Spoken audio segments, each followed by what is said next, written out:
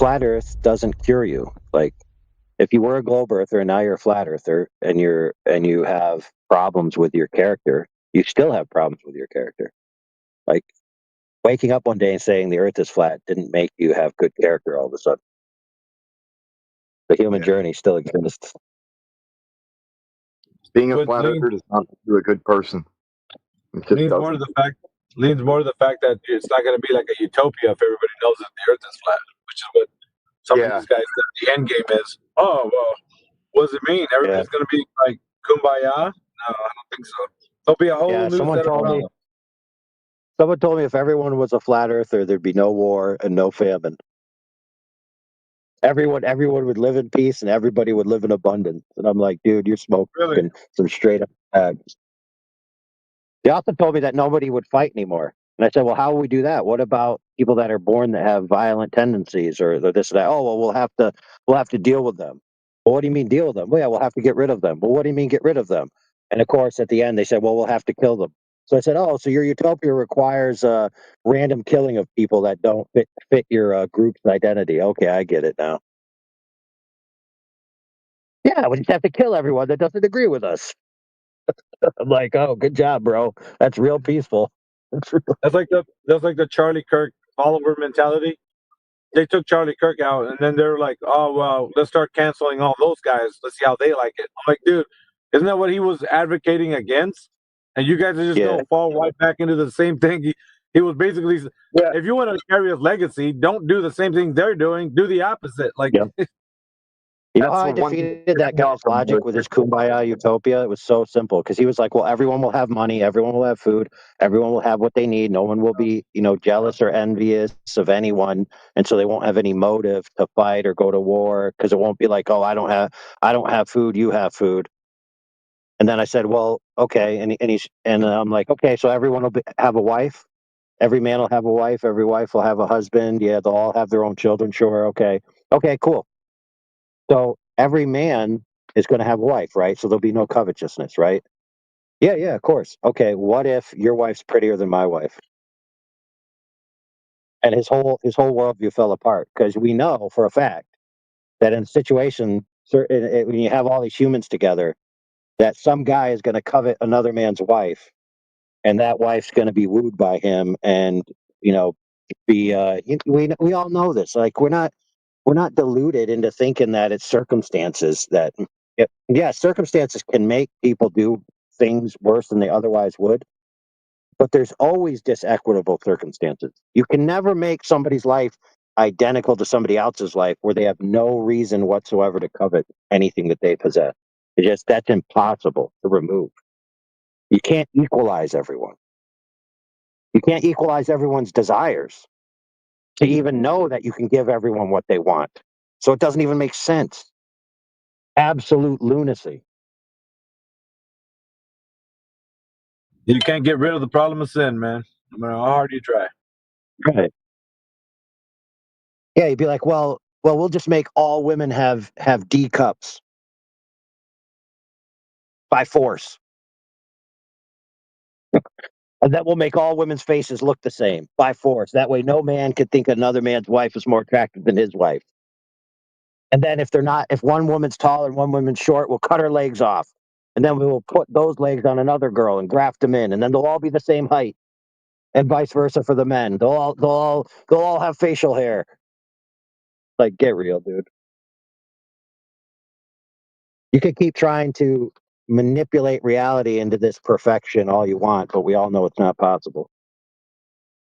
That was the problem with the Matrix, the first iteration.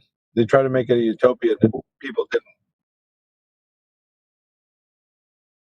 Because it's like at the end of the day, you're presented with circumstances and you have to make moral decisions in those circumstances, right? And you're either going to do the right thing or not do the right thing. And everybody's capable of not doing the right thing. And not only are they capable of not doing the right thing, oftentimes they don't.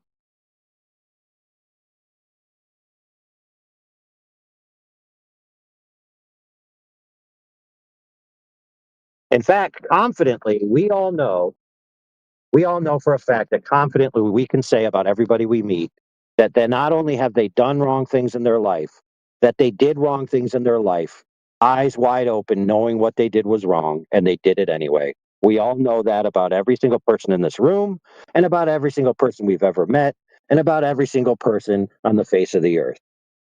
We all know that. And anybody who thinks that's not true is retarded, and we all know that. And anyone who says they never have done any of those things, we all know is a liar. That's just the facts.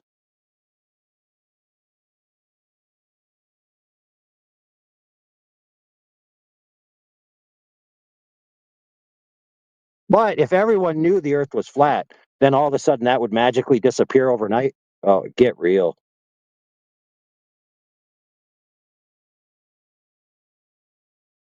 Isn't that the same stupidity with the Globers' zealotry of thinking that the advancement and evolution of mankind is going to lead to a peaceful utopia in the future one day? And that salvation of mankind is in the cosmos, out there somewhere in the stars? And Yeah, isn't they that just a reverse thing? The salvation of mankind isn't out in the stars, it's on the earth.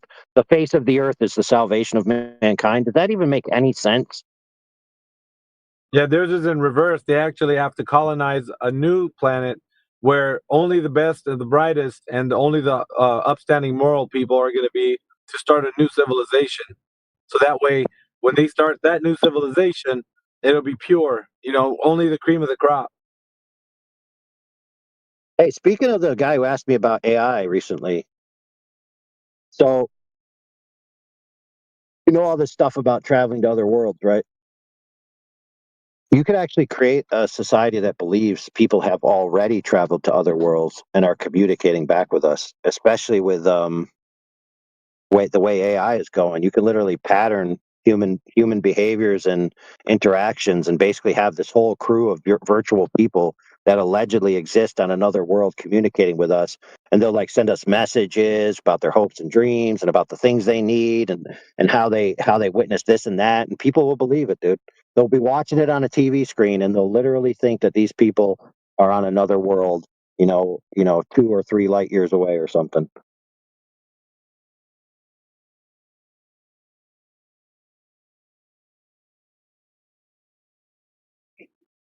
Hey, Yoder, you want to know something funny?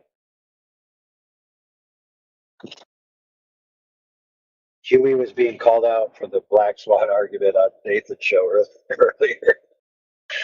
They were critiquing the Black Swan, saying that all the extra stuff isn't needed. All you need is the distance to the oil rigs. Holy smokes! But I'm only saying that not to critique that statement, but to critique that, within a couple of weeks ago, there was a list put out of arguments that are bad or badly employed or that need to be critiqued or thought about or talked about. And man, some people got so butthurt about it. Yeah, we were talking about him in here, man, in the morning time.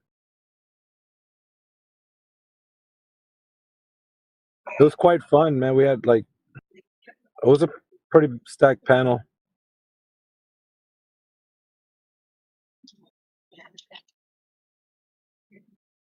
And then it wasn't even like I think the list we stopped at like 30 something when we did it.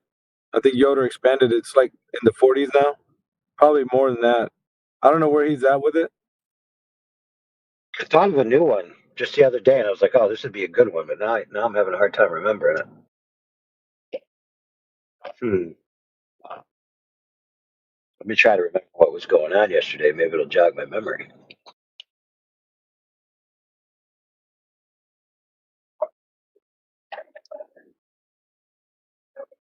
Yeah, he's listening. He's probably busy at work.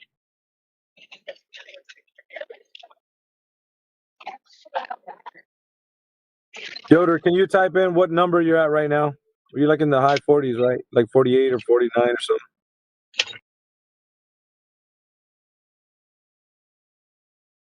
Yeah, 48.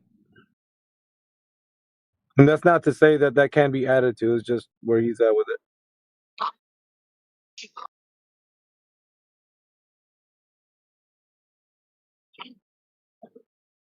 Where, I mean, I think we were talking about it too. If it's a black swan, it means it's an anomaly, right? That's the anomaly, the black swan. But why does it have to be a black swan though? Because that would assume that we're taking a position that if someone is proposing that the Earth is a globe, but not experiencing it, like the common experience. But if the common experience is such that the Earth is flat, then wouldn't the black swan be that the anomaly would be the Earth is a globe? That's what we're talking about.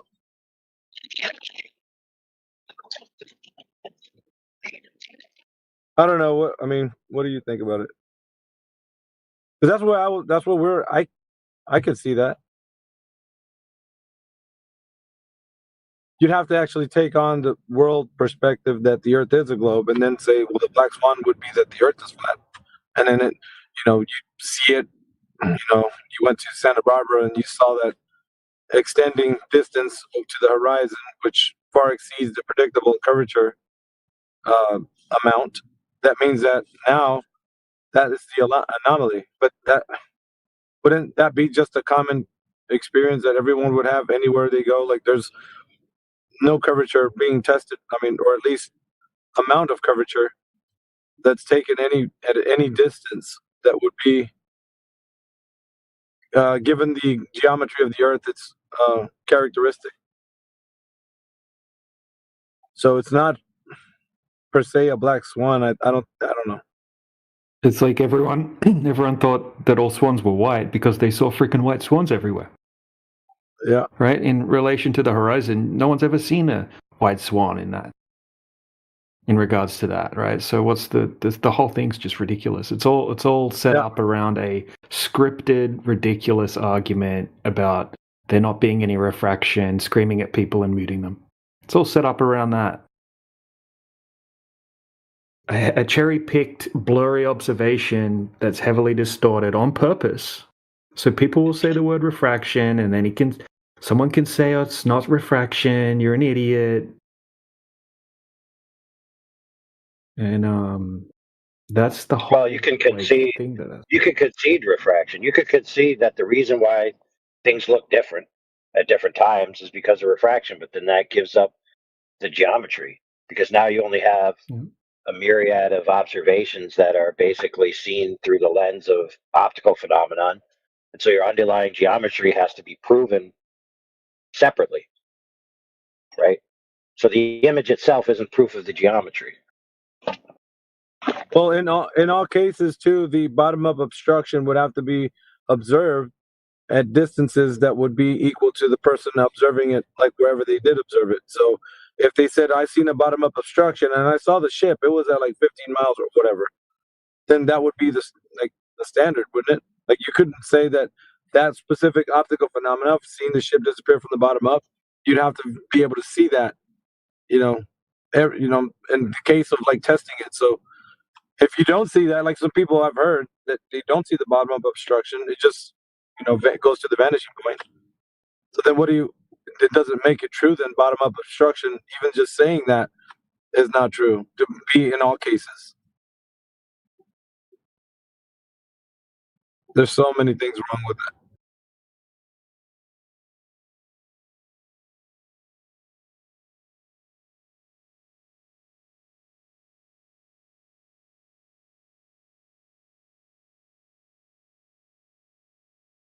And what's even worse, if you give them a way they can see that it's not just a specific type of optical phenomena, but like also the waves that could be, causing that obstruction.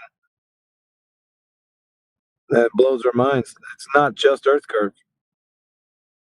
The undulation of that ship and that GIF that DJ posted one time, it demonstrates that at a fair distance away, the observer can see that I think it was a Coast Guard ship. I don't know what ship it was. I think it was a Coast Guard ship. As it was like moving through the water, it was undulating. You could see it like where the waves were actually distorting the bottom of that ship. Then it would pop up above the wave, and you could see most of it again.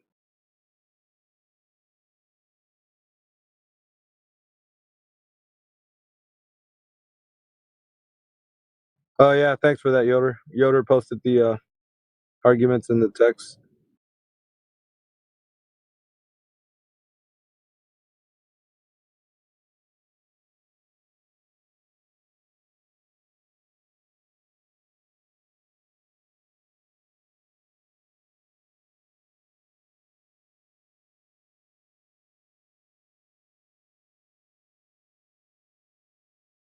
Did can't try to remember. Was Flat Earth the one that actually was somebody from Flat Earth saying the 69 mile per 1 degree?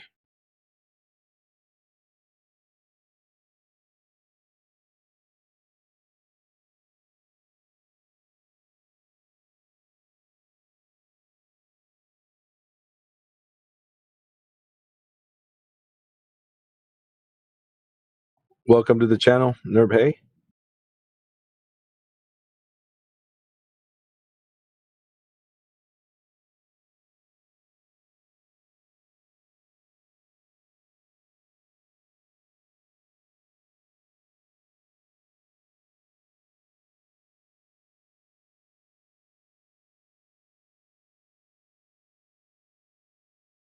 Oh, really?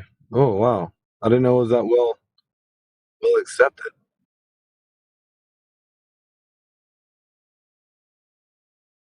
So this place is the only place that would raise an objection to that, what it seems.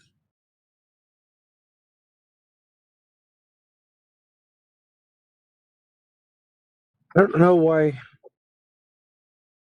I just can't find the reasoning behind why people are so hung up on that map.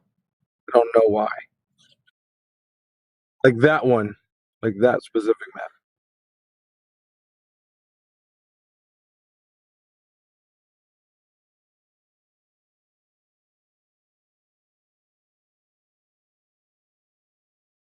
Well, yeah, I mean, I can see why they.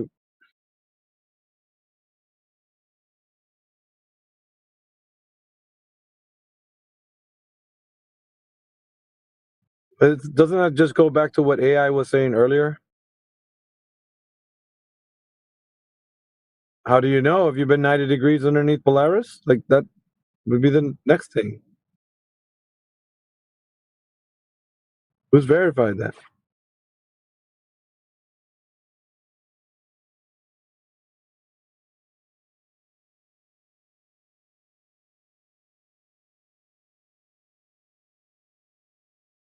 Oh, that's why I told you earlier, AB, that that guy that we were talking about has the flat Earth map. He just doesn't know it yet because he made a whole bunch of claims about Polaris is in the center, right? All the stars rotate east to west around Polaris, and that there's ground positions of those stars. So all you got to do is just get a ground position above a known territory, and then you have a plot point using your 69 miles per degree, which you claimed were linear distances from the center, which is the ground position of Polaris, right? Which you've never validated, and but that's neither here nor there. So you put a dot in the center of a paper, right? That's Polaris.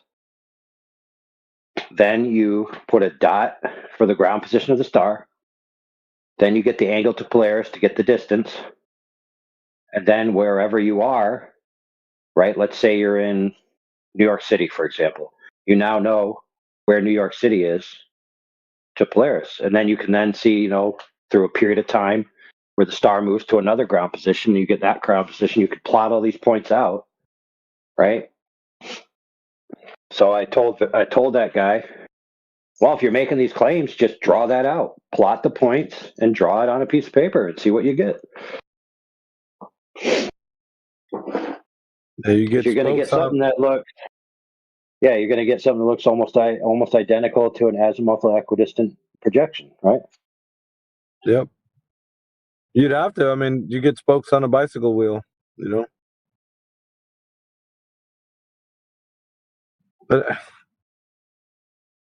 But so now it's just like we're demanding measurements from the Glober, and then the Glober doesn't have to demand measurements from us now when we're making this claim. Like it's just, I don't know. It's too much to actually take on and say that we can't be bothered by figuring out the measurements after, the Glober says, okay, well, you wanted me to give you the measurements of the globe, but you're making a 69 for 1 degree rule, and have you measured that? Like, they could say demand the same. Well, what's going to happen then at that point? We're just going to shout them down into oblivion? Like,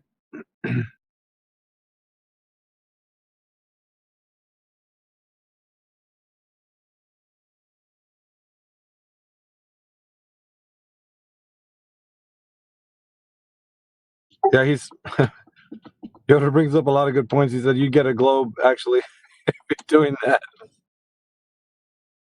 No.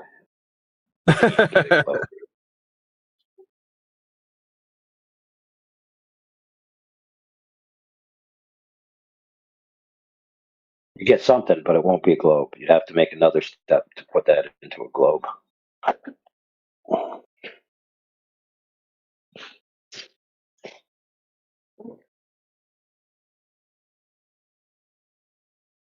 You may get Get a after confusing bunch 360 of though. weird.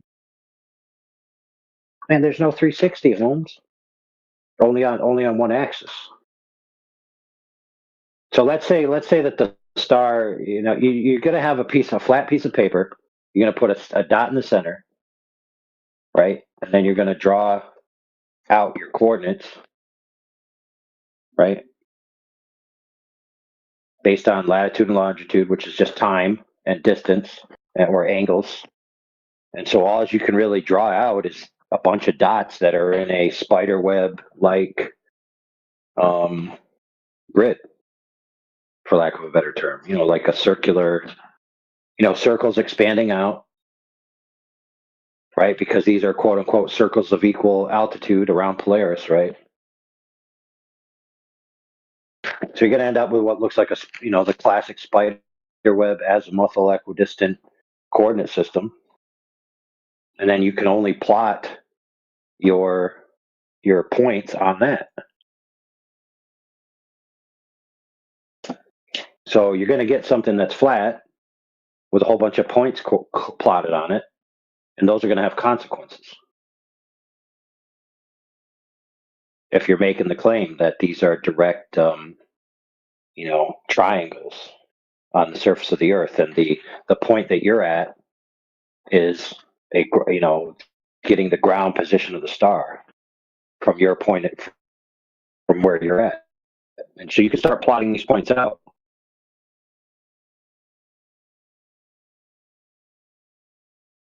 Now, maybe the case after you plot all these points out, you're like, wait a minute, it doesn't make sense about the relationships of the distances between all these cities unless I curve it or something, because I have to decide, did I make a false claim about the relationship of the geometry of the sky to the ground, or did I do it the other way around? And then you're going to have to decide to abandon your claims about the direct geometrical relationship between the sky and the ground, which is one thing that flat earthers did in the past.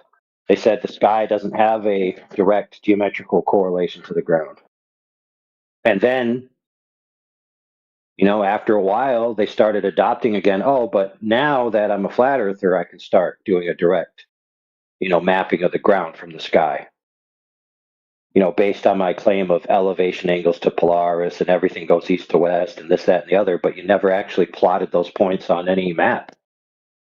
You can't even, when asked, you can't even do it. But yet you come in here and try to lecture us that we're just believing our friends who live in Australia when they say, this is what I saw when I looked south. Okay, that's what you saw.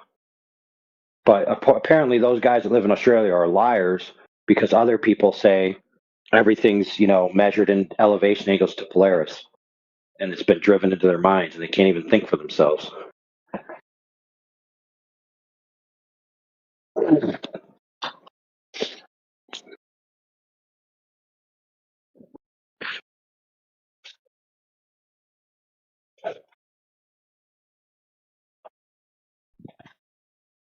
So yeah, maybe the case that when they get to that junction and they see that what they basically created was a relevant relationship between the ground and the sky, that when they look at it, they're like, well, the easiest way to solve this would be just to assume the Earth is a globe.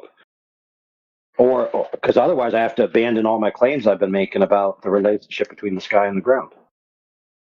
When I thought it was that part of the whole flat Earth, let's just call it a mantra for lack of a better term, that a lot of them have been saying, right, is you can't determine the ground from the sky. So you're told you can't determine the ground from the sky, and then you're bait and switched and saying, oh, but here's a sky determination. that tells you what the ground is. Right, So, or Eratosthenes you could baked in argue- assumptions. Yeah. Yeah, use an elevation You could emphasis almost- method. Yeah, you could almost argue that it's a cyclical, like it's a cycle, right? And they were brought along for the cycle to be convinced that, whether they realize it or not, they're basically being retrained to believe that how you determine what the ground is by appealing to the sky. And then it makes it very easy to just go right back into the way of thinking that you had before. Hey, AI, let me ask you a question, man. Did you bring this up to anybody about it? Like the other chats that you go to? Oh, yeah. I mean, it wasn't like taken in and thought of or critiqued or anything. Like they just dismissed it or what? Well, I mean, there was a long time when they would actually respect what I had to say, but then once it became a personal issue between me and some of their members, who, by the way, were doing direct bad things to me, and I was just defending myself essentially.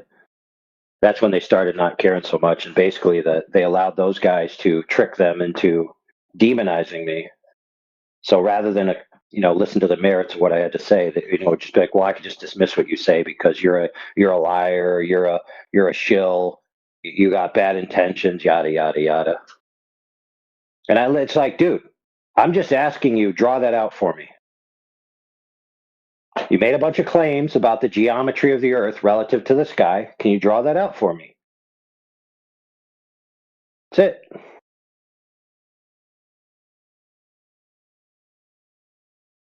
And to be fair, some of the Globers were critiquing some of these guys, saying, "Hey, can you just do this steps for me? Like you're saying that I can do this with a flat Earth. Can you just do the whole process so I could see it happen?" And they're like, "No, I'm not going to do it for you."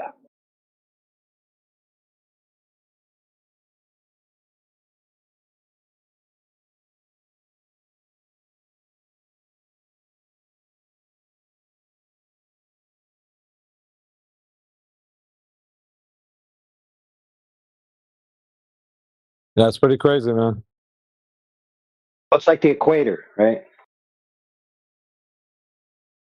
I mean, the equator, according to some people, is where the sun passes over the Earth, where it's like equal time and equal night or something like that.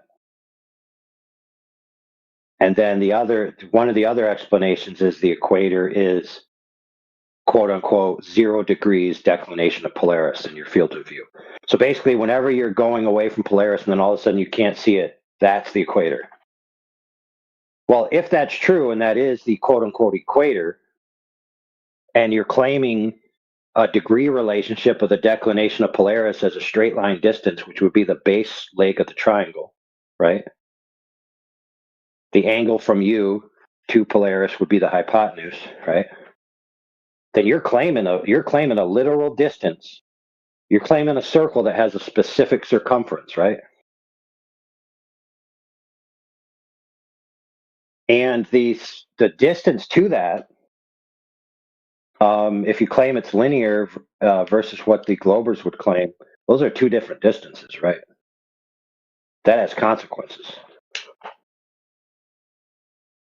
And then if you're claiming that all the other stars are, have ground positions and they could be plotted within or without this circle as essentially either a concentric circle within those circles or maybe a little bit elliptical or maybe off a little bit here or there, but either way, they've got real distances because you're claiming the base leg of the triangle is a real distance to the ground position and you're claiming it's a linear distance. Well, you could plot that out on a chart. I've yet to see one of these charts.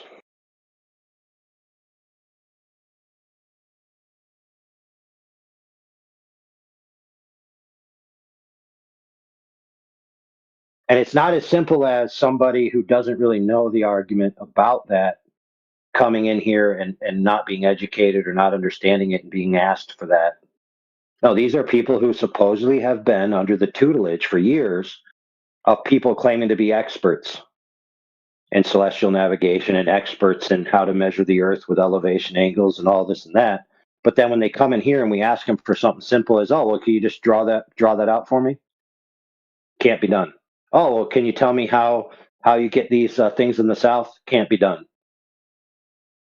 So it's a head scratcher, isn't it?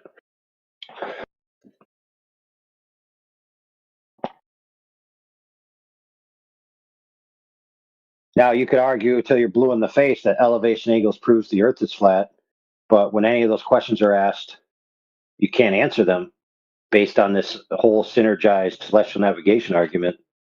And then the Globers are listening.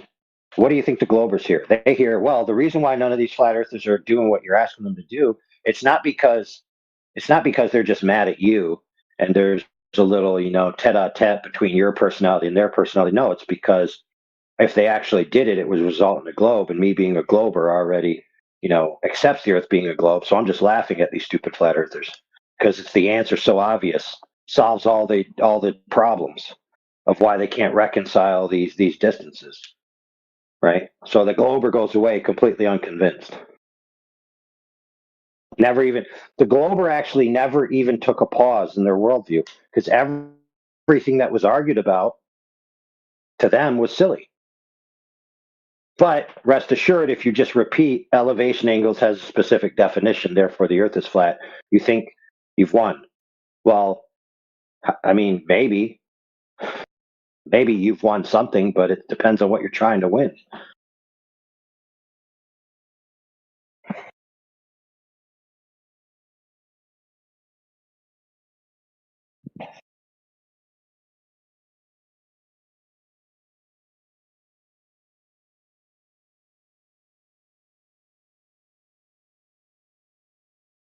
Okay, real distances and straight line baselines and angles, they have real consequences, right?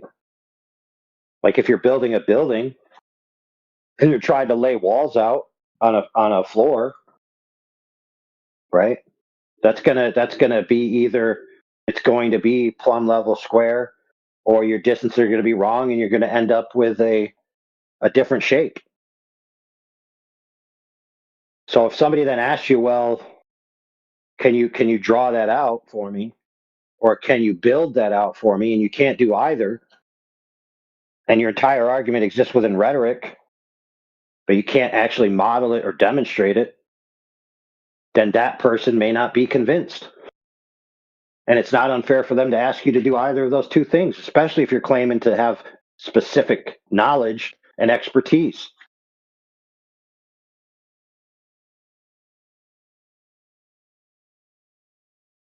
And to go into other people's forums and spout off at the mouth like you know what you're talking about, and then when pressed with a simple question that you should already have the answer for, to be able to then validate that you have any expertise in what you're talking about, and then you can't produce it. I mean, that's pretty embarrassing.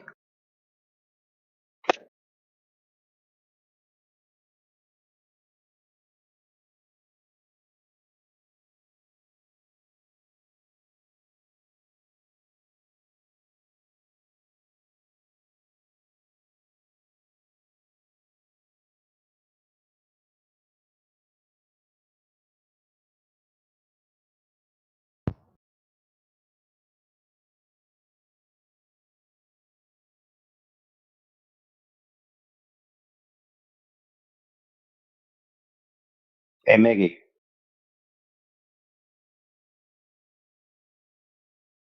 you're fired. No, I'm just kidding. What up, homeboy? Damn, on my day off? Damn.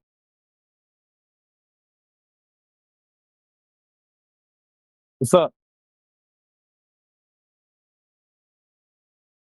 Man, yeah. So what? So like for example, if I told you to tell me what my position has always been about the stars' relationship to the Earth, would you be able to do that?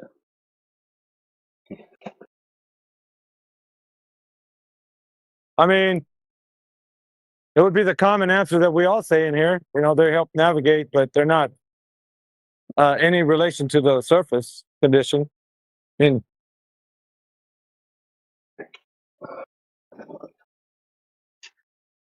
I don't know. Did you say something according to like it having a relationship to the surface condition?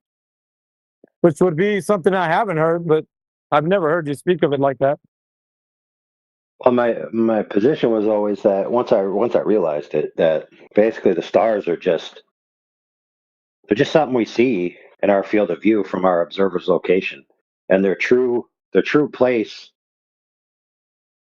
relative to the Earth and relative to different observation points is actually unknown and can't possibly be validated because no one's ever been to the star field to validate their actual locations. So you just have all these different observer-based model interpretations, which you can synergize to use for certain practical benefits, but there's no real true knowledge about the physical locations of the stars relative to the Earth. Yeah, I mean Because no one's ever been out to the stars. that was Yoda's position. Try to get a 90 degree to any star. Has anybody ever done that? Not on the surface of a ball.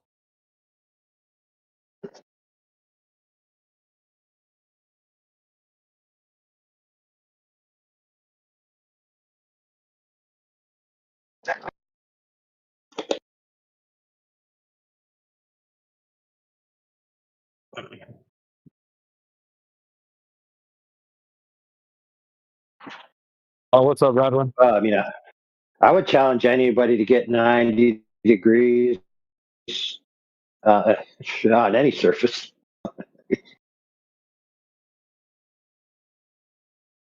Yeah, go out in your backyard and make a level piece of land and then get something 90 degrees from it.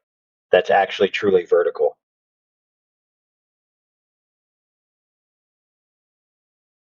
I mean, maybe you could say drop a plumb line, but then you wouldn't even have to worry about the ground at all, would you? You could just go out in your backyard and drop a plumb line and then just say there, now I've got 90 degrees. So why even bother leveling the surface?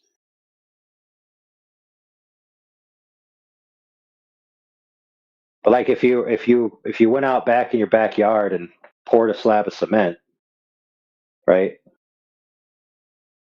Even that cement isn't going to be perfectly level. Even if you think, well, it's kind of like a liquidy substance, and so it's going to, just self-level. Not necessarily, because cement actually has some viscosity to it, and then you got to screed the top, and so you may be off a little bit. And so then if you put some wood on top of that cement, right, you got to fasten it to it. That wood isn't going to be perfectly straight. Then you're going to put a wall up, and you're going to use your level, right? Maybe you're going to use the 3-4-5 rule from your floor, but you ain't going to get that perfect either. So you may be at 89.5 degrees or 89.75 degrees off of true vertical.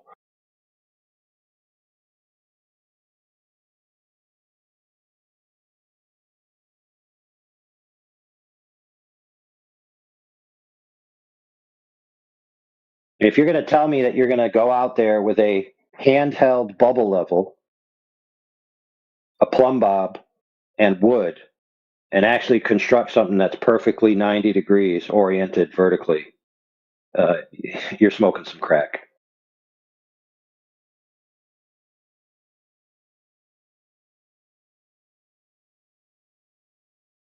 But that doesn't mean that your house is going to fall down.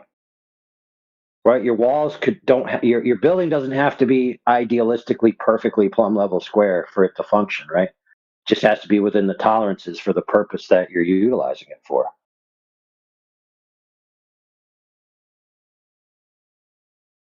And in most houses, bubble levels is all you need.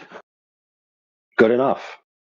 Some people might hear you right now and mistake you for saying that gives the glober the excuse that over a distance you could have the occurrence where there is that little bit of tolerance to have the globe exist.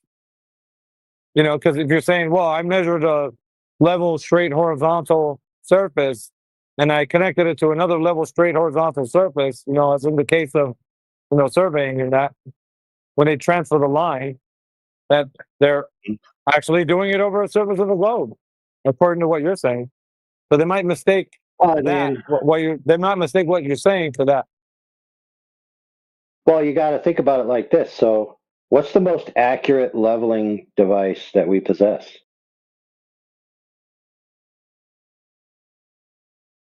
Probably water, right? And I'm just going to use numbers that somebody else gave me. This is just for sake of argument, okay? So what they told me is that a water level, and the water level being a not a bubble level, but a water level, and the water level is where you actually use water over a long distance. So you might take it in a tube, right? And you have one end of the tube here, and you could have like 200 feet of tube on the other end, and then you fill it with water, and the water will rise up in the tube to the same level. And so you could then take a pencil and mark off level where that water is, and go to the other side and mark off level, and now you got a level between that 200 feet, right? Maybe you had 3 points on it, so you could do the middle too, right? So supposedly in that scenario, the confirmed accuracy can only be within a 50 millionth of an inch. That's what I was told. So even in spans, water level to be able to measure is only accurate within a 50 millionth of an inch. So according to that logic, if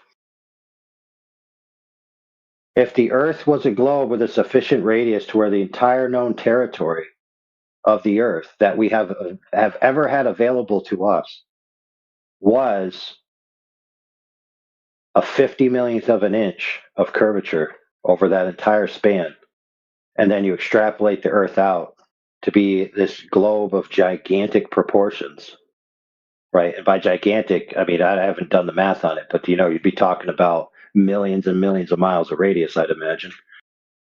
Then yeah, the accuracy that we can employ would still leave the logical option that it is curved at that rate of curvature, because we don't have anything more accurate.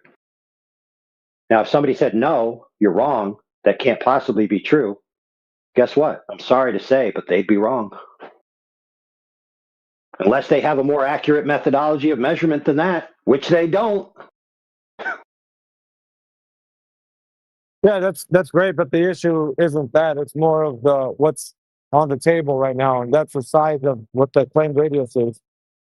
So if the tolerance that you just described is still within bounds of being able to measure a specific radius, like that they say that the Earth is, then that's different than it exceeding that and not being able to measure it, like if it was a bigger ball. You get what I mean? So I just kind of wanted like maybe there to be where you said like, yeah, if it was outside of that range, there's no way you could detect if you're on a giant ball or not. But that's not what they're saying. They're saying it's within the, Right. you know what I mean? Yes, exactly. And then what happens on the other part of the flat earther arguing against that, they will think that if you say something like that, that you then think that this giant ball that you're postulating for a hypothetical means that you could then walk forward and eventually you'd be standing sideways to how you were standing before, because you'd be on the quote unquote side of the ball. But why would you assume that? You would only assume that if you're carrying over certain trappings from the previous worldview that you were critiquing. So, for example, plenty of flat earthers will say that up is up and down is down, right? And that a down is not inwards to a giant ball.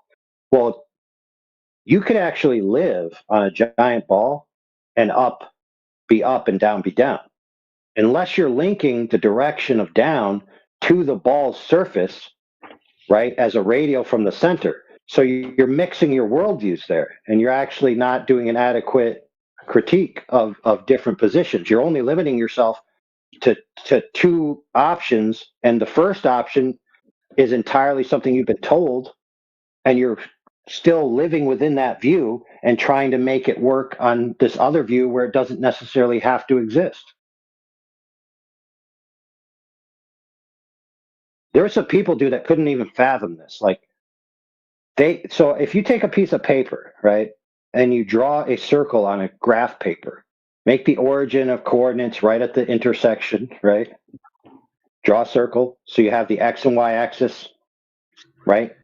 We all can imagine, we've all seen graph paper before, right? So if you make the Y axis up and down, right? Then if you're going off on the side of the ball, you'd fall off. And you hear people say all the time, well, if the earth was a ball, you'd fall off, right? So they understand the principle, but then when it comes to thinking about it, they don't apply it. And so if you tell them, hey, even flat water on the surface doesn't tell you the overall shape of the earth at all, right? It just tells you the surface that's facing up is flat. Right? That's all it can tell you. It doesn't inform you about the extent of the boundary, right? It doesn't tell you where the quote unquote edge is or if there even is an edge. It doesn't tell you what's underneath the earth. It doesn't tell you that if you go far enough away from where you are now, eventually you reach a part where the earth just keeps declining in elevation for an undefined period. It doesn't tell you any of that information. And so if you're saying from everywhere we know of is flat because it's covered in water, right? And then now I can start making claims about places I've never been. That's where you start putting your foot in your mouth.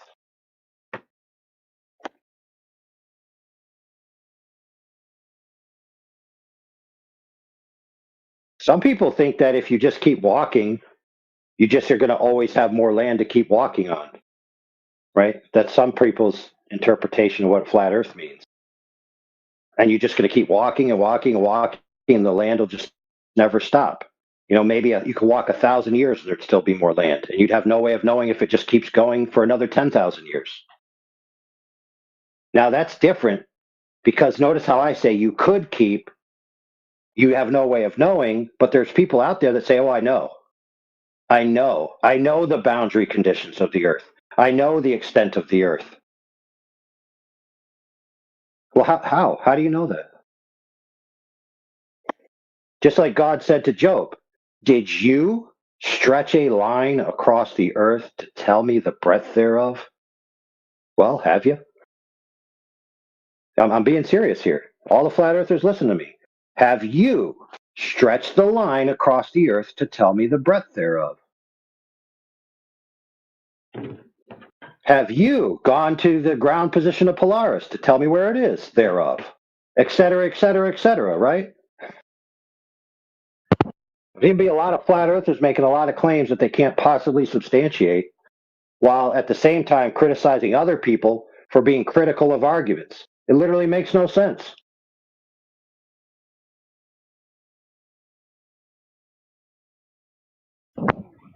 AI, are you saying that Earth could be a bigger ball? Well, logically, if everywhere we know is flat within the accuracy of a 50 millionth of an inch, right, and you can't possibly know the full extent of it, then yes, logically, you could be living on a gigantic, enormous, astronomically kabungus, big chungus, fat mungus ball. Yes, that's just logic. And if I said anything otherwise, I'd be being dishonest. Sorry. And so anybody out there who, has an ire against me, like Neil from FED, who wants to go back and report to FED, oh, AI said you could live on a bigger ball. Well, if you say that's not true, go ahead and disprove anything I said logically. Go ahead. With any argument you could possibly think of. Because logically I'm airtight, and there's no instrumentation that exists. There's no instrumentation that exists that can disprove what I just said. So yes, let's just call it a Schrodinger's possibility.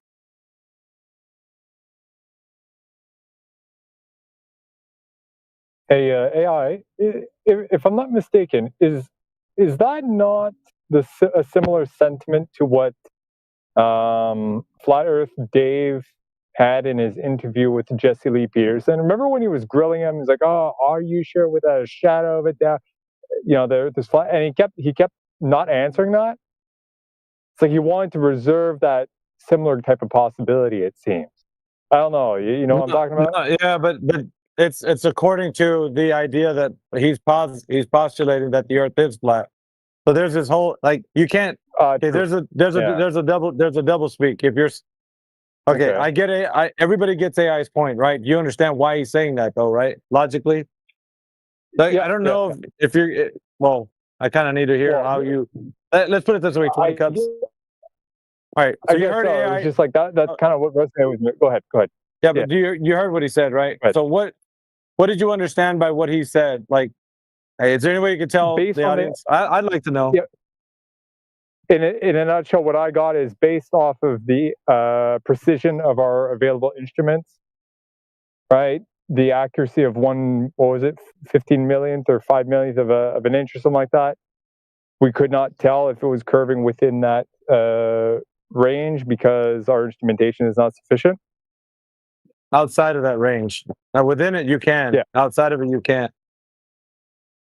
So if something was, greater than that, like it was a lot, the ball was bigger, you would be able to detect whether or not you're on a curved surface beyond those parameters. Well, now check this out, brother. Waters, but we could be within a crater on a bigger ball, right? Where that's fair. But before we lose the point, I just want to point out that other things that have been claimed to be direct measurements of the surface of the Earth to make the conclusion that it's flat, right? They may be sufficient, but they are not more accurate than a 50 millionth of an inch. Okay, celestial navigation is not more accurate than that. Okay, I hope we all understand that. Celestial navigation doesn't result in pinpoint accuracy. Okay, let's be clear. Do we all agree?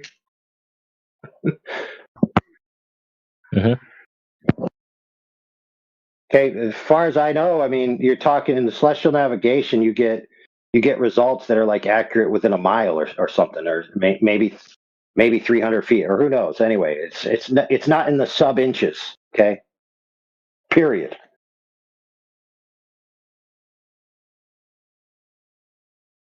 Lasers aren't even lasers over long distances aren't that accurate either.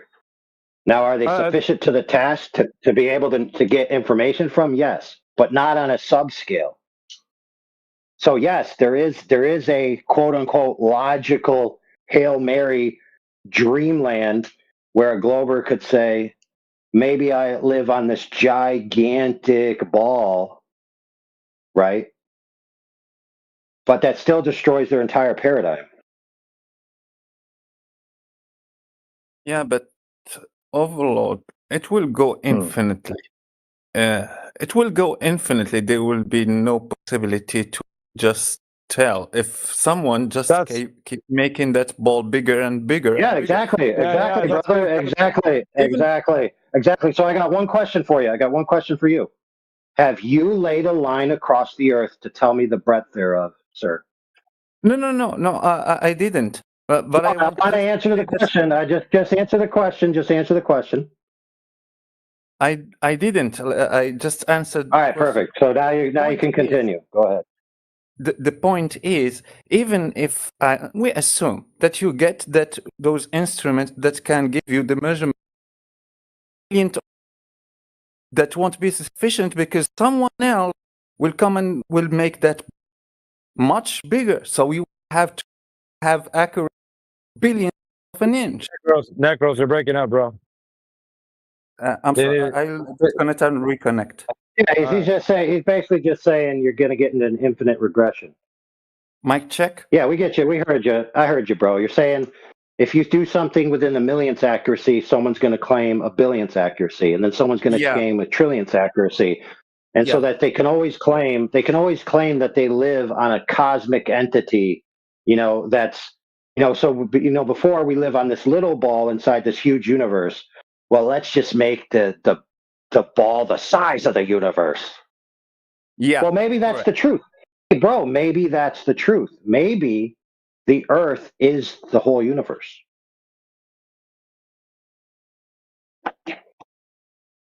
Yeah, I was actually saying that from the very beginning. But no, I think, does anybody have, I'd like to do this as like a teachable moment for anybody listening.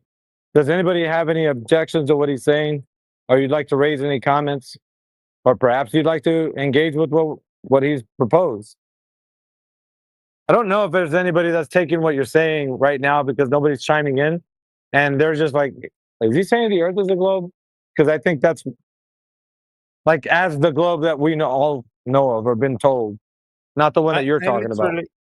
I literally agree 100% with what he said, and he Okay. understood my point. So, but for the moment, because we have that line just separating between the claimed globe that we already know about, so that have specific dimensions, and no curvature, meaning that it's flat. So curved or not curved, so meaning that it's flat. Dependent to the accuracy, that will be when we agree that it's not that claimed globe with those specific dimensions. We can try to find if we can see if it's curving just a little bit with that accuracy, like the example that he gave, millionth of an inch or billionth of an inch or gazillion of an inch. Who knows in the future? But that's how level is defined, right? So when you're actually trying to get with like the water level, that's how you understand that. Yeah, you're going to get level off of that. So if anything is beyond that, how are you going to define that after that? What would that be? I don't know. There's no the definition. Well, no, I'm saying that if there's something that exists that's outside of that parameter, then it would be named something else, But as far as we know, that's level, that's flat. Yeah. For me, I work with the fact that level is horizontal. They are equal. Level is horizontal for me. So that's my baseline. Right. I don't think anyone's going to have any pushback here. Like, yeah, there could be a scale so big that, yeah, level is horizontal at this scale. I don't think anybody in here is claiming anything beyond the known world, like that being, the Antarctic Circle. So I don't think you'll get any pushback. And there already is a very small group of flat earthers called crater earthers who believe that we're on a crater on a bigger ball. But I think, yeah, there's already these ideas going around. Fair enough. This being a problem with anyone. Well, check this out. Yeah, so if you were, let's say you did, just for sake of argument, live in a crater on a giant ball, and up is up and down is down, and level is level and horizontal is horizontal. So in other words, level is not a circle conforming to the equipotential surface of a ball. Level is just horizontal. So if you live in a crater on a giant ball, if you were able to get out of the crater and go towards the edge of the ball, you would be experiencing a descension. You wouldn't be rotating radially as you travel over the arc. You'd be experiencing the arc as a descending hill. And then once you got to the edge of it, you'd fall off, for lack of a better term. Right? And that would fit, what I just explained would fit all of the claims of the flat earthers over the past 10 years about the earth being flat, about level being level, all of those things, right? Except for the one claim that the overall form of the earth, right? But the known territory would still be flat, it'd still be level, it could still be measured with angles, all of those things could all still be true. So all of those things don't logically exclude the scenario I just described. Now, some people, whenever you argue that way, here's what they will rebut you with.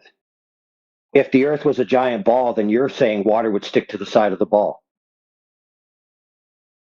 Now, real quick, that is an actual rebuttal that I was given. not just given, but screamed over to be given. Now, does that make any sense? Is that a fair rebuttal?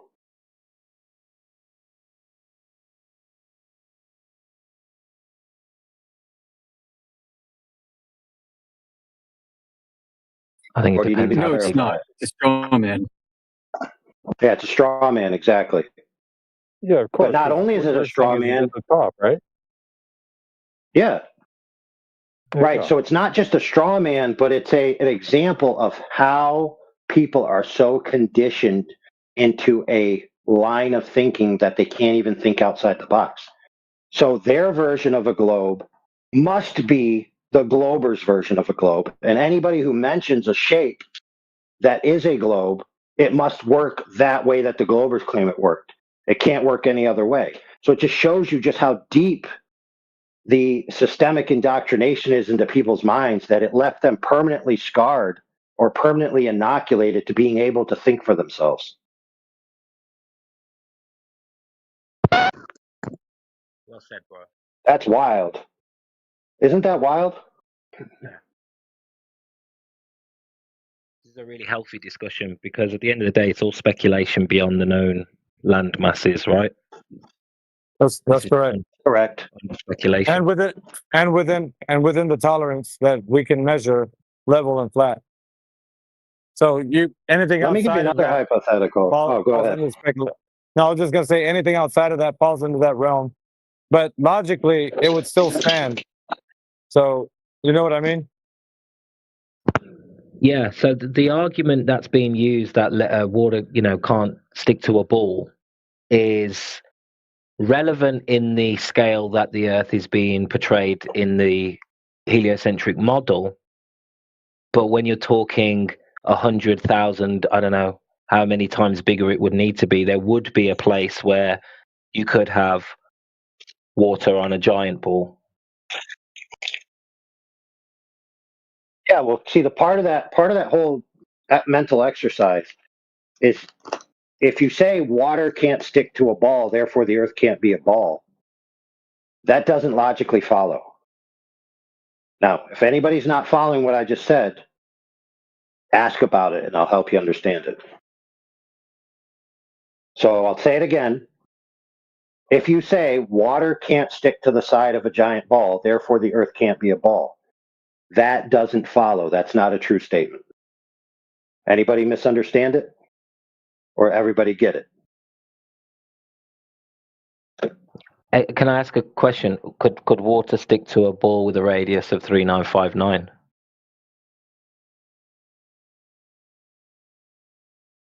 What? No. That's a positive. I'm doing it in the counter positive. So, for example, when people say water can't stick to a giant ball, they'll oftentimes do an example by pouring water over a basketball. And they'll say, look, the water can't stick to this basketball. So according to their previous reasoning, they would then have to conclude that the basketball is not a ball. Do you see the problem?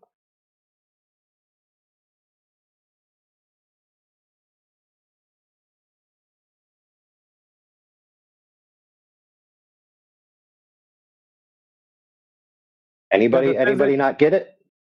I think what needs to be highlighted is the physics that are working on the Earth that we're on right now. So if they're saying this thing is like something where physics is being used, then what if the thing that we're on is something that physics is described in a different way? You know what I mean? Like that's because you're on the thing that physics is being utilized. Exactly. You know what I mean? So you're trying to use a demonstration of a ball that you can see, like a basketball, pouring water on it, and then saying that the Earth is exactly like that, but it doesn't follow because it's not analogous, because it's not like that thing that you're holding in your hand. It'd be an entirely different entity. Right. So the correct logic form would be water can't stick to the sides of a giant ball. Therefore, the Earth can't be a giant ball with water sticking to the sides of it. Not that it can't be a ball. The can't be a ball wouldn't follow from the previous statement, but it would follow that it can't be a ball with water stuck to it. but there's a little bait and switch in there that a lot of people don't even realize that they're bait and switching themselves. They're not trying to bait and switch the person they're talking to. They're doing it to themselves and they don't even realize it. Why are they doing it to themselves? Because they've been so indoctrinated in a way of thinking from the past and they're still not on the other end of the road yet.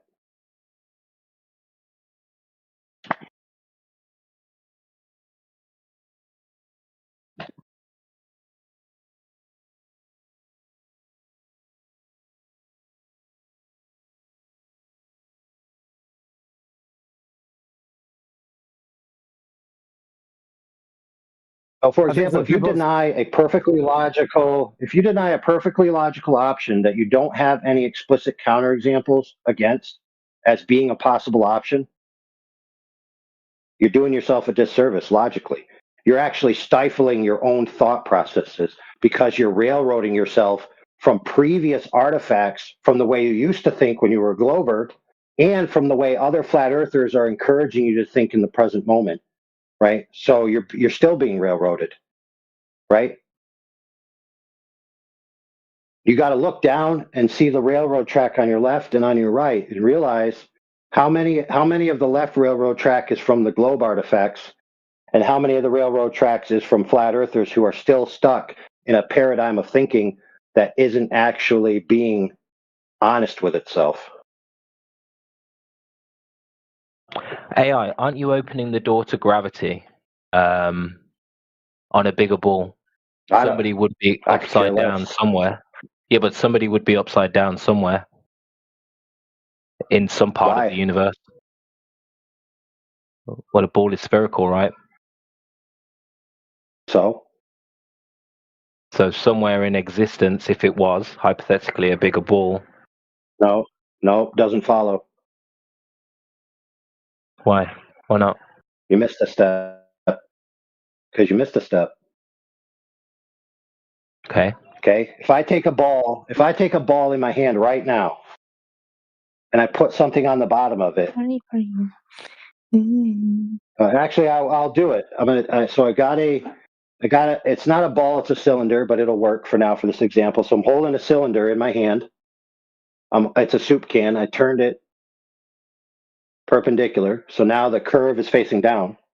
And I'm going to take this nut driver, and I'm putting it on the bottom. So now I have a curved surface. The bottom of the curved surface, I put a nut driver to it, and I let go, and it went down. So something being a curved surface has nothing to do with the direction of down at all.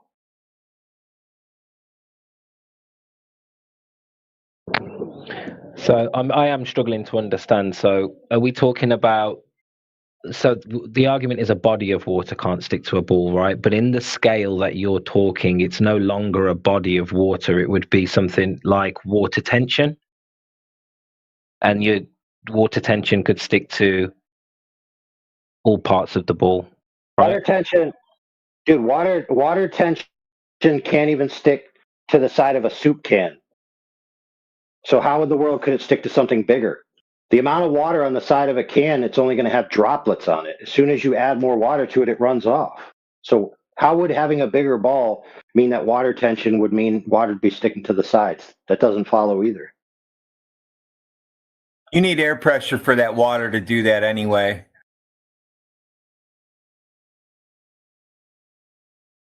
Yeah, I understand how Roots is thinking about that. So Roots, it's not about the scale. It's not like you're thinking about a droplet of water sticking to a pool ball, for example. No, that the surface tension, I agree with you.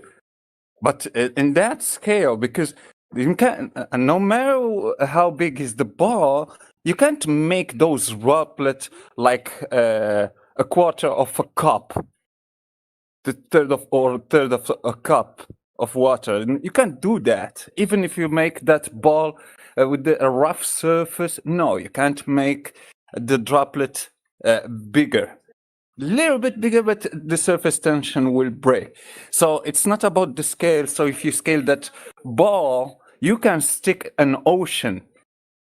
You can, if you scale that ball to a billion times bigger, and you can stick the ocean to the side of that ball, and you call it a droplet sticking because of the surface tension. No, it's not because of the scale. About the scale, it's about the molecules of water and how they work and how they create that layer on the surface of water that we call surface tension.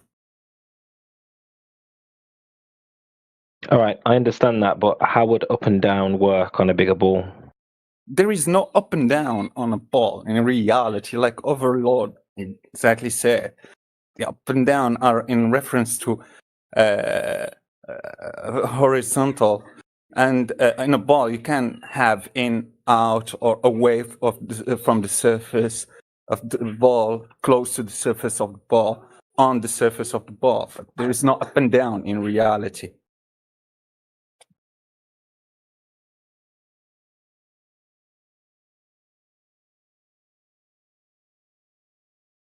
Are you confused, Roots? Right, there's also. Am I the only one? Yeah. I'm waiting. I'm waiting for somebody. I think AI should start dropping some bombs here. I mean, he's gonna lay them. And then I can come in here. I just waiting for him to reach a crescendo that he feels like he wants to move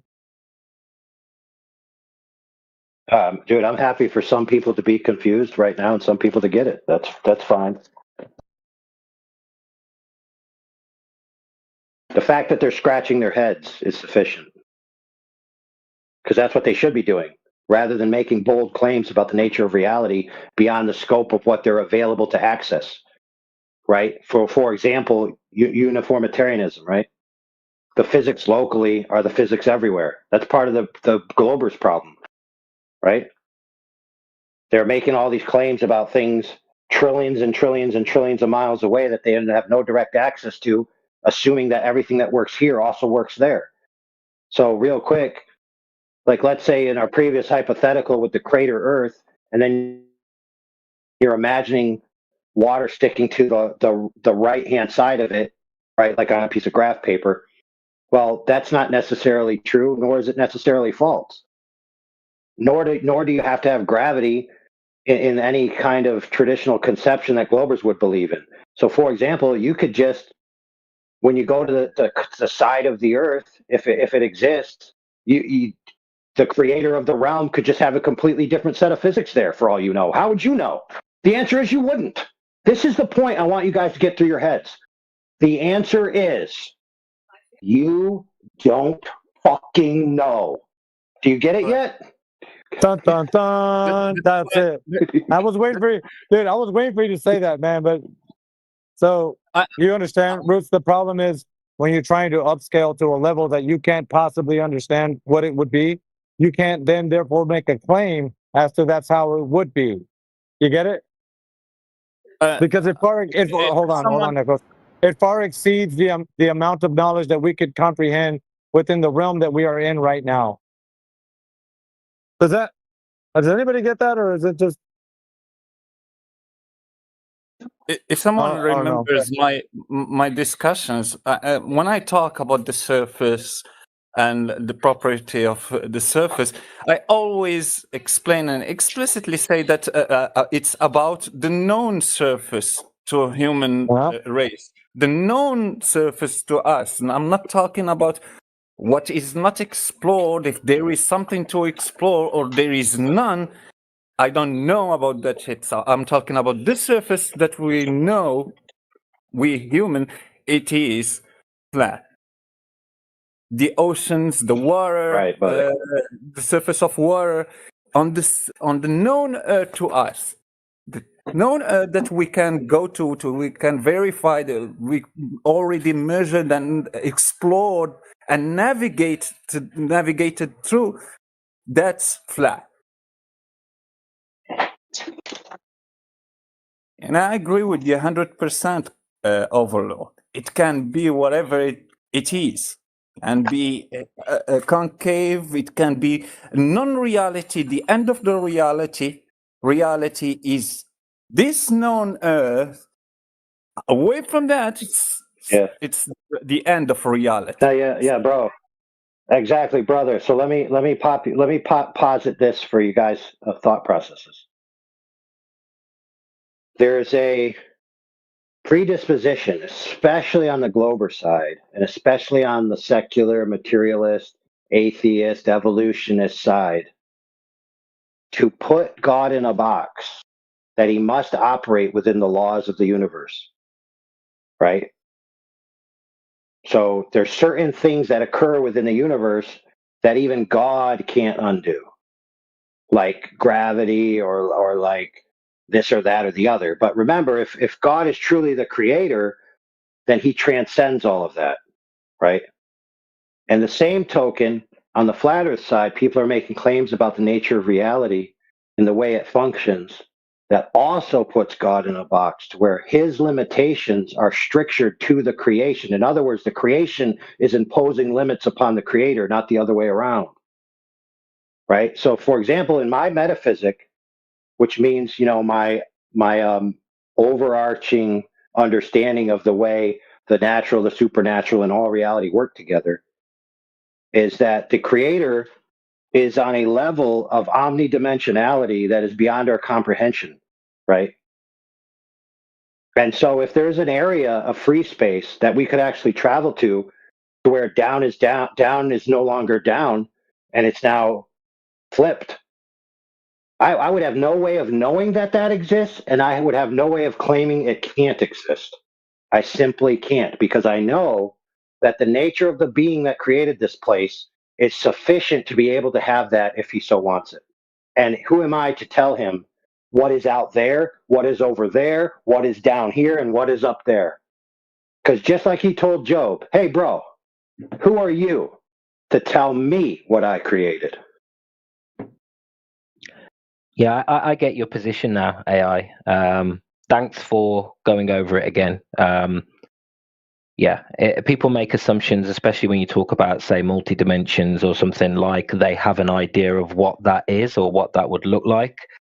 For all we know, it may be connected physically, to this place, and who knows? So I think I get what you're saying. It's not that you're making any claims or even trying to push any ideas. It's that stop living inside this paradigm like you think you know how things work. Because like AI said, physics could be completely different, and it could be a physical place.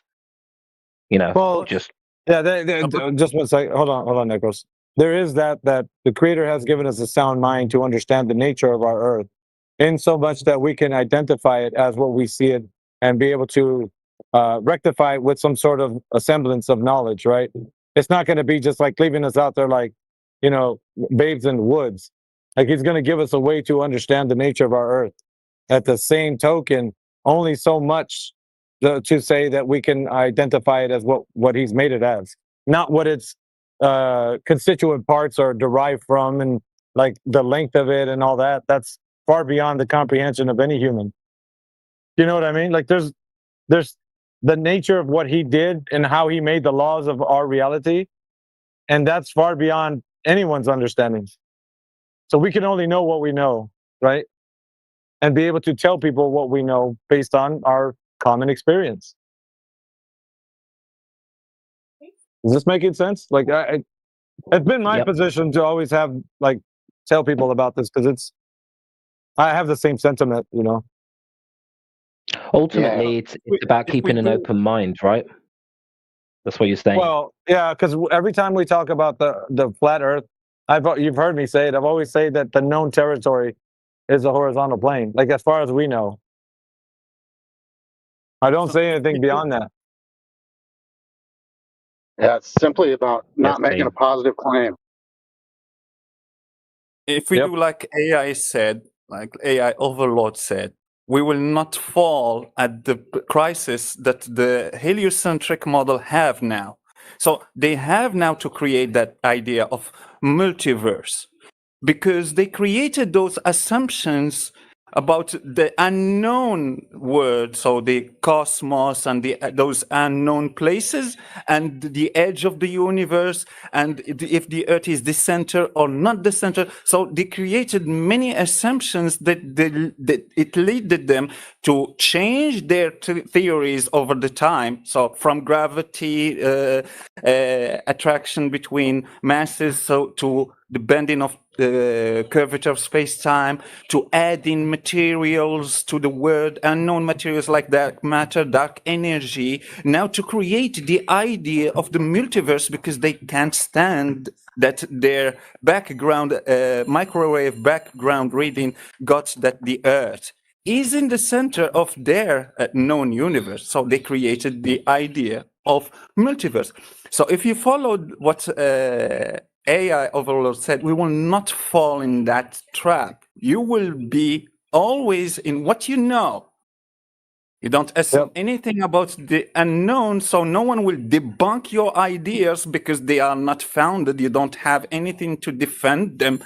So you will create something, a new explanation, a new excuse to defend that.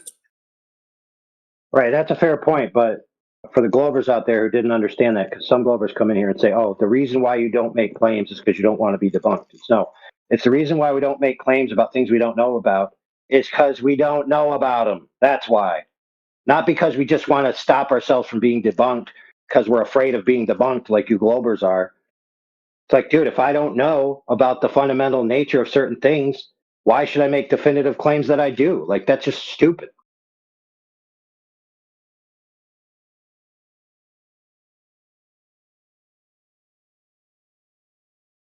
Let me highlight an example. So we all see the effect of what everybody understands, what the word gravity, when somebody says that, right? We see the effect. Everybody sees that. You can drop something in the medium of air, it falls to the ground. We all see that. How does that law function in a perspective of understanding the causal nature of that? That's unknown, right? You would say that like I would. It's unknown. So if that's true, then everything AI said is also true, because then the creator made something that nobody can know how it operates, to then therefore say that it can't operate in a specific way by putting water on a ball. Do you get what I mean now? But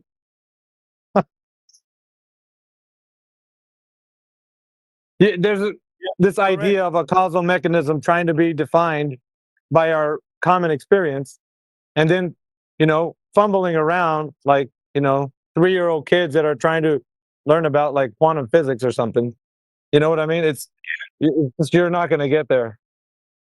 Well, there has been examples of flat earthers who had this philosophy, which is falsification of somebody's idea doesn't mean you have to replace their idea. Falsification is independent of having an alternative idea, right? You can just falsify somebody's claim. It's perfectly fine.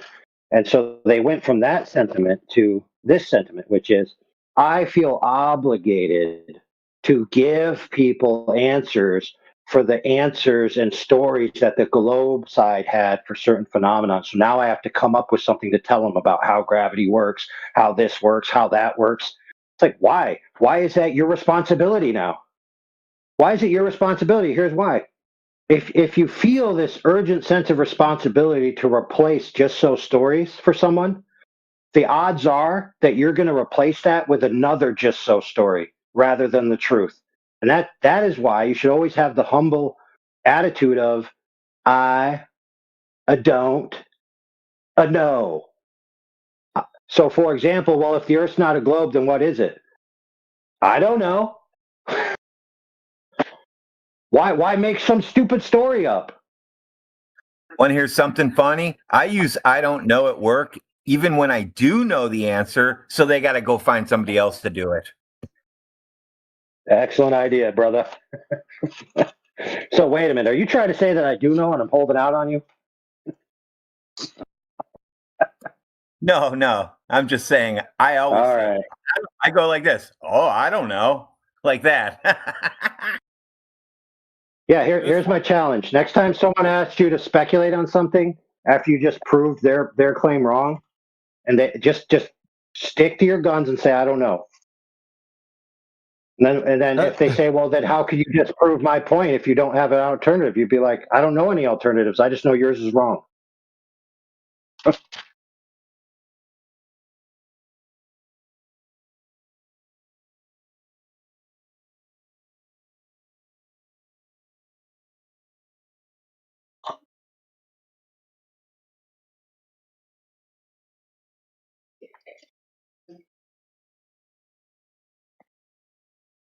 Also, when they clip this out, because our friends over in 24/7, who watch clip out our combos, it'll probably be titled. Feel free to share it with Neil from FED so he can get butthurt about it, and then go out and tell everyone that I'm a Glober now, because they can't even think for themselves to realize that I'm actually just putting out logical arguments that really don't actually have conclusions. Because the conclusion of all of what I just said, who can tell me the conclusion of all of what I just said? Anybody? 3 words. 3 simple, humble words. I'll wait till somebody else says it. I don't know. I don't know. There you go. No positive claim.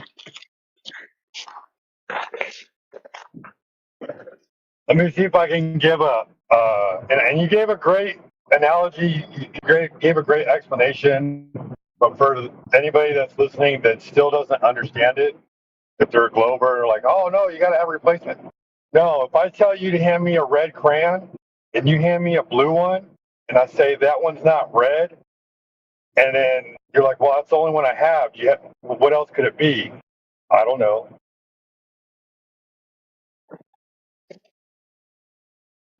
Yeah, you don't give them you don't say, oh, that you're right, that one's not red. Here's a purple crayon, but it's red. Right? I mean, why would you do that?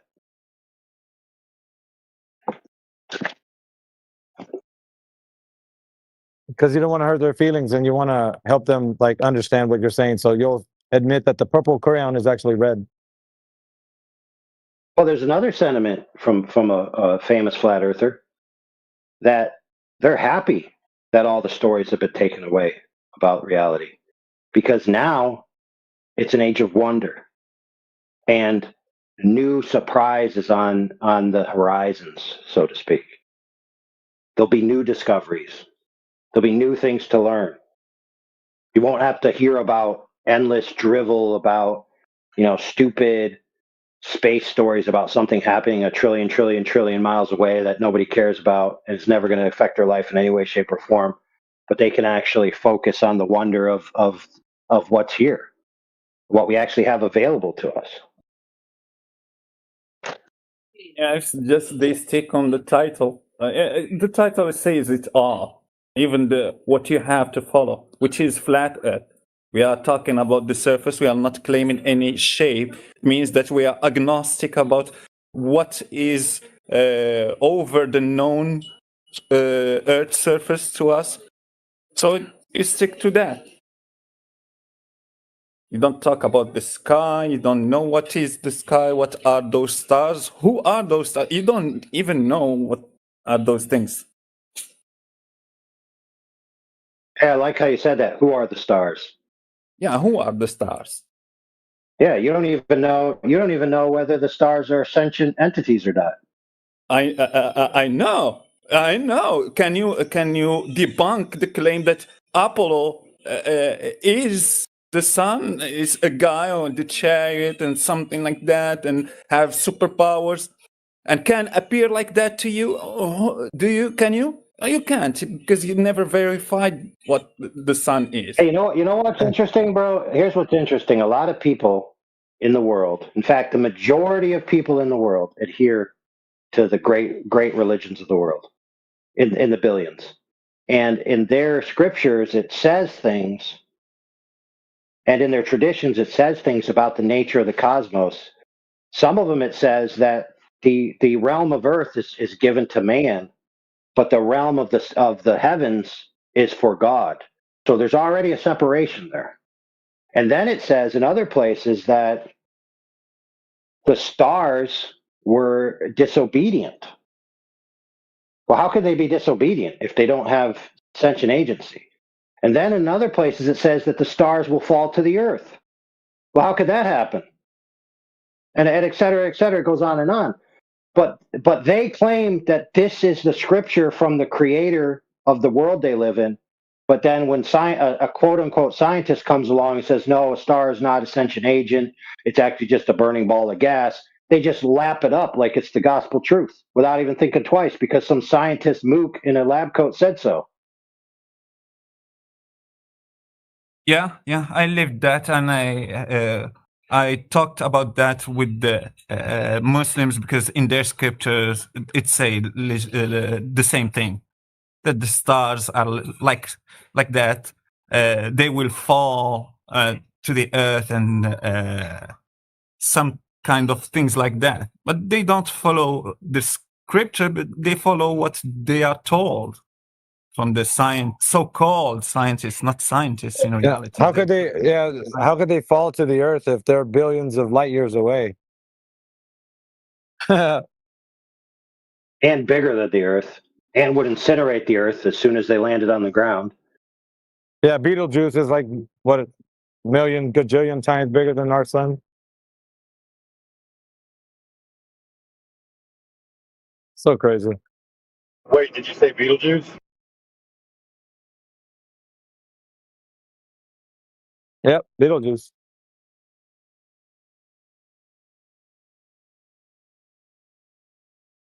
Why Canis Majoris is 1.8 quintillion times bigger than the sun. There you go. Oh yeah. So a lot of people will never touch Canis Majoris. And of course, they'll never touch Labia Majoris either. Yeah, and you don't know if it is the thing that you just know the name, its name, what it is, and if it is those dimensions that they are telling us, of if it is just an inanimated matter, not a sentient, like you said earlier. Yeah, you don't know. No one knows. You can't know. If you want to see smoke come out of their ears, tell them that they don't know that the light on the moon is actually reflected sunlight. Like they can't know that. What you'll see, they'll be spinning around. What do you mean it's not reflected sunlight? You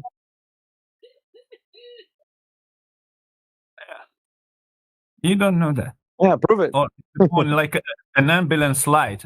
You know that ambulance light with that cover that spin inside the lamp, and that light will spin over and over.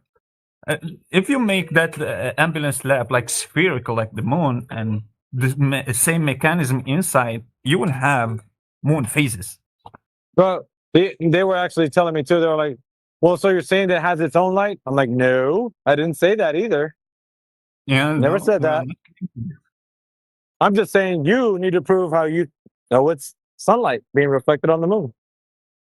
Crazy times.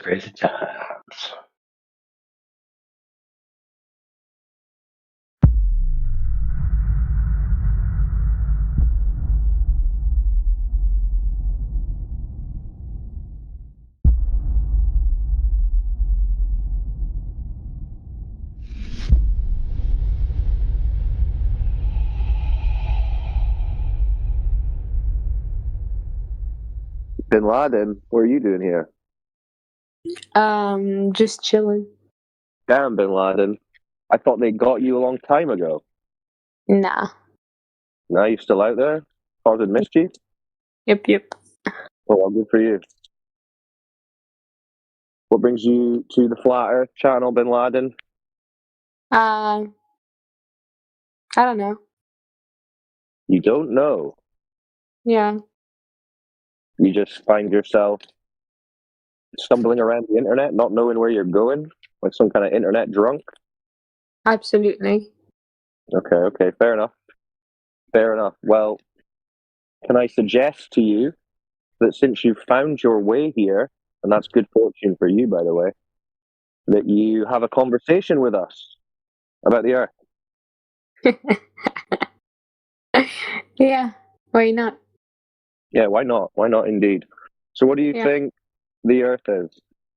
Flat. You think the Earth is flat? Yeah. You don't think it's a spinning ball? No, Okay, why do you think it's flat? because the ground is flat. The ground is flat. Okay, how do you know that? Because I walk on the ground. Yeah, And but it's what if flat. it's just such a big ball that it seems flat? Oh. Well, No.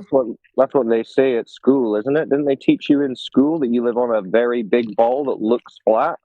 I didn't go to school. You didn't go to school. No. Why not? I just didn't go. All right, all right.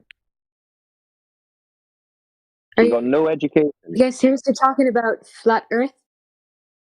Yeah. Like that's the Flat Earth. topic? Yeah, flat Earth. 24/7. Oh, I see. Okay, that's interesting. Yeah, we're just pointing out that the Earth is not a globe, 24 hours a day, and So collecting what do people's you think? meltdowns. What do you think?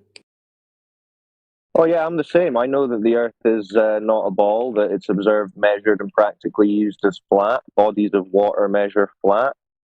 Do you think Our it's everyday spherical experience. or not? Spherical? No. It can't be flat and spherical.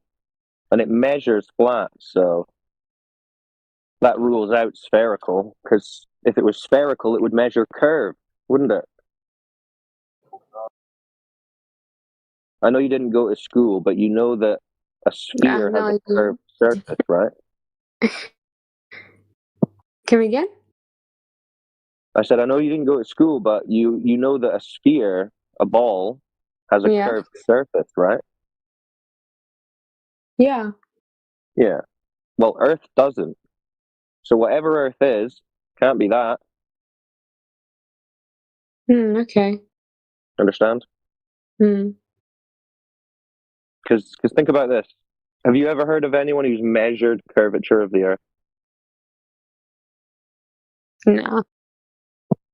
Exactly. Why do you think you haven't heard of anyone who's measured curvature of the Earth? No idea. Because there is no curvature of the Earth to measure. Silly. You understand? Yeah, I get it. Yep. So there you go. They're telling people that they live on a giant spinning ball in a vacuum, but the reality being what you experience every day. Just like when you go outside, you don't feel the ground moving around, do you? No. No, because it's not moving around. You don't see curvature anywhere over like a body of water. The horizon is flat, horizontal, yeah? Mm-hmm. Because that's what it is. Surface is generally horizontal over a body of water. You see the sun move and the stars move. Yeah?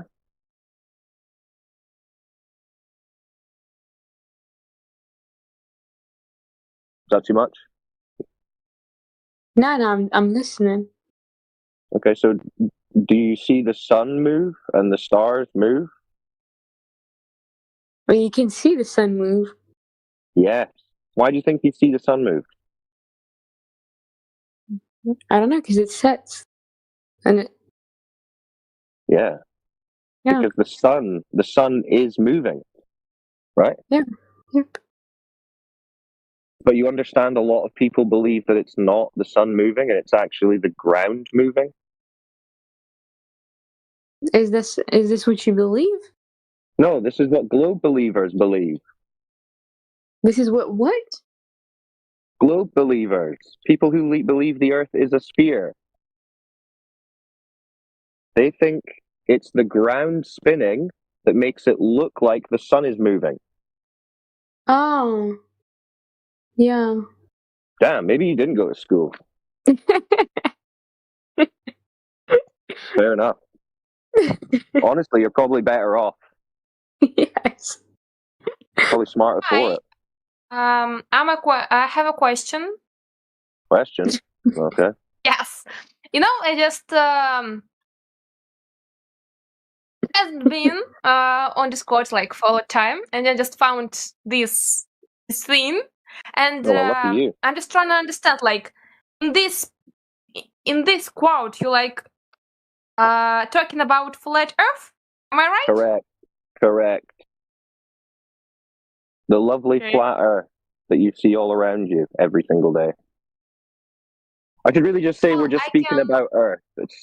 Flat Earth is a bit of a media buzzword. We're just talking about the Earth outside, not on TV, the Earth that we all experience in reality. Yeah? Well, it sounds like surrealism. Like what? Surrealism. Say that again? You're breaking up. It's actually saying trolling, Cyclone. I could be wrong. That's all right. Let them. I hope so. Surrealism, like, like something that is like something hyper, something unreal. Something unreal or real? Unreal, like this phrase of yours, like the world outside. Yep. Something, it's like some metaphor. No. It's not a metaphor. It's when you open your door and you step outside of your house, that earth, that ground, that surface that you walk upon, that's the earth that we're talking about. There's nothing metaphysical or imaginary about it. It is physically real. You understand? Yes. Yes. So that physically real surface of Earth measures flat, not curved. So it can't be a ball, because I'm sure you would understand that a ball is curved on the surface. That's a curved surface, right?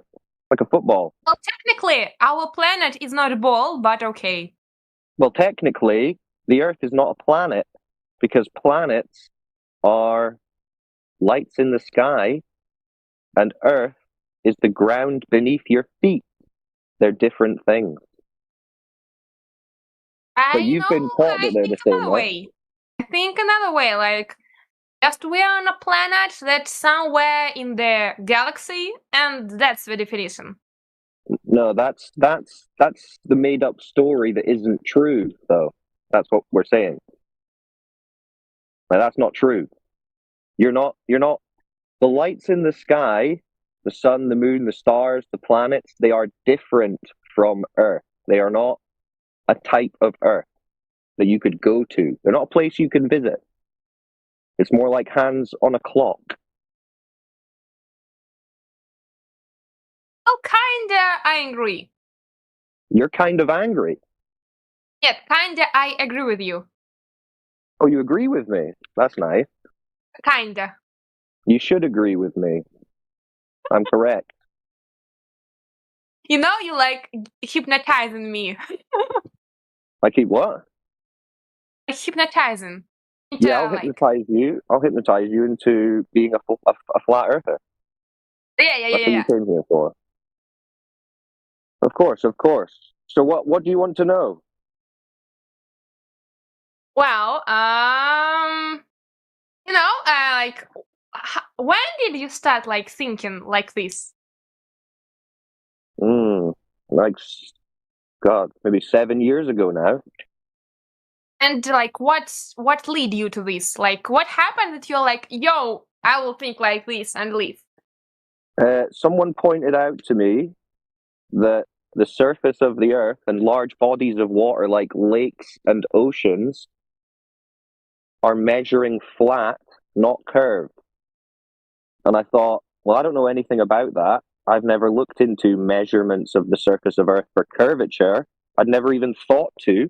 I just presumed a long time ago someone had measured it to be a ball, and that's why they were teaching us all in school that it was a ball. But it turns out no one ever did that.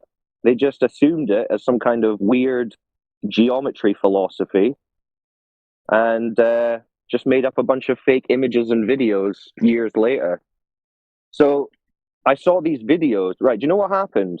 Like a few years ago, maybe 10 years ago, consumer optics, right? Camera companies, in particular, a company called Nikon, a Japanese camera company. They invented a bunch of cameras that had incredible zoom power, right? They had like an 80 times optical zoom on them. So you could, it was basically like having a telescope in a camera that you could record high definition photos and videos. So this, coupled with YouTube, meant that people could now go and do long distance observations. They could test how far they could see and share them on YouTube so that other people could say, oh, look, this guy is seeing 20 miles as he's just standing on the beach. And then we go and compare how far we can see to what the globe model mathematics say we should be able to see, and they don't match. In reality, we see much further, right? The surface where it's supposed to be curving, according to the globe, is just stretching out flat as far as can be measured. And when I found that out, I was like, well, shit, I'm going to have to go and buy one of these cameras, and I'm going to have to go and test it for myself. And that's what I did. And here we are 7 years later. I am hypnotizing strangers on the internet. That's the start of anime, you know? Yeah, it is, eh? They should make a movie out of it. But they can't, because all the globe believers get too upset when we start talking about how the earth measures flat. People lose their minds. Well, you know, there are a lot of animes about weird shit, like some... yeah, that's true. You might get away with an anime. Like, you know, like this thing about, I don't know, a lot of exposing of angriness, like emptiness, like these exposing things about like real life, but people accept it. Why do you think that people won't accept your flat? Because it threatens their understanding of reality and themselves, right? They take the globe to be part of themselves.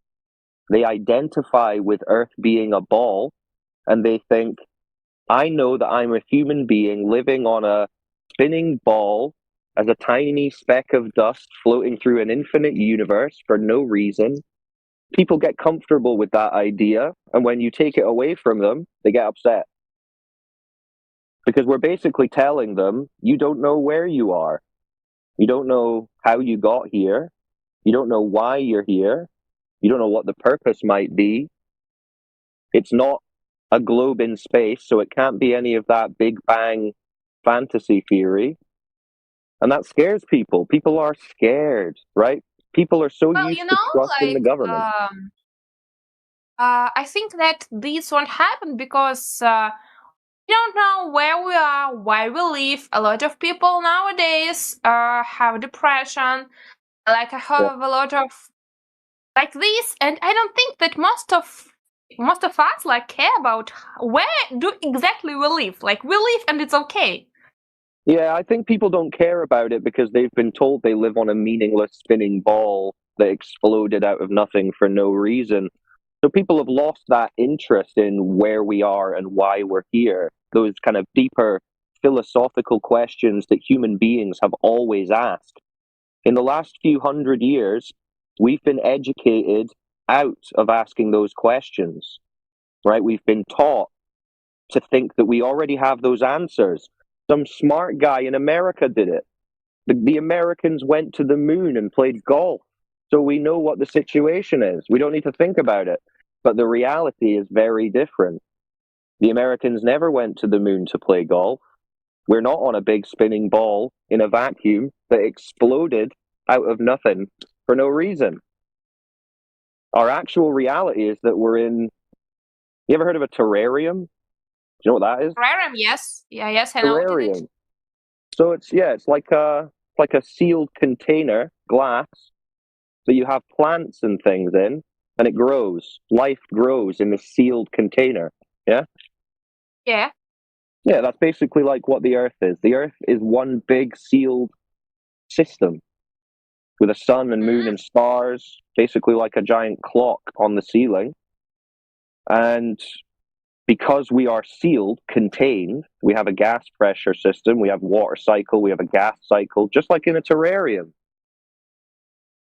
You couldn't like, have no, that in a like, vacuum. we can be like kind of aliens, but just Well, no, we're maybe humans. We're humans. we're aliens. Well, alien would say something other than humans because that's different to us. But we're humans. Right. Why do you Oh, think but you mean like who made? Are you meaning like who made the terrarium? Yes. Maybe Oh, like okay. lead on your theory, like maybe we are Well, your guess made is as good as mine. I mean, for a lot of people, it's a creator that they rationalize as being God. Other people have different ideas. You might think it's aliens, whatever that would mean. But they can't come from space, remember, because space doesn't exist. Well, I think that by the way, I'm like atheist. I don't believe in God at all. And I know why all these philosophers like occur to like God, because it's the easiest thing, because they lived in times when God was everything, like church was everything. They were all everyone was uneducated, and I think that I agree with the theory of happening because of water collapse or water something or cells. It's like kind of scientifically true, you know? No, it's not. It's not science, and it's not true. All the stories that they've told us about the Big Bang and things just popping into existence for no reason are not true. They're not science. And what is true in your opinion? What's true is what you can verify to be true. So this means what you can observe, measure, detect, and then logically arrive at as a conclusion.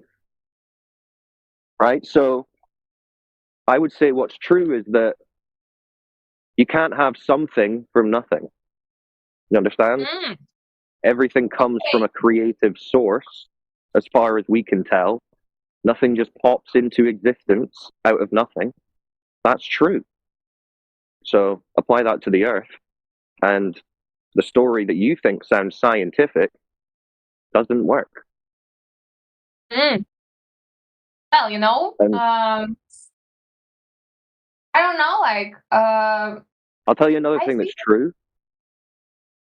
Every single human being on earth since the beginning of time has always experienced the earth to be flat and motionless. You understand that? Yes.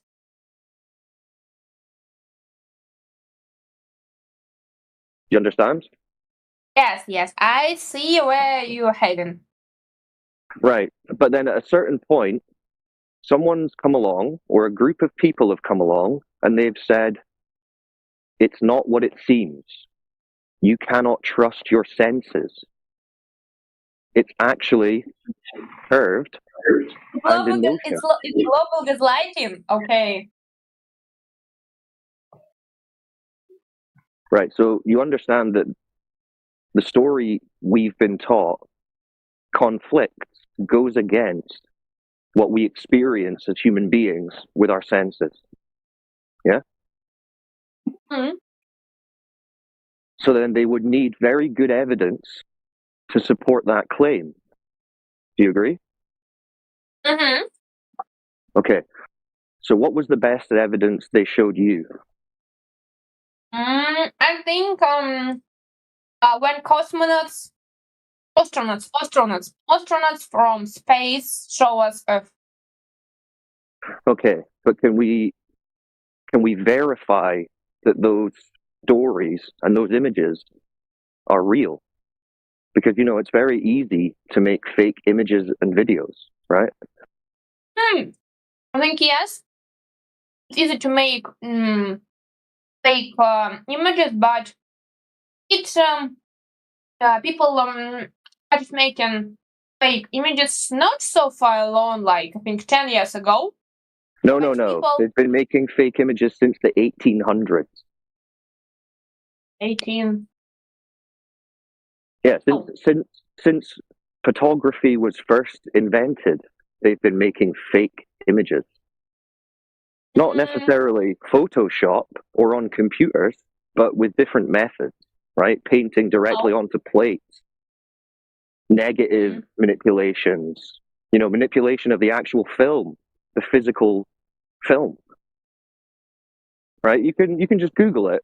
You can just Google I just posted Photoshop in the from chat a fake one of Abraham Lincoln. Now, that's not a photo of Abraham Lincoln, but they turned this photo of this other guy into a photo of Abraham Lincoln. So that's 1850. Oh, There I you go. didn't Hey, know what's up, this. India? Right. So they've been making fake imagery for hundreds of years. So do you think it would be a good idea for us to base our worldview on images that we can't replicate ourselves? Mm, Like if I said to you, logic, if I said to you, I have a unicorn in my garden. Here's an image. Will you now believe that? well, I believe everyone, but in your logic, I shouldn't believe you. Well, you wouldn't know that I have a unicorn just because I've posted an image, because it could be a fake image, right? Yes, I know. So you would have to come to my garden and see the unicorn. Mm-hmm. Okay, but you can't do that with the astronaut stories, right? Mm-hmm. So we can't use stories and images that we can't verify to be true as proof of the globe. You understand? Mm-hmm. So then we have to think, how can we prove it ourselves on Earth? Now, did anyone give you any evidence of something you could do or we could do to prove that the Earth is a globe in reality? Do you apply your theory of unusual life? What's that? Like, do you consider your life like just usual life, not about like flat theory, but the same? Do I apply this kind of logic outside of flat Earth, you mean? Yes. Yes, all the time. See, I come from a legal background, so evidence-based conclusions is exactly what I do, right? And evidence has to be verifiable. You have to be able to prove that it's true, at least beyond a reasonable doubt. So yes, you should apply this level of thinking in all areas of your life. Someone comes up to you and says, "Hey, what's your name, by the way?" My name? Yeah, what's your name? On Discord, not in real life. Tasha. Sasha. Tasha. Asha. Like I'm from Russia, like Tasha. Okay. Pasha. All right, that'll do. So if someone comes up to you and says, "Hey, there's, I don't know, a monster coming to town. It's just over the hill." You should apply skepticism to that. You shouldn't just believe it because someone said it. Even if they show you an image, you should say, "How can I know that this is true?"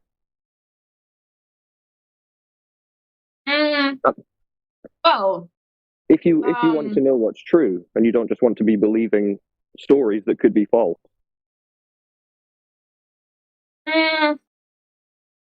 I kind of agree again, because I think as a woman, like that I have suffered from some violence from my parents, from men.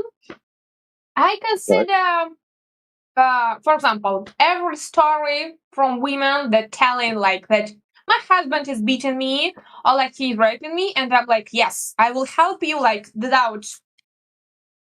I will always help her like this. Like I don't ask her. See, and that's fine because it's good to have compassion for people, but that doesn't mean that eventually there could come someone who tells you a story that isn't true, and you wouldn't be able to believe it. It's like, or if you had a husband and someone told you, "Hey, your husband is cheating on you," and you say, "Hey, husband, are you cheating on me?" and he says, "No." Well, how are you going to figure out if that's the case just by going on what they've said? This other person might say, "I have proof." That question. The other guy might say, "I've got proof. I've got video of your husband cheating." And then you can go and look at the video and see, okay, is that a real video? Is that my husband in the video? And then if you still say, okay, well, that's my husband in the video and he is cheating on me, then you might tell yourself, well, I don't know why he would cheat on me, so I won't believe that he cheated on me. That's like what people do with the globe. They say, well, I don't know why someone would lie to me about Earth being a globe. So even though I'm presented with evidence that shows me Earth is not a globe, I will still believe it's a globe. You understand? You need to be skeptical.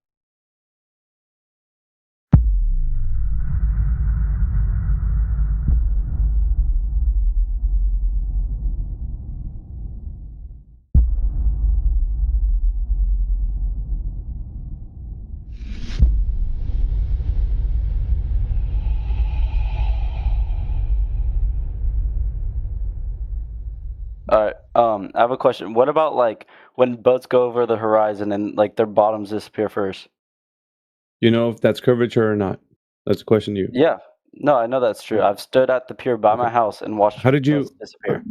And the next question, how did you determine that was curvature? Well, how far away was it too? Where you stood on the pier? How far away I was stood at it? the end of the pier. The boats always go over at the same place, right? Say again? The boats always go over the curve at the same spot when you're on the pier, right? Yeah. How far away is that spot from where I you're don't know. standing? I don't know how many miles. It's Oh, so you can't even argue the point. You don't know what you're talking about yet. I mean, I'd have to search up how far the human eye can No. The point was, how did you determine that it was going over the curve? And so Radwin's question was of distance. So the distance, if you understood what distance it was disappearing at, it would have been consistent with the geometric shape of the Earth being. You said it happens at the same spot every time, and I want to know what. So you should have taken all those times that you've gone there, the hundreds and thousands of times that you've gone and done this. You should have marked where they go over on a map, and then bring that in as proof. Well, I only joined because I was trying to give a good debate on why they disappear and stuff. Well, they Okay, don't. yeah. So that's the thing, though. First of all, your main problem is they don't. They do. They appear to do that sometimes, because of inferior mirages and shit.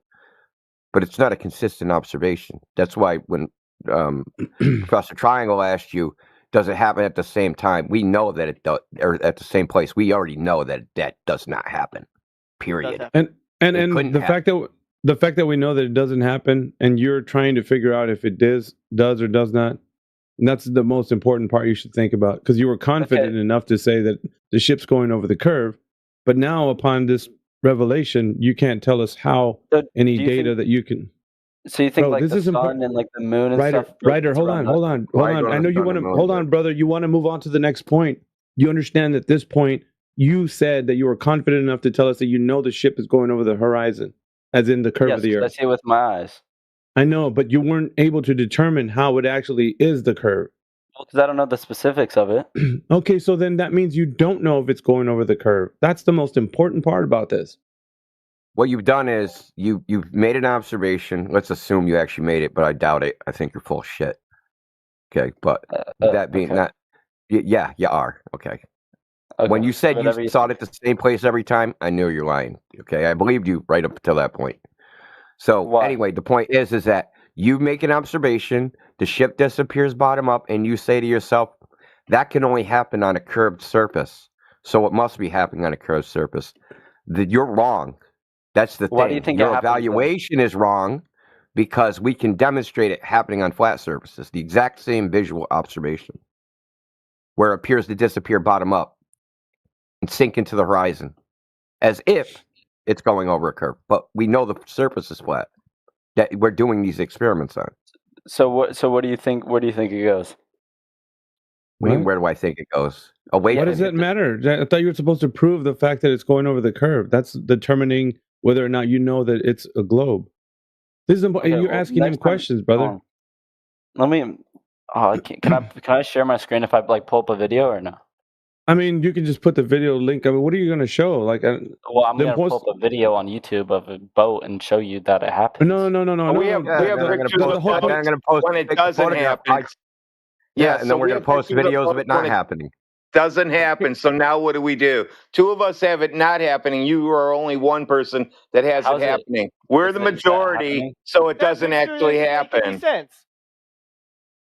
All right. Yeah. You're still going to fall in the same category of you not being able to present if it's going over curve or not. Even if you present the video, it doesn't matter. We're going to ask you specifics. What is the distance away from the observer to the ship?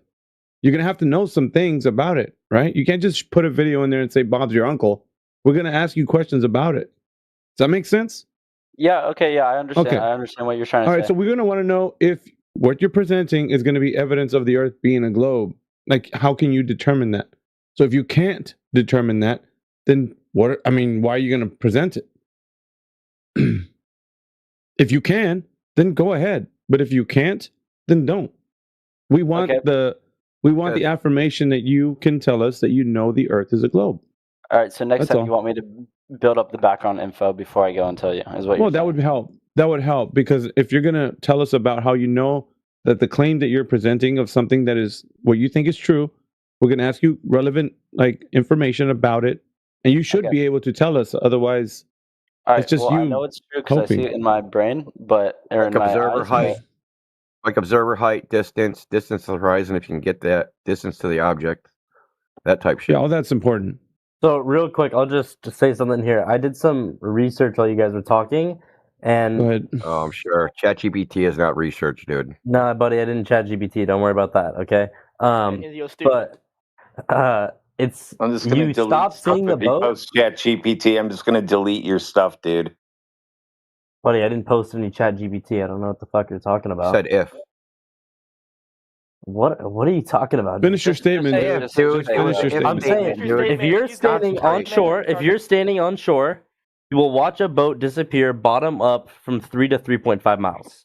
Oh, you looked it up. Yeah, you looked it What's up. the and fucking guess big what? deal, buddy? What's the big deal? Look, bro.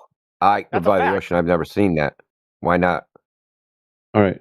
I feel like So- that's not true because there's a. I got a can see an photograph. island I'll that's post in 30 a chat miles of a away ship from my 30. house. I'll post a chat of a ship 30 miles away on the horizon. 30-mile away horizon from 15 feet above sea level. Yeah, Have a I look can at see. the I can see an island 30 miles away from my house. Welcome to flat Earth. No, that's Well, 'cause but you when it shouldn't. goes beyond that, that's when it starts to disappear. You shouldn't So be I'm seeing saying any 30 island from 30 miles away. He lives on a 1.5 million radius mile Earth. Do you know what the drop is in 30 miles? How much? No, How much? I don't How know much what you're does that? How much of an object would be hidden at 30 miles away? It depends how big it is. It's a big island, so I can see it from far away. how? But we can make a prediction on how much should be missing. How much would be missing at 30 miles? Just take a guess. Like you want a percentage or what? No, like say we have a 1,000-foot building. How much of that building's missing at 30 miles away? How much of the building can we still see is sticking up from behind the curve of the Earth? I'll probably see maybe 70% of it. Like I won't see the bottom. What I'll does see that the mean? top We half. don't want a percentage. We want I'll see. feet, I'll see. dude. Okay, I'll see probably 500 feet of it. Okay, well that's pretty close. You would see it's 470. Yeah, about 500 feet. And would you see the top half or no? Yeah, you'd see the top half, right? Because the bottom half disappeared because it started curving. No, it's not because of curve. It's because you don't understand how light works. That's what it's because of. Because we can replicate this same observation where something being cut in half on a known flat surface. It's a surface we know is flat. We don't have to speculate.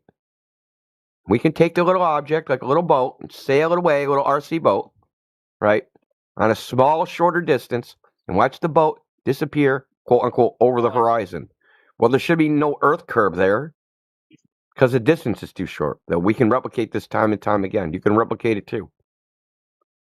So you're drawing a conclusion based upon a faulty premise that if your premise is this can only happen on a globe Earth, this can't happen on a flat Earth, so it must be a globe. That premise is wrong. Okay, I have a question. How do you see the Earth like when you look at it from space? Is it just a disk? If it's all look flat? at it from where? Outer space. If you're No, we looking don't at it think from- Earth is a disk. There is no outer space. That's all Fantasyland shit. You don't. Oh my god. I love Oh my it. God. I love it. I love oh how my you God, I just said did that. heresy. I said heretic. He said there's no outer space. I I'm going to love how you space. I'm did going to that. Mars, No, damn you it. fucking stupid. There's no space either. Okay, so what is this? Where does the sun go? What about the moon? What do you mean, where does it go? When you don't see it Jumping anymore? around.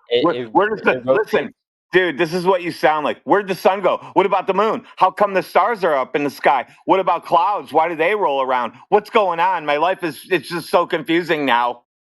No, I'm saying like the sun comes up and it goes around, and then the moon comes up and it goes around. Like They take arcs, dude. It doesn't go around. Okay, where does it and go? you just kind when I of look debunked at- yourself when I look at because we public see the sun move and the moon move, but you think you're spinning. I'm saying where is You it? think Is you're the sun moving. out in space? Where is the sun? It moves away from where you are. In the sky. And then where It's does in the it go? sky. It moves away from where you are to be over some other place. So the world just never ends. What do you mean world just never ends? Because obviously it keeps on. If you're saying it keeps on going, so where does it keep on going to? Well, if I'm in North America, it'll go to Asia. Really? Flat Earth in the 2025, guys? Look, does sun take a circular path over the Earth? Oh, I'm not trying to like chow. No. Wait, I want no, him to hold answer- on. I want him to answer my question. Does I am sun here to take a- destroy you, flat earthers. Okay, you're here to get muted, apparently. Oh my god, these guys are baby. Preston, you're gonna be muted next. We're sick of your frickin' peanut gallery comments and fix Shut your up, mic. Nobody can hear you. Shut up, Pomo. You're Indian. Okay, so you want to be banned. You're a fantastic writer. So, oh, go ahead. Things like circumnavigation, right? Is that a circle? Can you explain that? And I'm not that smart, but can you? continue? Circumnavigation's like circling around the Earth. Okay. Circumnavigation was like sailing around the Earth that proved it's a globe, right? Okay. Okay. Circumnavigation just means navigating in a circle. Can you navigate in a circle on a flat Earth, on a flat surface? I don't think so. Can you draw a circle on a flat surface? Oh yeah. Yeah. Okay. So circumnavigation is just the name of going in a circle around a central point. And the central point we've chosen, at least in the north, is Polaris. So as long as you keep Polaris on your left, you'll go in a circle. The same way as if you like tied a rope around a pole and stretched it out and walked. You think you're walking straight, but you're just walking in a circle. Okay. It's really so do simple. And this is, hold on. Okay. This is what the sun is doing. Okay? It's just going in a circle. When it gets too far away from you, it gets dark where you are. Now, Okay, this isn't a great analogy, but think of it like you have a big, giant fucking warehouse and one No, light bulb. I understand. I understand. Think about like, you have one warehouse and a giant warehouse and a light bulb. a light bulb. That light, shut up, Twanger. I'm gonna ban you if you don't shut up. Mute up. Look at. Okay, hold on. I'm gonna find it. You're saying it goes like this. Look at the chat. I just sent a GIF so you can see if it loads. But Look, you can't. First of all, you can't represent the relationship. No, I don't. Okay, that's a representation. That's not what it does. You're not going to be able to find out when it's fucking noon with that. Okay, it's a representation. Just like if I said represent day and night on a globe, you'd show a fucking giant fucking sun or a giant Earth and a little sun, right? You would never be to scale. It would never freaking show the tilt. It would never show anything like that, right? It would just be a representation that doesn't just represents the idea. So yes, that represents the general idea, but that isn't like where the sun is. That can't be represented on a 2D map by anybody, even in the globe model. Can't be represented with a globe at all, because The sun would be so far away, you would need a screen that's 40,000 pixels, and the Earth would be one fucking pixel. How are you going to represent day and night with that? Good luck.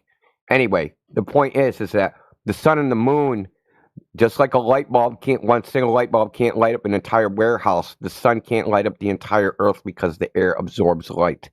Okay? This is well known. It's called optical extinction. There's a limit to how far light can travel through fucking air. And this is proven very simply.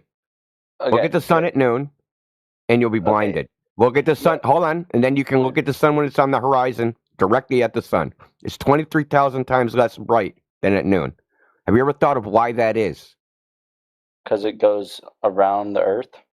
Why is the sun 23,000 times less bright at the horizon than at noon? Because it's brighter above somewhere else. No? Okay. Think about it. You're looking straight up at the sun. You went blind. And now, but before you went blind, the day before, you looked at the sun on the horizon and did not go blind. Why didn't you go blind the day before? Is it not the same thing every day?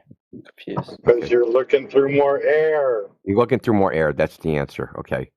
When the sun gets further away from where you are, the light has to go through more air. The more air it has to go through, the darker it gets. That's why we have twilight, right? We have civil twilight, nautical twilight. Just listen for a second. Well, hold on. Just let me finish this, and you can talk all you want. So this is what, and you got off the boats thing, which I didn't forget about. I was trying to go back to it. So we have twilight. We have 3 stages of twilight because the light fades away. There isn't a freaking Terminator line that the Earth spins and boom, it goes from day to fucking night. Right? The Earth was a globe, right? Would light up 50% of the globe. You'd spin right out of freaking daytime into nighttime. It should be nearly instantaneous. But anyway, back to ships over the horizon. I myself have filmed the boat going from 6 miles out to 30 miles. Never disappearing, never going over the horizon, never doing anything like that. I know where the boat is because I was tracking it with marinetraffic.com, which uses marine radar to tell you where boats are out at sea. Okay, let me say something. The horizon thing. So what do you think, the horizon is just where we can't see anymore, or what is the horizon to you? It's where it's not what it is to me. It's what it's defined as. Okay, where the Earth appears to meet the sky, the dividing line. I'm brick right now.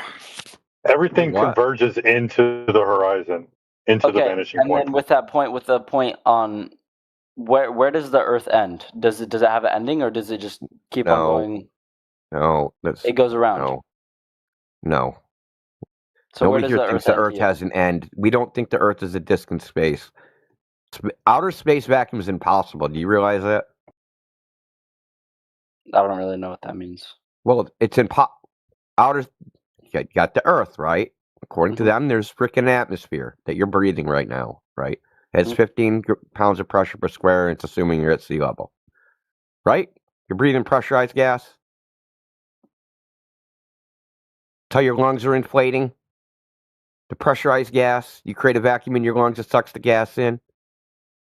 Why isn't the gas on Earth fucking off into the vacuum of space? Because the atmosphere, or no? How can the atmosphere contain the atmosphere? I'm not that specific. I don't know the specifics on it. Well, this is the problem. This is why space can't exist, because it violates the second law of thermodynamics, which a high pressure system goes to a low pressure system, regardless of anything else. There's no way to stop it. So what happens every freaking time? Second law of thermodynamics has no known violations. So when you ask us, does the Earth have an edge? It's assuming that the Earth is inside some gigantic freaking void. What do you mean? Dude, stop going into panic mode and asking about fucking photosynthesis. I didn't ask about photosynthesis. No, I didn't even hear that. You said photosynthesis? Well, because I searched up on, ChatGPT this. I just searched up how can the atmosphere contain oxygen, and it says it contains oxygen primarily because of Photosynthesis. So it starts at the ground then. Okay, the atmosphere is the oxygen, dude. What are you talking about? That's hilarious. It contains oxygen. It produces oxygen, so that's why it's contained in the atmosphere through photos. Oh my god, bro. That's what atmosphere is supposed to be ChatGPT a gave mixture you? of gases I didn't that switch are on it the up on- surface of I the Earth, switched it up on including the Skype. oxygen. How the oxygen is created is fucking irrelevant. Okay, the oxygen is a constituent part of the whole atmosphere thing. But there's no boundary between that pressurized gas that's at temperature, right? That's thermodynamically active, with the vacuum, which is not. So gases try to reach thermodynamic equilibrium with their environment. So the gas, trying to reach thermodynamic equilibrium, would try to pressurize the vacuum of space. But that's impossible. Because you're breathing right now. So that can't be happening. You'd be dead.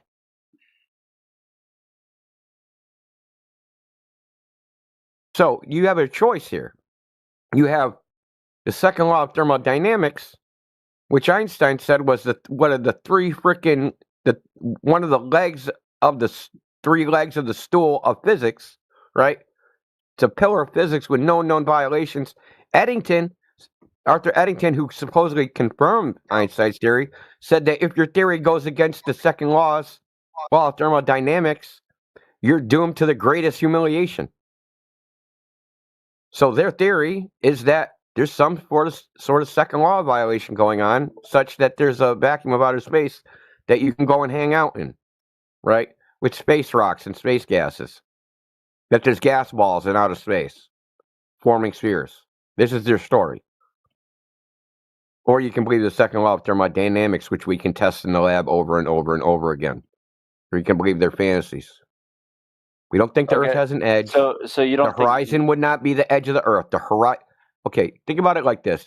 Let's get back to the central questions. You want to know why the horizon is created, why you even see a horizon. Yes. Right? Mhm. Okay. Do you think there'd be no horizon on a flat Earth? No, or that the I horizon don't would think be that. the edge of the Earth? I think the horizon would be the edge of the Earth on a flat Earth. Okay. Now, let's investigate that for a second. Now, say you're standing in the beach and the ocean stretched all the way to the edge of the Earth. You got a clear view. So let's say it's 16,000 miles away. So we're gonna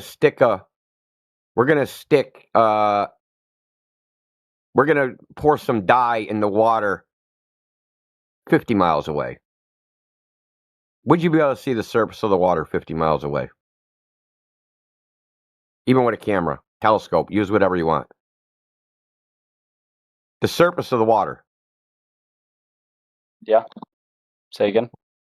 Yeah, would you be able to see the surface of the water 50 miles away? This red-dyed water. Actually, yeah, probably. Think of the angle. That's the hint. Think of the angle that you'd be viewing the surface at. You probably very shallow angle, right? Your line of sight would be nearly parallel to the surface. How would you ever see it? I don't think you would. Yeah, that's right. That's way before the edge of the Earth, right? That's only 50 miles away. The horizon is created by the shallow angle that you're looking at the surface. And coincidentally, and this is an odd coincidence, is that where they say the globe horizon is, if you do the calculation, 1.22 miles times the square root of the observer's height in feet, for a 6-foot observer, that puts the horizon at 3.24 miles away. Okay? If we calculate it based upon the angular resolution of the human eye, the minimum angle that you can see where the horizon should be, it's 3.25 miles away. It's fucking nearly the identical place. Ain't that a weird coincidence? When I say angular resolution, right, if you have 2 points of light, so we see in angles, we don't see like in millimeters or feet, right? That would be crazy. It would make construction super easy because we wouldn't need tape measures. But we need tape measures because we only see in angles. So when I say angular resolution, you have a separation angle, what you can make out. So if I took two light bulbs think about it like this. If you have a car's got two headlights, right? But if the car's far enough away, those two headlights look like one headlight. Angle resolution is the angle between the two lights where you can differentiate those two headlights being separate lights. Okay? This is the same way when you're looking at a very shallow angle. The angle between where the water is and the end of the earth, say, is so small there's no way you could resolve it. It would just appear as a line in your vision. Right? This is what creates the horizon, the shallow angle that you're looking at the surface. Because you're looking at a planar surface. Right? And like you do this every day. So you should know this intuitively. When you go look at a screen, you don't look at it from the side, do you? No. You put your face at 90 degrees right from it, right? Because that's how you can see the whole thing. But if you rotated it and looked at it from the side, there would be some angle where you couldn't see the screen at all because you'd be looking parallel to the screen surface. When you're a little teeny dude on the surface of fucking in the ocean, you're looking at a very shallow angle across the surface. And when that angle becomes too far where you can't resolve water past it because the angle's too small, that's where the horizon starts. And where that appears to be is based upon meteorological conditions. It's not based upon geometry. That's why they call it the apparent line. Because, Ryder, that's why when you were asked, was the horizon in the same spot, that was a shit test. We know already that the horizon moves around from day to day, even hour to hour. You could go out today, and then the next day, the horizon would, one day it'd be 6 miles away. You go out the next day, it's 3 miles away. You go out the next day, it's 30 miles away. It changes based upon the meteorological conditions, how clear the air is, whether there's inferior mirages, how much dust or opacity in the air. There's all sorts of factors that determine where the horizon looks like it is. So do you think that, like, why do you think I got the idea of it being a sphere? Like, you think the government just someone told you that in school? But when I search it up, it's the same thing. What about NASA? Because you learned when you were 7 years old and the teacher told you that it was too big to see the curve and too big to feel it move. Ryder, would you have figured it out was a sphere if nobody told you? On your own? Probably not. No. Yeah. And I've asked many people by now. I think I've asked 50 or 60. I've asked them the same question, and everybody says the same thing. No, they would have never figured it out on their own. So the idea was given to you. You accepted the idea. Wait, why didn't you go to first? Would you go to, if NASA offered you to go to space, would you go? Would I go? Okay. Yes, yeah. I'm not going on. No, I'm not going on a rocket, bro. I'm not being a Roman candle. Yeah, you'll be dead. Nobody goes in a rocket ever. No one's ever gone in a rocket, dude. If NASA makes you go to sets up a wardrobe where you can go into fucking Narnia, are you go in the wardrobe? No, I won't. Okay. Okay, what about I just told you and laid out why space can't exist, and you just like, but they said it exists, and they'll promise to give you a ride there. Yeah, right. Get in the trunk, man. It's safer there. What about when you look out of a plane window and it's curved? It's not. It is. No, it's not. Just stop, bro. It is. No. Look, no, dude, you're correct. The plane window is curved. You're right. Yeah, the plane window's curved. If you had a ball, Ryder, real simple. If you had a ball that was 6 feet tall, how high would a plane be off the surface of that ball? How high is the plane flying? Like, there's let's just say cruising speed, 45,000 feet. How high? I don't know if you. How high would the plane be off the surface of that ball? 6 feet tall ball. How high is the plane? 40,000 feet. Okay, so it'd probably be 39,900. Like how many inches above the surface of the ball? That's 8 miles. 8 Tell miles. me how high? Millimeters, inches, whatever units you want. How high would it be off the surface of the ball? So 10 miles above an 8,000 mile diameter ball is equivalent to how far above a 6-foot ball? I already know the answer to this. I know the answer. It's 1/100th of a millimeter. There's 1/100th of an inch. Sorry. You can't see curve from an airplane. All this, even So do you think like NASA's a scam and stuff? Can't, dude. Like that's not real. So, right, there's a famous video of Neil deGrasse Tyson talking about the Red Bull jump, which is a skydive from 128,000 feet, way higher than an airplane. Okay, you can go on his Twitter right now, Neil deGrasse Tyson. There's also a talk where he talks and says, you can't see the curvature of the Earth from 128,000 feet. Okay, even the ISS, where you think that is 255 miles, that's only 3% of the Earth that they would see. If they could see the entire circle of the horizon, but they're only going to see a sliver of that, right? Based on their field of view. Now, let's say they have a 90-degree field of view. Okay, they're going to see like one half of 1% of the surface of the Earth. You can't see curve in that small amount of section of a sphere. So when you say you can see curve from a plane, you're talking thousands of the Earth's surface. Thousands.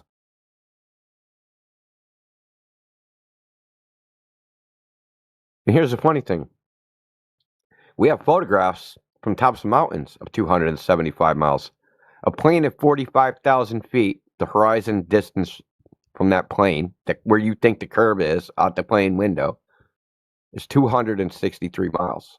Well, we have photographs on Earth across vast distances, namely it's called the Gulf of Lyon in France, that are 275 miles, that are farther than that. Farther than what an airplane should see on the globe from 45,000 feet. You can see from 9,000 feet across the surface of the Earth. And you know what? When they take that photos, there's no curve in those photos. Though you should see a curve. If you can see it from the airplane with a horizon that far away, then you'd see the same curve from the 275-mile distance horizon.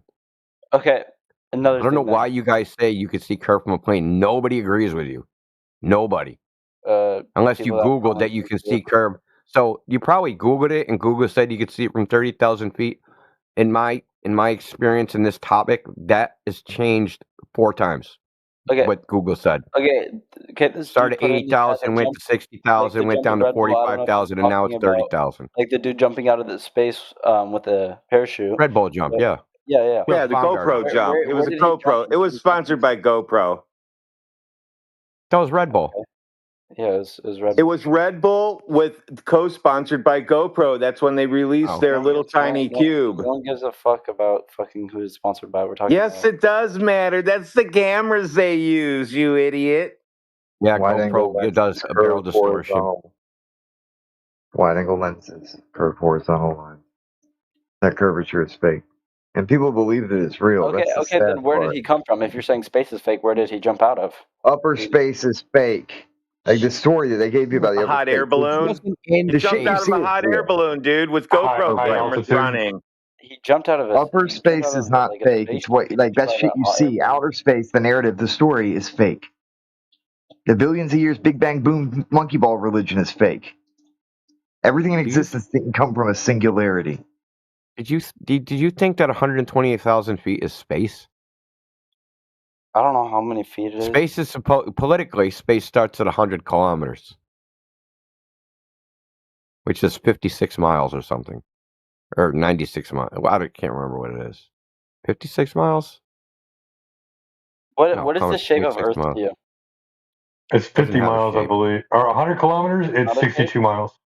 Doesn't have a shape because it's not inside of something. What's the shape of the universe, brother? Does that question make sense to you when I say what's the shape of the universe? Yeah. I can see what you're saying. What's it inside then? I can see what you're saying. Yeah, this is just like an infinite regression. See, you've been trained through repetition to think of when I say, "Hey, dude, what's the Earth like?" Hold on. This is very important. This is very important. That's why I'm bringing it up. You've been trained because you think about the Earth in a certain way. You think about it as if you're in some third-person shooter outside the Earth, viewing it. And when you ask questions about it, that's how you're thinking about it, is if you're outside of everything.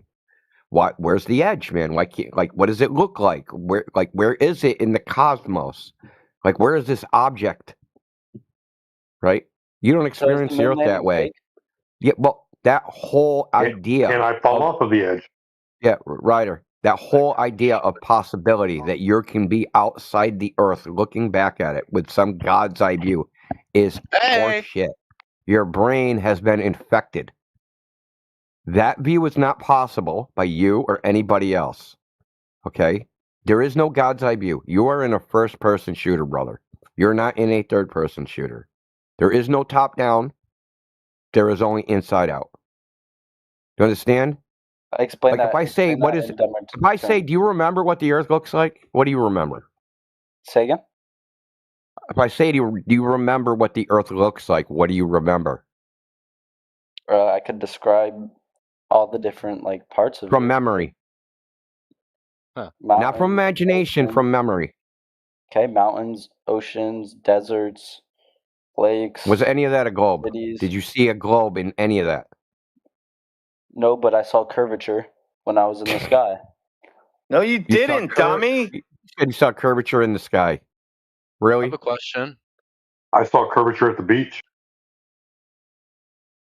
Right, Yo, I got a genuine question.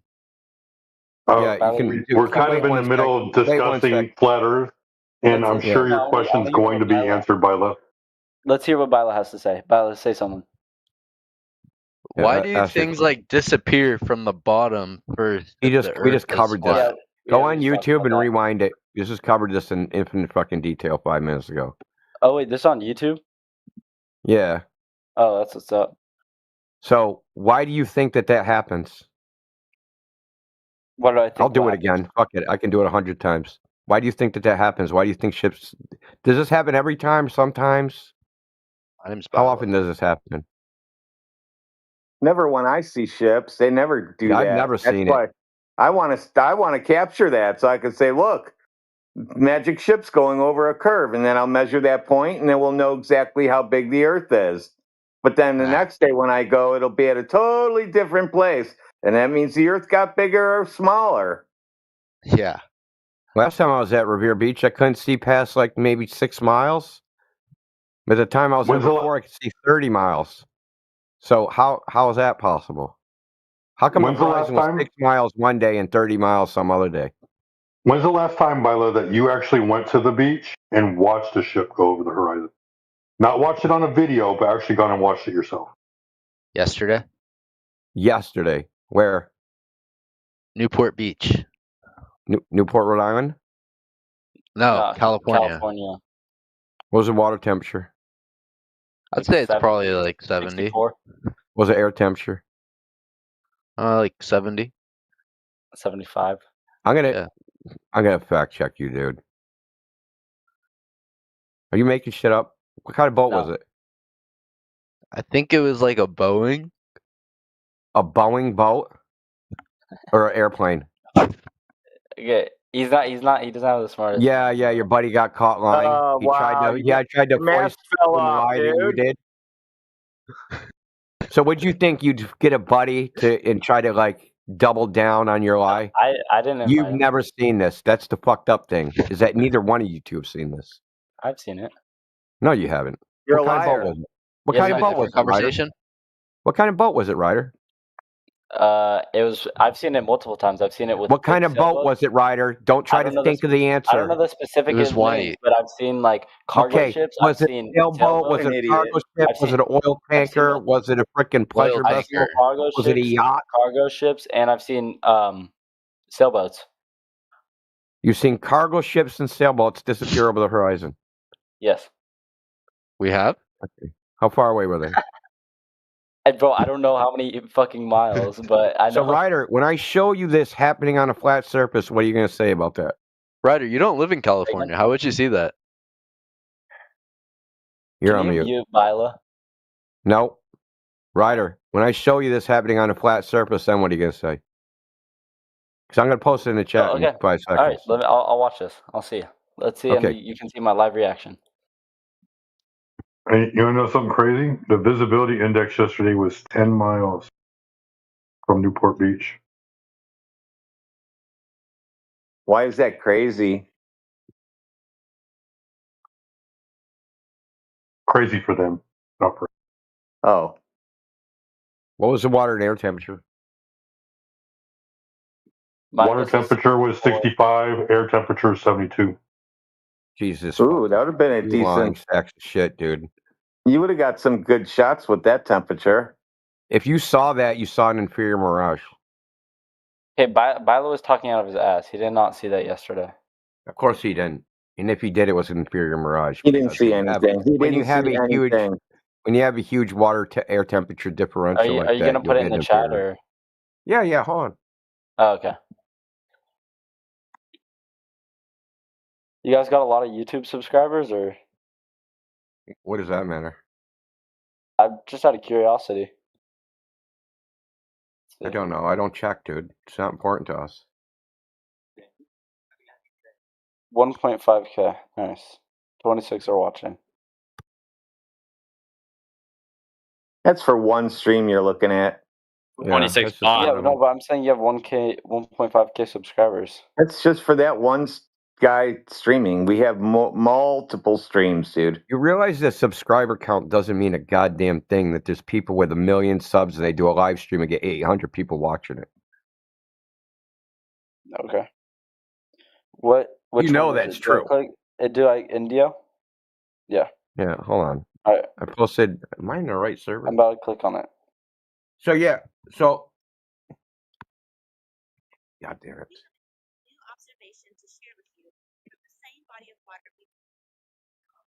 So, hold on a second. No, you can watch it, but I got a screenshot. Why is this freaking...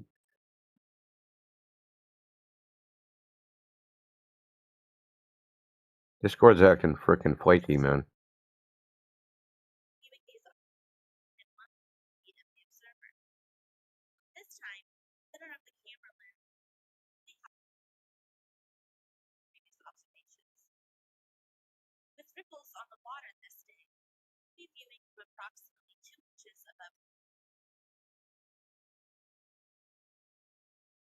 Yeah, I got a screenshot from the video, man. It's freaking not rendering. That's freaking weird, man. I'll use this too. Why not?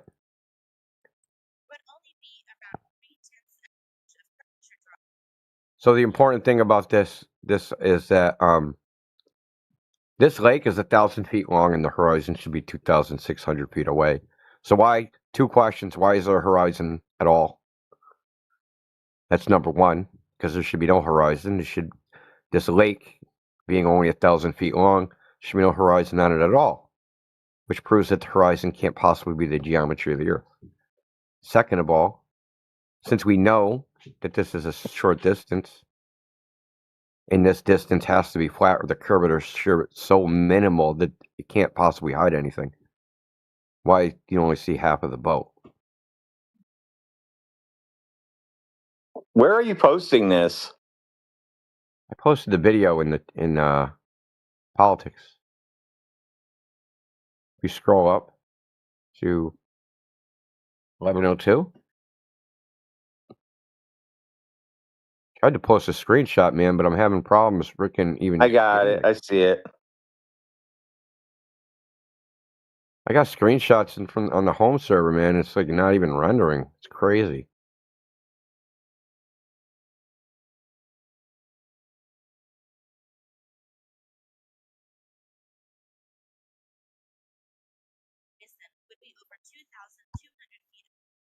So here's another one. So this is National Geographic. Right? So National Geographic did this test in their video called Round Earth versus Flat Earth. So what they did is they took this flag, had a bunch of stripes on it, and they sailed it away from the camera. And as you can see, there's a stripe missing on this flag, a bottom stripe, it's gone. And they said, and National Geographic said, that this was the curvature of the Earth, making it so that that was hidden. The problem is the thing that's supposed to be hiding the bottom of that is behind the flag in the first place. So how can the thing behind the flag hide the flag, be also in front of the flag hiding the stripe? Say that one more time. How can the horizon be behind the flag and in front of the flag at the same time?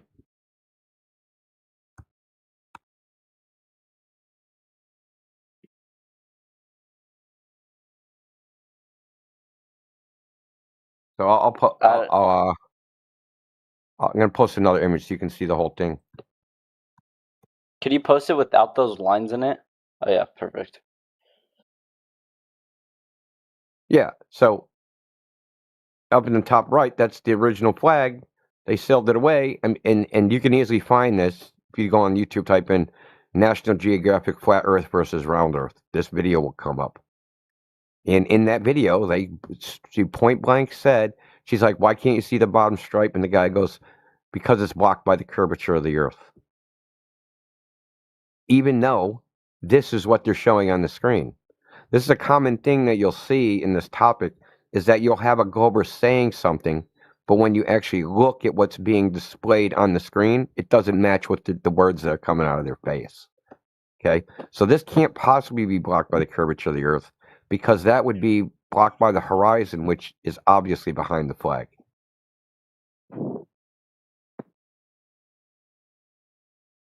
So can you tell us if the only reason you can't see the bottom of something of the curve of the Earth is why don't we see that bottom stripe? I don't understand your question.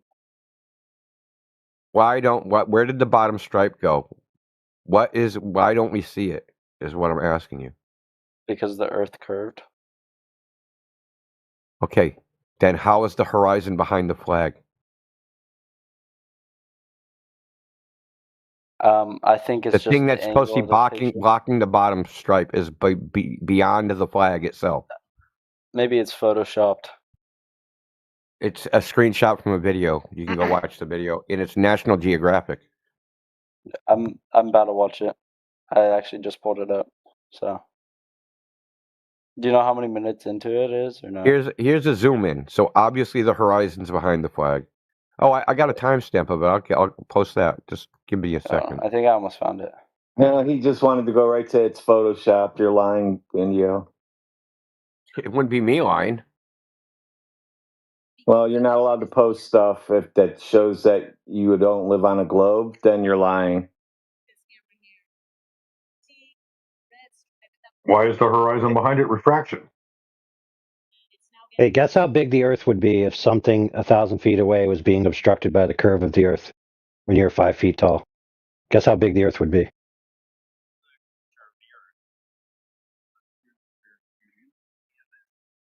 Anybody? And then in the Nat Geo video, she just goes, "Why is it happening?" And he goes, "It's because of the curvature of the Earth." Yeah, but that can't be true.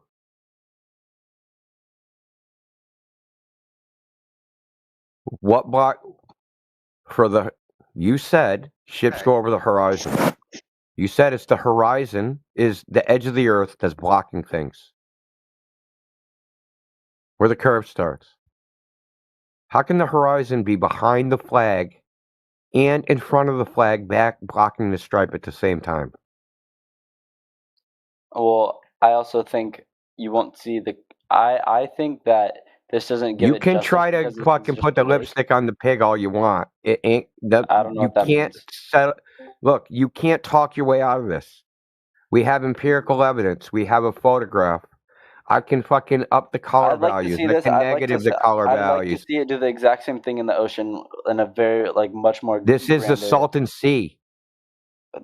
Is that not a lake? It's a sea. It's a big lake. It's a big sea, dude. Okay, but it's. Do you think somehow on another place it'll be different? I do think so. Why? Because it will be a lot more vast and grand than the Salton Sea. A lot more vast, and this is 20 miles across. Okay, we'll take it to the Pacific Ocean and see that. And what does that change? A lot of things. It's a lot more water and a lot. A lot of things. It's different. Yeah. What is there a property of that water that's different than the property of this water? What do you mean, like? What do you mean? I want to know how it's different. If I don't use this water and use some other water, how that's different. Okay, well, let me tell you something. I don't see boats. It's funny watching you guys cope. Disappear. That because your whole premise is wrong and it's demonstrably wrong, and now you're just in full fucking cult mode. making some claim that somehow the Pacific Ocean water Default mode. I'm is just different making than a the salt point. and I sea don't see water, and boats you got to go to the disappear Pacific in a lake. Ocean. I see him disappear in the ocean. It's not a lake. Okay, well, it's It's a 20 miles. Look, it's fine that you've seen it disappear. Your conclusion is based upon a false premise. That it can only happen on a curved surface is a false premise. This demonstrates it. That is the point. This bottom stripe is gone. It's disappeared. But it can't have disappeared over the curve of the earth because, according to you and everybody else, the curve of the earth is behind the flag too. So which is the curve of the earth? Is the curve of the earth the horizon, or is it the thing that blocks things? If it happens, this exact same thing happens in the ocean, then I'll believe it. But this is in a lake; it's not an ocean. That doesn't matter.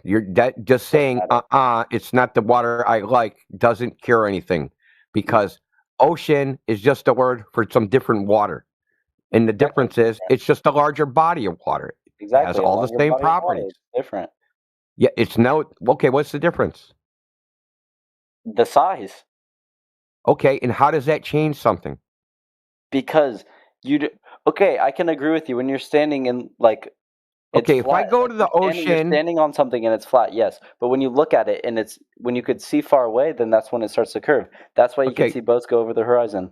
Okay, if I go to the ocean and look out 20 miles, where's the horizon supposed to start? Depends. From a 6-foot observer. From a 6-foot observer. Depends. How far away is the horizon? The horizon's not Earth curve. I don't know the specifics. Is the horizon okay? 1.22 miles times the square root of the observer's height in feet. So for a 6-foot observer, 3.25 miles away. Okay. Now, if I go to the Salton Sea, which is 20 miles across, and I'm 6 feet tall, and go, how far is the horizon away? Is it a different value or is it the same value? I still don't understand what you're saying. Is it a different value at the Salton Sea, the horizon distance? Is there a difference between the Salton Sea horizon distance and the Pacific Ocean horizon distance? Yes, I think so. And why would that be? Is it a different globe? No, it's not a different globe, but I think also it has to do with sea level. Hence the sea, right? Okay. So sea level. What is the horizon distance calculated from? Can you Google it? I'll just tell you. It's calculated from the radius.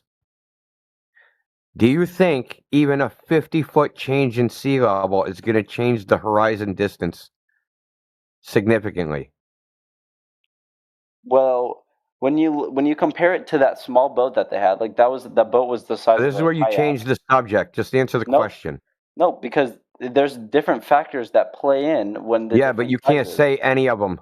It's kind of weird. Like if you put a tank, like if you put a not a, what's the thing that carries the shipping container boat? Okay, if you put that in the Salton Sea, you wouldn't see. I bet you wouldn't see it disappear. But if you put it in the ocean, that's when you see it disappear.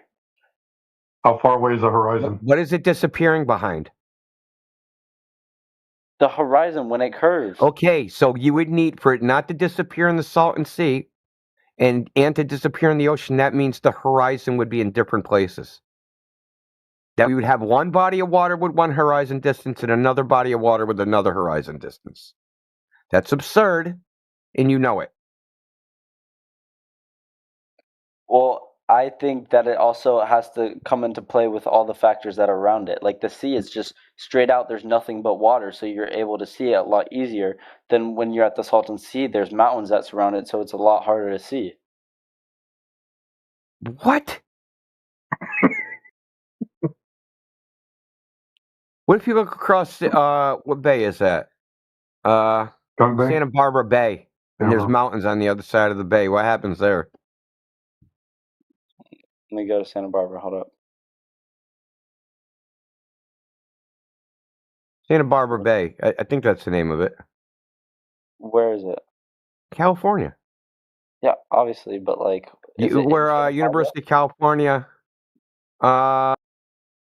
UC Santa Barbara. UC Davis. Right? You can go up in the parking lot there and you can look across the water and there's mountains behind anything. There's a little Air Force or naval radar station. There's a bunch of mountains behind this. And there's like 7 oil rigs. And there's a guy, he goes out there. He's got something like 400 videos. He goes out there 2 or 3 times a week, puts his camera in the exact same spot 2 times a week, going on 3 years now, and does a horizontal pan across the horizon. And the horizon is always way too far. Way farther than what the globe predicts. Okay? The fact of the matter is the globe makes concrete predictions about where the horizon should be. If you're saying that the horizon is the thing blocking boats and that it's the geometric part of the earth that blocks them, okay, and not some optical effect, as soon as you say that, as soon as the horizon moves and appears in a different fucking place, you cannot make that claim anymore. Because that would imply that the earth is changing size.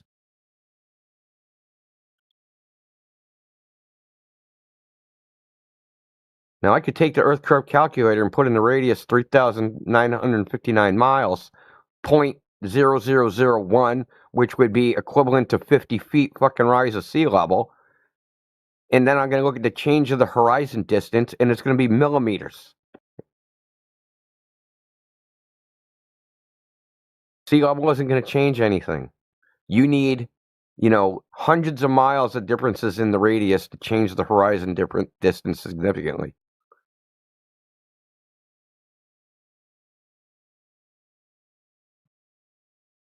Like I said, you started with a false premise, okay? You were told, hey, dude, this and only this. The only way this can happen. And the reason you think this is because you have an orthographic third fucking, third person shooter worldview. That you're outside your body looking at things. So you think that you can draw a piece of paper and that if you draw a line from you draw a piece of paper, some water, and a boat. And that on a flat earth, because you can draw a line from the little fucking stick figure to the boat, that's how it should look. And that the boat will always be visible. No matter how big the paper is, you can draw a freaking line, make a paper fucking 10 miles long, and you could draw a line from your little stick figure to the boat, so it should always be visible. But that's not how we see. We don't see like that. We see in what's called a projective view or perspective view.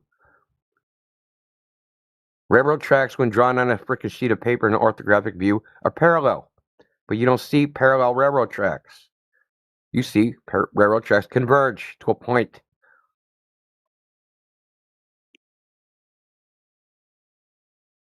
Okay, I don't think you're going to change my mind. So this is how you have to evaluate what quote unquote should be seen.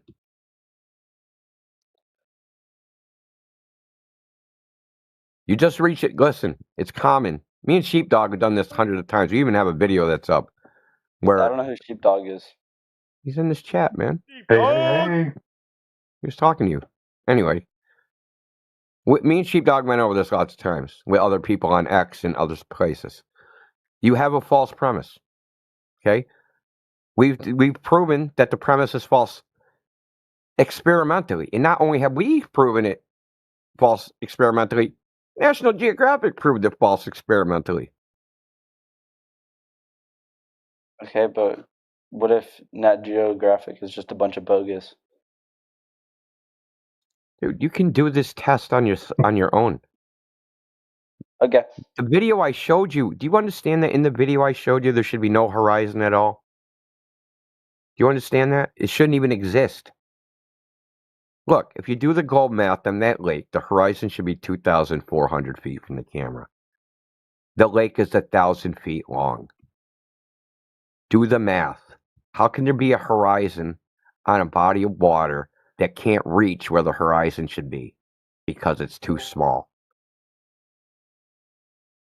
What is the horizon then? Can't be the curve of the earth. Has to be something else. The reason these tests are done is because we want to eliminate curvature as a variable, and see if we get the same appearance, the same optical effect, whether it looks the same, right? So you scale it down, eliminate curvature as a variable, and go, hey, dude, does it look the same, or does it look at this the way you guys say it should? Meaning you see the little boat all the way across the lake, all the way to the other side, because that water's flat, and that's how you should see it. Because there's no curve on the water, so you see it all the way across. But that's not what's seen. What's seen is there's a horizon, there's a boat, the boat gets cut off halfway on a lake that's way too small. This isn't the only demonstration of this. There's a Russian guy that demonstrated it in 20 meters with a light. There's other people that demonstrate. Freaking AI's got a demonstration of it. And stars, but you can do it yourself. like, you don't even have to you're believe not going us. to change my mind on this, and I'm not going to change yours. But what about stars? You were saying how they're an illusion. What does that mean? Like, what do you mean by that? It's a Who said an illusion? I said, what about stars? I didn't use the word illusion, dude. One of your homies did. Yeah, one of your friends did. Someone in here said illusion. So One of my friends? How do you know we're friends? I don't know. All you flat earthers. We said you can't go to space. We said I'm the friends with idea all of flat space. earthers, dude. Are you crazy? You lost your marbles? Yes. Space. No, seriously, you crazy? You lost your marbles? Are you friends with all Globers? What's up? Who are you talking to? You. What'd I say? That's crazy. You said, I'm friends with somebody. One of your friends said that. We're talking about you. Did I say that? Your friend. Preston, turn up your mic or something, bro. I can barely hear you. You gotta turn me up, dude. My mic's fucked up. Oh, okay. I'm sorry, man. My mic's a little bit broken. Okay. So, Ryder, this isn't about change. I don't care if you change your mind or not. I Okay, showed maybe you the it's not your empirical friend. evidence. Maybe You have it's no not one of your reputation friends, for but any it's of it. one You have your no fellow counter flat evidence. earthers that are dumb as Okay. rocks that said stars are Okay. an illusion. Flat earthers. No one claims stars an illusion. You can see stars. Someone said that in the video. As soon as I started talking, someone goes, "Stars are an illusion." Who? Preston said it? Nope. No, I would never say that. Nope. I promise you, I would never say that. Who said that, Ryder? Was it a Give me Fortnite? like 5 You minutes. know there's been trolls coming in and out of here saying random. I can go back in the stream. You're not in this I just have combo. to go back one to I joined and started talking. Do you have a timestamp on when I joined and started talking? Because I can go back in the stream and look at it. No, you can do it Find yourself. I'm not doing the work for you, dude. It's your claim. Why would I go find the evidence for your claim for you? Well, I was just seeing if you knew. Yeah, but why would I go find the evidence for your claim for you? That's Wait, not the evidence. NDO. Is when I joined. NDO. What, G? No, I guess not. Oh, I'm Ryder. just gonna ask a question. Hold on, G. I want to cover this thing he said. You think he's going to by? I'm not going to change your mind, and you're not going to change my mind. You showed me nothing. I showed you empirical evidence. Science is based upon empiricism, not theory. You were asked multiple times, how did you substantiate what you're seeing is caused by the curvature of the Earth? And you don't have anything substantial, any measurements or anything like that to validate whether it is the curvature of the Earth. You just have an opinion about how it should look. Okay, it's subjective. You say, hey, man, it should look like this on a curved Earth, and it should look like this on a flat Earth. But wait, why do you just interrupt me, dude? You think, Preston, I'm going to ban you. Okay, that's your only fucking warning. Your heckling shit is getting annoying. I laughed because you made me laugh. Chill out, dude. Jeez, Well, man. mute Don't up, be so aggressive. bro. I'm sorry. I thought Mute my up. was on mute. Mute up, I'm sorry. dude. Mute up, Dude, or I'll you don't have mute to you. be so aggressive. I'm Three. Yo, be aggressive. if a big booty Latino throws some yams in a circle, don't that mean we on a circle? Yeah, but you're almost funny. So y'all trying to fucking run interference, this shit ain't gonna work. We're way too hip on that shit. So Ryder. Yeah, hip. So Ryder, you said what I was saying was your evaluation is based upon you think it should look like this or look like that. I demonstrated empirically that evaluation is factually wrong. It's not my Where's your opinion proof that that it's your wrong. videos It's aren't AI? Ryder. It's factually wrong because I Your videos are demonstrated it. AI. It's factually wrong. Nope, your videos are AI. You can So say why whatever not go you out want. and test it for yourself? So it's really funny how they were made before AI could make videos like that. That's really weird. How did that happen? How did what happen? These videos were made like almost half a decade ago. Well, the government doesn't tell you certain things. Oh, so they're government AI videos to convince Ryder the Earth is flat. Exactly. I live in a simulation. Nothing's real. That's not possible. That is possible. Okay, so you don't understand Gödel's you incompleteness die, theorem, how goggles get that's taken not off from your possible. head. Man, You this guy. can't He's live not in a computer intellectually honest. simulation, Ryder, because of Gödel's incompleteness theorem.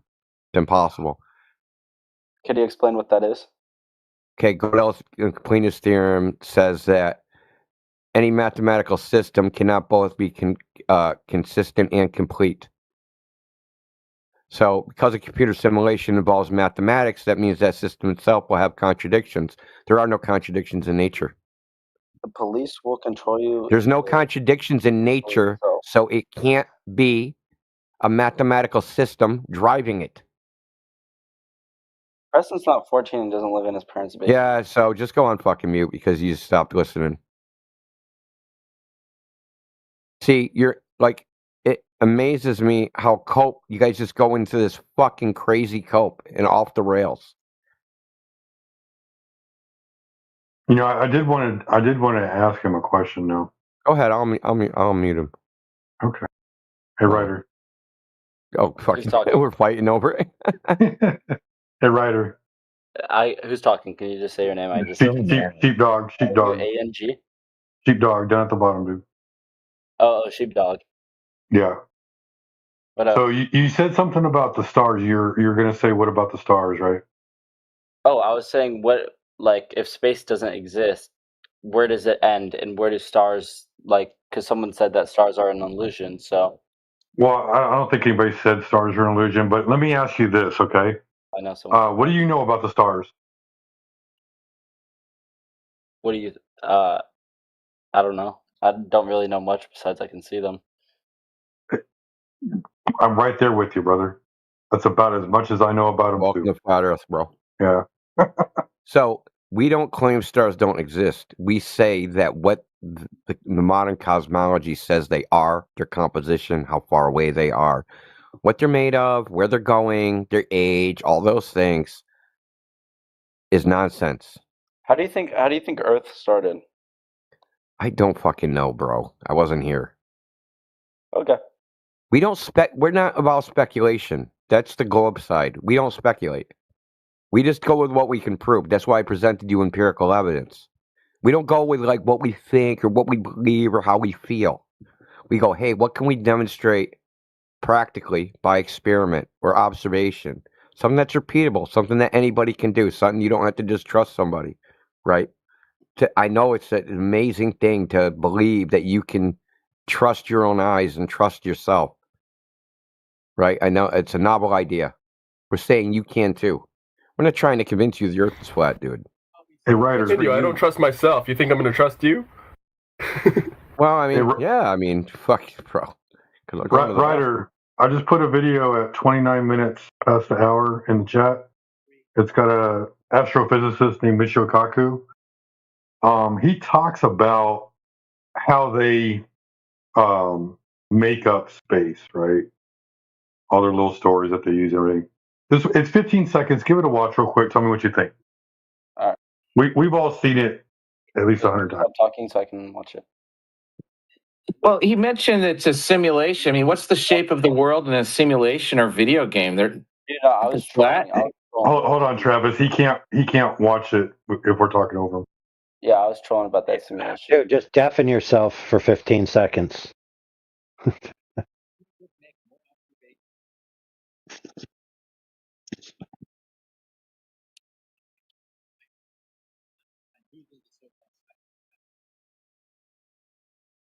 Science, we always say that you make observations, theory, people make more observations, and it's a very, very tedious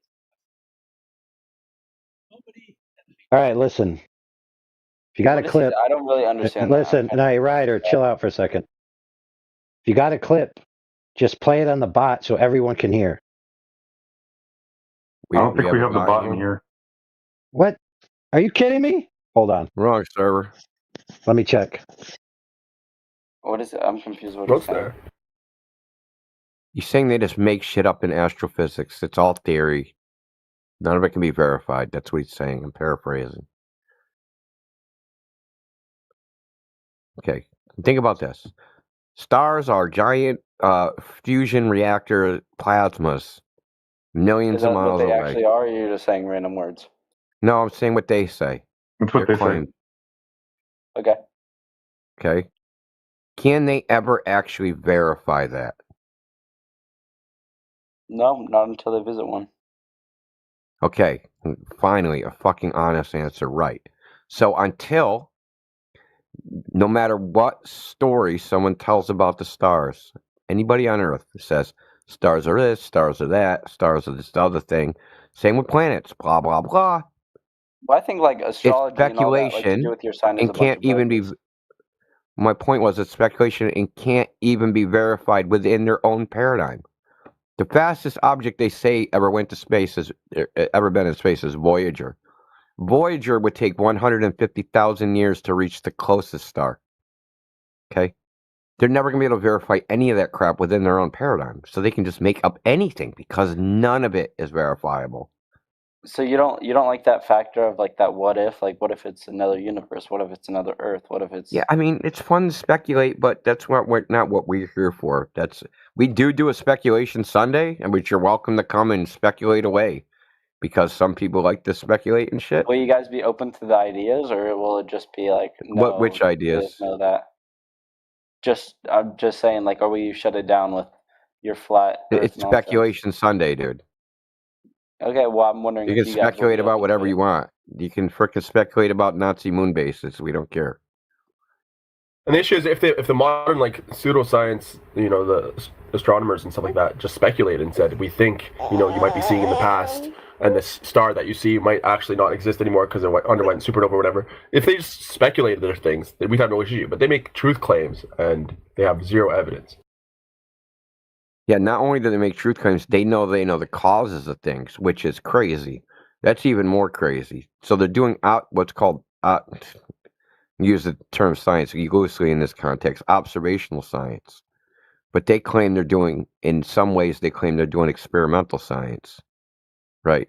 They go, oh, we did an experiment. We looked at a freaking black hole. It's not an experiment. Experiments are done in labs. Experiments have independent variables. That's what experiments figure out cause and effect relationships. The only thing they can ever do is get correlations between one observation and some other observation. But that's not what they say when they freaking talk on TV and when they give talks and lectures in front of people. They claim that X causes Y, So and Y unless someone causes can Z, prove it and to all you these that other the Earth things. is round, then you won't believe it. What? No, someone I'm never going to believe the Earth is round. Either someone's going to prove it or they're not. Okay, but if someone proves it to you, already that it's already proved. How can they but prove have it? to prove Let's deal with that. How can they Take you- prove it? Take you to space. No, that wouldn't prove it. Why? How would Why that not? prove it? Because you could see it at a greater angle. Because looking and at see- things is still subjective experience. So you don't. If you look at it and it. The and Earth it's looks circle flat. for you, You're on Earth, and you don't believe that, dude. But you want me to go to If you're in space where space- bro, you're on Earth. It looks flat, and you don't believe that. Why? Because when I look out, it's curved. No, it isn't. Okay, I'll take a next time I'm at the beach. I'll take a photo and I'll bring it to Speculation Sunday just for you. Okay, yeah, bring the And- photo, That's crazy. and you're So you still can going to see the have the curve same at the problem of surface? having a faulty premise. Okay. You can take all the photos of half a boats all you want. Your premise that can only happen on a globe is demonstrably wrong. What aren't you understanding? A lot of things. That I your just think reasoning is everything- flawed. So you have evidence, and then you have the reasoning behind the evidence. Your reasoning about the conclusions You're you're not gonna drawing change from my the mind, evidence we can are just agree to incorrect, disagree. which is why you're interrupting me, because I'm pointing out that they're incorrect. Yeah, okay, but we're just gonna agree to disagree because you're not gonna change my mind. It's on not. This everything. isn't an agree thing. This is a basic logic. It's an agree thing. It's agree. Hey, Indio. Logic is objectively true. This isn't a matter of opinion.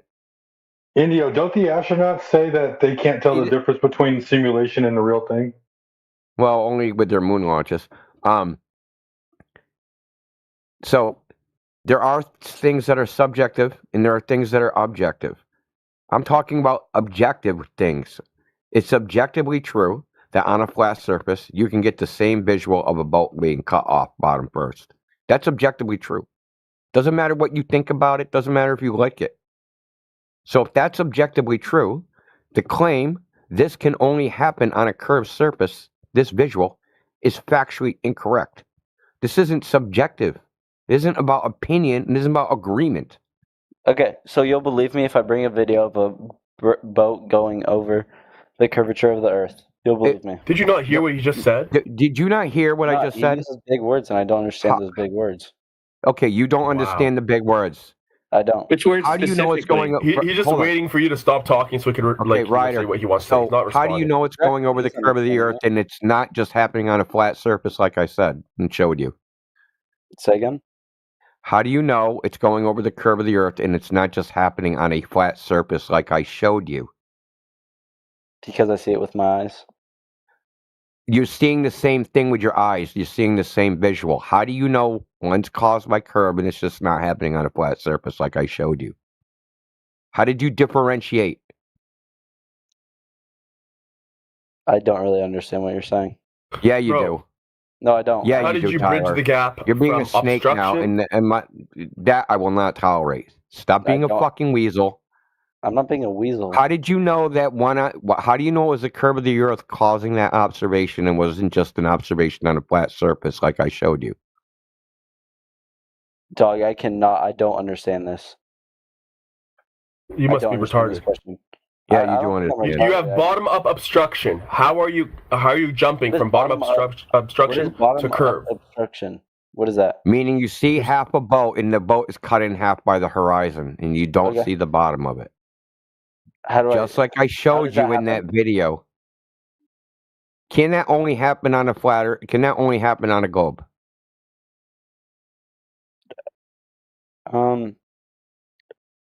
Yeah. Okay. Then what about the videos I showed you with it happening on a flat surface? What about those? Those are AI. Your table's a globe. Yeah, you're so desperate. You thought you had a winner, Ryder. He had one honest answer. You really did, dude. You came in with a loser. Don't you think we ever heard this my before? monitor might be curved. You think we'd still exist here doing flat Earth after 10 years? You know, they've been saying ships over the horizon for 2,000 years, dude. How would we still exist? Yo, Indio, like he had that one honest answer with the stars. Rybar, it's already been demonstrably shown that it's not true. Yeah, it is true though. Okay, Yeah, so the one videos I answer showed with the stars, I thought we now were I'm like gonna getting post somewhere. photographs that I took of a ship 30 miles away when the horizon should be 6 miles away, and that ship should be 420 feet under the horizon. Now I'm going to show that. Then what are you going to say about that? Why isn't that ship under the horizon? Well, like you said, different. Why isn't that ship under the horizon? What? Different visibility. Oh, so it's not the geometric curve of the Earth blocking the boat. No, it's a visual effect. Like, it is, but it's not. So what is it? Is it will... visual or is it geometric? Which one is it? I think it's both. It's both. How can you tell which one it is? Because on a foggy day you can't see like a mile, but on no, I'm not talking about opacity of the air. I'm talking about where the horizon is. So say a ship sails away and one day it's cut off by a horizon 3 miles away and goes over the horizon. And then the next day the horizon's 6 miles away and it's cut off. And then the next day at 30 miles away the whole ship is visible. And it's sitting on the horizon. Okay, this conversation is going to go nowhere with my answer. Yeah, that's right, dude. You can cook. Take your L. Be a man. Why are you guys such bitches when you can't take your L, bro? I'm not a bitch. Take your fucking L, dude. I'm not a bitch, but you know. You know you are. Take your L. Be a man. Take your L. Be a man. Stop just saying, "Oh, it was AI" before AI fucking existed somehow.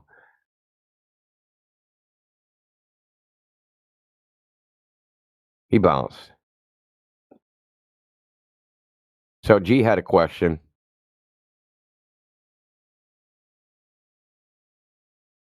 So what was your burning question, G? Oh, I was just saying, I was in a Fortnite game, and I was in like a boat, And when I got to the edge, Yeah, it was almost important. So boring. Got to the edge, you died. So, Preston, you're up next. Do you have something intelligent to say this time? And Buck says he doesn't. I'm thinking. I know I do, but give me a second to think on that, and I'll get back to you. All right, go ahead, bash those two brain cells together. I'm trying, bro, but they're not fusing together as they usually do. You thought you had two brain cells, but one died They're of pressed loneliness. in, but they're not fusing. Man, Preston, you got a No, good they're not sense working. of humor, actually. You think so? Did the other brain cell die of loneliness, Preston? Nah, my mom dropped me on my head, so I've been pretty fucked up ever since then. Carry on. His head got pressed in. Should we try trap money? I was molested as a baby, so I've been pretty fucked up ever since then. I've been talking a lot. Anybody else want to mess around with these guys? I know this is fucking punching down big time. India, wait, India, do you have a headache? Why would I have a headache? Because you talk a lot. If I talk that much, I'd have a migraine. Well, it doesn't take me a lot of effort to think clearly. Good for you, man. That's crazy. You get a headache from talking. Not talking, but talking as much as he Yeah, is. thinking clearly. A lot of people To you, we're stupid people because we believe in something. So I'll be like, oh, No, stupid people are giving me a headache. You're stupid because you don't know why you believe it. I know why I believe it. Preston, I'll help you out with the question. Why you're brainwashed? Maybe to you guys, I'm Preston, just brainwashed, hold but I on, believe brother. it. Hold on. I was going to ask you a question, man. What's up, big dog? So, I'm going to preface it with a few things based on the previous combo. So the guy before was saying, the Earth is curved. That's what causes Ryder? things to disappear, right? Yeah. So the thing that's causing something to disappear is blocking it. So that would mean it has to be in front of it, correct? I don't think so. And if I maybe sound stupid right now, but that's what I'm thinking. Now I know why fucking talking makes your brain hurt. Correct. Well, no, I just don't understand his question. Being a dick doesn't. Brother, all right, let me help you out. If something you can't see because it's being blocked by something that's obstructing it, that obstructive object has to be in front of the thing. No, it has to from be your behind point it, of view. 'cause- No, it has to be behind it because you can't see it once the. No, boat the is in front of it. blocking object. Listen closer. The blocking object has to be Oh, okay, then between yes, you yes, and the yes, thing. yes. Right. So that's very simple. You understand that. Yes. Ryder's problem was he was shown direct evidence of something disappearing when the object he's claimed that's causing it to disappear is behind it. Mm-hmm. Right? So that doesn't make any sense. So Ryder was being disingenuous. He wasn't accepting reality. Maybe you're right. I wasn't here for that part. I was using the bathroom, I guess. But there we go. Oh, what up, guys? Stan here. Well, but AI, you're prefacing this to hit Preston with what? Well, or is that let's get back to it? Preston. He said he knows why he believes the Earth is a globe. Can you inform us why? I mean, why I'm not you going to have believe any it? striking evidence that's going to change your mind. It's just No, I'm not asking you to change your mind. I just want to know why you. Why would you preface it with changing my mind? Why don't you just tell us why you believe it? well, 'cause I've been here for a little bit now, 2 hours now, and I can tell that your mind's not going to be changed. That's why I preface it. I'm not. Why would you try to change my mind? Because it's a debate. We're here to debate. Just present just present your evidence, Why don't and maybe you if it's just good, then tell us we'll. why maybe you don't need to be- our minds you will don't be need to changed be anyway. Like, You don't need to have get you angry, watched the plot, Preston? You said, "Hey, You don't know what that think we're means. You're dumb," and I really said, "Hey, I think you're dumb because you don't know why you believe what you believe." And you the said, name "Yes, I calling- do." the name calling's not gonna Why work. are you interrupting me, please, dude? Because you're mad. Relax. I'm not. I'm not You need to mad. relax, Shut dude. up, You're not gonna piss me off. So like, you need to stop being. Preston. One more time. You said, "Hey, we think you're dumb," and I said, "No, I think you're dumb because you don't know why you believe what you believe." And you said, "Yes, I do." And now I'm asking you, why is that? Okay, you want to tell me why? I grew up in California, okay, by the beach. When I look out over the beach, I see a horizon. That's why I've always thought this. Maybe I'm wrong, but all the evidence that you guys have given me does not prove that you guys are right in any So way. you think that the I Earth is a globe because there's a horizon? Yeah, that's how I see Okay. it. Oh my goodness. Would there be a horizon on a flat Earth? Huh? No. No. It'd be fucking Okay. flat. So Because when you look out, hold on, Preston. Slow down. We're gonna walk through this step by Preston. Slow down. We're gonna walk through this. Slow down. We're gonna walk through this step by step. You said there'd be no horizon on the flat Earth. Yeah. The horizon is what divides the Earth from the sky. So if there's no horizon, you wouldn't see sky and Earth at the same time. Shut up. Listen closer. You shut the fuck up. I'm trying to tell you something. Listen. Oh my god, this guy's the fucking retard. Dude, will you let me finish? You're trying to interrupt the point. No, you're trying to interrupt why. me, and I keep talking, then you interrupt me. Dude, I haven't even made my point yet. Because your point's fucking stupid. I'm trying to tell you what I'm saying. How would you know it's stupid when I haven't finished it, Preston? I've been hearing you talk about this entire fucking time. Preston. I won't get an headache. I do this all day. Preston, if you would see 100% sky or 100% ground for there to be no horizon, because the horizon is what divides the sky from the ground. So which one is the flat Earth? 100% sky or 100% ground? I wasn't listening. What were you saying? I was reading the chat. Which one's the flat Earth? 100% sky or 100% ground? Which one's the flat Earth? Yeah, you said there's no horizon on a flat Earth. Stop yelling, though. Stan, shut the fuck up. Which one is the flat Earth? You said no horizon I'm not on sure. a flat I Earth. don't know the difference between those two. You said there's no horizon on a flat Earth, correct? I don't think so. I don't think there would be. Okay, so that would mean it's either 100% sky you see or 100% ground, because the horizon divides them, where you see them both at the same time. So you couldn't see them both at the same time, But otherwise that's what there'd be a I'm saying. horizon. Repeat to me what I just said to you. Fuck all that. Listen to what I'm about to say. Okay, you're banned. That's tough. That's the first time I ever heard someone say, I'm a globe earther because the beach, because of the horizon.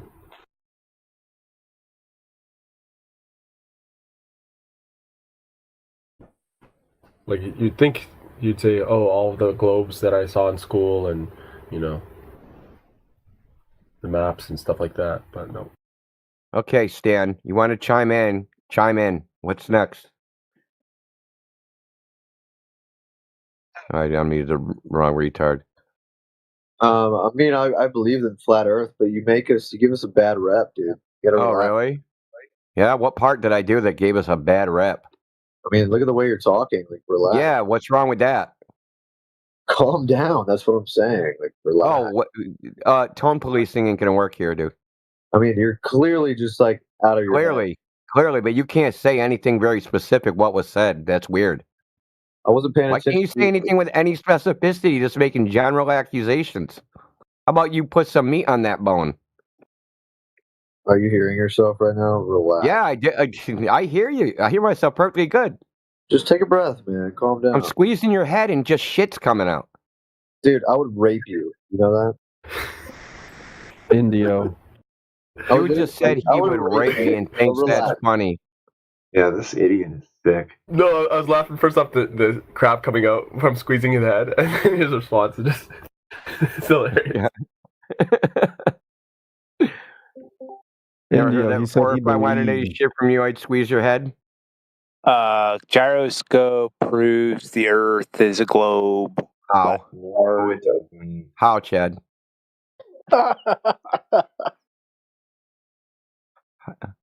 I have a gyroscope. I'm looking at it. Now what?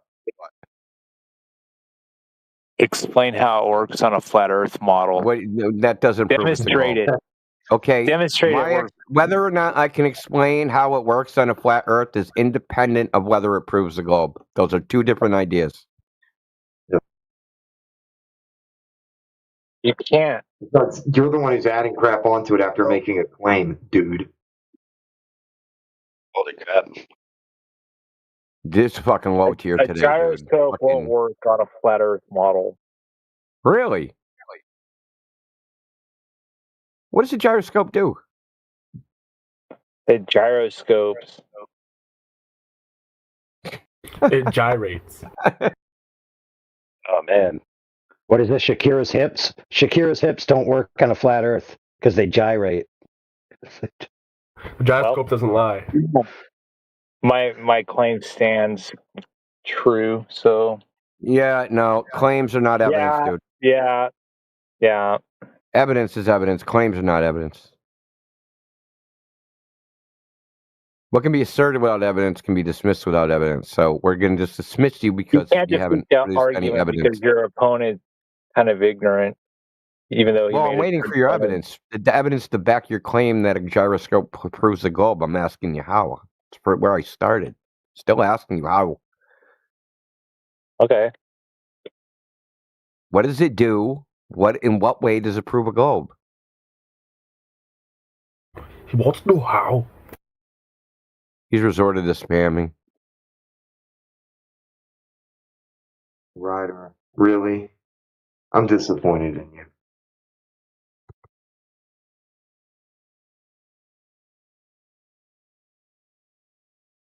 Gyroscope keeps its axis pointing in the same direction. As Earth turns, the gyroscope slowly appears to drift because the ground under it is rotating.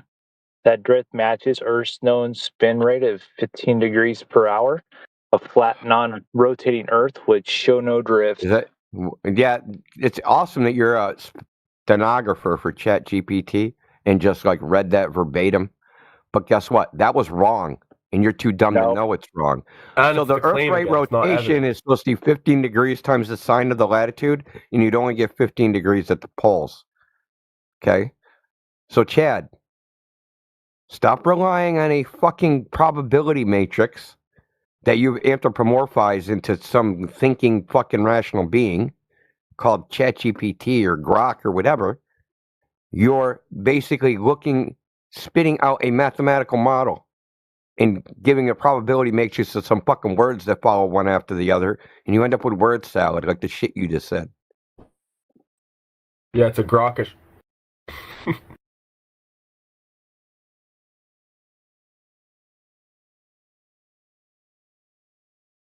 Look inside chat. Read.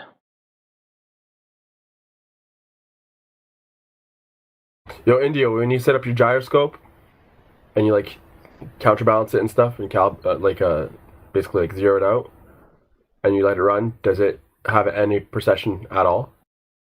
Any drift? Yeah, dude. Hold on a second. Remember when I said claims are not evidence? See, you made the claim. You're just repeating this person's claim. I'm looking at the link. I don't see any data in there. Chad, there's no data. Chad, there's no data. You're just trolling. That's all you're doing. Chad, now you're in full cult You don't mode. understand. Mute him. You're in full Mute him because cult he's mode. telling the truth. Mute him. No, because you're basically just making an assertion without evidence. So your claim, your evidence for your claim was somebody else's claim. He ran away. What a douchebag. Fuck, dude, this is pathetic. Now, Ryder, that dude is not a flat earther, dude. Why do you think he's a flat earther? Ryder. Oh, I was unmuted. Oh, because he was in. Why did you think he's a flat earther? He was in your chat. So what? Why do you think he's a flat earther? He's new to this server. So am I. He was in your chat saying. You don't have a little new thing next to your name like he does. This is my first time here. Not you, him. He has a new thing next to his name? You don't see the little frickin' flower thing? I'm new here. Say hi. I didn't know that. You don't have that. Well, this is my first time here, so. Yeah, that's horseshit, dude. On God, I can put my hand on a Bible and do that.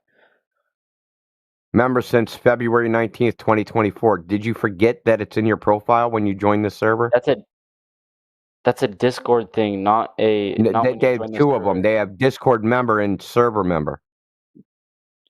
They're right next to each other. It said I joined this server in 2019. No, 2024, bro. Learn to listen. February. November 13th, 2025. My friend sent me the link to this server tonight, and I joined it tonight. Okay, so why do you think he's a flat earther? Because he's in your chat. So what? So are you? Are you a flat earther? Nobody's arguing with me, so that'd probably be the opposite of what I think, right? No? I've never seen that guy before in my entire life. How was I supposed to know that? Dude, read what he's posting. Yeah, he posted that after the fact that I found the Dude, I'm just scrolling up. I can't believe you people think you know anything and you don't know the sky is an illusion. The sun is a farce. It's so obvious. You can't figure out that this dude is trolling. No, because I didn't. Maybe he thought force instead of farce. The sun's a force. Are you serious, Ryder? Shut up. This is probably your fucking friend. No, it's not. On God, it's not. I don't know who it is. On God. You don't even believe in God, Ryder. I do believe in God. Okay. So why would you lie Who are you to tell me what I do and don't over the believe in? horizon? You know lying's a sin, right? Who are you to tell me what I do and don't believe in? Look, bro. No, I'm not telling what you do and don't believe in. Well, if you actually believed in God, you wouldn't be fucking lying in this chat. I'm not lying. Oh, you really think that was AI video? No, obviously not. I'm trolling when I say that. Yeah, you were lying when you said you saw ships over the horizon and you've never seen that. Nope, dude. I have seen that. Nah, Let me no, you translate. Hold on, I got the New Urban Dictionary. Translation. Trolling. Coping. Oh, you were coping with the facts of reality. I got it now. That's Anyway, it's obvious this guy isn't a flat earther. Okay. No, India. Is that really the best you You're can just do? an imbecile that you don't have the right mental capacity to believe or understand that the Earth. I don't is have the round, right. and it's You're right. okay. I don't have the capacity to believe. Exactly. I don't so want you to agree believe. with me. Believe means You agree acceptance with without me. evidence, You agree Ryder. with me, and all you do is just get angry when people try to make their point. I'm not and you don't let angry, them dude. talk. You listen. If I You was have it angry, with I'd be your tone fucking of- screaming at you.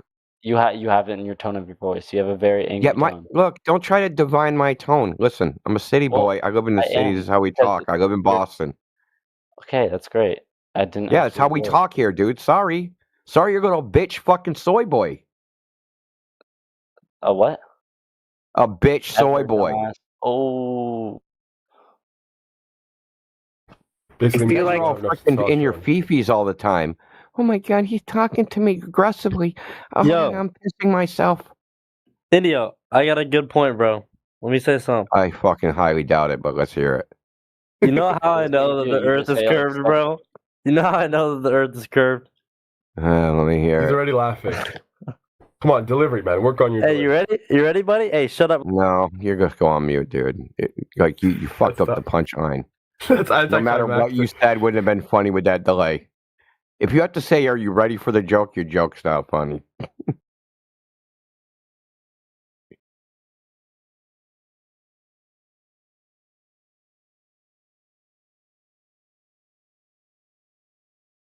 Give him another chance in a couple of minutes.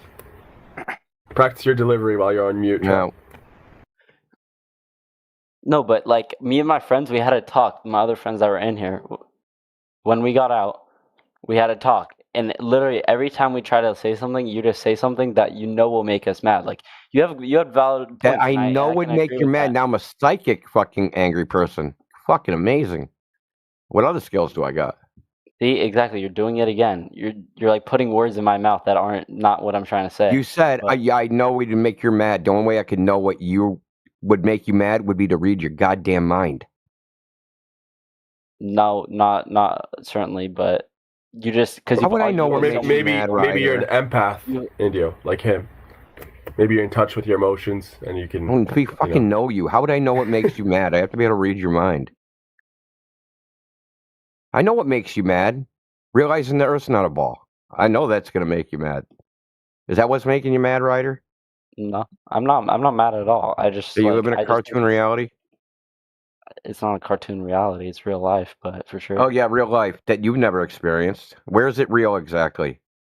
Okay, I'm going to ask you again, Ryder. And I when I asked you about the memory, do you remember that time you saw the Earth as a globe? Yeah. Oh yeah, where were you? At the beach. At the beach. And I saw the curvature. So what was it? Where was that curvature exactly? What did it look like? On the horizon. So the horizon was the curvature? Yeah, you could see the curvature on the horizon. So the horizon is the curvature or the horizon's curving? The horizon curves. Left to right, right to That's left. crazy. Which way does it curve in?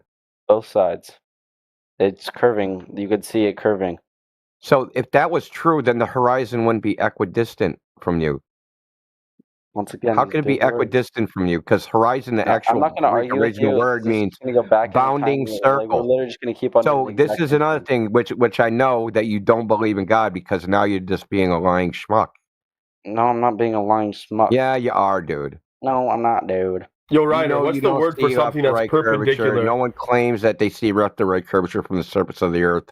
It's the dumbest shit I ever heard. Ryder, what's the word for something that's perpendicular to vertical? Horizontal. Okay, so horizontal, pertaining to the horizon. Why do you think they named this straight line, perpendicular to vertical, something that's pertaining to the horizon?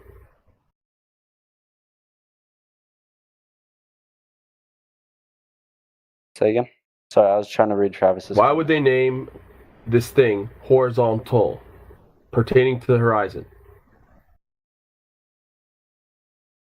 The straight line. I don't know, because it looks flat from up close, but when you're far away, you could see the curvature in it. No, man. The horizon looks like a straight line. That's why they called it horizontal. It looks like a straight line, but it's the not. straight line. It looks like one, but it's not. But you just said that you saw it not be. You're saying it doesn't look like one from far away. Because there's certain parts when you look at it, it's curved. How did you measure that it's curved? Because I saw it with my eyes. It's not a measurement. Oh my goodness. I saw it with my eyes. It's not a measurement. Travis, that's not even a real photo. Look, I want you to build a house by looking at the parts. Is tell your go get a carpentry job. Say, hey, I don't need the tape measure. I measure by looking at it. No, that's not how it works. Yeah, I know that's not how it works. So you didn't measure it by looking at it. Okay, well, building a house and looking at the horizon is completely different. In what way? Because you have to have specifics when building a house so it doesn't fall over. So we want specifics on how you know the horizon's curved. My eyes. So for the record, before you said that you saw the ship being I see the point obstructed. that you're trying to make, but well, we know you're just making shit up, because it's well known that the human vision can only see in 5 degrees. Your central vision you can focus on. So that if you're at sea level, you're seeing about a section that's like 400 feet. Sea level when I'm that section would be equivalent to 0.001 degrees of curvature. There's no way you could ever see left to right curvature from the surface. Why are you interrupting me? There's no way mathematically you could ever see curvature from the surface of the earth. And if you did see it, Ryder. It goes in one ear and it goes out the other, because I don't understand what you say. Like the 0.001, whatever you just said, I don't know what that means. Okay. You're making shit up, and it's really easy to determine you're making shit up because we can do basic mathematics to show what you're saying is fucking impossible. Alright. Ryder, at first you're saying it's like telling us you're 50 feet fucking tall. I'm not 50 feet tall. I know, but when you're saying you're seeing the curve of the horizon, you claiming you're 50 feet tall is more likely than you seeing curve of the horizon. That's not true. Yeah, it is true. No, it's not. How is it true? Because if you're looking at the ocean, central vision of the human being is only 5 degrees. So you have to say, hey man, when I look at the horizon, it's 3 miles away. How much? Why are you interrupting? You asked the question. Yeah, but no, you asked me if I wanted to hear it, but now you're just saying all this nonsense with all these numbers that I don't understand. Like if I understand, you don't understand 3 miles. No, but the decimals that you're saying I don't understand. What are you talking about? 5 degrees. You only see 5 degrees. Now think of the sun, right? Multiply the sun times 10. That width of the sun, that's your central vision. Okay? That's how wide you can see until you're into your peripheral vision. It's the only thing you can focus on is 5 degrees. Do you understand? How did they find that out? Testing. With charts, fucking lines, grids, shit like that. You got proof for that? You want papers from like the fucking 18th century? Yep. You're being attention obtuse now. You're right. Before you were saying that the ship was, blocked from the bottom, it's obstructed from the bottom. That's proof of it being a globe, right? Now you're saying that you see the horizon, you don't even need the ship anymore. You just see the curve on the horizon. Do you have a photo of either of them? Actually, I don't need a photo with firmware. Like I've seen bottom obstruction, but do you have a photo of the surface of the horizon Wait, so curving? You just said you seen bottom up obstruction? No, forget that. So Do you have a photo of you seeing a curved horizon? No, but I can go take one next time I'm at the beach. Yeah, cool. Do that and good. Come back. If you take a photograph of a curved horizon at the beach from 6 feet, I'll give you a fucking $100. I'll give you $100, dude. Will you also believe that the Earth is? Nick, I'll give you $100, dude. If it's an unaltered photo with a normal non-fisheye lens, like a 45 millimeter camera or 22 millimeter, you take a photo and show a curved horizon at the beach, I'll give you a fucking $100. Okay. How do you want to pay me? Doesn't matter. Get the photo. You can't. You're trying to tell me you're going to take a photograph that can't be taken. I don't know who you think you're kidding, dude, or fooling. You're not fooling anybody on YouTube. You're not fooling anybody in here. You're full of shit. All right, that's what you think. I'm full of shit. Why does horizon mean bounding circle?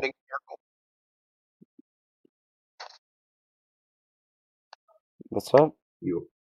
Why does horizon mean bounding circle? I don't know what you're saying. The word horizon, the etymology of the word means a bounding circle. Okay. You know what that means? That means around you in a circle, you can see a distance. So listen, you asked me a question, and again, you interrupt when I answer. Why do you keep doing that? I don't know. And you got an echo going on, Ryder. It isn't Ryder echoing. It's someone else. It's AI echoing.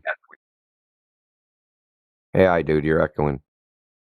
Anyway, so it means bounding circle because if I look straight in front of me and I see 3 miles, if I look 90 degrees from me, I also see 3 miles, and then another 90-degree turn, another 3 miles, and no matter what direction, shut up. No matter what direction I look, no, shut up, dude. No, you shut up. Shut up. No, you shut up. Grow up, dude. So no matter what direction you look in, you see 3. No matter what direction you look in, you see 3 miles. That's a circle.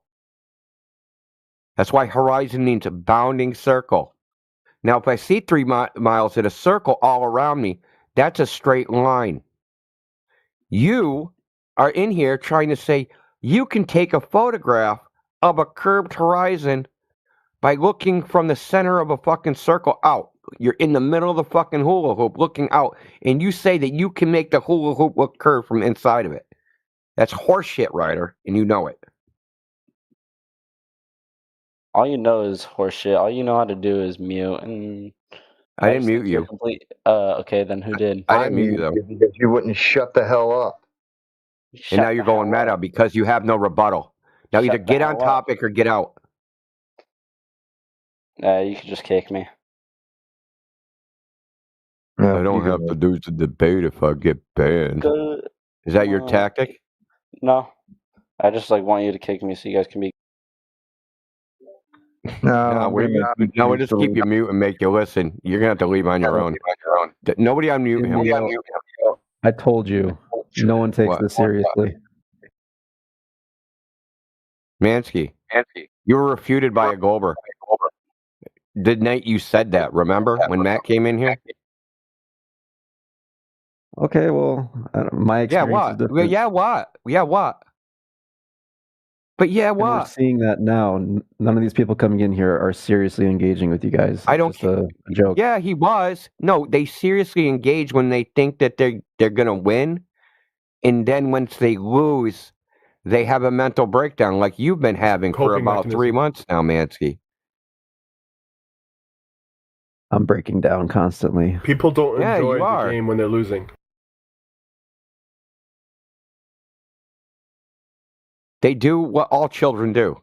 They say, I'm gonna take my ball and go home. Did you hear the other guy that tried to not only blow up the brain in the jar, he tried to set fire to it all, and then he tried to set fire to the fire. Okay? He's like, prove to me China's real if no humans exist. Well, that means he wouldn't exist and I wouldn't exist. So how could I prove him anything? This is where you guys go. You go to absurdity. It's not trolling. It's a fucking cope. It's not taking us seriously. It's a mental fucking refuge. So you don't have to deal with it.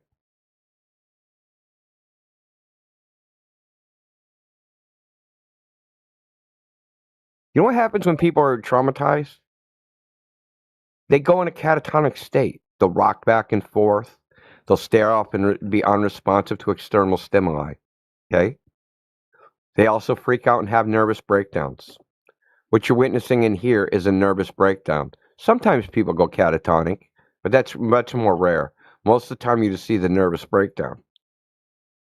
Mansky, you've interpreted the nervous breakdown as not taking it seriously. No, the thing is they're taking it too seriously and flipping the fuck out. And you're coping, trying to say, oh, they're not really taking it seriously. All that question, that fucking 2 hours of the debate where they tried to prove the flat earther wrong and lost, at the end they started fucking making fun of them instead of absurd things. So they were never taking it seriously for those 2 hours. No, they take it really seriously. Until they can't deal with it I don't know. I think they're just fucking with you. Nobody really cares what you think, Mansky. Your evaluations suck.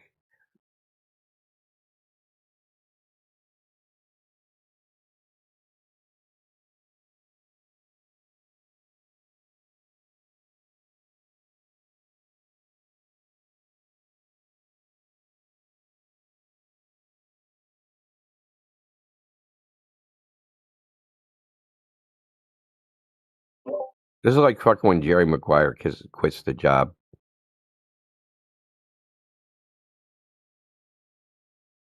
All I want to know. I'm not going to do what you think I'm going to do.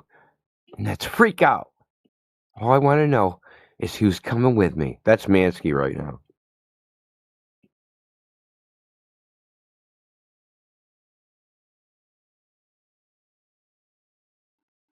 It's so weird that some of them are so afraid of getting caught up in a gotcha moment that they can't answer a simple yes or no question.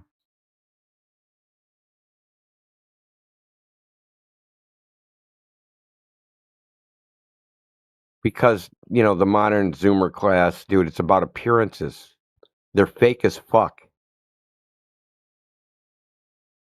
I actually heard a comedian talking about, which is so funny, is that people only used to have to be. He was complaining about how stupid Zoomers are, right? Because everybody now is fake as fuck. They don't say what they really think anymore. Because afraid of offending somebody. And he was complaining because we only had to be fake at work. But as soon as we got out of work, we could be our real selves. But now you can't even do that. Damn.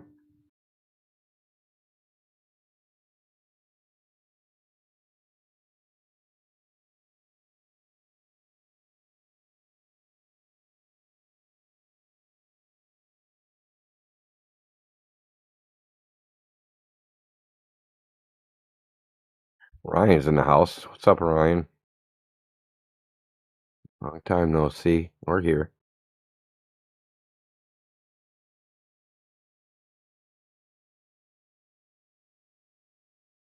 Shit. Fucking Flat Earth QR code.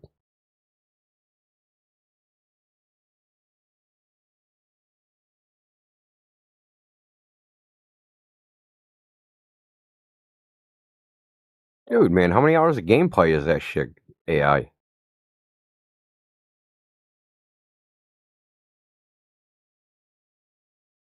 But Dude, you're still playing that game? Heck yeah. You close to the end, man? You've been playing that for like 3 days now. Looky here. Guess you only playing. I'm on the bridge. I'm on the bridge. Oh shit! You're about to fight. Already blew up. Yeah, I already blew up the whole station.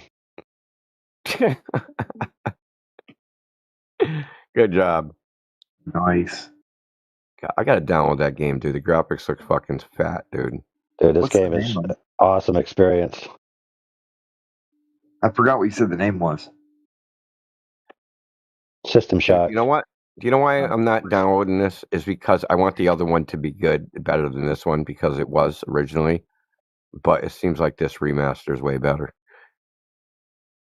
Yeah, they really put all their love into this. Maybe they'll remaster the remaster and do it with this engine. Well, what they did for this game is they actually did a Kickstarter. They got like a 1.5 million to get started. Really? Yep. Dude, I need to do a Kickstarter as a freaking mod up System Shock 2. But that game's way more complex as far as like the, yeah, the scope of it. stuff. I'm a globetard. Welcome there. You proud of it? Of course.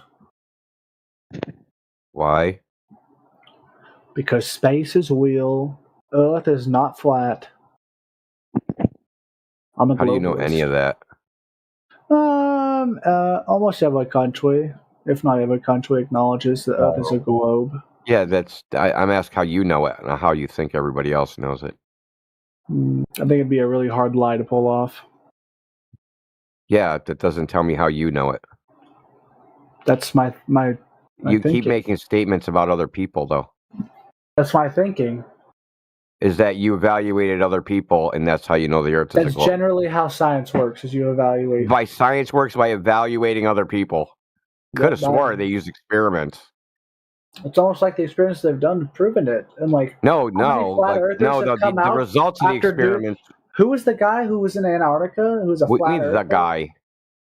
The man who You're went just to talking about Antarctica? people. This is like gossip. I want to know how you know the Earth is a globe. What was the evidence that you saw? The pictures from space. Oh, the pictures from Earth space. Globe. How did you evaluate the pictures from space? I looked. Is it flat or is You it just globe? looked? I mean, how else am I supposed to evaluate a picture? Well, I mean, say I showed you a picture of a horse, right? You've seen a horse before. Mm-hmm. Yeah, so you could evaluate whether that's actually a picture of a horse. Yeah. So how did you evaluate a picture of the Earth being a ball? You can see it. What did you use as a reference? What do you mean? It doesn't know. The reference, like you said, hey, here's a picture. I grabbed a rubber ball and I looked and I said, "Oh, this looks like a ball." So that's what the blue marble looks like. It looks like a rubber ball that you held in your hand. Yep, big version. It doesn't look anything like that. Big version. Why? Okay, no, well, it how doesn't. Not even remotely like that. that. How did you prove the Earth was flat? Let me ask you that. By measuring it. By measuring? Let me look at this. A guy in Antarctica. This guy in Antarctica who's a flat earther, and he proved himself wrong that the Earth isn't flat.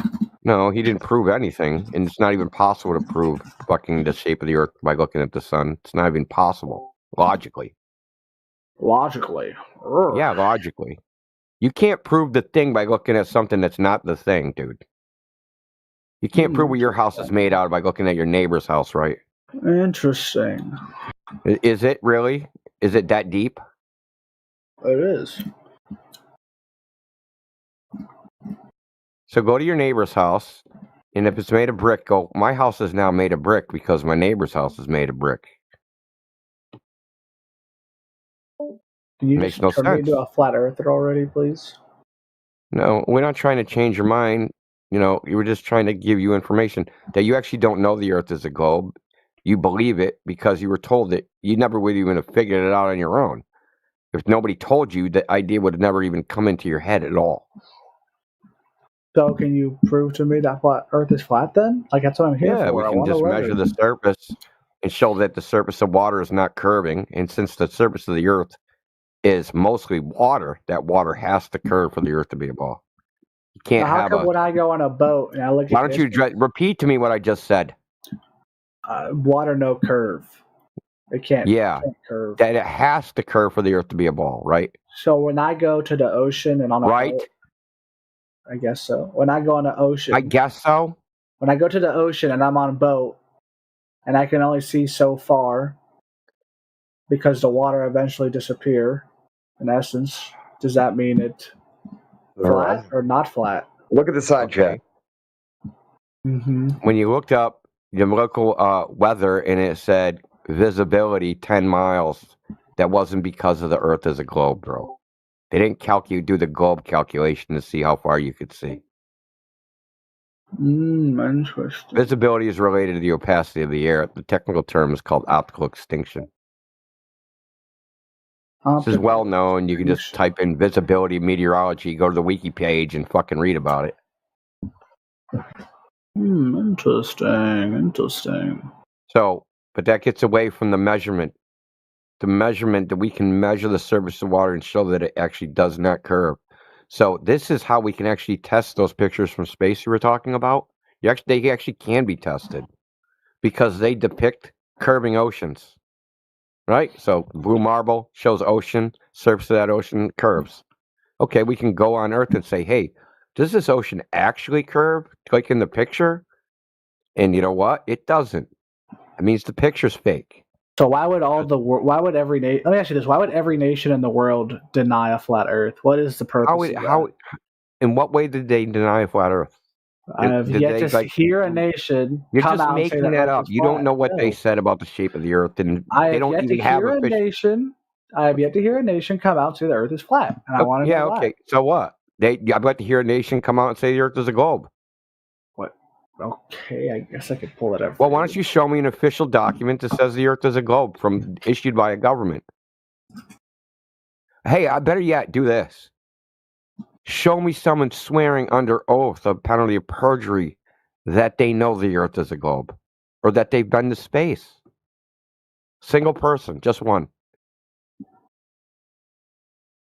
1 second, I'm finding you this first. So, like, would NASA work for you or no?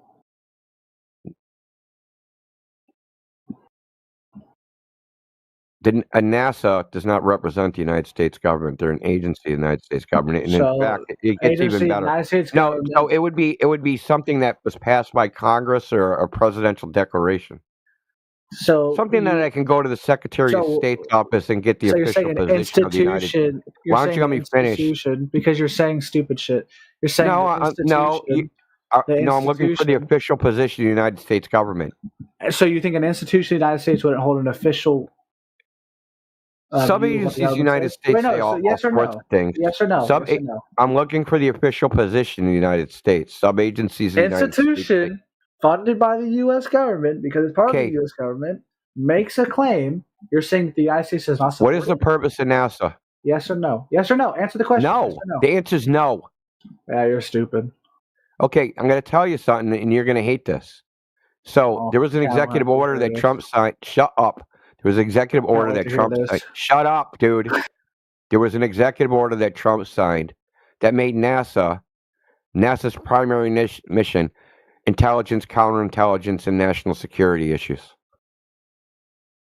So it's working with Space Force? So it's working with No, Space Force? not Space Force. I said intelligence, it's working with, counterintelligence, and national security issues. That means they're no longer a space agency. Their primary purpose is not space. Their primary purpose is, just like it says in the executive order, intelligence, counterintelligence, and national security issues. The same with the National Weather Service now. The same with the U.S. Patent Office now. So he made a whole bunch of agencies under the Department of Commerce. Primary function, intelligence, counterintelligence, and national security issues. NASA is one of these agencies. So nothing that comes out of NASA is believable anymore because now it's national security. And they can say anything. Let me ask you a simple question.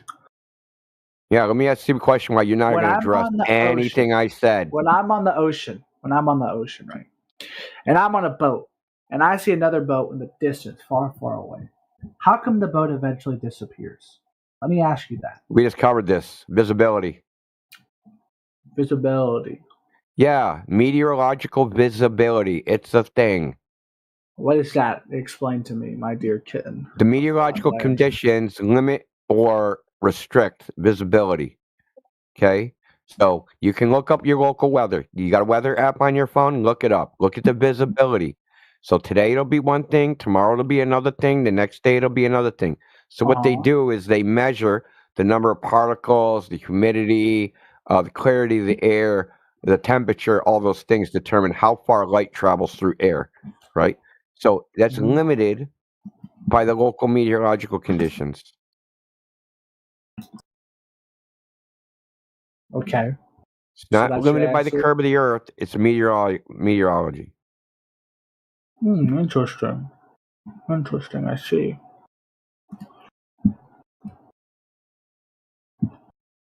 So I, for one, have seen a ship sail from 6 miles away out to 30 miles on particularly good visibility day. I've never seen that. Well, do you live by the ocean? Yeah. Which ocean? Pacific. So you're on the Pacific. What's the longest amount of time you've watched a boat? Probably about 45 minutes. You know you can track them with marinetraffic.com radar? I am not. Tell you where the boat actually is. Mm-hmm. I didn't know that. So this is what I did. And 30 miles away, I could still see the boat from 15 feet above sea level. The Goldberg says that ship should have been 420 feet under the curve of the earth. I know. I saw it disappear. Yeah, no, you didn't. I did. No, you didn't. I know when you guys are lying. You would have started with that. With that? I would have started You would have started with that. You wouldn't have started with a fucking sociological argument. No, I just like to hear dumb people. Well, how far away did it disappear? Yeah, we want to know. I don't know how many miles. What kind of ship was it? It was a smaller fishing vessel. A smaller fishing vessel. Mm-hmm. You know the ones when you got and you want to go fish, but you don't own your own boat, so you pay someone to take you out. What beach were you at? Well, I'm not going to give you all this information. Hello? Every time. You're not going to dox yourself? Why would you dox yourself? Like, you sound retarded. You sound right now. You're not going to dox yourself? Yeah. Like, are you fucking stupid? Nobody cares where you like. You saying the beach you were at? Is your house on that beach? No, I go to college. Okay, then nobody. So someone's going to figure out where this idiot on fucking Discord is going to college because you said what beach you went to watch ships go over the horizon. Yeah, it's like relatively. That's ridiculous, bro. It's relatively easy to know what college. You didn't make any observation. You're lying, and you got caught. You didn't know what beach to say. Hands crossed. Yeah, like you're like the third person today to get caught doing this. Yeah. Well, how far was it? Was it 10 miles, 20 miles? Give us an idea. Hold on, Travis. I want to bring something up, though. Ironically, you asked why would they lie when you just did the thing that you can't believe they would do. But what's the reasoning? I didn't lie first. Why did you just lie? Reasoning? I didn't. Why did you just lie? I'm not going to tell you the beach I was at. Why did you just lie? I didn't lie, kitten. Yeah, you did, dude.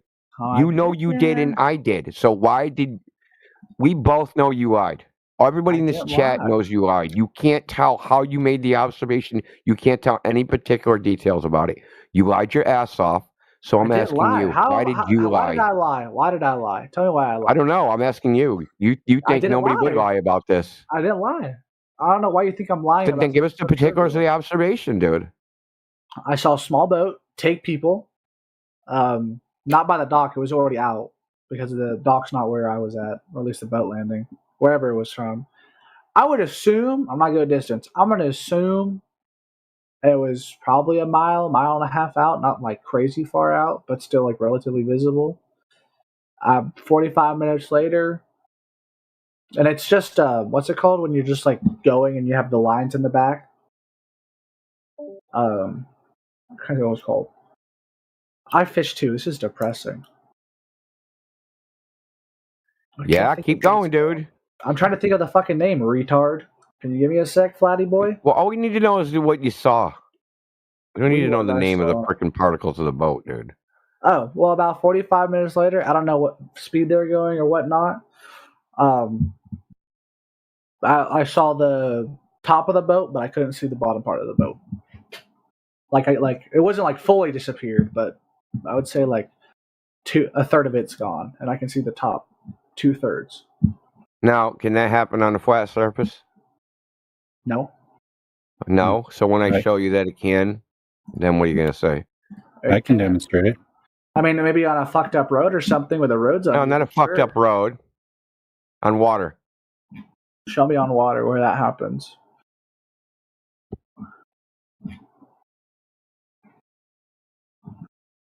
I still haven't got to the point to where you told me why every government's lying. You are. I still don't believe you. Railroad again. This is what I said. I still don't believe you, bro. I said, show me on water, not on something that has its own curvature. You don't see. You don't understand what hallmarks of lying are, so you don't understand what you did that proved you're lying. And I'm not going to tell you either, because then you'll start doing it more. You try to eliminate that shit. Oh my god. Yeah. You know you've never done that. Okay. I have. Your story don't jibe. 45 minutes wouldn't even be long enough. You're sitting there say 1 mile. The goddamn horizon should be 3 miles away. You don't even understand your own lie. You don't even understand what you're saying. I understand what I'm saying. You're not listening to me, son. Over the horizon. You're not listening to me, son. Bro. You're not listening to me, what you don't understand. No, open your ears, You're son. trying to listen, son. Open your ears. Open your ears, son. Listen. So really simple. I know the difference between somebody reading on the internet what they think they're supposed to see versus what people actually see. You understand? You're recounting what you heard somebody say. No one said this. I'm telling you the truth. Why are you lying? This fool's triggered. Unbelievable. And you still haven't told me why the government would lie to us. The same reason you lied to us. What's the reason? I didn't lie. What's the reason? I don't know. You did. I didn't lie. Why would every government acknowledge the Earth? It isn't every government. Okay, you're just making that up. Acknowledge it. Show me the government doesn't take an official position on the shape of the Earth. Exactly, because you can't. Because you can't. Dude, first of all, it's okay, kid. Hey, kid. Will you let me finish? You done fucking monologuing? No government in the world takes an official position on the shape of the Earth, so they can't be lying. And first of all, governments can't lie because they can't have intent. Okay, governments don't lie. It's not possible for a government to lie. People lie. It's okay, buddy. It's okay. I proved you wrong. It's not your fault. You proved what wrong? You'll learn. And it's so you proved that the Earth is a globe by saying governments don't lie. I know what I saw, and I know the government's position is that the Earth is a globe, not a flat. I have yet okay, can you show us where their position is at? Do I need to pull up NASA? Oh, wait, you want to accept NASA? No, NASA's a security. NASA's an intelligence agency. That's like pulling up the CIA. So they would lie? Oh, the CIA probably would lie. I'll give you that one. The CIA would lie. NASA's an intelligence agency, dumb fuck. Prior to what it is now, was it? It's always been an intelligence agency. In fact, NASA was created. Bro, what? I'm going to show you. It's okay. Hey, it's okay. Dude, shut up, dude. Okay, shut up. Yeah, you left.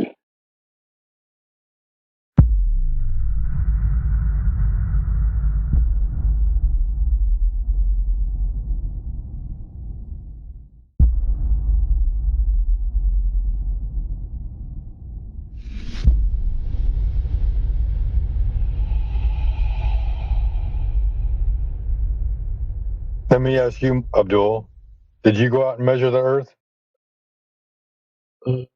Not really. I didn't. Did you? Yeah. That's cool. So what was the diameter like? Is it circle? Even if it is circle or square, what it is? What was the what? Like what's the shape of Earth? Like it's flat. The guy who said obvious said it's flat. Like what's the shape? Yeah. Like circle or rectangle or what? I don't know. If I told you to draw me flat on a piece of paper, what would you draw?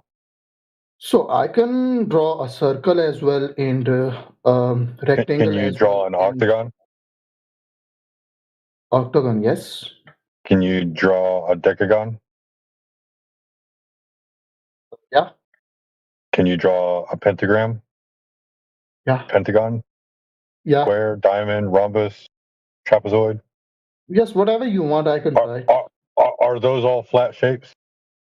Yes, they are flat shapes. Awesome.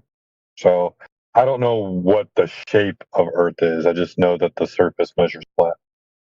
Okay, so you have measured the Earth, right? Yeah, I've measured a section of the Earth. So yeah, so if I would draw a rectangle on the paper, so I must know what's the like length and the width of the rectangle. Say that again. So if I would have the drawn rectangle on the paper, so I would definitely know if I would have measured it, I would definitely know like what is the width and what is the height of rectangle. How would you measure a 1,000,000-mile rectangle? So that's what I'm asking about. How would you measure? Why do I need to give you a length and a height? You said you have measured. I was curious. Yeah, the surface, it's not curving. Either the surface is curving or it's not curving. There's no other option. Yeah, but I was curious. So what have you came up with? Like if it is like circle or square or like in order for a surface to be a sphere, the surface has to curve, right? No, I don't argue that like it is fair. I don't even care about it. I mean, obviously you do because you think it's a sphere. You came in here and now you want to ask us how everything works in the universe, right? Do you agree that in order for the Earth to be a sphere, the surface has to curve? Yes, I do agree. In order to have it, like in order to be like a sphere, it has to be curved. Okay. And 70% of the surface of the Earth is made up of what? Water. And water at rest always finds horizontal equilibrium, right? Okay. So in order for the Earth to be a globe with a circumference of 24,901 miles or 40,025 kilometers, it would have to curve at a certain rate, right? Okay. So if it's not curving, what is it? It must be flat. Go. Yeah. So here is the question again. I have nothing to do with like either it's like curve or sphere or whatever it is. You just said you have measured the Earth. My point. Yeah, measured a section. Yes, I was. My point was literally different.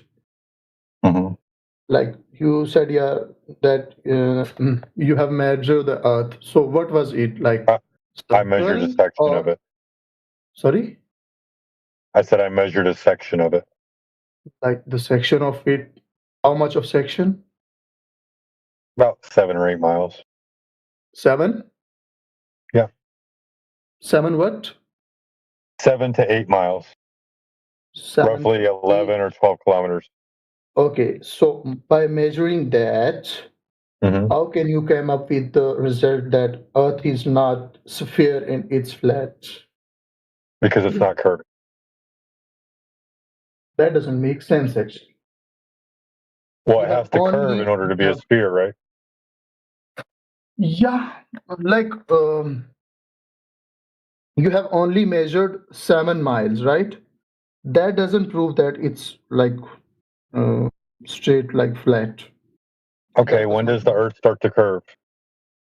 Sorry? At what point does the Earth start to curve? I don't know. Well, I think you should find that out before you start saying that doesn't make any sense, right? Like you can make me understand. Like if you have any knowledge, I will happy to be like and get aware of that. Yeah. So if you're standing at the shore of water, right, and you're about 6 feet tall, and you look across the water, the first mile there's only going to be 8 inches of curve, right? The second mile is going to be 32 inches of curve. The third mile is going to be 72 inches of curve. And it's just going to exponentially get more and more and more. At about 8 miles, you're looking at, I don't want to lie to you, and let's see, 5 times 5 is 25, times 8, that's 200, divided by 12, that is 17 feet of curve. With the horizon being at 3 miles. Okay, so you mentioned that you have measured 7 miles, right? Mm-hmm. So the horizon should be 3 miles away. Okay, so how far you can see, like standing at a place, how far you can see in miles? How far can you see? Some people have seen 50 miles or 15 more. miles. 50, 50. 50 miles. 50, like 65 50. kilometers. Half century, right? Okay. Okay. That does make sense actually, right? To me, I'm being honest. If it's true, then that does make sense that the Earth is flat. Yeah. Because the Earth has to be a certain size, and then that means that the geometry of the Earth, when they say boats go over the curve or sunset, that means that location is about 3 miles away if you're 6 feet tall. Okay. Or if you want to say 176 centimeters, the horizon's roughly going to be about 4.4 kilometers away, 4.5, 4.6. But I guarantee you, if you stood at the edge of water, you've probably seen things 10, 15, 20 kilometers away and never even thought once about it. Wow, the Earth is really big. Probably what you thought. So, but I was wondering if Earth is like flat, which you have proved. Like, I wonder. Now I wonder the Earth is flat. Well, here's the thing, right? It's not a matter of if the Earth is flat. It's either curving or it's not curving, and if it's not curving, it's flat. So you have came up with the result that it's not curving, right? Correct. Okay. So what about other natures of curves like Earth? Is that the only nature you are discussing here? Well, I mean, that's the only thing that we can verify, right? Like I see Mars, Jupiter, Saturn. I see all the planets in the sky, right? And some of the planets that I can't see, if I had a strong enough telescope, I could probably see those also. Right. I'm not denying the planets in the sky, but when I look up in the sky, I don't see the Earth. And the definition of a planet is a celestial body. So I don't see the Earth in the sky, which would make it, underneath you, not above you. I don't feel any motion, so I don't think that we're like in a solar system or anything like that. I see the sun and the moon move across the sky. I see the phases of the moon the same way that you do. I experience weather the same way that you do. I have all these experiences the same way that you do. I just don't have a story attached to them to explain how they all work. I'll be honest, I'm still a student, I'm still learning. I don't have that much knowledge about, like, obviously you have very much knowledge. Like you have way more knowledge than me. Actually, I don't have as much knowledge as you think. What it is I've learned to accept that I don't have knowledge of certain things. I don't need a story attached to them to experience the same things that you experience. Okay.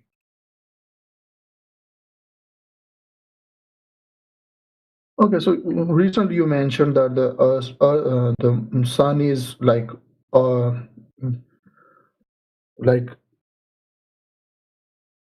setting. Like you recently mentioned the sunsets, right? Yeah, even sunsets. I experience sunsets the same way you do. So if Earth is not curvy, where the sun goes? Because if the Earth is like Somewhere flat, else. you can always see the sun, right? No. Why would I? Do you know what light attenuation is? Sorry? Do you know what light attenuation is? No. It's the ability of light to be able to pierce through a medium. Like when you have the sun directly overhead and you dive underwater and you go down 200 meters and then all of a sudden you can't see the sun anymore. It's because the light extinguishes at a certain point as it travels through a medium. Light doesn't travel forever. Okay, that's because of water, right? Well, that's because of water. But for the same reason, when you look up in the sky and the sun is directly overhead, the sunlight hurts your eye.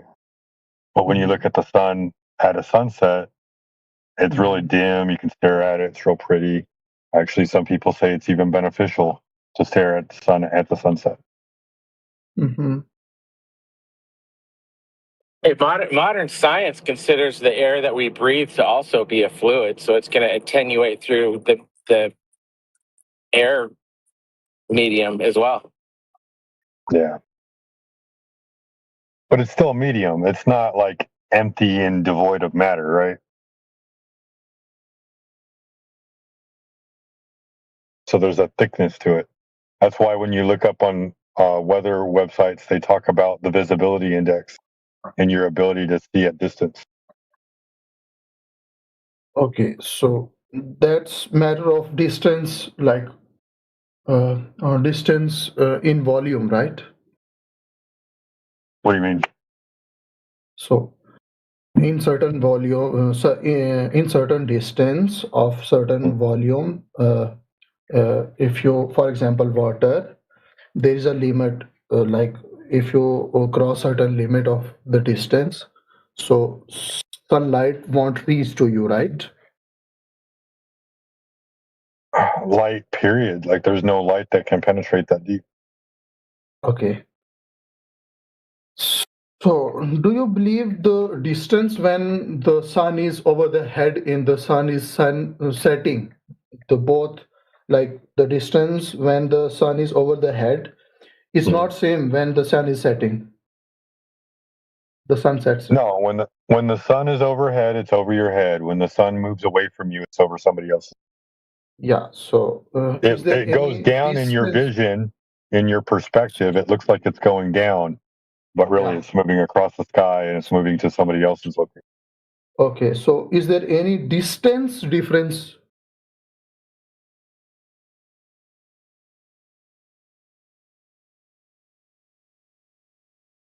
Is there any distance difference between two conditions?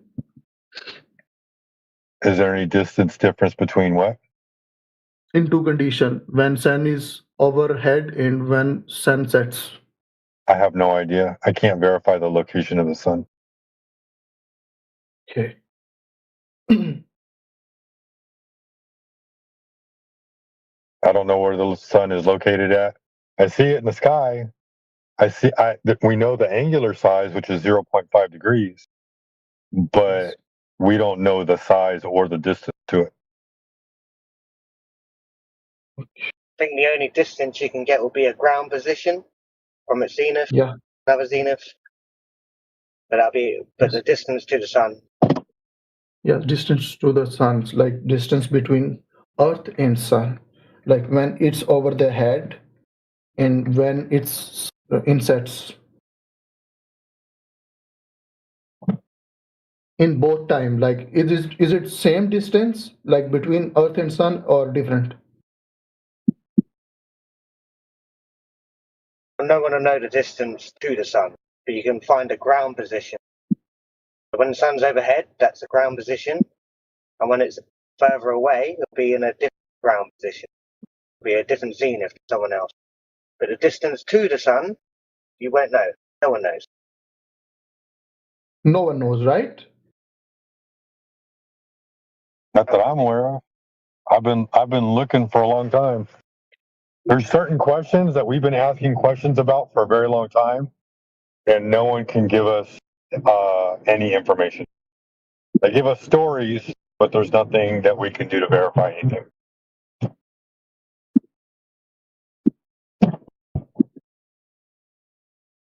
Okay.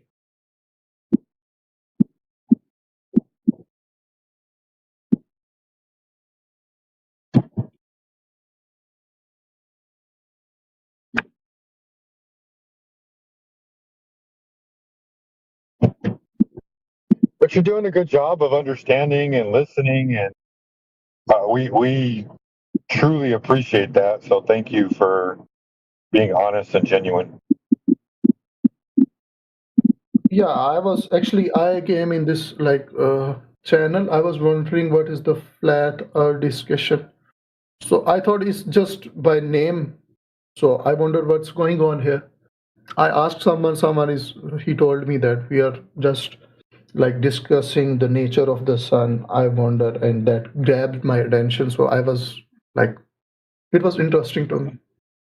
Hello. Yeah. No, it sounds silly right off the top. I thought flat Earth was silly the first time I heard it too. Yeah.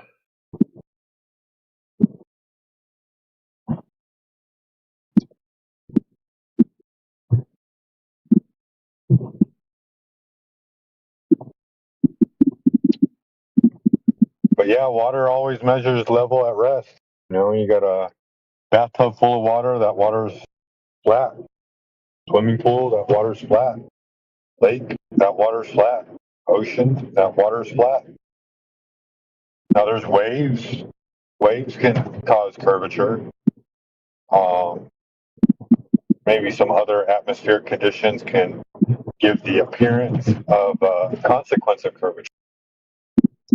But water measures flat.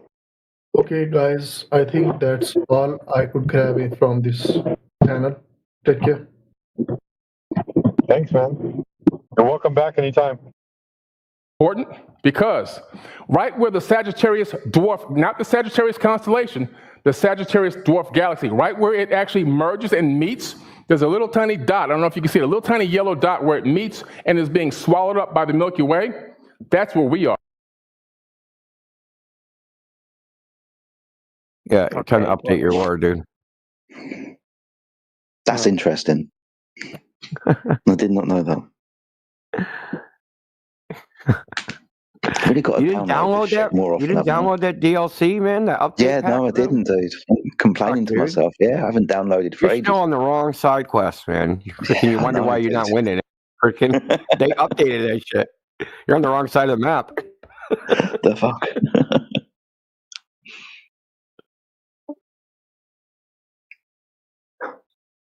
Hey, Indio. Do you know we can go from Alaska to United States and Alaska to Alaska is the United States. All you got to do is stand still. Okay, you are making fun of me. You're trolling me. Man. I said hey, dude, it's our state. I'm having like national pride, man. When you say, because the Russians are trying to take their shit back, man. So like, no, you can't have it back. Hey, I said that accidentally, and you. Oh, hold on, I got a phone call. Okay, so what are you talking about with Alaska? Make your point again, dude. Okay, so you can go from Alaska to Russia, and you can also go from United Kingdom to America. So how's that loop possible if Earth is flat? What? You're talking about going from location to location on a flat surface? Okay, so you can go Not from Alaska impossible. to Russia, and then you can from Russia to you can go to United Kingdom, and You can be again go traveling. to Dave, America. think about it. Think about what you're doing. You're asking, how do you travel in circular paths on a flat surface? How do I end up coming back to where I started from if I go in this direction, east or west? Now, that's just a circle, dude. You're asking, how do you go in circular paths on a flat surface? That's really easy. Not satisfiable also. Pardon? Like, I'm not satisfied with the answer. You're not satisfied with the answer? Yeah. Okay, so maybe ask your question again. Maybe put some more detail into it. Which direction are you traveling, may I ask? Okay, I'm traveling in east while going from Alaska to Russia. Okay, so if you travel east, what is north? If east being a direction around north. Good day. Shh.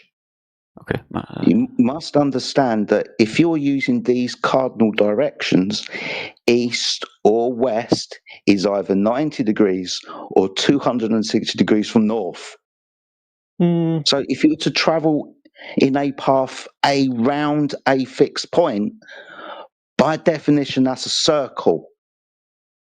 You're asking me what happens when you travel east. I'm pointing out that that's a circular path. So I don't understand why the answer isn't satisfactory to you.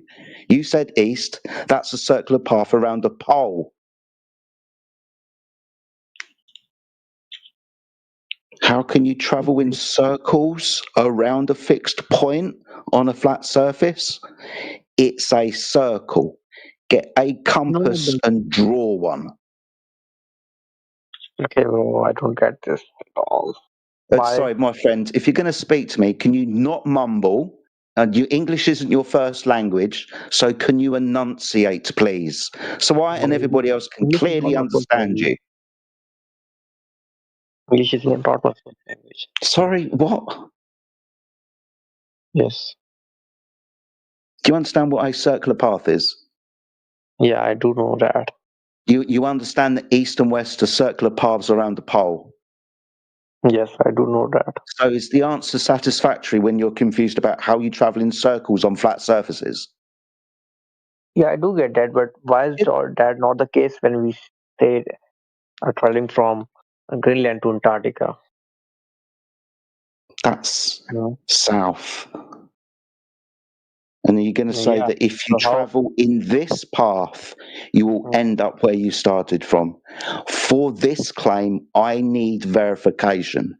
Do you have that traversal of the Earth from Greenland through Antarctica and back to Greenland again without changing direction?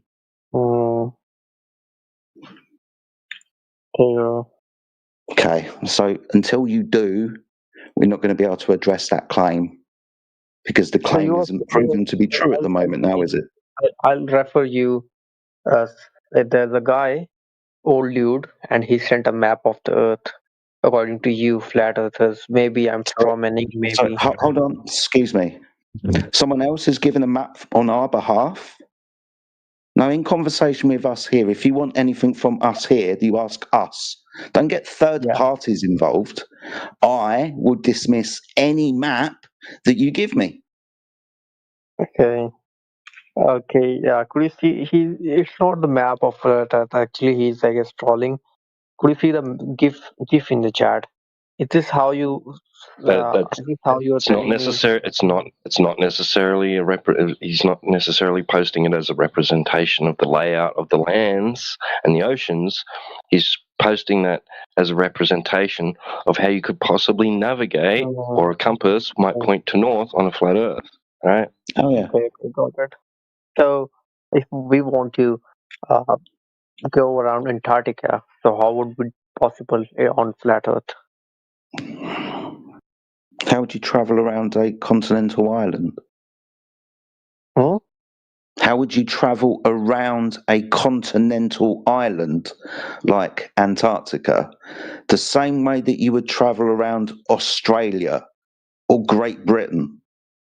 Yeah, but that distance would be quite infinite according to you. No, see, according what? Infinite? I haven't said the words infinite. No, you didn't say, but I got it in that perspective. I don't understand what you're saying, sir. Okay, I'll come later. Have you been drinking?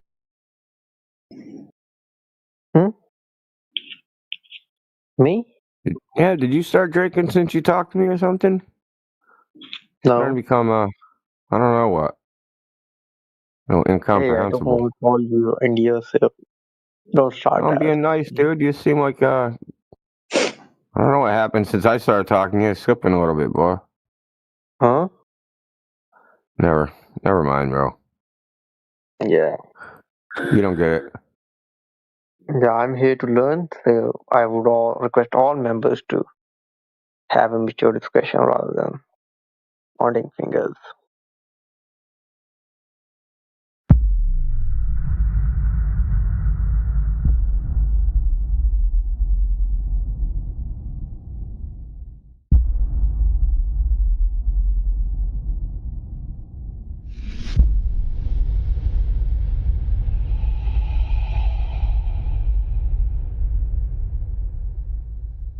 Hey, you realize we got flat earthers that have been hanging out with us that don't know who Brian Mullen is or what his work was? That's me. He told me, hey, Who is Brian I don't know Mullen? who Brian Mullen is or what he did. So I posted it in the Ranked Rolls chat and I said it's mandatory watching. There will be quizzes.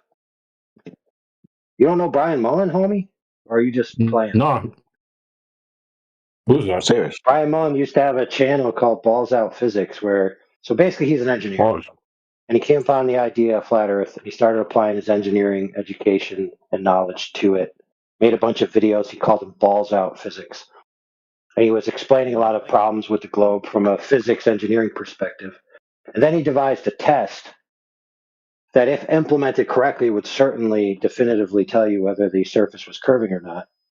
And shortly thereafter, the Globers got so butthurt that an actual engineer would come out as a flat earther and actually make definitive cases for flat Earth and design definitive instrumentation that could be implemented in the real world and liberate the idea. So they decided to go after his engineering license. One guy, I can't remember his name exactly because I'm confusing him with one other guy, but he basically called his job, tried to get his engineering license pulled, said he was unsafe, did all this stuff and harassed him so badly that he really wasn't, either felt he was in danger of his job or whatever, and so he decided to stop doing what he was doing so he could, maintain his career and feed his family.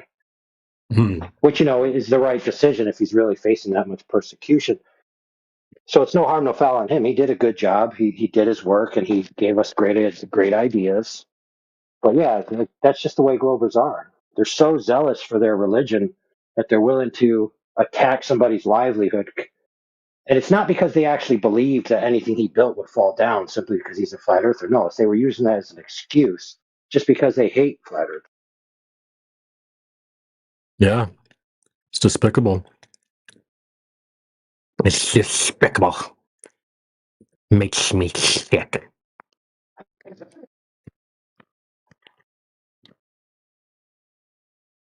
Yeah, so one of the things he designed, he did a lot of things about like the rotation of the earth and planes flying and all the classical physics types things. But two of the things he came up with, one was called torque the line, where his idea was you get a cable in the water and you pull it really tight. And that would give you a straight line that's either going to be parallel with the water or the water is going to hump over it, right? And that was a good idea in principle. The problem is that when it came down to the physics, there's like nothing we have that can pull strong enough to defeat the catenary curve problem, which is a line under its own weight is going to sag, right? So you need a certain amount of tension to resist the sag. And me and Indio calculated it one day on a live stream, and it turned out that it's like there's no craft that we possess that could accomplish such a task. He was imagining a boat would pull it. 2 boats would be going in opposite directions, and that would pull the line. But once you apply the math to it, it's like impossible. Yeah. And his other one was called Force the Line, which is essentially taking a level, plumb, and square construction, and then building off of it square. So your first one's plumb, level, and square, and maybe a few for a benchmark. And then after that, you just keep building square to it. And so if you keep building square to it, if the first one is level, if it's a flat earth, it's just going to keep continuing straight. And if it's a globe earth, it's going to raise in altitude as the ground curves away. So it was a pretty good idea. And I think he actually did the math on the cost, and he said it would only be like $350,000, depending on everything. That's like the implementation cost of the materials. You still have to have the land to do it, because you need miles of land to accomplish it. You can't just do it in like 1,000 yards.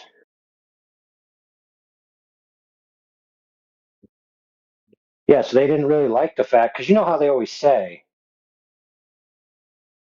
there's no flat earth engineers, there's no flat earth pilots, there's no flat earth PhDs, which isn't true. None of that's true. There are plenty of those. Problem is, when some of them come out, they get blackballed, blacklisted, attacked, et cetera, et cetera. So they're reticent to be so publicly vocal about it. Right. I've made this point much before. How there's not much incentive to come out and announce yourself as a flat earther. There's really no incentive to do that. Yeah, and there's a track record of not just professional organizations blacklisting you or blackballing you, but people who aren't even associated with your organization trying to campaign to your organization to get you off of your job. Like just pure psychosis by the Globers, basically. Mm-hmm.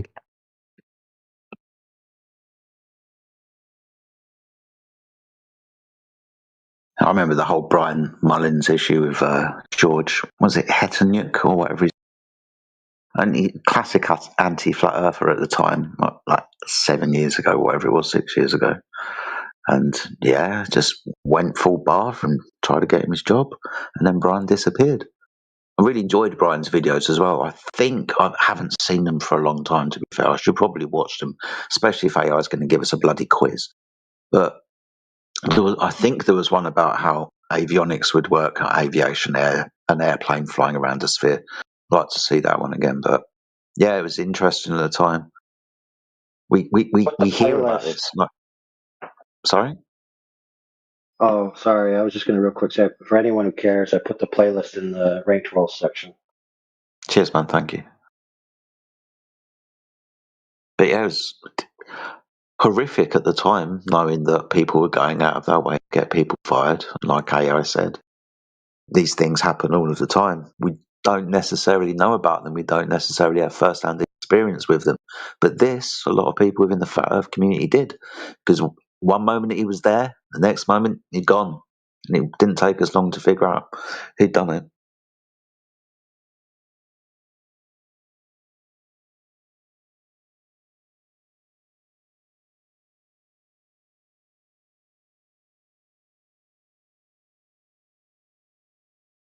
Wasn't he advertising that he did it?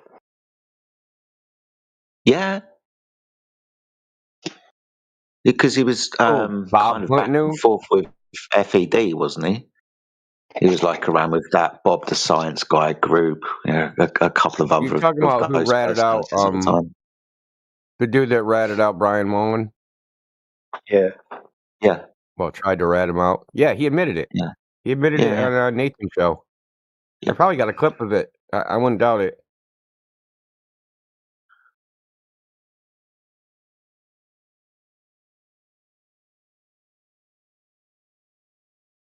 George Hottenuk or whatever his name is.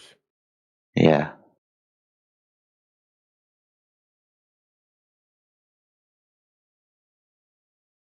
Actually, now I remember. He didn't admit it on FED. Well, he did. After he tried to deny it.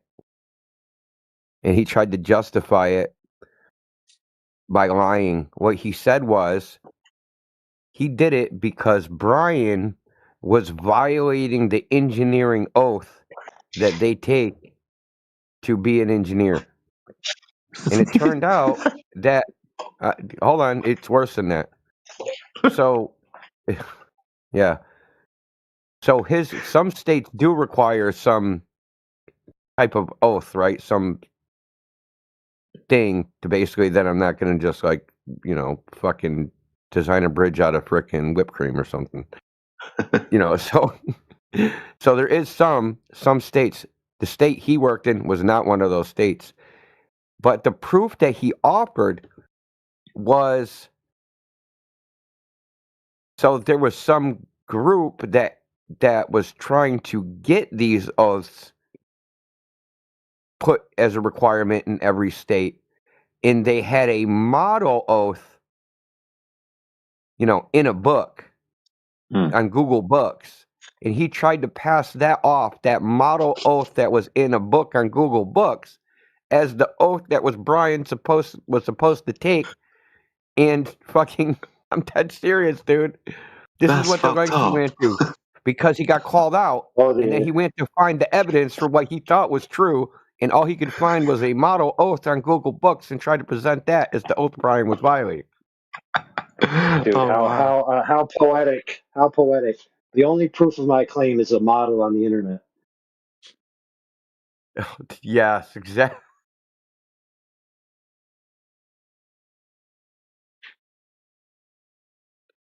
Well, that's par for the course. Hello, friends.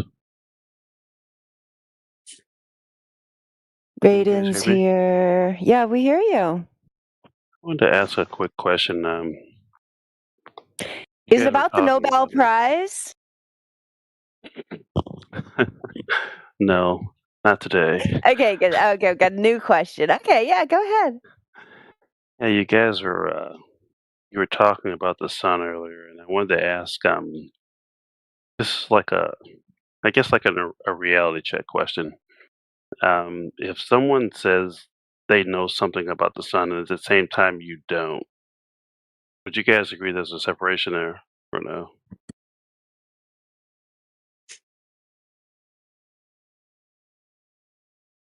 Say that again. If we say we don't know, we're saying he don't know. No, I'm just saying. For example, I mean, nobody knows. It doesn't have to be the sun per se. It could be anything. Let's just say, for example, you don't know something about a particular topic, but someone else says they do. Would you agree there's a separation there? That's like a false equivalence, because things in the sky, like the celestial bodies, inaccessible. Nobody claims they're going to the sun. Nobody claims they're going to a star. Nobody claims they're going to a planet. Okay, so maybe I'll rephrase it. Indio. Well, you see what I'm saying is you're trying to create something. We actually, this is a different thing. They're claiming that they know the composition of something, which they can't grab a hold of and actually get the thing that is supposed to be composed of. I understand what you're saying. Yeah. Let me ask you this: is it possible for someone to know something that you don't? Oh yeah. Okay, that's all I was asking. Like, you know how much money's in your pocket right now? Zero. Right? I don't. Right, yeah. Well, that was going to be my guess, but no, okay, yeah, right, yeah, yeah. I don't carry cash anymore. It's been a long time. Yeah, no, the fucking homeless people must be fucking bummed out, dude. They fucking man, can I have $1? Have to cash app it to you. Yeah, you answered my question, so that it was just of course people can know things you don't, but like that's certain topics nobody can have knowledge of, right? Like what happens to you after you die? Nobody has knowledge of that. Nobody's come back to tell anybody. No matter what anybody says, they don't know that. They can only ever believe it, and this is in that category. Okay, so going back to the sun, if Sean Carroll told you he knew what the sun is, you would tell him he doesn't. Yeah. Okay. And he'd admit it. He'd admit it. Right. I'm If just saying if he Shantaro told you has that. a degree, well, he has a degree in the philosophy of science, and I'd say that's an inductive inference, right? And he'd say yes, and I go, well, is the sun's composition proven? And he'd say no. He'd say it's the best theory that we have. He would appeal to abductive reasoning. Okay. I'm glad you answered my initial question, honestly. So at least you're based in reality. There are things that someone else could know that you don't. At least you course. understand that. Okay, good. Of course, That's all I but had. there's some things that people claim they know, which there's no way they can know. They just believe they know. Sure. Yeah, we have that Yeah. too. That's another. How's this for a follow-up? Do you agree that there are things that nobody can know? Sure. Okay. And does the sun fall into that category, you think? I can't speak to that. Not Yeah, I with was saying this certainty, earlier. anyway. I don't think anybody knows what the sun is or what stars are, the moon is, or what planets are. Okay. So, Never and will. then like India's, and they never will. So anyone that's saying like, well, I claim to know, like that doesn't necessarily put them in an advantageous position over someone who doesn't know. But what if Creation Bear? What if you ask them if they know, and they say yes, I know, and then you say how do you know, and they say clickety clickety clickety. The first result on Google says the sun is a ball of gas that is made of this, and it's doing fusion, and it's this far away. Now I know what it is. Yeah. That's usually how it goes down. The thing about that also, listen, it's objectively true that anything just looking at light and saying the sub's current position is an abductive inference and in an indirect measurement. For some reason, Josh couldn't admit this when it's objectively true. This is the case. Just as a matter of logic, it's true. It doesn't matter what he says. This isn't subject to opinion. That he's light. He's looking at light. Somebody is, and he's inferring its composition from the light. Okay? That's an inference. He's not directly measuring the composition of the molecules within the sun. Okay? He's saying, hey, in my theory, molecules, this light can only be created by molecules that are within the sun of this type. He doesn't know that. All he can say is that within our lab conditions, they kind of match this. And it's more complicated than that. I'm super oversimplifying it because he was oversimplifying it. He doesn't understand how spectroscopy actually works in practice. It's nothing like they don't just look at a spectroscope and go, look, there's some hydrogen. It doesn't work like that. It's way more complicated than that. As with anything else in modern science, when you're doing minute measurements, there's a lot of statistical nonsense involved with it, which is, a lot of cherry picking and confirmation bias and parameter fucking tweaking and a bunch of bullshit. Okay? And then that is built, right? All of this theory laden mathematical model shit is used to say in accuracy consistent with our theory of the emission spectrum of hydrogen. That's all they can actually say. They can't say match. They can't say anything else. And if unlike Josh, I actually heard the SOHO, which is the Solar Observatory that he was referring to. There's actually an interview which I sent him, which he should have listened to. I sent it to him like a week ago, ironically. It's a SOHO Observatory. Robert Bazzano interviewed the fucking staff for the goddamn place. And they were uncertain. So I don't understand what solar scientists that think they have a satellite looking at the sun 24 hours a day, that they have some uncertainty and that they're admitting that they just have a solar model and that there are some issues with it. But somehow Josh is certain when all he read was fucking clickety-clack, Google or ChatGPT.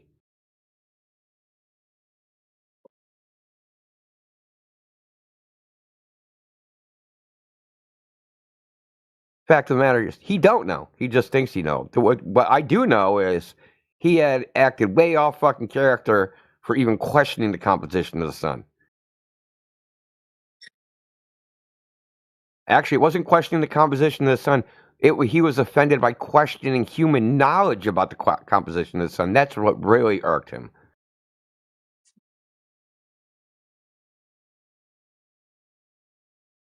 That's him. That is. Yeah, and dating, I his didn't forget character. about you. I'm going to clip yours too. Like yours is in another one, so I'm going to clip that out right now. You seen me post the other one, right? Yeah, I saw that. Yeah, because you said something to him. I don't know if it's in that clip about how can the accuracy that you're claiming regarding the sun is greater than what's measured on Earth. Do you remember when you said something like that to him? Oh yeah.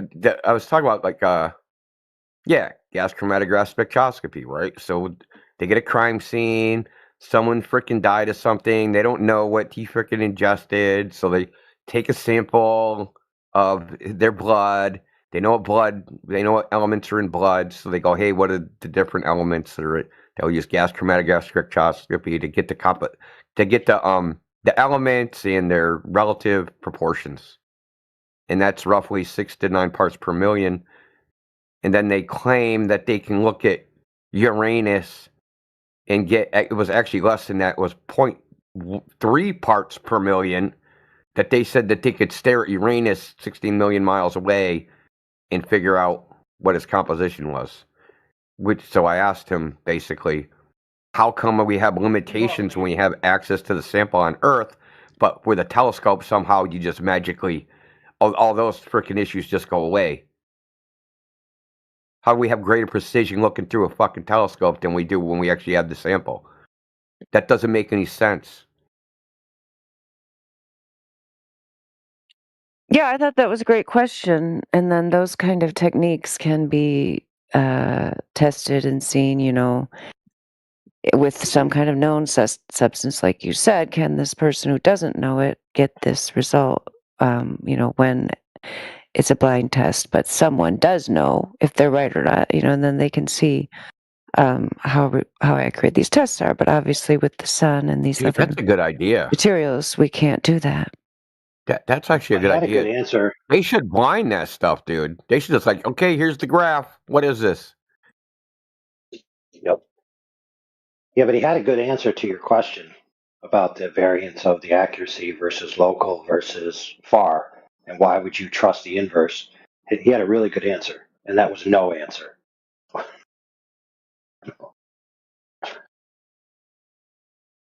He didn't want to touch that with a 1 AU foot pole. He was like, I need to see it. So I actually posted it in the chat, and he never referenced it.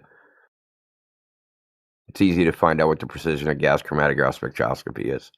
Now, he'd have to look up the precision from 10 years ago, because I'm sure they've improved the technology a little bit. I don't know if they've improved it that much in order of magnitude, but I don't know. Yeah, but for posterity's sake, can you enunciate that for the stenographer? What? Gas chromatograph spectroscopy? It's not that complicated. I heard graph. Was graph supposed to be in there? Yeah, graph. Gas chromatograph spectroscopy. Oh, gotcha. All right, there you go.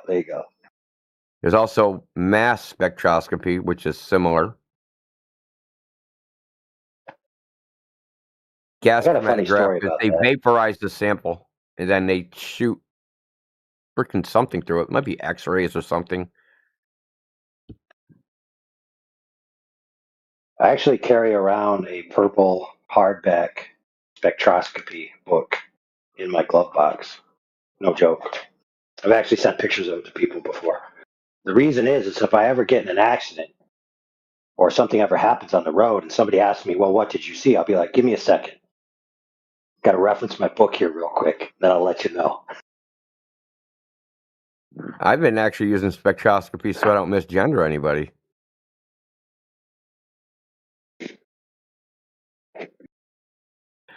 Like, you look through it, right? And if you see a rainbow, then whatever gender you think they are, they're the opposite.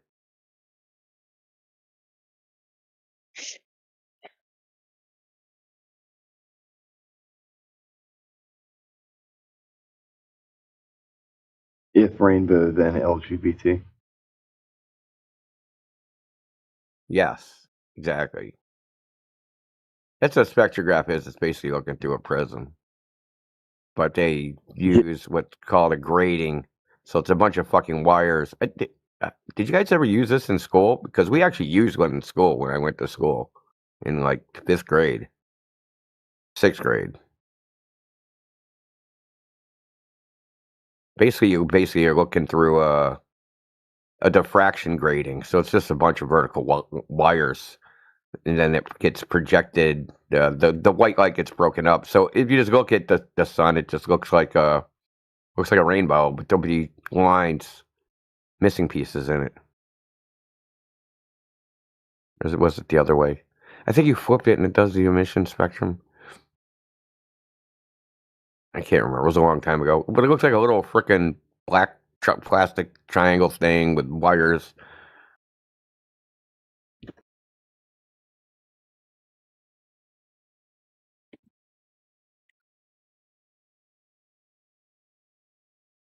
Yeah, I've used one before. It's been a while.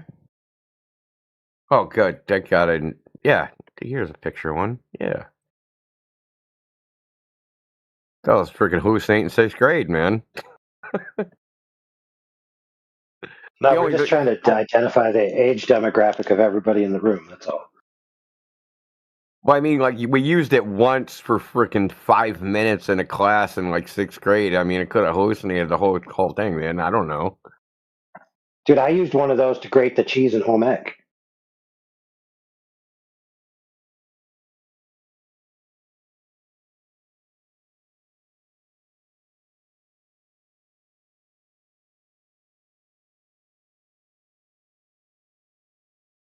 Remember, Dandelion, when this is what you did in science class? You did actual, like, science stuff?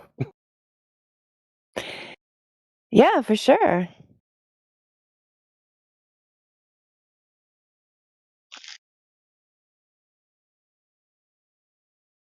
You don't just memorize the textbook and puke it back onto the test?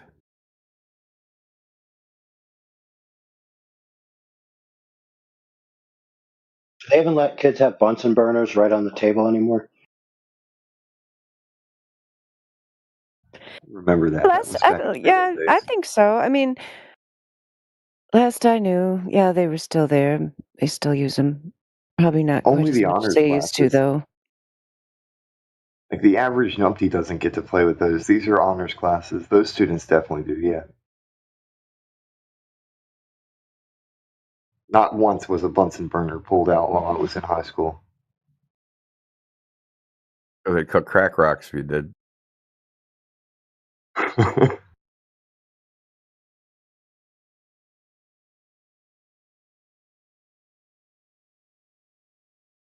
But they didn't. I don't know. I used Bunsen burners even with my alternative ed students. That was one of the things they liked the best, doing the flame tests, stuff like that. Flames are very popular with criminals. But now that the definition of science has changed to the submission to consensus, you don't actually need to do experiments. You just learn what the consensus is, and therefore you're a scientist. Well, they don't teach logical fallacies to those standard kids anyway, either. They only teach that to honor students. There's a lot of things they only give to the honor students, the people in advanced classes.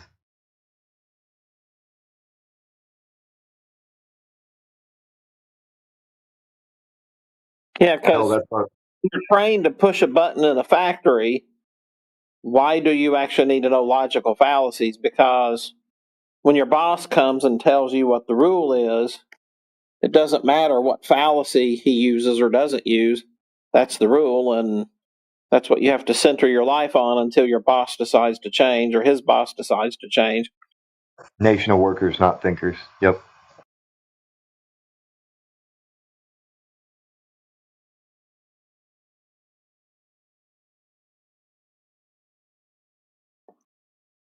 So, of course, science has to be about consensus and following the rules. Well, I digress. I just wanted to comment on that. I'd noticed that there's a lot of things missing from the standard education that people receive. And unless they go to teach themselves more, they're never going to know it. Just think of every Globie that comes in here that pretty much their entire premise is based upon submission to that authority and submission to consensus.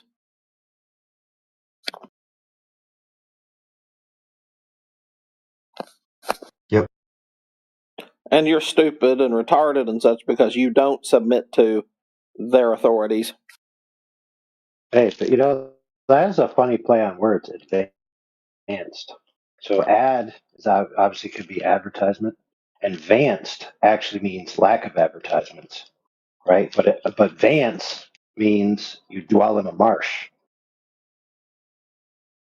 So if you're in an advanced class, you're in a contradiction of advertisements and non-advertisements to keep you in the marsh, which is also in the muck.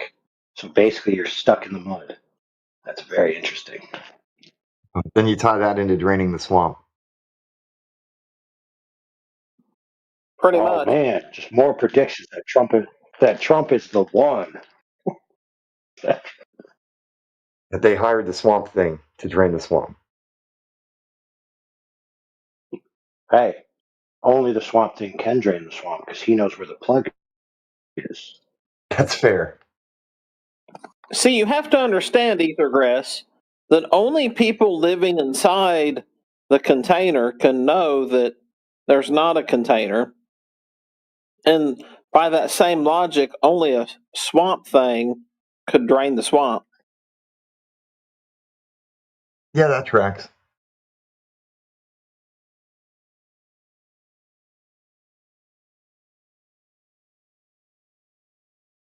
Okay. Yeah, hold on a second.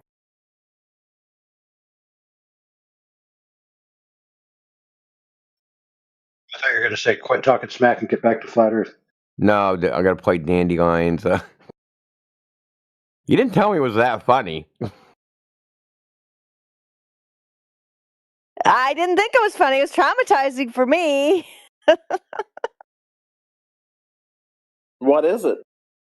Yeah, hold on. I got to convert it to MP3. He's going pro and bringing it home.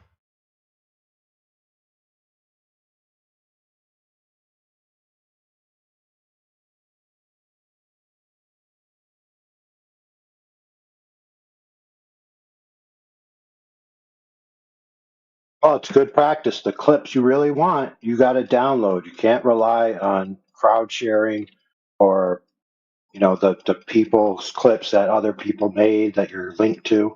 You got to download it. Otherwise, it could disappear on you. Yep. If you see or hear something on the internet that you want to keep, you better grab it right away. There's no guarantee that it'll still be there tomorrow. That's right.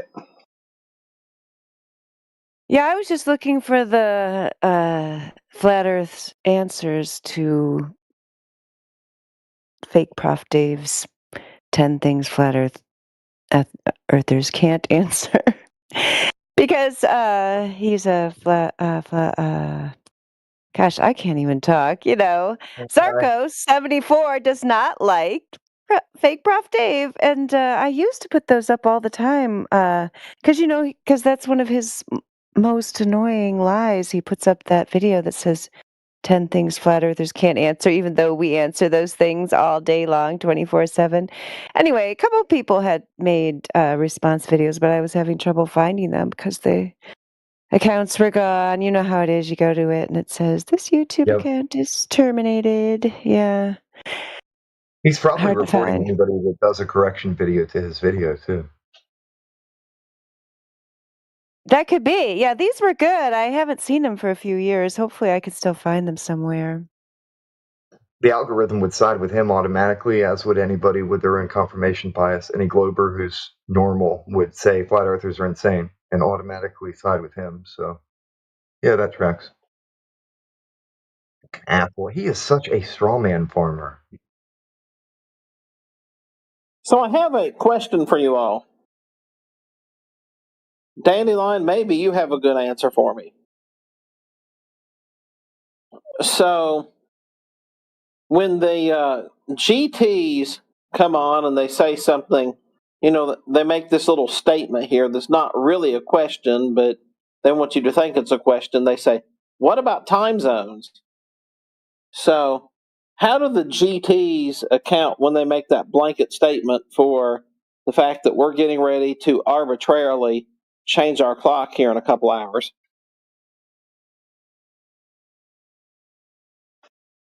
They don't, because they're not asking the right question, and they're not educated enough in their own question to understand the question they should be asking.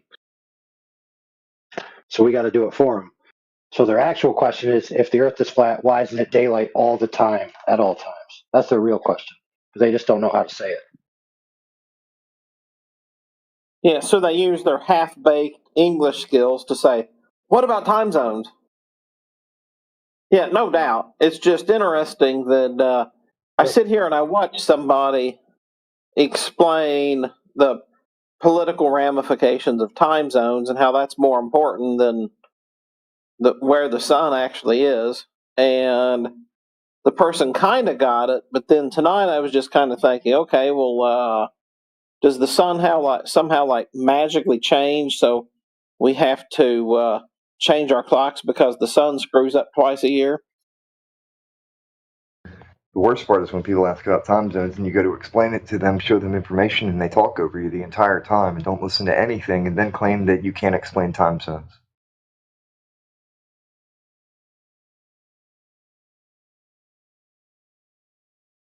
Right.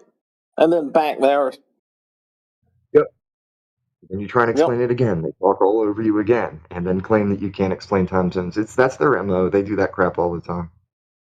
Yeah, of course.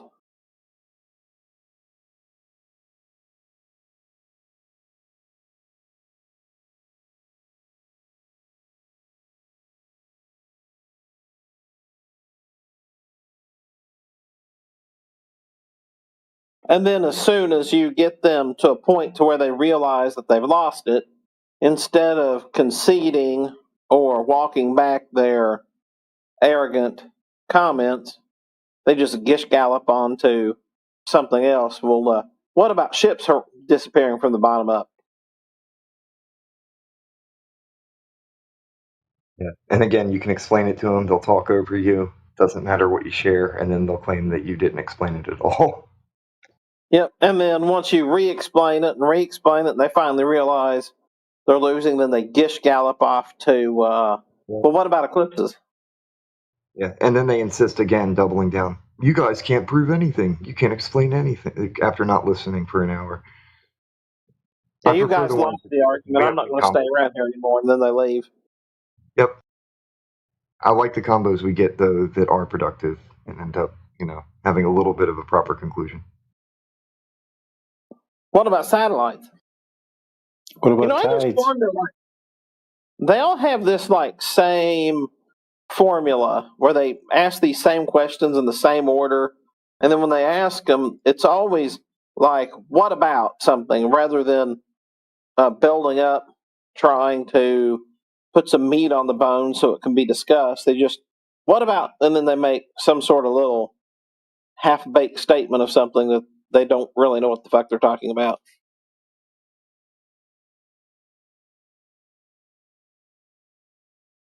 I just wonder who it is that passes out that script and that set of questions in that exact order from time after time. It's probably on a website or something.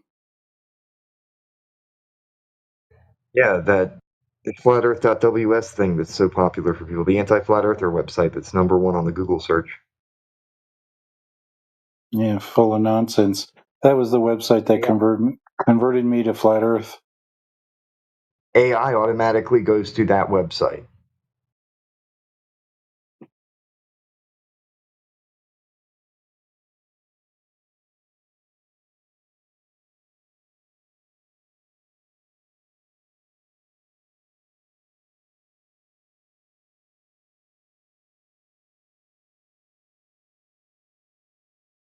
Of course, we're just saying stuff that everybody else here has seen 1,000 times, so that's redundant.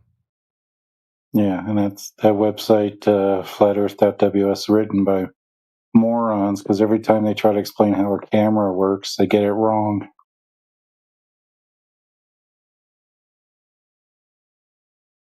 Who is it that actually published that page? Is there, like, does anybody actually know, or do they just try to keep it under their vest?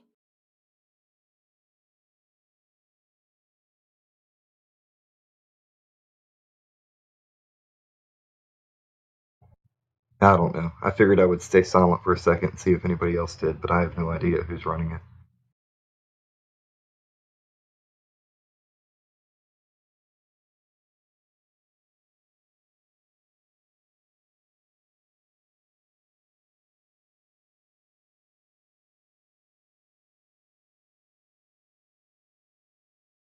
Looks like we need a Glober in here to make a claim.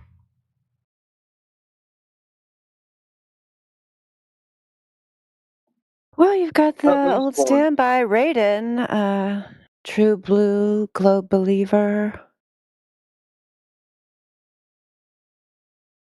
Waiting for the Nobel Prize to be awarded to a flat earther before he'll accept that there's no measurement of curvature.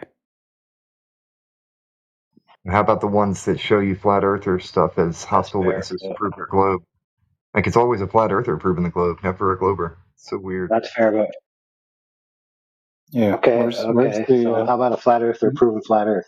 You just volunteered. Oh, geez. Where's the Nobel Prize for? Well, you make two faux pas. One, you said you need a Glober to make a claim, right? Well, and the second thing you said is that how come the flat earthers are proving the globe? So then that leaves the obvious excluded middle, which is when's a flat earther going to prove flat Earth? And since you're the last one to speak, that falls on your shoulders. All right, I call for a field trip. Let's go.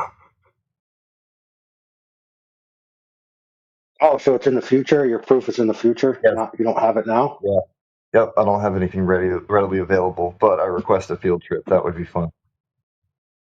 No, I got stuff I can talk about, but well, it's then not if like you don't have anything, yeah, but think about it this way: if you say you don't have anything, yet you're a flat earther, then that means you came to your position without any proof. So then your position is irrelevant. No, it's more like I got stuff, but I personally could hand wave away everything I have that other people, you guys don't hand wave away, but I can because I'm a bit more skeptical. But it does track logically. It's just I hand wave away a lot of shit.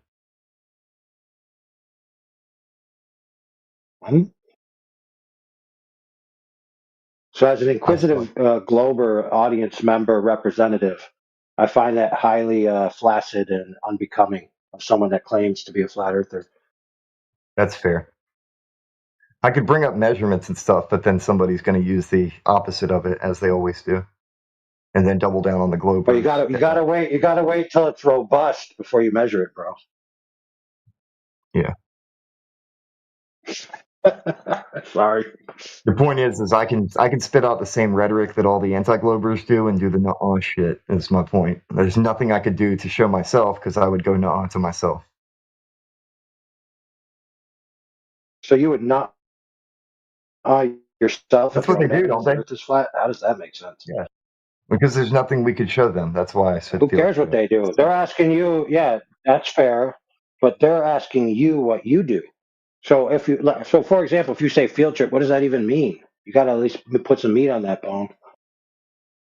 Well, one, people often bring up the Black Swan thing. So visiting that in person and then having other people also record would be a good thing rather than just looking at the recordings of other people. Like getting out there grassroots again, doing things. But there's so much more than just that one location anyway. People get stuck on that one, and there's more.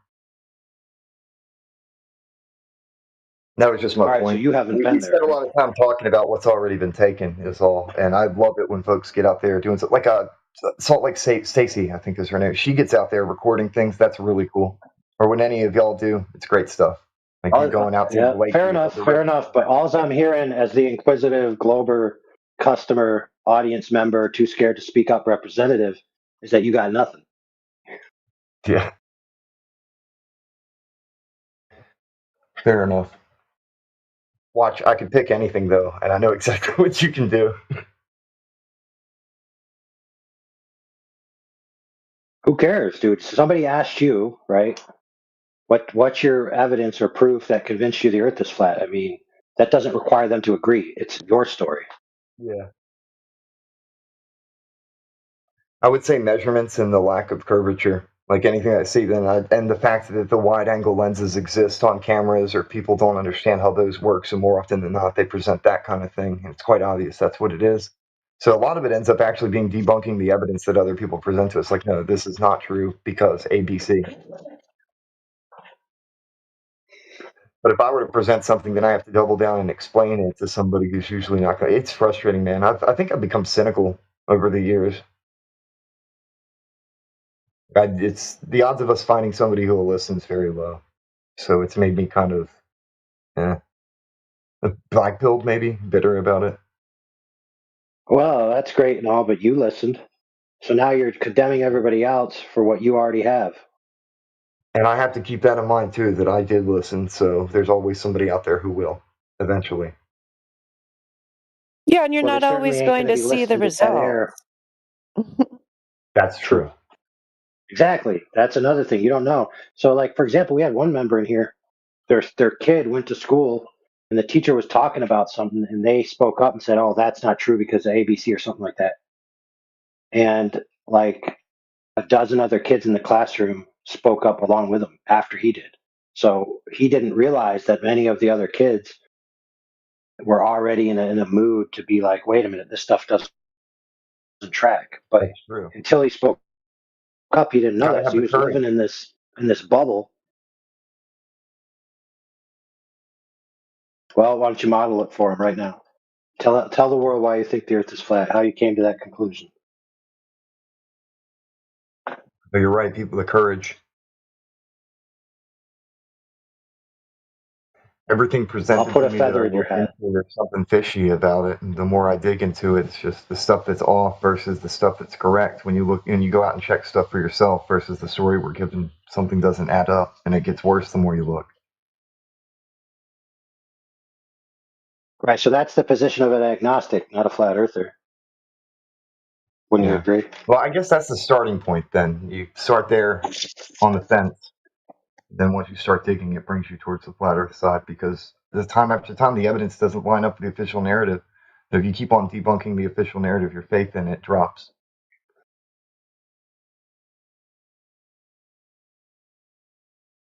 It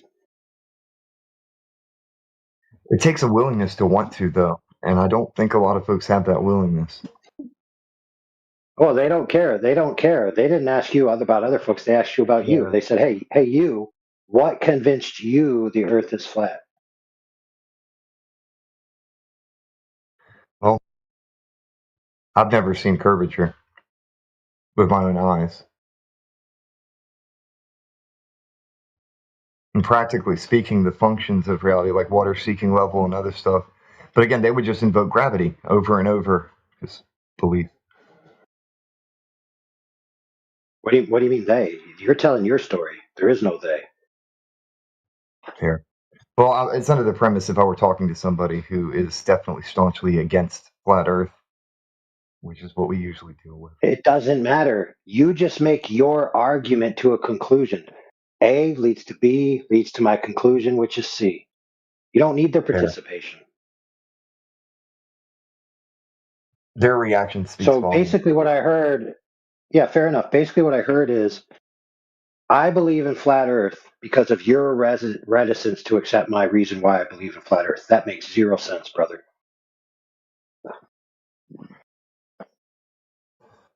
That's a good point. I should be able to make my argument without having to actually invoke the person I'm talking to.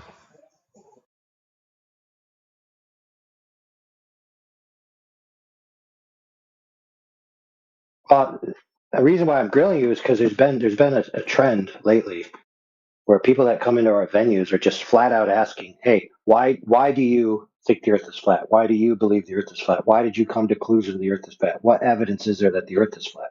And they're being dismissed, and their questions aren't being answered. They're getting a lot of hems and haws and reverses to be like, "Oh, well, why do you think it's a globe or nothing?" It's like, dude, they asked you an honest question. If you can't answer that question honestly, why would they even care to have a discussion with you at all? Think about it. It makes zero sense. And I'm not You're singling right. you out that you've done that, but No, people you're have right. been doing that lately. Well, I get it too because when we use each other as examples sometimes. This is how we teach others, so I understand. Yeah. So, for example, I've been on the stream where there's no reason other than the globe. We're just asking, what evidence is there that the Earth is flat? And then they're not answered at all. There's some kind of red herring or reverse attack on that person for being disingenuous for asking the question, and then there's just dead air and no flat Earth exposition. So the Glober certainly isn't engaging because they didn't get their question answered in good faith, and nobody's hearing anything. It's just dead air. Like, it's the simplest question. Like, if you say I'm a flat earther and somebody asks you, well, why are you a flat earther? You should be able to answer. What evidence led you to that conclusion? You should be able to answer. Otherwise, you just, I mean, what are they going to think? You just picked flat earther out of a hat of things you could be today? It's your chance to kind of give your testimony of how you got to where you are. And fair enough, that could be about anything. Far. It's like, yeah, not a testimony. Yeah, that's a bad word. Just anything, man. I mean, you could just say because I've never seen evidence it's a globe. I mean, that would be succinct and to the point. Still, because we've been talking about that earlier. Go ahead, dude. Well, I was just gonna say, me, AB brought this up the other day about the black swan. Like, why are we by using the argument? Like, why are we even debunking the globe in the first place? Because like, why are we going like almost reversing the burden of proof and taking the burden of proof onto ourselves? And I understand that. But on the other hand, and AB often does this where he was like, no, we're here to figure out why you know the Earth is a globe. And the person will often try to reverse it and say, well, why do you think it's flat? And AB would just like not answer. I mean, he has answered. I'm just saying, not saying he never does it. I'm just saying most of the time, you know, the guy's just trying to get off his burden of proof, which is fine. But I just think just for me, it's more simplistic to just go, you know, why do you think the Earth is flat? How flat it is? Okay, next question. Like literally, it's the simplest question to answer because it's self-evident that the Earth looks flat. I mean, that's all I need. I don't need anything beyond that. Once I say looks flat, then the burden of proof shifts to them. Right? I've met my burden. Because if their paradigm is empirical observation, the initial empirical observation looks flat. Why do I need to go beyond that? And they'll come up with all sort of convoluted. I mean, we've all seen it, right? They'll come up all sort of convoluted by somehow that's fucking not the true reality, right? Okay, fine, prove it. That's fine. But I've met my burden at least for empirical observation, right? Which is their standard. You got to understand, they're saying science proves it. Okay, that means their standard of truth is empirical observation of the natural world. What's the empirical observation of the natural world? Earth looks flat. Okay, bam. That's it. According to their standard, I've met their burden of what truth is.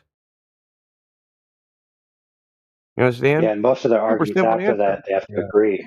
Yeah, most of their arguments after that, they have to agree. They'll say, yes, the Earth looks flat, but... Yeah. Now prove but you're your right. butt is the case. I overthink shit too much and just need to get straight to the point a lot of times. Well, I mean, they've complicated it. Like the globe Earth side have complicated it intentionally to make it convoluted when it's actually a very simple proposition. How many times have you heard it? I don't know. I'm not a scientist. They think it takes some freaking highfalutin science to figure out whether the fucking Earth is flat or not. Yeah.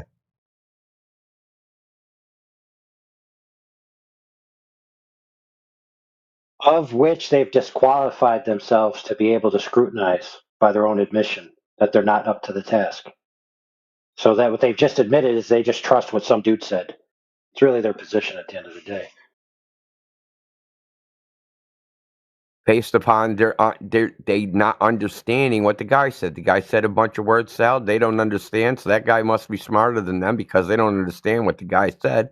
So I'll just defer to him. I'll defer to his word salad. I mean, these are the guys that are like, what if we're in a simulation? What if our brain's in a jar? It offends them. Like, honestly, it offends them of being like, yeah, the earth looks flat, therefore it is. That shit offends the hell out of them. No, it can't be that simple. It has to be complex. It has to be complicated. It has to be hard to figure out. It just can't be the way it is. That's too easy.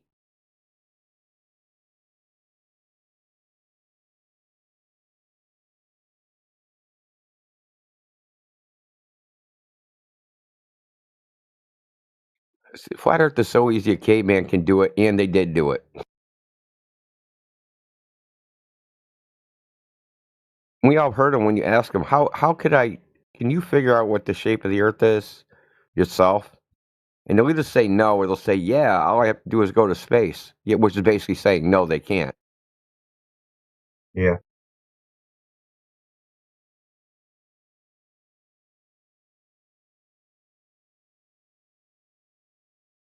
I mean, think about how silly that is to say, oh, how would you figure out what the Earth is? How could you prove what it is?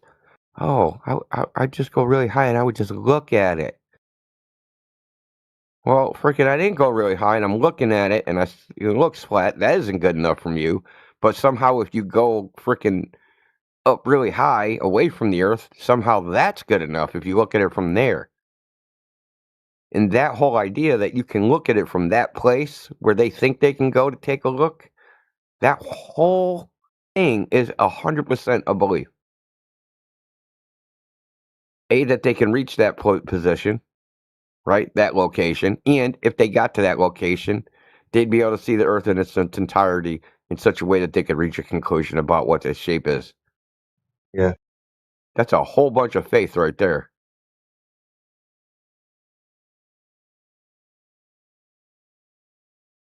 Even then, high altitude imagery is no guarantee that you would get an accurate representation of what reality looks like, because we've got phenomenon from under the sea like Snell's window that causes weird phenomena, causes weird shit to happen.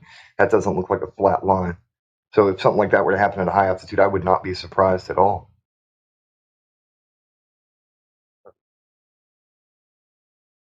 The only thing that could change my mind is measurements for curvature that I would have to confirm on my own accord at this point.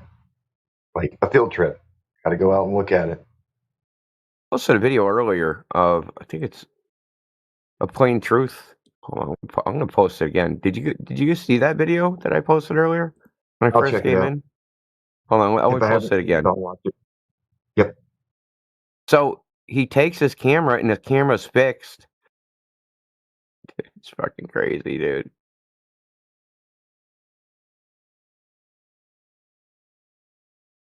You have to see it. It's like I mean I could describe it. It's better to just see it. Look at that. Can you see the thumbnail, Grass? The thumbnail of the video? Can you see it in the chat? With You see something where that kind of arrow sitting is? around the- Yeah, you see where that arrow is? Yeah. When he starts filming, that's where the horizon is.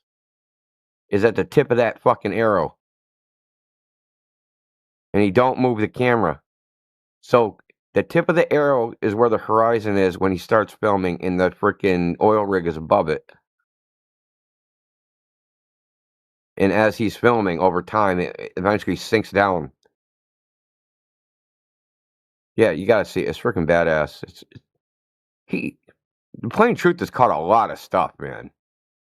Yeah, he doesn't come on Discord, but man, there's a few flat earthers out there that do observations, man. Like, they do not get the recognition they deserve at all. It's because they have small channels and they're probably freaking shadow banned. And, they don't, go on Discord or go in the freaking chats or go on X. Oh, dude, I skipped forward a little. That is a really good video. I'm gonna save that one. We need more animated GIFs and stuff like that too. You're right. There's a lot of good stuff out there that doesn't get the recognition that it should, and I think that we should be trying to promote it the best we can whenever we get a hold of it, because the algorithm might not present it again. Yeah, when the Globers come in here, right, and they've seen, you know, they look for, you know, ships over the horizon, whatever, and they've seen videos, you know, that the algorithm promotes them, right? Those are like one-off observations. Like this dude, The Plain Truth, Pablo's dog. There's a couple other guys, Curious, or not Curious Life, what the hell's his name? Yeah, Curious Life. Sky Free. They've never I seen any of the reconstituted. Oh, go ahead. I got that Reconstituted? Curious Life thing. I got the 5 parts. I gotta reconstitute and then pull out the music that he's got. Some of the music he's got like, can't be played through certain bots. So I'm gonna just figure out a way to mute that music, and then we should be good with this main 5-part series again.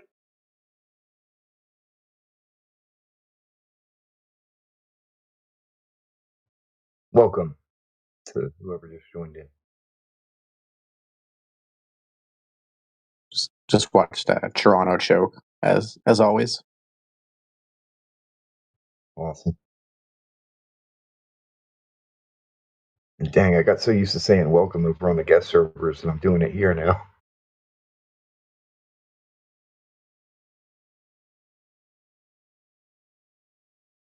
I'm gonna post a link in the chat. So Sky Free has like a compilation of like different guys that have done observations. Heath Carmody, he did one time. He had an underwater camera, so the water level was cutting halfway through the image. This was a while back.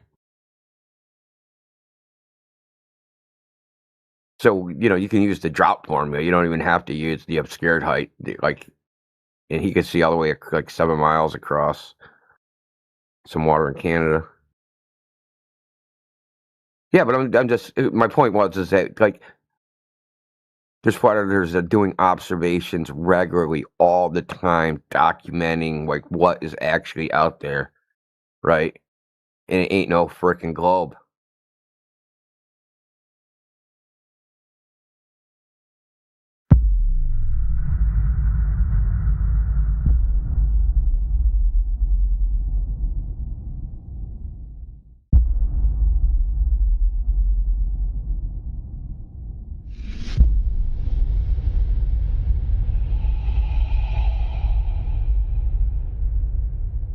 What would you say your 2025 FE highlights have been?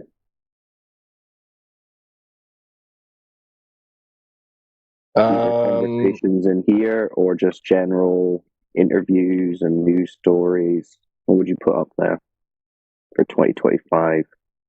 2025. Well, one of the highlights would be the I can't prove I've got hands. Oh yeah. That was awesome. That stands out. That's peak 2025. I would say NASA, flat earthers turning NASA into a spy agency.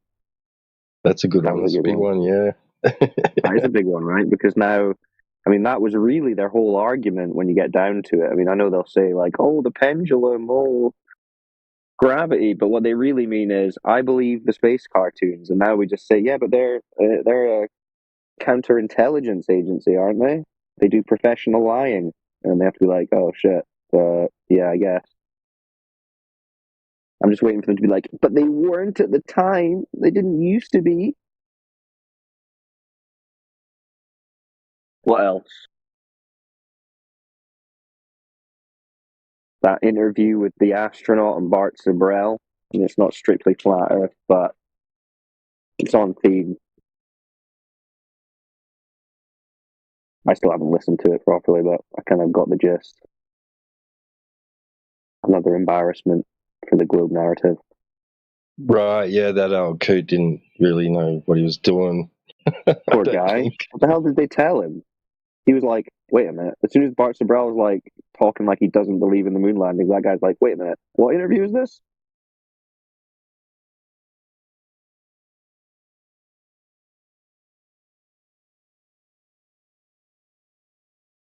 I'm trying to lie in 2025 live on a podcast about something that you were supposed to have lied about like 50 years ago.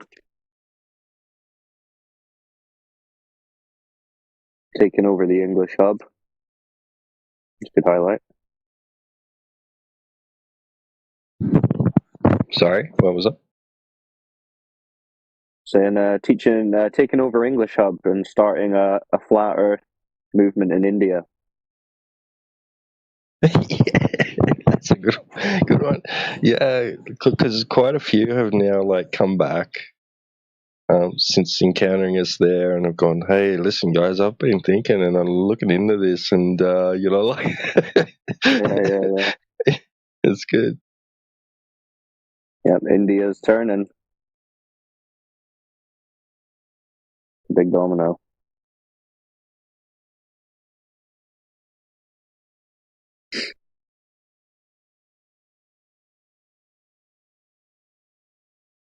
Good old DJ, the India Whisperer.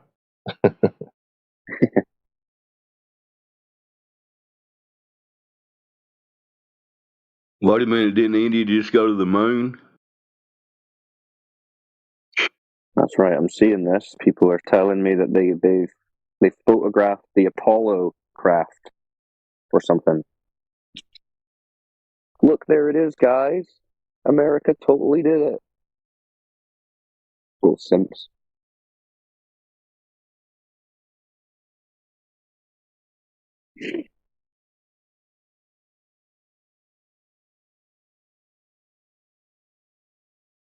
From what I saw of India's moon landing, you look at 80s Atari game, though. Kind of sad.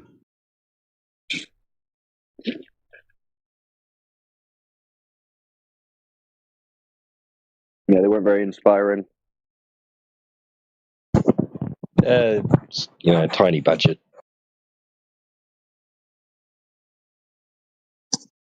What year was it that those boys decided to dig a hole at the beach, and then the news crew came by and was like, "This was a comet or a meteor or an asteroid"? I posted that in the mods channel not that long ago. Again, that was that in Ireland? I think that was maybe in It was Ireland. UK. I know that because Might have been last year. I think it might have been last year.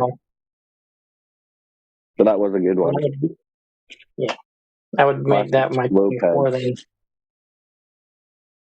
Getting so excited. It was like this local globehead that was on the news, who was supposedly some kind of meteorite expert, and he was like, "I just was walking down the beach and I saw this big hole, and I thought that's not a normal hole, and look, I found this little rock inside, and you can actually see the scorch marks for where it entered the Earth's atmosphere." And the reporter's like, "Whoa, cool!" And then it cuts to like an Instagram clip of two boys just digging a big hole in the beach the day before, like, way, and it's not a black hole. These fools. Come on, someone find me some glowbirds, or it says who banned them all.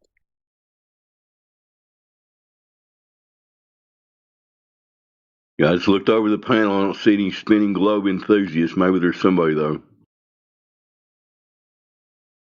Anybody got any globe evidence? Go ahead.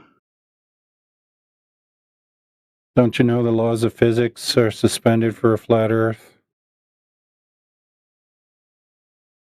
Yeah, I've heard that. They don't work. Physics doesn't work on a flat Earth.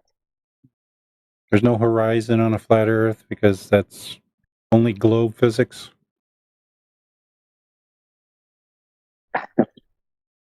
Globe physics. Oh, How many courses in physics did that guy fail? Like all of them? No, that kind of with that kind of mindset, you'd pass with flying colors. As long as you say globe enough times, I think they just pass you now.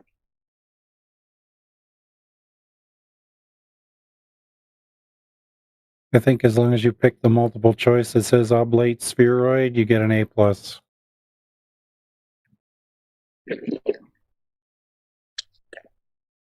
Is this Hebrew Hammer guy? Is that the same guy who's come in the last few weeks and is just totally brain dead and clueless? Could be. What do you say, Hebrew? I say you guys cannot get internet in Antarctica without satellite. That's him. Sounds like it. Internet in Antarctica. Wow. That's what you're starting with? Yeah. Is that how you prove it's a spinning ball? Yeah. Wow. Damn. You need satellites, don't you? Rip. What do you mean satellite? What are you talking about? You need satellite coverage to get internet and cell service in Antarctica. There's no service for usual service, as you got in other continents, like you got in Antarctica. What do you mean when you say satellite? You know exactly what I mean. Satellites you get for telephones and internet. Telephones? No, I don't think they're using satellites as you understand them. No, they're just like cables and towers. And you think there's radio towers in Antarctica, yeah? Well, maybe not in Antarctica, but generally, phones, internet. Yeah, but I'm not talking about generally. That's why I brought it up. Well, they could have a whole number of technologies. I mean, they could have little ground stations, communication stations, all kinds of things. So what do you mean when you say satellite specifically? I'm saying exactly that. I'm saying the whole of Antarctica. The only Could you show me? Could you show me a photo of what you're talking about? A photo of a satellite. Yeah. Sure thing, buddy.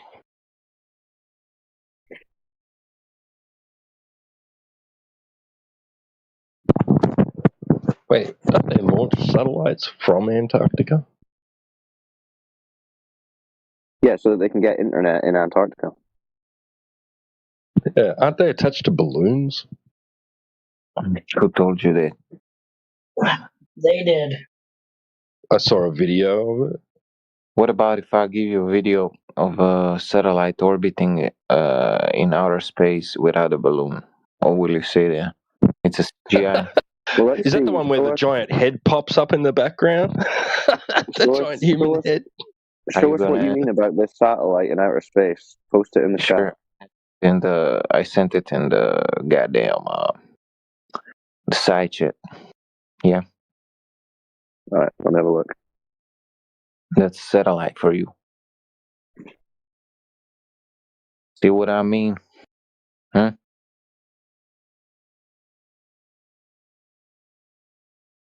Yo, what ranked level do I unlock the science So is that ending behind flat Earth? Let me see. I don't know. I don't know. Is this a real video? It's a real video, man. How'd you know that? Because if you go by is a real video, then every video from space is fake, yeah? And why would Starlink fake its own launch? Huh? That doesn't make any sense what you just said. How did you verify that this is a real video? Is what I'm asking. Because Starlink posted it and said it's a real video. All right, so because a person said it was real, that means it's real. Is that right? Yeah. Okay, well, that's obviously not the case. So you don't know it's real. Believes in You Bigfoot. believe it. Okay, so are we talking about? So you are denying any satellite orbiting the Earth, yeah? Well, I just asked you for evidence of what you were claiming, and you've just given us a video that you don't even know is real. How do you? What evidence would you have of it? Like, how do you know any evidence? because I just asked you how you know it's real, and you just said you don't. You just believe it because the person said it was real. I don't believe it. I know it because my body sent also satellite in space. Yeah. No. Well, I know satellites work. Nope. You just What I mean? watched a video on YouTube or something and believed it. It sounded like My body sent a satellite in space with his college group, and they received. Did he? Cool story, bro. Cool story, bro. And he received signal from it. So. Okay, show us that then. Post that in the chat. By the way, we're using satellites to communicate to each other. Appreciate it. No, don't mind him. He thinks the internet runs off satellites. Okay, You think the so internet's from satellites? So taking my explanation of what a satellite is, yeah, and showing you a video of it, let's say let's disregard the is it like a fake video or what? You wholeheartedly disbelieve in every satellite that billions of people claims exist, yeah? Well, it's not really a question of what I disbelieve or not. You just made the claim. We asked for evidence. You gave us a video that you don't know is real. It's not evidence. Okay, then how do the people get that satellite signal in Antarctica? What people? Who are you talking about? People who live in Antarctica. Let's take the South Pole Station. Yeah, where is the neutrino observatory? Yeah. How do they get You there? asked them how they get it? I can show you a video of a guy telling you how they get it. Okay, and what does he say? He say they get it from Starlink. What does he say Starlink is? Just what I told you, man. They have a dish which connects to the satellite. Yeah. You understand how satellites Did he verify that video himself as well? Like you did? So okay, so it's fake. They're putting out a dish, getting the internet connection by I don't know what. Is there So, like a radio? Yeah, there's no little floating metal boxes in a vacuum. Well, let's go by deduction. Is there radio towers for signals in Antarctica? Do commute them. I don't know. Which part of Antarctica did you check? You can check. Is there any in Antarctica at all? Okay, so did you check? I looked for it. Yeah, I researched it. There isn't because Okay, when did you check? Yesterday. You went to Antarctica yesterday? No, I searched it up online. Oh, well, how do you know what's written online is true?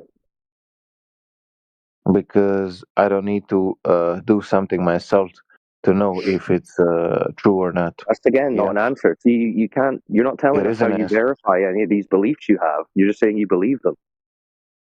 So you have to check everything yourself to know if it's true. Yeah. You don't I'm just believe asking anything you for evidence of your claims, and you're just saying I just believe what I read online. And you're saying online. There's no way there could be satellites and space is fake. Yes, correct. You're Space saying, is fake. so you're saying nothing online is factually correct, yeah?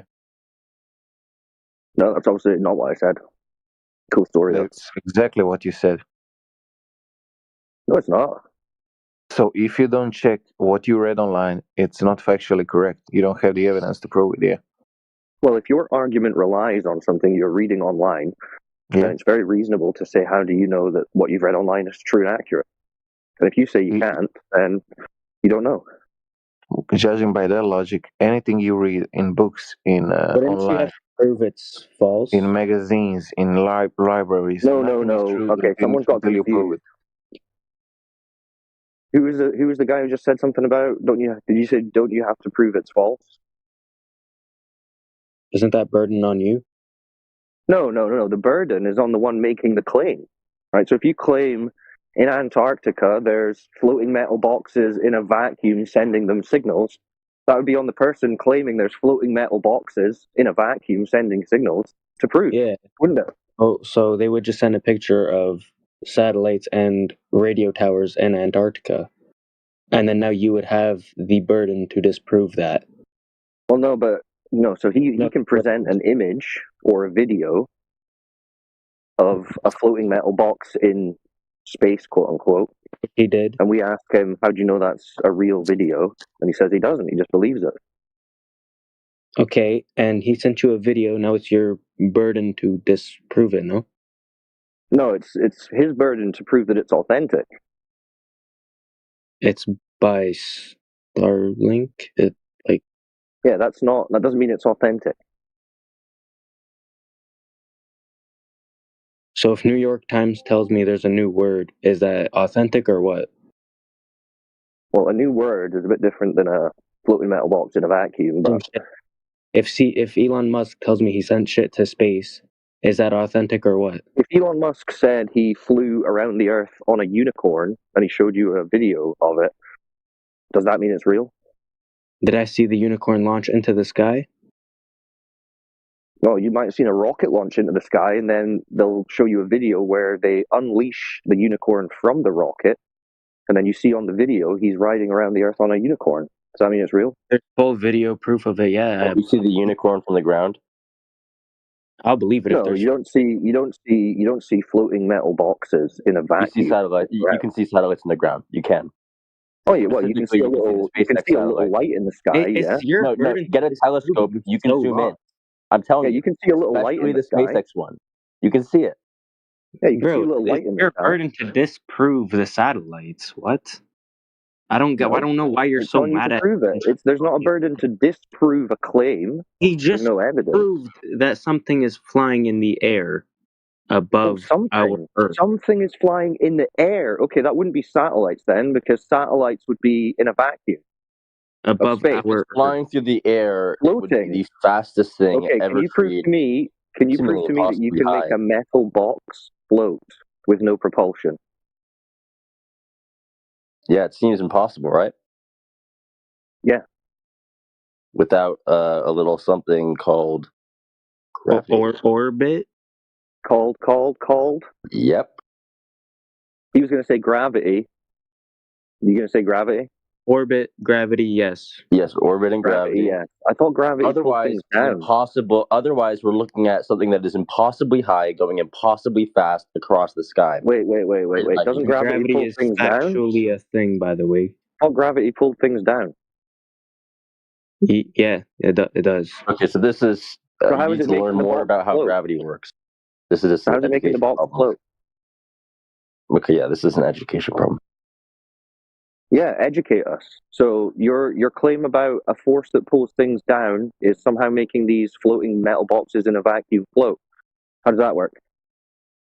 Because if you go high enough, if the force pulling you down is equal to the opposite force, then you will not go down. What opposite force? You understand that, right?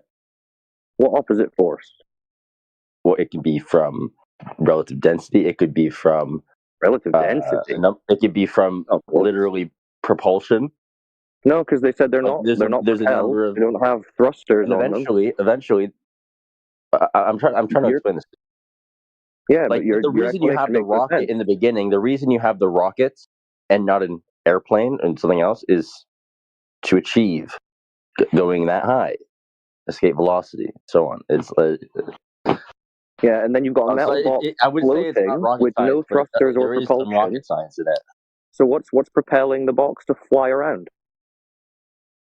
Well, once you're in orbit, you don't need further propulsion.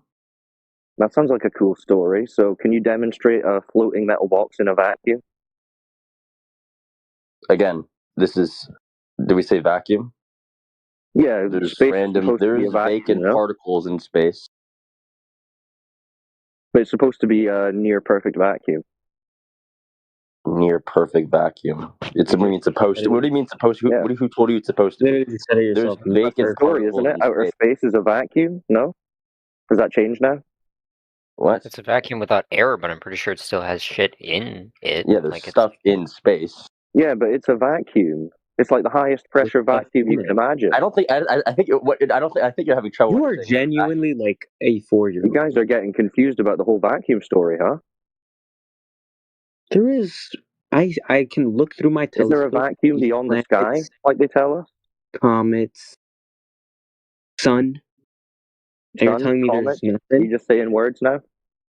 Yeah, but notice how you say it's not a perfect vacuum. It's a yeah. Like on Earth, you get vacuum chambers where you can pull the air out, and it'll be a very low pressure environment in that vacuum chamber. Space is supposed to be way more of a vacuum than anything we can achieve on Earth. Yeah.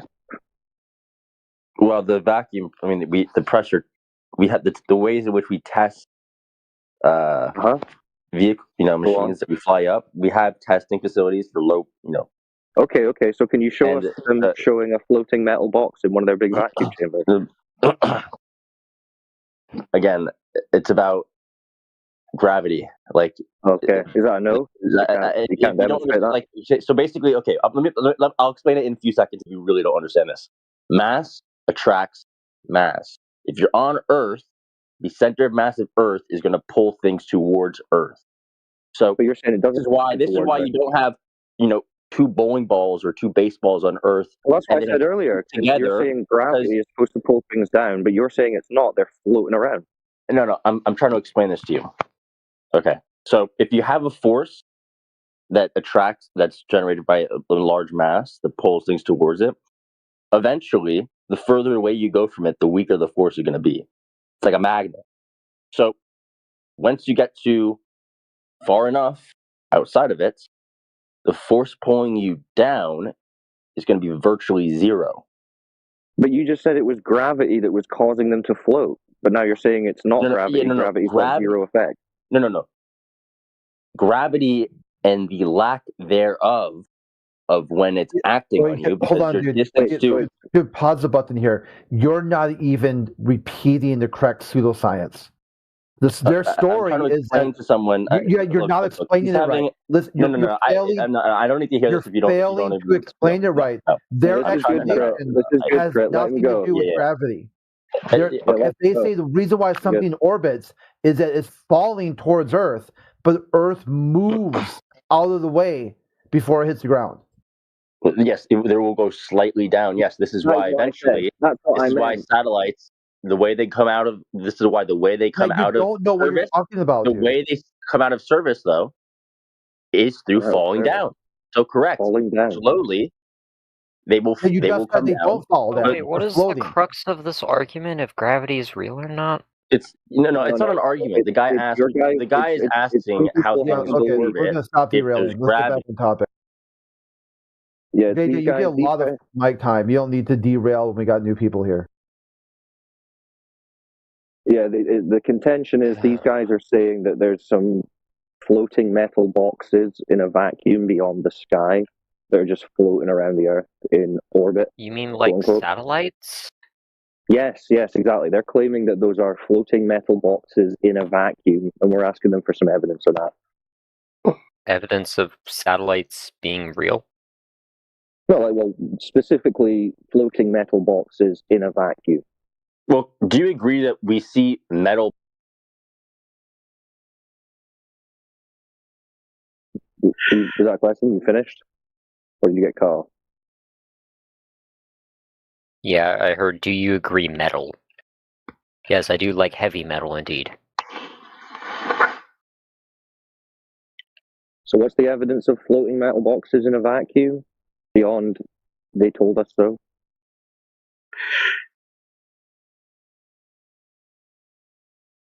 Well, there's a bit more implied there. They're floating around a sphere, and the sphere bit is the thing that we are most interested in, to be honest. Yeah, Gunslinger left. The guy you're talking to originally. This is why it's important to keep some of these squawkers on mute, because that Gunslinger was the one you were talking to, and so once he saw an opening, he ran away. No, I'm sure it was Gunslinger was the original, man. But then we went on to a second guy, didn't we? Oh, I just thought it was just a bunch of squawkers, and then Gunslinger left. No, we went for the second guy. There's a couple of American guys. One of them was J.J. Fish, or whatever the hell he is. Oh, that guy. Yeah, Lumard. Isn't that J.J.? Just picture in gravity and satellites and the whole globe fantasy. Yeah, that sounds like him. Yeah. Just butchering it. I mean, it's like, what the fuck, dude? Like, this is what I'm saying. You guys you always side with Google. Your framework is to Google it. But then when it comes time to repeat what you read on Google, you can't even regurgitate what Google said. It's like all you got to do, like your whole worldview is you type a question to Google and repeat back what you read, and you fail to do so. It's mass attracting mass. That's how the boxes float in a vacuum.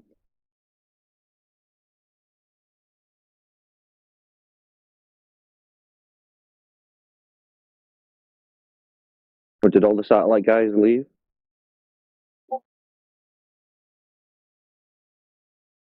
Yeah, I mean, just type in, how do satellites float? It's not gravity. Because the Earth is a continuous state of free fall, or because they are in a continuous state of free fall, constantly falling towards the Earth, but the Earth is moving out of the way. I don't think they're ready to have their minds blown and bent as the globe would require. They've made their own little vague idea. To be confronted with what the actual claim is would melt their brains, I'm sure. Yeah, they'll come in here and say the reason why satellites float is because they get to a spot that's so far away from Earth, they're effectively weightless. It's like, the gravity isn't affecting them anymore. If that's the case, then how are they falling towards the Earth, but Earth is moving out of the way? It's like, at least take some time to at least try to read what the experts are saying that you say you trust. You trust these people. If you trust them so much, why not say the weird thing? Say the weird thing. Earth moves out of the way. The satellite would hit the ground, but by the time the satellite gets to where it would hit the ground, Earth has moved out of the way.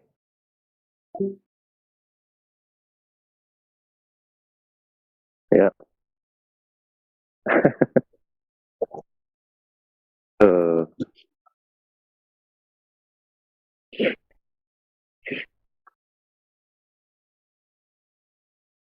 And they want to say, oh, I think you flat earthers have an education problem. Really? Because all I did was read Google. That's more than you can do. Like a 7th grade reading level. I love that. That's what I'm really looking for. I'm looking for that great balance of immense Dunning-Kruger and massive ignorance combined. So they'll say, well, the problem here is you need to be educated. So this is what's going on. And then they proceed to just butcher the entire globe claim. Yeah, like any way you type the question out, any format, format or ask it, why do people say satellites float? How do satellites float? It tells you they don't float. They're not floating. They're falling.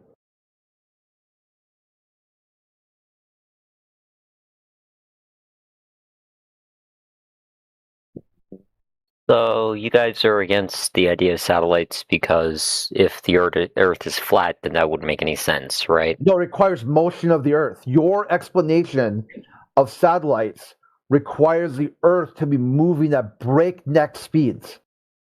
Where is this motion detected?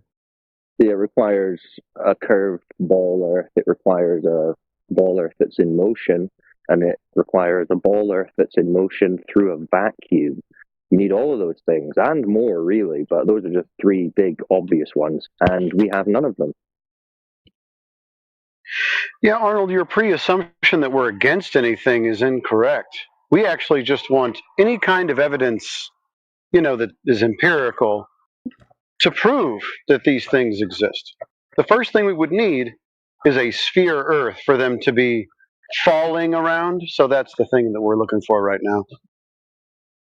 Okay. Yeah, when we're saying satellites, and you're like, oh, you don't believe in satellites. I mean, we're not denying that there's aerial technology in the sky, right? Which, when you say, I see a satellite, all you see is a moving light in the sky. We're not denying. Nobody can see satellites from Earth.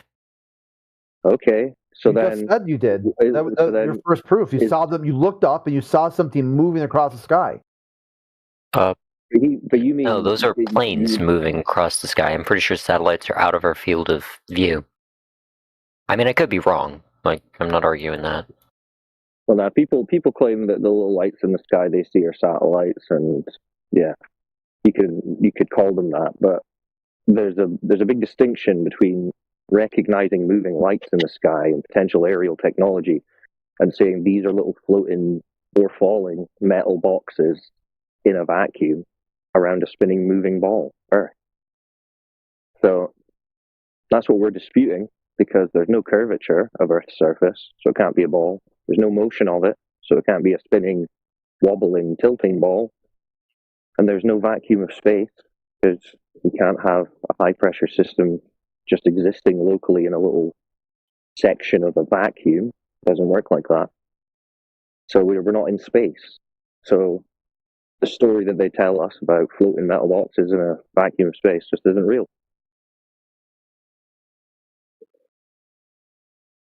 Okay.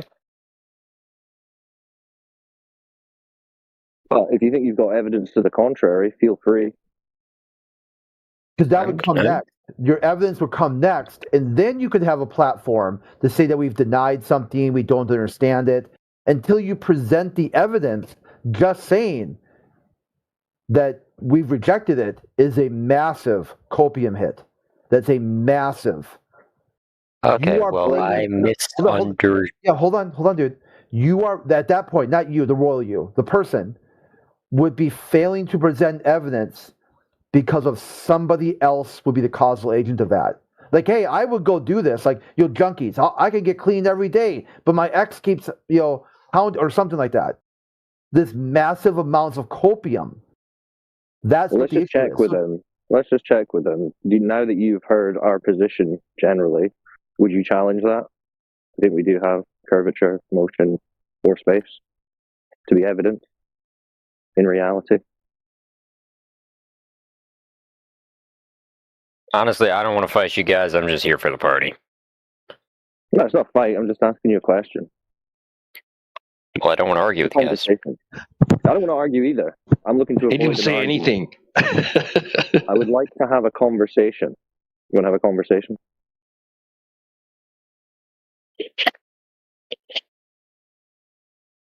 Except yeah, these we're not conversations knocking his usually door. turn into arguments. No. There's no need for it to turn into an argument as long as you're just honest and don't use any weird tactics or fallacies unreasonably. I mean, we're just looking to discuss the empirical evidence of where we live, because as far as we can tell and measure, it's just flat and motionless, which is contrary to what they're teaching everyone in school, right? Shown on the media, all that. So I would ask you how deeply you've looked into this. Have you found any good evidence?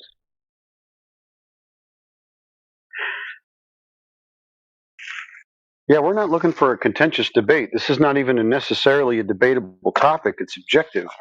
So in an objective topic, you would just present the measurements and the evidence that proves your position. There's no arguing about opinions.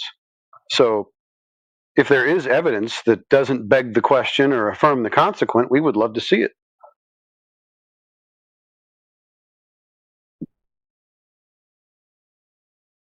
Okay. Can you think of any? Like, what's the evidence for the globe in space?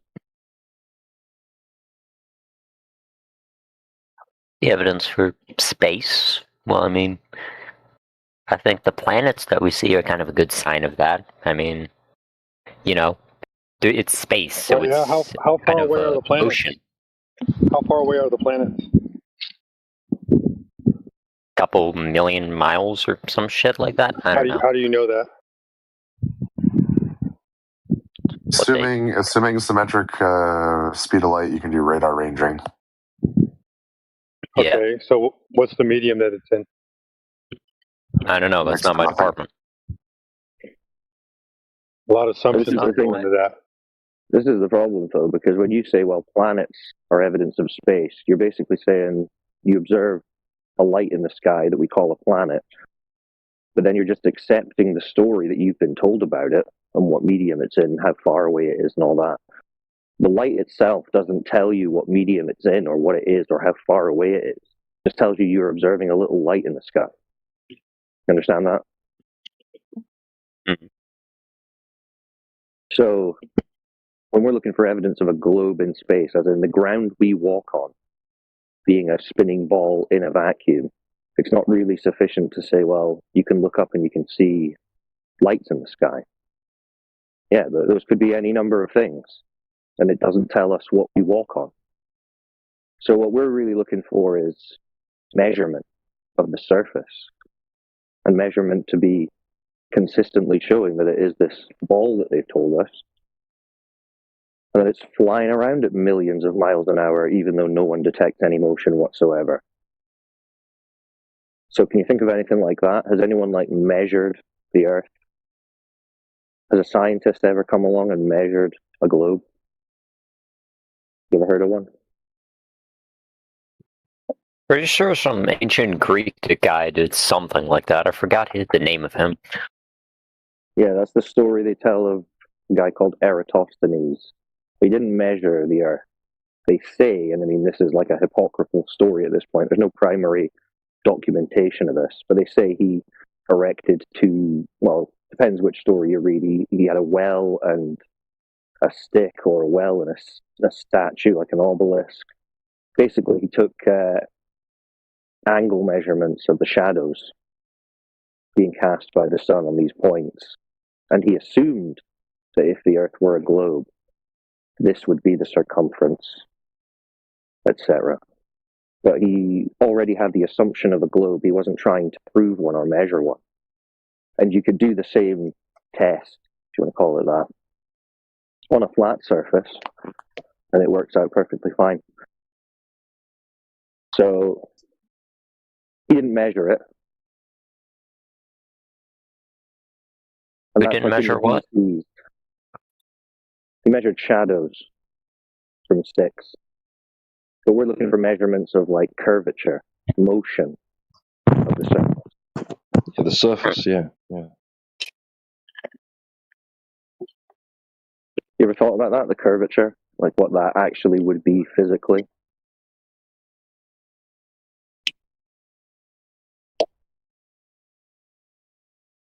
The curvature as in just like how the angle at which a globe would be?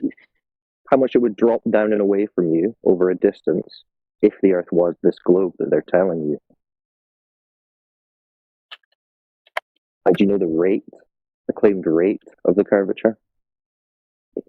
Like per mile or per kilometer? Not off the top of my head, but I'm going to try to find it out. Yeah, have a look. Have a guess first, actually. 10 miles, how much do you think it dropped due to curvature, the surface? Over 10 miles. It says, what is it? 8 inch per mile squared, so not 10 miles, but just per mile. Okay, so what would that work out as 10 miles? 80 inches per 10 miles, I think. No, because it's squared, remember? Per mile squared. So it's 8 inches per. So 80 squared, so that's 640?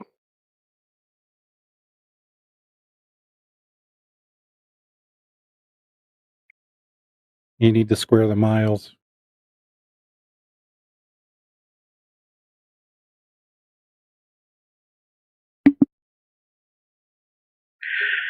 Yeah, square the miles, and then that's yeah. So if you square the mile, then you multiply that, times 8, and then you divide that by 12 because it's inches, right? And that gives you the amount of feet of drop over distance.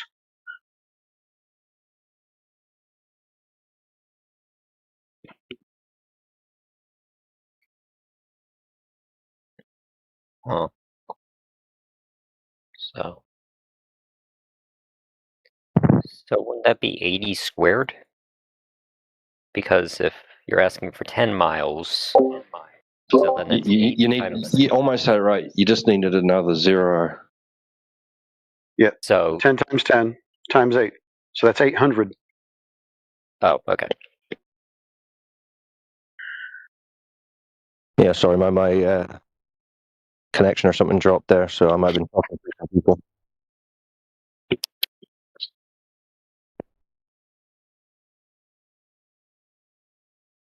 So where did we get to? 800? 800 feet, was it? Inches? No, 800 inches, and then you divide that by 12, and that gives you your feet of drop over 10 miles. So what would that be? 66.67. Well, technically it's 66666 and then 7, but 66666. Oh, that's a weird coincidence. That's weird. Why is that? It's like the devil number or whatever, isn't it? That's weird. Strange. Well, it ends with a 7. It's only, how many 6s is that? So that's 1, 2, 3, 4. When you have an infinitely looping 6, what do you do at the end? You round it up. There you go.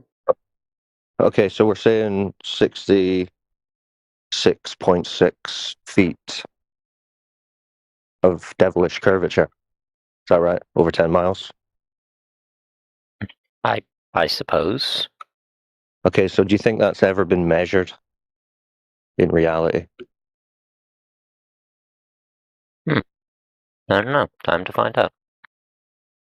You think it should be possible, right? I mean, they're telling us that they're landing little robots on the light in the sky we call Mars and driving it around for a few years, like the most amazing remote control RC car you could ever imagine. You think they can measure 66 feet of drop over 10 miles, right? Yeah, I suppose so. So, I mean, it'll surprise you to learn then that no one has. And no one can. Because it doesn't exist outside of the calculators. But anyway, I'm going to have to drop off, but that's a good point for someone else to take over on. Let's figure out where this 66 feet is coming from, and if it's real in reality for the Earth to be a globe. But anyway, good chats, boys. Happy Boxing Day. So, peace.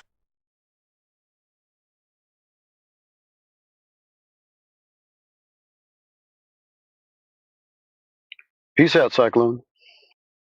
Peace out.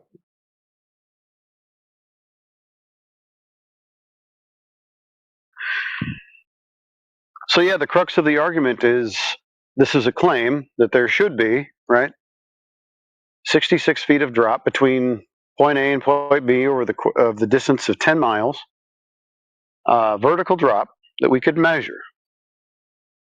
And we've been looking and looking and looking, and we're not finding that. So we're wondering where this claim came from. And we've even measured the Earth ourselves to see if this drop exists, and we're not finding it. We're actually finding zero drop. And that's why we're here. Because in reality, this claim does not hold up.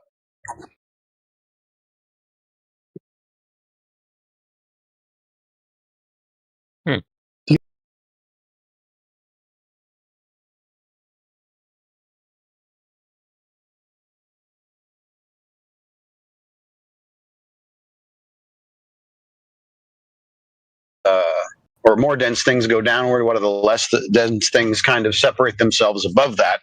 I don't know. That's just the way it is. I don't think there is a causal mechanism. To me, it kind of seems like just another natural law. See, well, for them, they kind of explain that with gravity, but I don't know. What about you guys? I have no idea. No, we don't. I don't think anybody here would ascribe a causal mechanism. We can only describe what is occurring, because for there to be a cause, we would have to have something to vary and manipulate to get this stuff to do what it's doing, just seemingly naturally. So it seems to be oriented and created this way or designed this way. If you're going to ask me, it seems to be designed in this way for our practical uses. You know, if you're going to pour yourself a cup of coffee, you want the dense liquid to go down and displace the air within the cup. That seems like a design, not necessarily anything being caused, more like a law. But that's just me. Yeah, I mean, I went to Norway. It was like the north of Norway, and there was this creepy thing that the sun doesn't go away. I don't know why. Sometimes the sun keeps you know, in normal countries the sun goes and come back. How is that possible in Norway that the sun doesn't go down? I don't get it. I don't know. What is the sun? And by the way, that only happens for about half the year, right? The other half, the sun does go away. Yeah. Yeah. So it is like the other lands that only get sunrise and sunset. Right. I don't know. I don't know what the sun is. I don't know how far away it is. I don't know why it does what it does. Okay. I thought you have an answer. Sorry. No, all we can do is describe what's occurring. I mean, for certain, it isn't a burning ball of gas within a vacuum that would violate the natural law that we describe. Those scientists in NASA, they're probably lying to us that they can, they can fly, go to the space. I don't know. I mean, it's all on TV, right? So those guys can put whatever fiction or nonfiction they want to on the television. It doesn't necessarily mean that they're lying. Maybe that they just let people believe whatever they want to believe. I don't know if you can consider that a lie or not. They probably, whether they're lying or they actually did that. I mean, when you see them saying that they went to the moon, and they landed on the moon, it's kind of, I don't know. They are whether lying or they are saying the truth. I have no idea. Yeah, hard to say. But it doesn't really matter. We know we don't have to pay attention to the TV anymore, right? Because it's always going to be fiction or nonfiction, and they're not going to tell us which one it is. So since we already know that the Earth is flat, and the idea of a burning ball of gas within a vacuum is silly and absurd and violates natural law, we can just kind of ignore whatever they tell us at this point. Don't you agree? It depends on what you mean by natural law. Natural law, like the first law of thermodynamics, matter cannot be created nor destroyed. But that's second law, entropy. Those are natural laws. Be a lie as well. I mean, we don't know.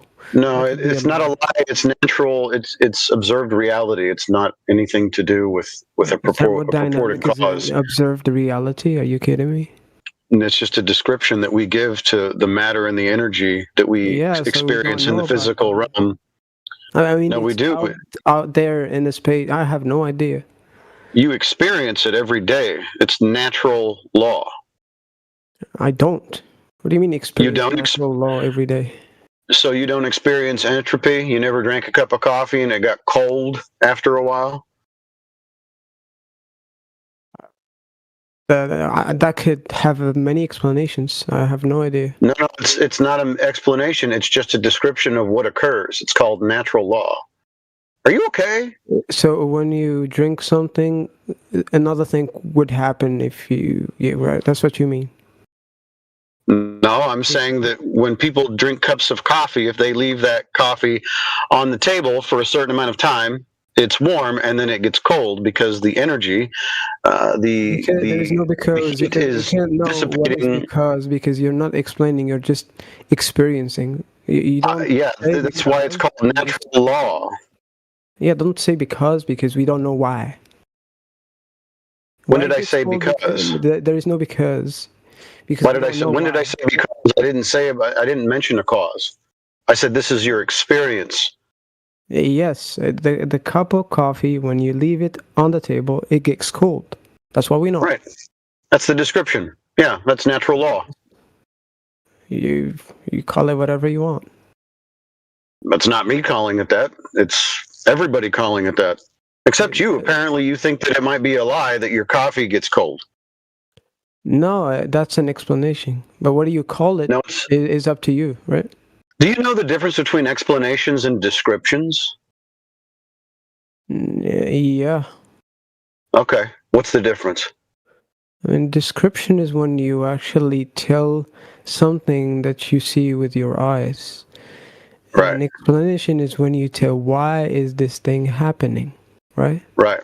Nobody here is proffering any kind of cause or why it's happening. It just is. That's why it's called a law. It always happens no matter what. But sometimes it's not always the case. Okay, can you give me a scenario where it's not the case? Let's use entropy, for example. I mean, they use some ideas in space we don't know about.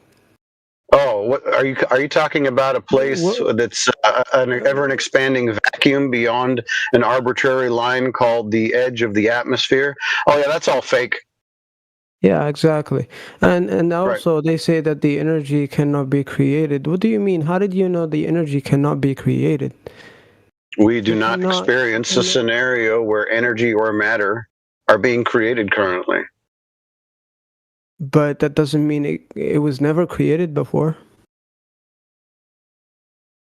We're talking about our actual experience. So in the experience that all mankind has had, there is no creation or destruction of matter and energy. That's what we experience. Yeah. That's why it's a natural law. They would say energy will never be created or destroyed. Not can never be. Okay. So I see that you're appealing to the future in the current state of affairs that we have. The current state of affairs is matter cannot be created nor destroyed. Currently, that is our experience, and it has not changed since the beginning of recorded history. So, yeah, so I don't know where you're getting talking at. about the present. We're not talking about the past, because we don't know what happened in the past.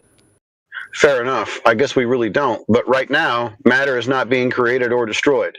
It seems to be in cycle. It seems to be in a recycle cycle. Yeah, probably. Yeah, that's why it's a natural law. That's just what we observe. It's a description. Yeah. So, the idea of space, that violates natural law. Water finds its level. Light things go up. Heavy things go down, generally. All seem to be natural laws. That's the creepy thing about them. They give an explanation to a lot of things on Earth. For example, the example that I gave to you about Norway, they say that the Earth is kind of a bowl, and the sun doesn't really reach that point until 6 months pass.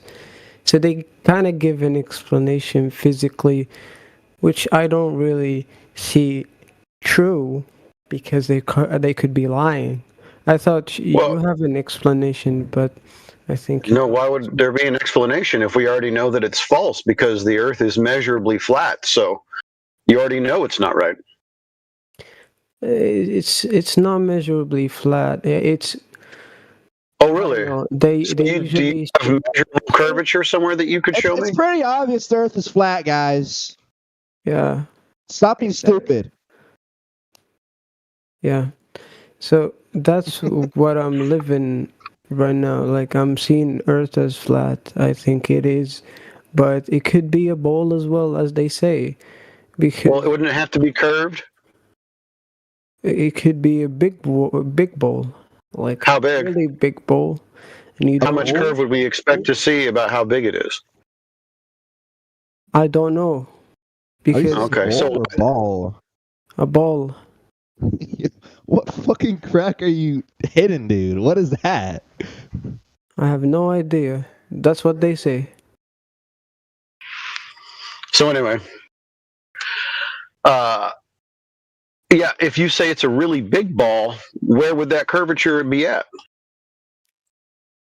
I mean, you don't feel the curve, I guess, because you're too small compared to the Earth.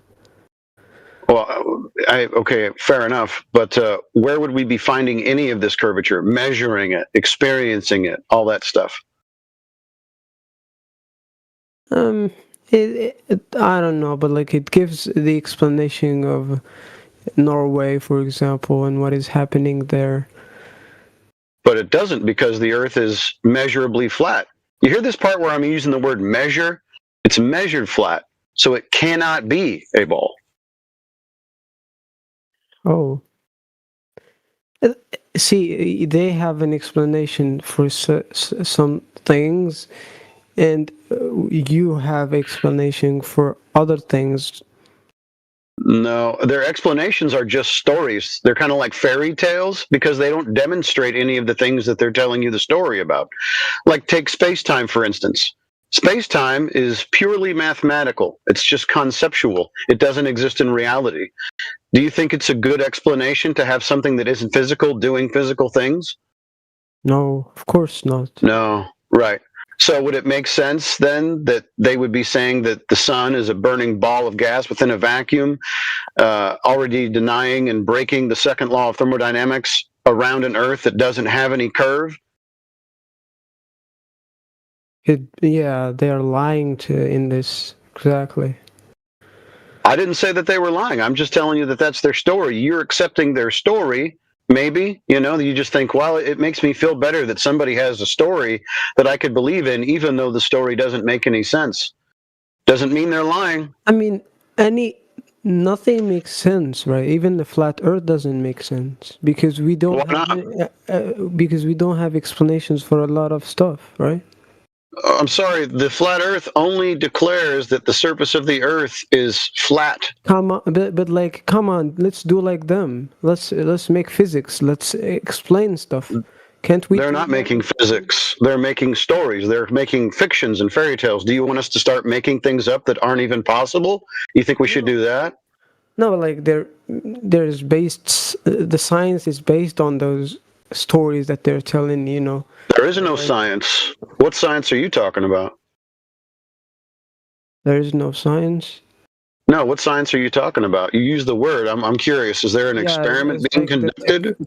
Technologies they're using right now are all, or most of them are based on what the stories they're telling. For example, GPS and GPS. What is GPS? Do you think that there's some kind of machinery orbiting around a ball Earth that doesn't exist? That's what they're saying. And that the Earth. Okay, well then, if you know that the Earth is measurably flat, then that story is also bunk. And that there is no mechanism by which you can tether a piece of machinery around a non-existent ball called gravity. That doesn't exist. So what technology are you talking about? There's no machines flying around a ball. So how do you explain the internet? The internet runs through cables and towers. Are you okay? How old are you? I'm 23. Oh gosh, so you don't know that your internet is fed through towers and cables? No, I know. Of course I know. But they always say that there is this, spacecraft that is flying. And, our conversations are all going there and coming back to another space on the Earth. So you can... That's not the claim.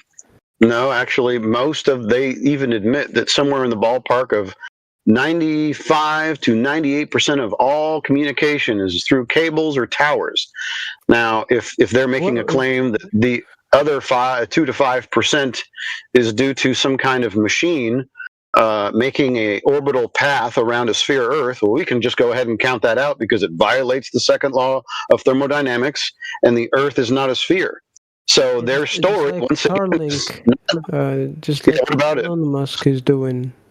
I don't think he's doing anything. Do you have any evidence that there are machines hurling around a sphere Earth tethered by a non-existent force or bending of space-time called gravity? I have no proof for that. He is saying that. I don't know. I have no proof for anything. Right, so he can tell the story and people can buy the internet, and most likely it's coming through a tower. What do you do? Oh, I see. So where are those,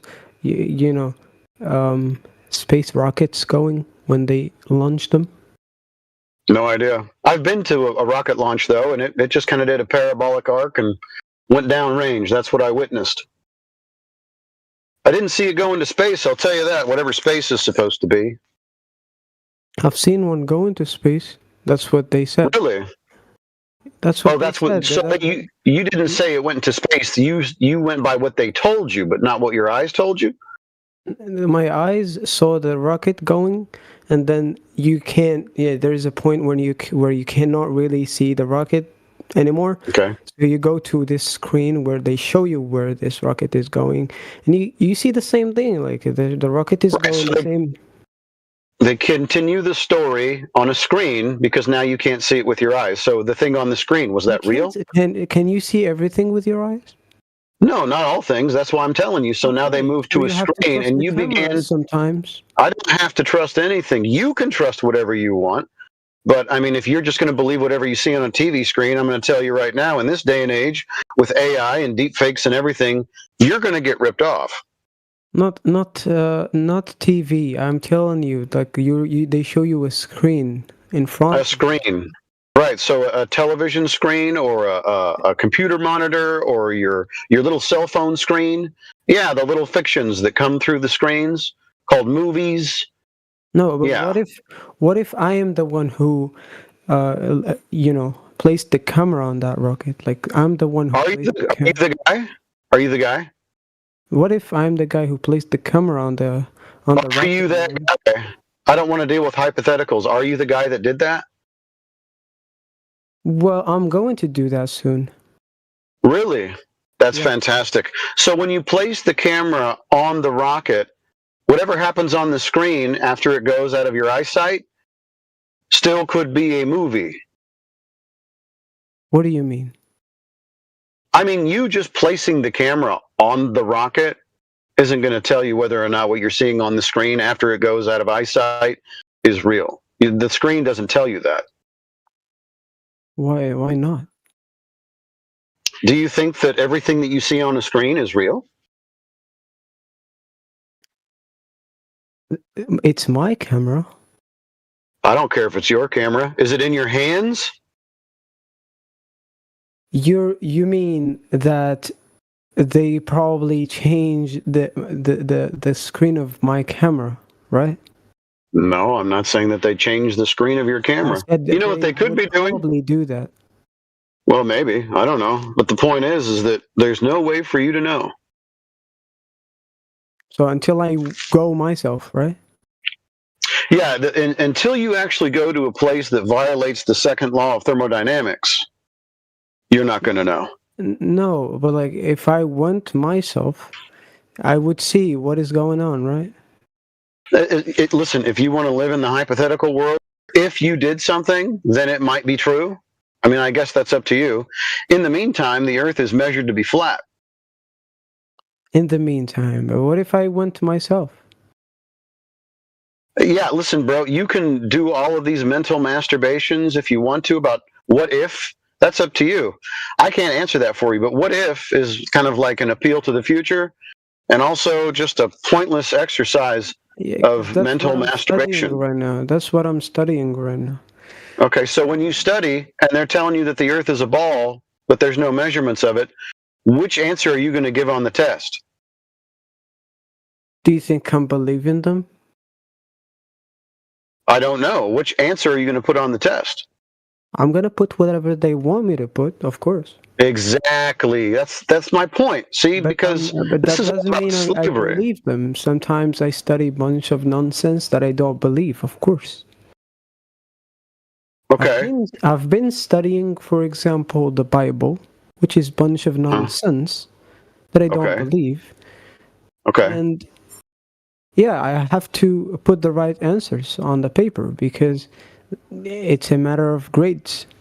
But when it comes to this, I can go myself and, see with my own eyes what is going on up there. Up where? When you go, there are birds flying, right? I want to reach the bird first and then reach the airplanes second, and then go up and more to see what is going on. The more you go, okay, so you discover what's there, right? You're talking about a flat Earth, then? Yeah, well, a flat Earth, whatever. Once you go up, you can see whether it's flat or it's not. Right. How high up do you have to go? As higher as you can. And how high would that be? Because right now you're describing a flat Earth when you're saying high and up and all that stuff. I would know once I go. I would know once I go. How high do you have to be? Look, if I want certain height and I didn't see a lot, I would go more. How high would that be? I have no idea. I have to know. Once I go there, I have to know. Because I have no idea. They have some calculations that I don't believe. But once I go myself, I would know, Right. So you're looking at basically no curvature as far as any of the major science communicators are telling us, is that even at the height of the ISS, which is 250 miles, you cannot see any curvature. So I don't care it's about flat. the calculations that they share. No. Okay. Okay. So That could be. you'll have to start at 250 and see if you can go any higher than 250 miles. Or you could just measure the surface of the Earth where you're at and know for sure if it's flat. I mean, you don't really have to go very high. I don't want to Maybe know if it's flat or not. I want to know. Look, if it's flat, then it has a limit on the sides, right? Possibly, yeah. Since it has limits on the sides, when I go up, we can calculate. Do you know the size of the Earth or the flat Earth? I have no idea. But you can calculate it. Calculate what? The size of the. See, do you know how to calculate the surface of a cube? I mean, of a square. So we're talking about? Are you talking about area? Well, what shape are we dealing with there? Because you kind of need to know the shape so you could use the correct formula. So what is the shape of the Earth? I have no idea what is the shape, but you should know because you can travel all around. No, you can't. Why not? Well, most of the time, if you want to reach some of the more extreme areas of the Earth, let's say Antarctica, whatever that is, it seems to be pretty well guarded. No, it seems pretty well guarded. In fact, there are many accounts where people have attempted to do some kind of free exploration of anything past the 60th parallel and been turned away at gunpoint. So somebody is guarding whatever's going on around Antarctica. So I actually don't know the full limits of the Earth. I don't know which direction I should go to find the limits of the Earth. Yeah, so it would be possible to actually get a size or a shape. I've went to the if you mean the South Pole. I've went to the South Pole, as they call it, and they only show you. Yeah, they only show you. That's fantastic. So you went to 0 degrees south, did you? What? Sorry? You went to 0 degrees south? That's what they call it. Not 0. No, 0 degrees north. Not the center. Not the center. Because they say that the center of that place it's impossible for you to survive in there. That's what they keep you on the edges, So you went to a ceremonial South Pole. What does that have to do with anything? Yeah, exactly. I've went there, and basically, if I was able to go there, then we can calculate the surface of. Sorry, friend. I'm talking about exploring it freely to find the end of the Earth. You went to a ceremonial South Pole. You're talking about something completely different. Are you trying to disrespect me about what we're talking about? You going to a ceremonial South Pole is finding the limits of the Earth? Excuse me? Oh, okay. I want to understand something. I don't know. I'm trying to understand the Earth here. Okay? For example. Well, you're talking about finding the limit of the Earth, and you think that's equal to going to a ceremonial South Pole? No, I want to find the limit of the Earth by going to the South Pole, of course. Well, then go do it. See what happens. They said that you can't really survive. Why not? Once you go. Well, who cares what they say? I mean, if you want to find it, don't let them discourage you. I encourage you to go find the limits. Don't worry about the weather. I mean, that's what explorers do. They do things in spite of the dangers of it. Yeah, exactly. I will once I have the chance to do so. I was, I was really young. I was 20 years old. I couldn't do anything. I was just in a trip. Yeah. But once I get older and I have this ability to go and search, I would probably do such things. Okay. Terrific. What do you say about those, when you are, for example, in the US and somebody else is, for example, in Europe, they don't have the same time period. Somebody is in the morning, the other is in the night. How do you explain that? What do you mean explain it? I mean, the sun moves, so the angular relationship between those two people is different, mostly because of the distance they have between each other. So But I'm like just the Earth is flat. If the sun is uh-huh. a lamp, it's just like a lamp that lights up everything. Don't you think? It is? Do you think it lights up the whole Earth, even though it's dark in some places and light in the others? What? How do you explain that then? Like, I don't really have an explanation other than it doesn't light up the whole Earth. It's just the experience that we have. The sun is in certain places when it's not in other places. So it's more probably localized than you think. But you can explain it since it's the same every day. Why would I be able to explain something that we only describe? It's only a description. What causal mechanism should I be giving you in my story? I don't know. It's like you have to know why. Don't you? No, I don't have to do shit. You understand? I don't have to do shit. So you telling me I have to do something? You can pack sand with that. I thought right? you were curious about. I'm curious, to be honest. Well, I'm very curious, but I don't have any way to actually determine other than what my actual experience is. Do you think that there should be some kind of causal mechanism between why there's light in one place and the other place? That doesn't make you stop. What would you suggest? At least try. At least why aren't you trying? Why don't you suggest something? I am trying. I'm trying. Okay, so give me one of your suggestions. I thought you guys have the answer, so probably. No, why did you think that? See, that's another thing that you did on your part that was in error. You made an error believing that we were supposed to do something that you expected us to do, which is pretty rude, if you ask me. No, I'm not. I don't mean to be rude. I'm sorry, but. Oh, okay. Well, then maybe you shouldn't come in here assuming people have to give you an answer for something that is just basically what we already experience, but is a little bit more involved. Like, I want to see if you have some kind of, you can offer me some kind of solution to this thing as to why it happens. What do you have so far? I have no idea. Oh, okay. Me either, and most people don't either. So, expecting us to know why this thing occurs. No, they made something up. They made it up. But if, like I said before, if the Earth is not a ball, then you can just throw their speculations out the window because it's not tenable. Then what is the sun that we're seeing? What is the moon that we are seeing? It looks like a bright light in the sky. That's how I would describe it. Bright light in the sky. Yeah. So you are describing everything you see with your own eyes, but without an explanation of why or what is that exactly. How would I do that? Exactly, that's the question.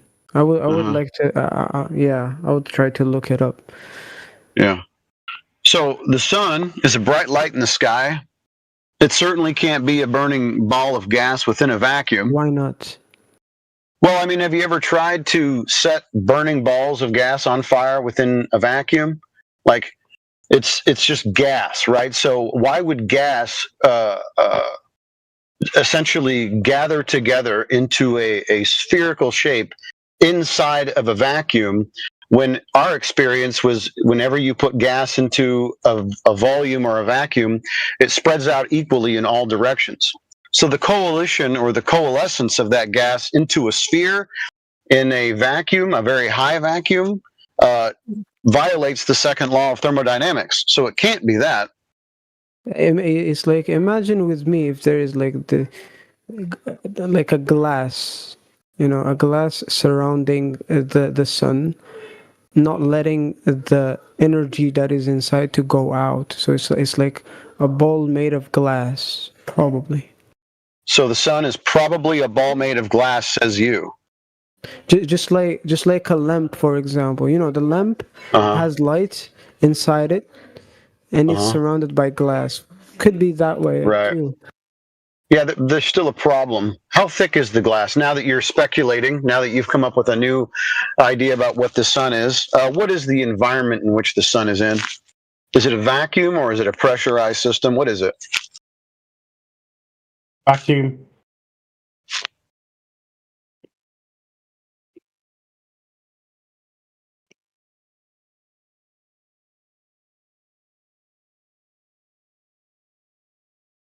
I got you.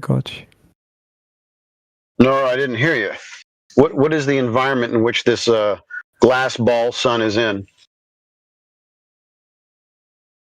We know the answers of the questions step by step. I guess we can't know everything at once. So I'm giving you. You said give me a proposition. I'm giving you one of the propositions, right?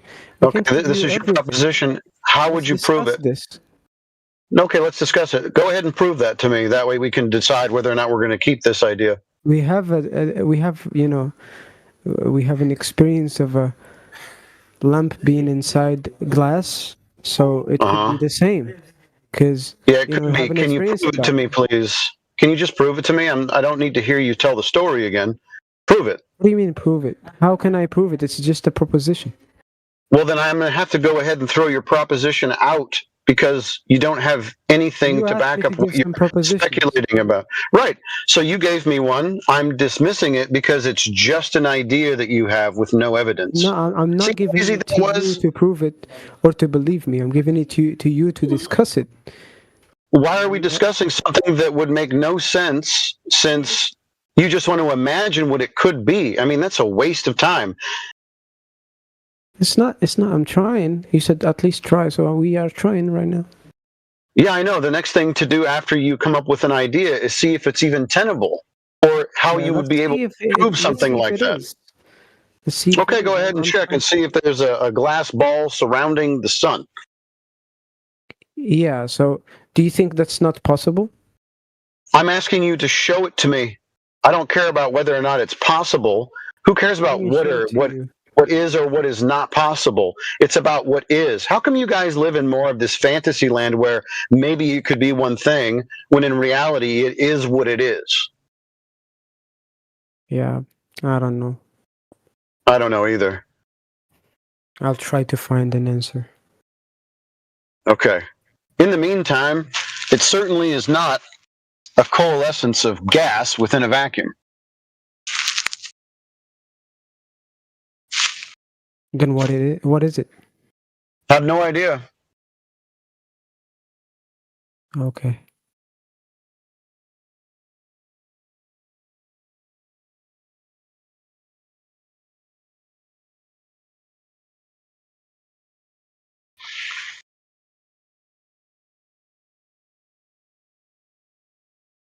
As far as I know, it's a bright light in the sky.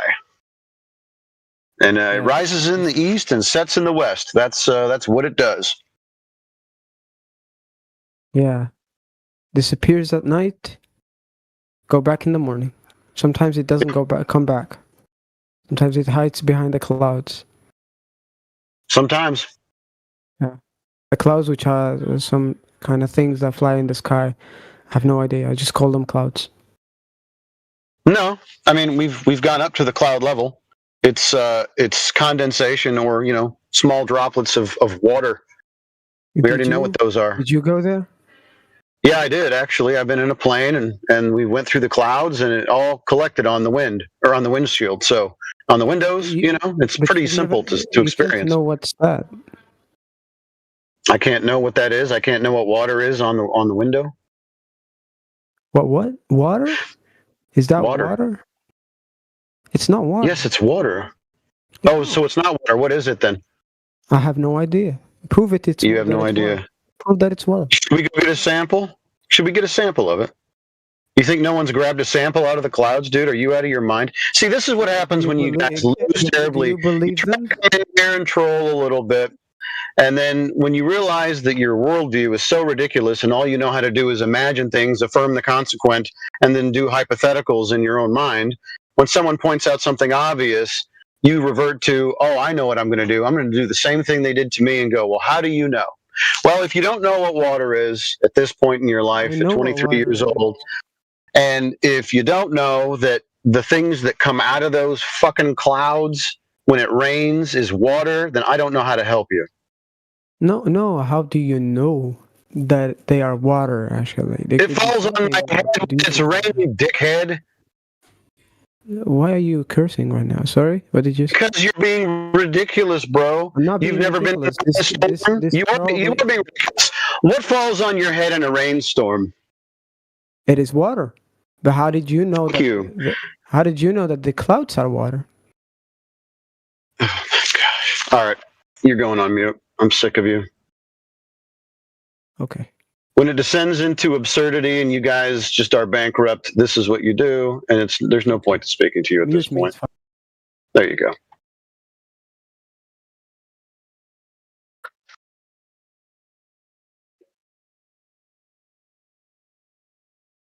Anybody that believes in the globe thinking that the clouds are not made of water?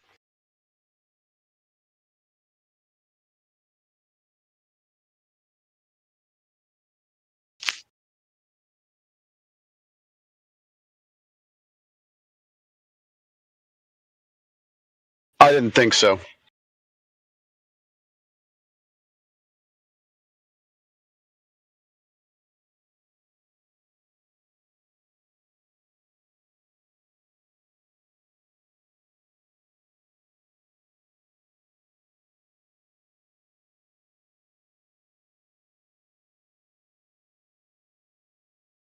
Hey, we got Aaron. Aaron, are you here on your own volition, or did you get kicked out of another room? We get a lot of those.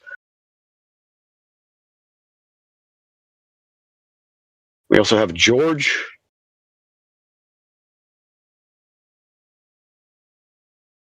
Welcome if you're new. The earth is flat, we checked. And clouds are made of water, we checked.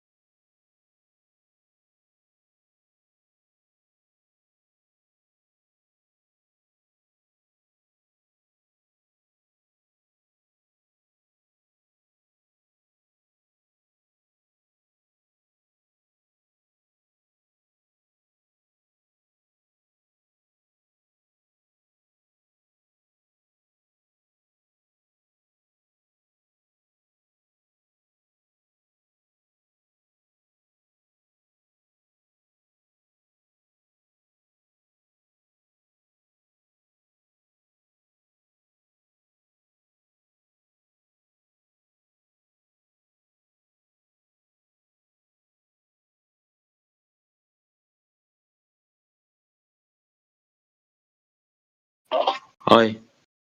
Hi.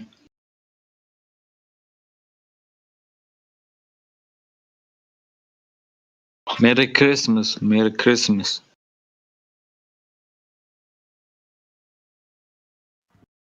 Happy New Year. Thanks. What are you doing?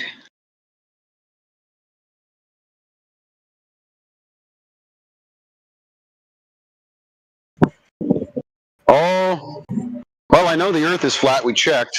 That's mostly what we talk about in here. Earth is flat. How you know Earth is flat?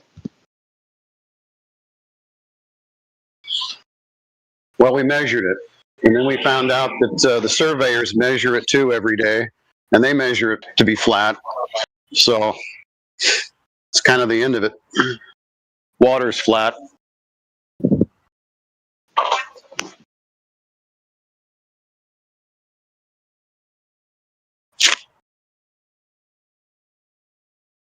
Okay.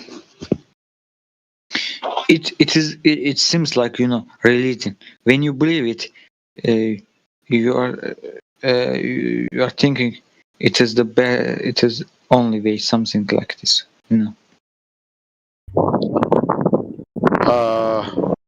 Could you say that one more time? I didn't catch all that. Please. I'm saying it seems like religion. When you believe it, you are saying it's the one. It is true, something like this. Right. So which one feels like the religion? The globe? Not globe. Flat Earth. Well, it's not really religious if you measure it. So when you measure the surface of the earth, you know what it is. So it's not really a belief at that point. It's knowledge. It's also everybody's experience. So I don't. I mean, that's might be a little bit of an ad populum fallacy, but I don't know anybody that experiences the Earth in any other way other than horizontal and level. How did you measure? Well, you just check drop over distance between points, especially over water, and there is no drop over distance in any direction anywhere on Earth. So it's just a topographical horizontal plane. The globe doesn't exist. It's just a religion, actually.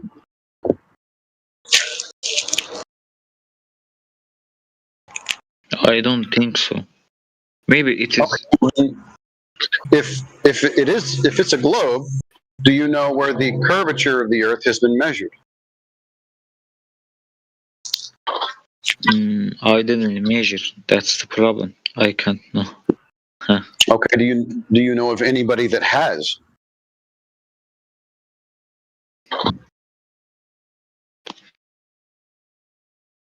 I don't know. Yeah. See, that was probably the main question that I had at the beginning of all this, is that has anybody actually measured it? And that turns out to be no. No one's measured any curvature of the Earth. I don't know. Okay. I didn't think about that. Yeah, me either. I was lost in the religion of it all. So, where am I from? I live on the soil that is named as America, but it's actually the corporation called the United States.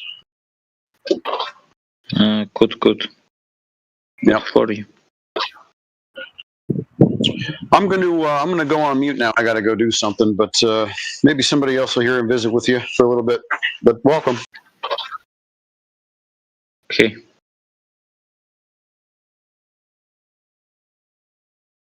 Hells Angels. Is this in your profile? Hindu. Is this Hindu photo? Hindus. Nobody. No. Say so.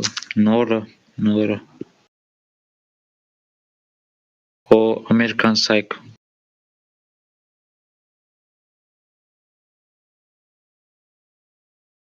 Anime. Say so. T-Dub.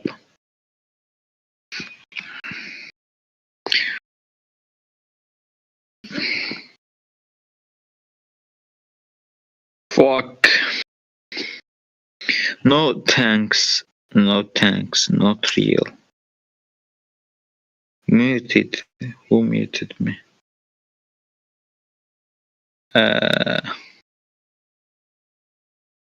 Okay, goodbye then. See you.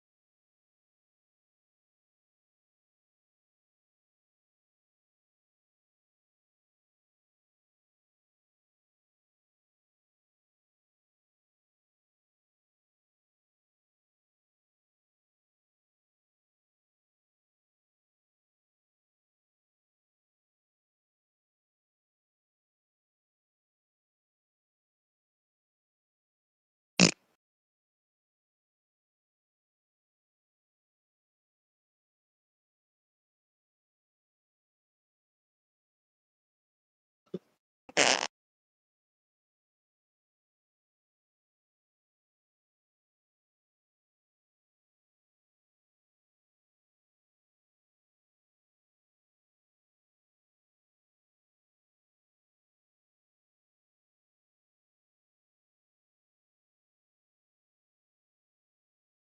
welcome to all the new people, if there are any.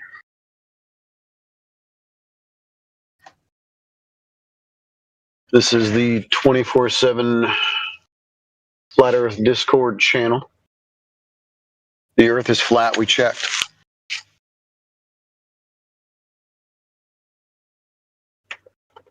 If you have any questions, feel free to ask. If you have any globe evidence, feel free to present it.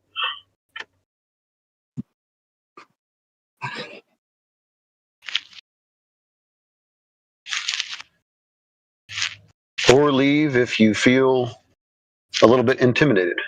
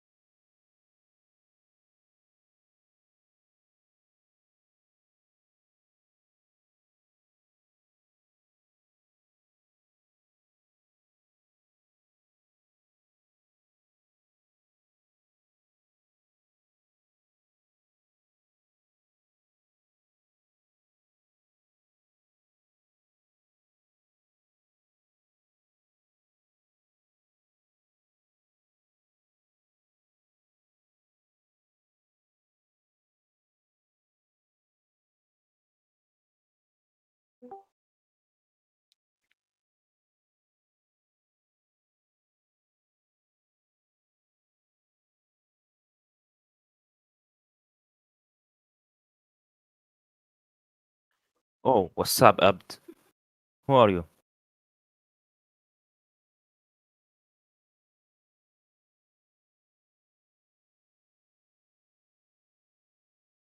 Fine, brother. How are you? Fine, fine.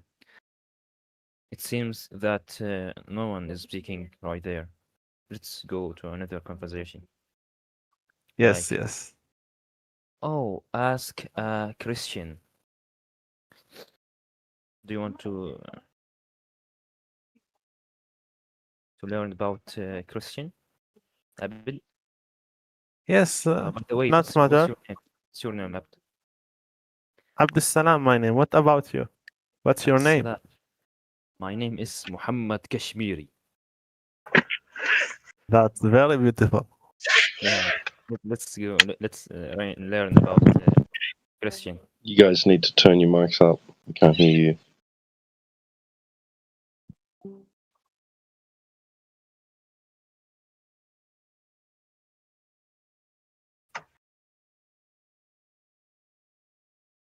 Leaving's another. They were like Abbott and Costello, weren't they?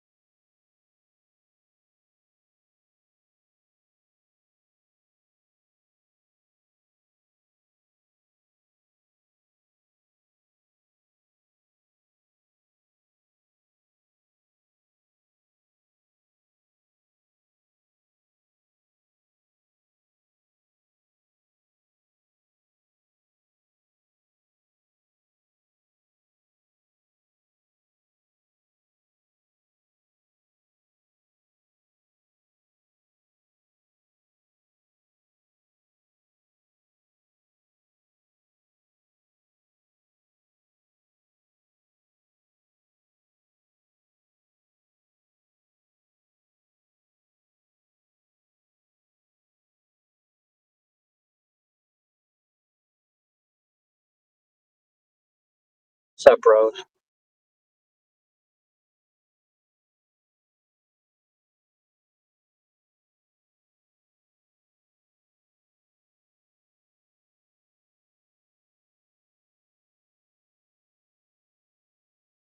Having a good day?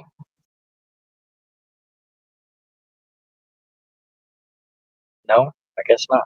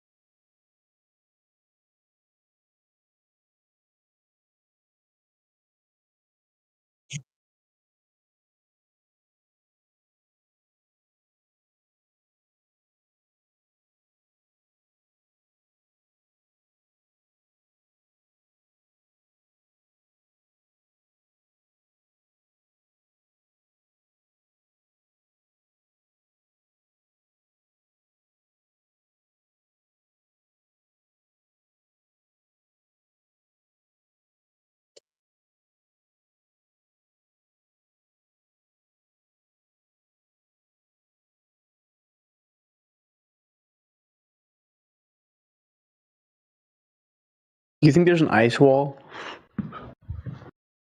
No, the United States military does, though. That's what they call it down there in Antarctica or whatever. That's what they call that. Nobody here is claiming any ice walls. I have no idea. I saw some map of like the flat Earth, like ideology, and there's like a bunch of places outside of the ice wall. Yeah, it's kind of a straw man conjecture. It's The ice purely wall. speculation. So anybody making a map on top of an azimuthal equidistant projection, which is a projection of a globe, which is a polar coordinate system, so it's a map of a map, a projection of a projection. That would be silly for any flat earther to do and say that I live on a flattened out globe. I have no idea why they would be doing that.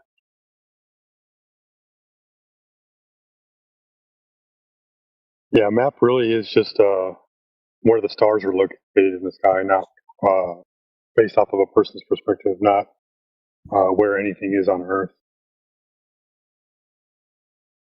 It's a cool story. It's about as cool of a story as, outer space.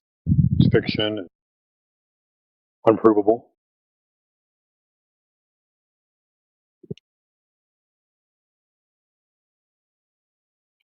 That was odd. He left quickly. Who was the guy we were talking to a minute ago? Not before this last one? Arnold, I Was it think. Arnold? Yeah.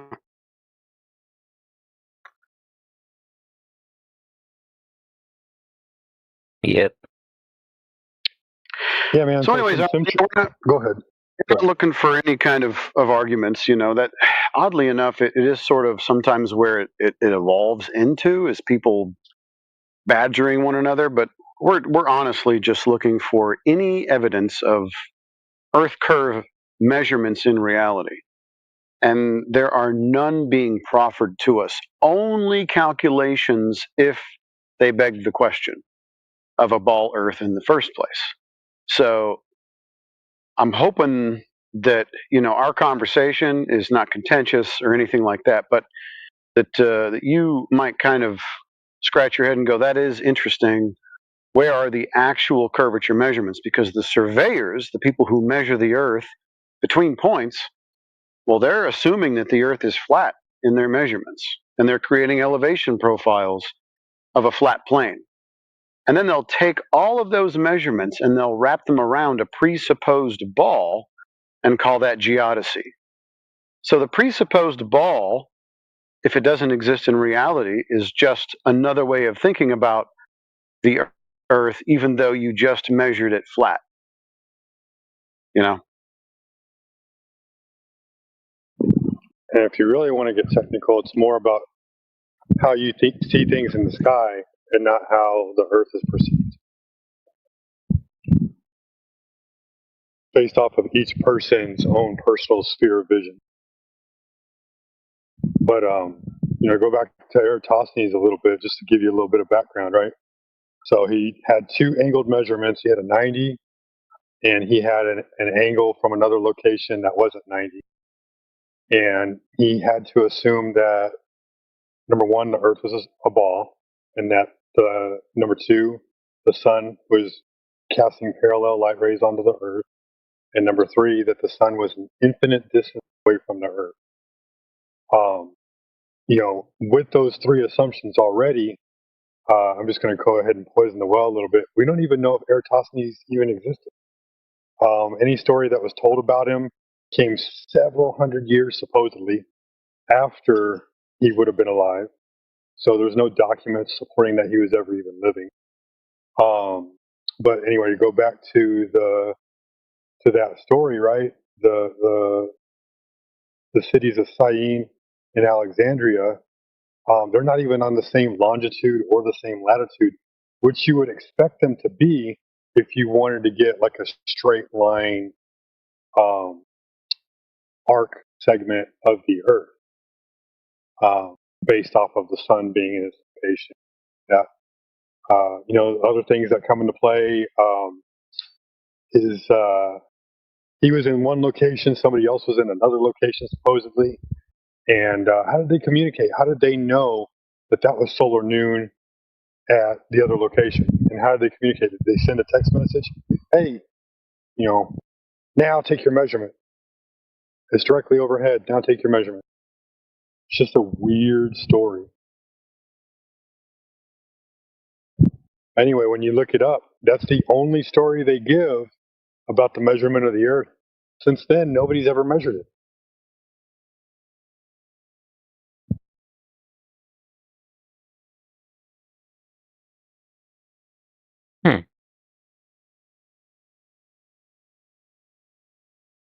Now, here's the trippy part, right? So now that you have numbers, right, you know a size. From that size, you can derive a distance to the horizon where the edge of the sphere would start to curve away from it. And based off a 6-foot observer, 5.5 feet to 6 feet, you're looking at roughly about 2.8 to 3 miles to that horizon. And then anything that goes beyond that is going behind the curve of the Earth. And now you can make the claim, oh yeah, we could see a really tall object like a tall building behind the curve, right? Or we could see a really large boat behind the curve because it would still be sticking out, but the curve would be blocking the bottom portion of it. Problem is, when we actually go out and do measurements, we end up seeing, the ship 10, 15 miles away, and then the supposed curve that should be blocking the boat in front is actually behind that. Now you can make the argument, oh, what about a bigger ball? Well, then there's a lot more assumptions that come into play. But now your orbits of your satellites are gone because the orbit of satellites require the Earth to be a certain size because you're making a concentric circle around the Earth. The distance to the moon is gone. The distance to the sun is gone.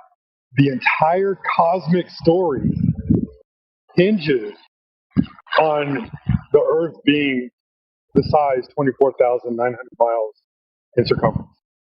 3959 miles for the radius. Completely hinges on it. If you don't have that, the entire story is wrong.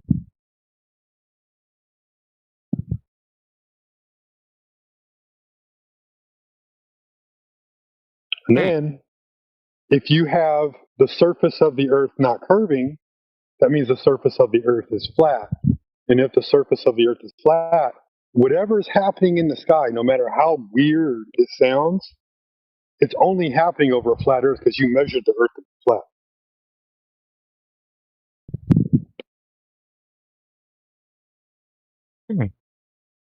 So what do you think about that, Arnold?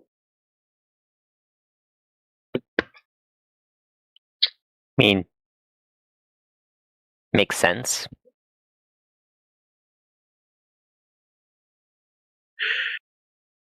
Yeah, I don't want it to get lost that the people in here that are of the flat persuasion didn't start out like we did start out believing the same thing that everybody else believed, that they lived on a spinning water ball flying through an ever-expanding vacuum. We bought that story hook, line, and sinker.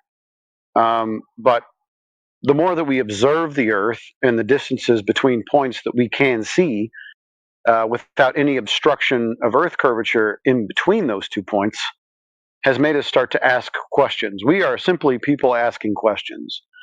And so the more that we ask questions, the less reliable that story becomes. Because if the Earth is indeed curving in reality, at a consistent rate, which it is supposed to do, and people will come in here and say, "Oh, well, it's a what do they call it? It's a geoid, or it's a spheroid, an oblate spheroid." But then we look at the claim, the dimensions, which is around the equator versus around the poles in this particular mathematical model. The difference is 0.3%. That means that it is 99.7% perfectly spherical or spherical shape. So any deviations from the sphere are going to be, let's say, 0.3 off. They won't even tell us where the irregularities occur. So we have to operate on the assumption or the claim that it's basically a perfect sphere. No, and it is we not have no because, like, curvature. you have mountains, you have valleys, you have like. Yeah, but even at a very high altitude, it would be smoother than a cue ball.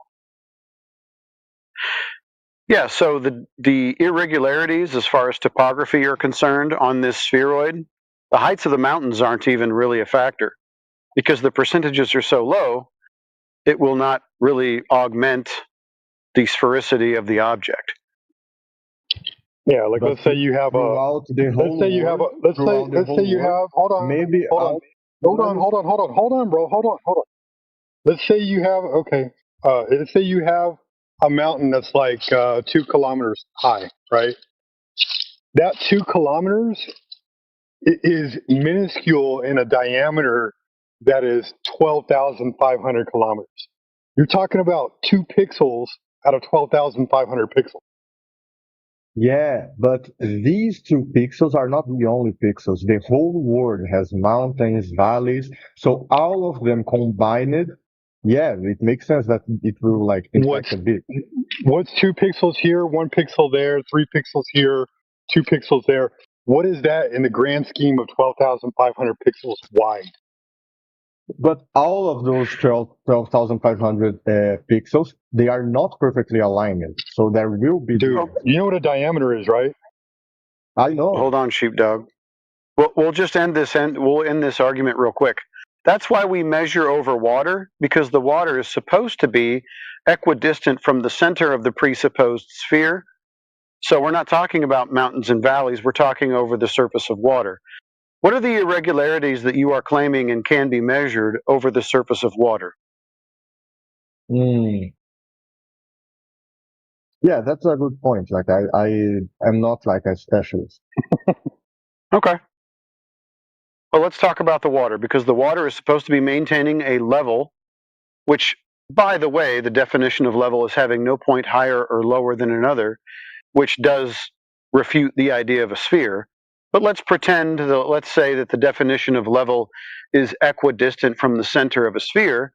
That would dictate that the curvature rate would be approximately 8 inches per mile squared. Or if you were an observer at the beach looking over the water, your geometric physical horizon for a 3-foot observer or a 6-foot observer would be 3 miles away, and that's giving you a couple of tenths. No, it depends. Because okay, so what does it depend on? Depends on where you are on the Earth, because we're talking over water, sea level. It's not a perfect sphere. It's not a perfect sphere. Okay, where are the irregularities? This is fine. He's making a claim. Where are the irregularities so we can compensate for? I thank you. What is the place that we can find? Thank you. You can keep saying geoid. We're talking about 0.3%. We'll go ahead and fudge in your 0.3%. So basically, if you just take like the water level, if you just think you're water roboting. Level, basically it is oval, and also there will be like how much of an oval? How much of an oval? I don't know. I don't have the data. What we do, and you're welcome to look it up. The polar radius versus the equatorial radius, the difference is about 13 miles. So you're looking at about 13 pixels over a 4,000 pixel radius or an 8,000 pixel diameter with 26 pixels. It's a perfect sphere, bro. It's as perfect as you're going to get. It's more perfect than a basketball. It is still not. Neil deGrasse Tyson says it is smoother than rounder than a billiard ball or a pool ball. Do you know what a billiard ball looks like? Yeah. Okay, so Neil deGrasse Tyson, one of the world's premier science communicators, says that it is smoother and rounder than a billiard ball. So, once again, I'm asking you, where are we going to find the curvature on this cue ball that we're measuring?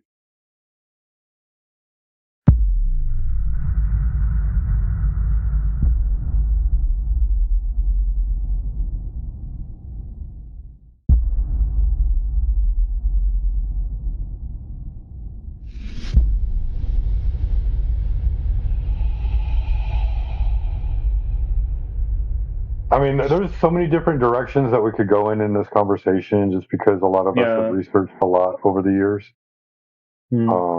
But typically in here, like we can expand a little bit on Sundays, but typically in here we like to stick to the nature of the earth. Mm-hmm. So, like, is it like a recurring sessions that you guys talk about stuff, or like? Oh yeah, no, we probably have about 100 people a day coming in here, different people. Some people are repeat people, but we'll have anywhere from like 20 people one day, and then we'll have like just people all day long coming in and having conversations with them. And we live stream 24/7, just so you know. There's not always a bot in here, but whenever there's a conversation going on, there's a few of our guys that own these accounts that say YouTube on them, and they bring those bots in here to record and live stream out to YouTube. We do it for other people, as an outreach, so other people who are on YouTube can watch us and find us. But more importantly, like, you wouldn't believe how many people actually lie in these conversations, and we have to go back to the YouTube bot and screen record what they said, and then come back and show them what they said. So, and it's there for your protection too. If you think we're lying, you can go to the YouTube bot, rewind, and find out where we were lying at. Hey, Sonic. So I kind of go by Occam's razor on things.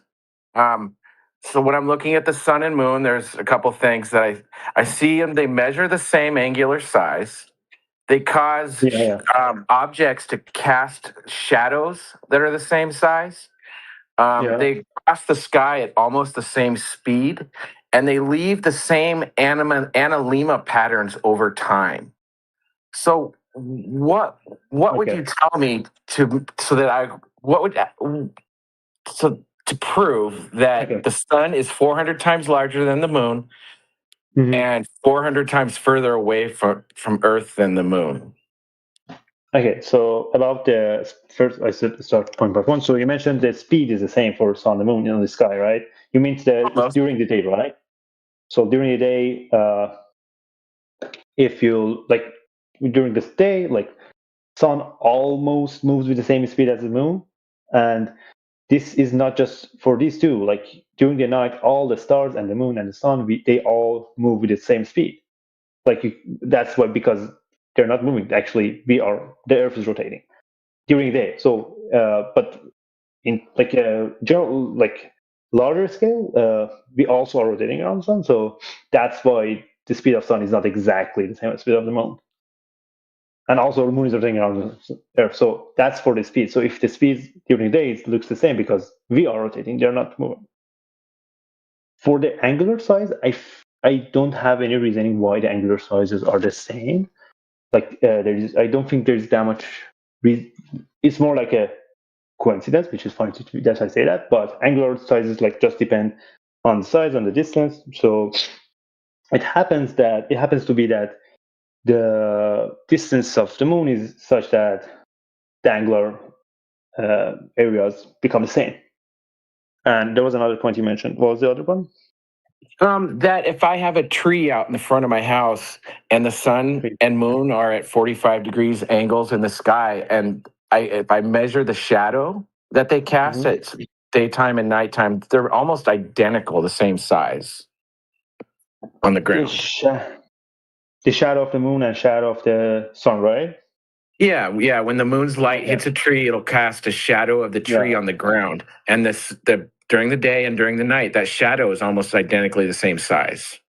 Yeah. So let's say you have a light bulb in your room, and like you put it like an object on the table, and you cast the shadow with the flashlight, whatever. And as you move away the flashlight, the shadow becomes smaller, right? Because of the angular area, right? No, but as the shadow get larger. They don't get smaller. I've never seen a shadow decrease in size. You'll never cause your hand. You can never cause your hand to cast a shadow smaller than your hand. That's what I'm saying. No, not a smaller. No, exactly, not smaller than your hand, but it's always bigger than your hand, right? But as you move with the flashlight, it becomes closer to your hand. So, but the thing is that when the flashlight is closed, the difference is large. So, like you move the flashlight a little bit, and the shadow decreases. The size of the shadow decreases a lot. But as you go away, the difference becomes less. So, the farther you go, the relation between the distance you travel and the way that shadow gets smaller is becoming smaller. And at the like a very large distance, almost infinity, let's say, not infinity, of course, but at a very large distance, you don't see the difference in the shadows based on the distance because they're so far away. Now, if you move the sun like 1 kilometer away, you don't see change in the shadow because it's so far away that the shadow of your hand is almost, if it's also perpendicular, is almost the same size as your hand because it's so far away that the light rays you see, they're not angled, they're parallel. So you almost see light as a parallel lines. So all the shadows are the same size. So if I like put a flashlight above my hand, 1 foot above my hand, and I look at the shadow of my hand on the ground, and then I do the same thing with a street light that's like 30 feet up, they're not going to be the same size, the shadow of my hand. I've done this. Yeah, but if you continue, you said that it's not going to be smaller than your hand, right? The shadow is not going to be smaller than your hand, right? Always. Right. But it becomes smaller and smaller. It is always bigger than your hand size, but it's going to become smaller and smaller. So let's say I take the lamppost and move it like thousands of kilometers, like vertically. So it's like far, far away. The shadow still is bigger than your hand, right? Yeah, so you think it'll be the same size as if the flashlight was a foot away? You can think it's possible for them to cast the same shadow size of my hand? Is that what you're saying? No, but when the lamppost is 1,000 kilometers away, and when it's 2,000 kilometers away, the difference is very, very, very, very small. Because as the farther you get, the difference in the distance, the difference in the shadows becomes smaller. It is still becoming smaller, but because as I said, it can't get smaller than your hand, it should change less and less. So it's not a linear thing. It's not that like, oh, if I moved it like 1 meter away, the shadow became like half. If I do it again, it's going to become half again. No, it's going to become like two-thirds. Like the ratio is going to be closer to 1 every time. So at the limit of very, very large distance, the ratio is almost 1. Did I make my point? Sure, I got you. So I wanted to ask you a question after this one, but are you familiar with the Anum Lima patterns of the moon and sun over time? I have to. And how do you spell it? I'm not sure if maybe I. ANALEMMA. It's like the sun and moon. They'll create a figure 8 pattern in the sky when you do a time lapse. You take a picture every day at noon for like 6 months. Back and forth. I know. Yeah. I know that. Yeah, I mentioned it when I was talking about Mars. I think similar to that. But yeah, go ahead. So the sun and moon create the same Anum Lima patterns and basically pretty much the same size. So considering those 4 things I said to you, why should I believe that the sun is 400 times larger than the moon and 400 times further away? That's a very good point. Let me just look at the Anima. History, attribution, reglobe. Yeah, like the moon will create that figure 8 Analema once a month. It'll do it like 12 or 13 times a year. And then the sun will do it once a year. But they're the same size. Okay. What's the reason behind showing the position of the sun? I have to look up the moon one. Here is just the sun's declination to. Okay, let me just check this is just sun. I have to check the moon and Lima. Because I'm a simple guy. I like Occam's razor, and those 4 things lead me to believe that these 2 objects are about the same size and crossing the sky at about the same speed. Yeah. So the problem with that is that also you have eclipses, right? Sure, you mean like when the moon turns red? Is that what you're talking about? An eclipse? I care about the sun version. So the solar. Well, there's problems with that, with the 2,000 mile wide moon only casting a 60 mile wide shadow on Earth. That's kind of that's not possible for something to cast a shadow that is about 20 times smaller than its size. It would, for example, that would be like me holding up a bowling ball and then having it cast a shadow the size of a marble on the ground. Because it's so far away. Because it's so far away. It's all these values are astronomical, no pun intended. Well, I mean, you're saying the light rays from the sun are parallel when during the solar eclipse. So then the moon should be casting a 2,000 mile wide shadow across Earth, but we only have a 60 mile wide path of totality. So you have the sun, you have the moon. But hold on, we got a little off in the weeds. Yeah. I was just. Did you check out the Analemma patterns? I'm reading about this to measure. You see how they create that same figure eight? Yeah. So here it says that this is because of tilt in the axis of rotation of Earth. So again, this is something about the Earth rotation. So if it's going to affect everything we see in the sky the same, because it's about the Earth rotating differently. There's a tilt in the axis of rotation.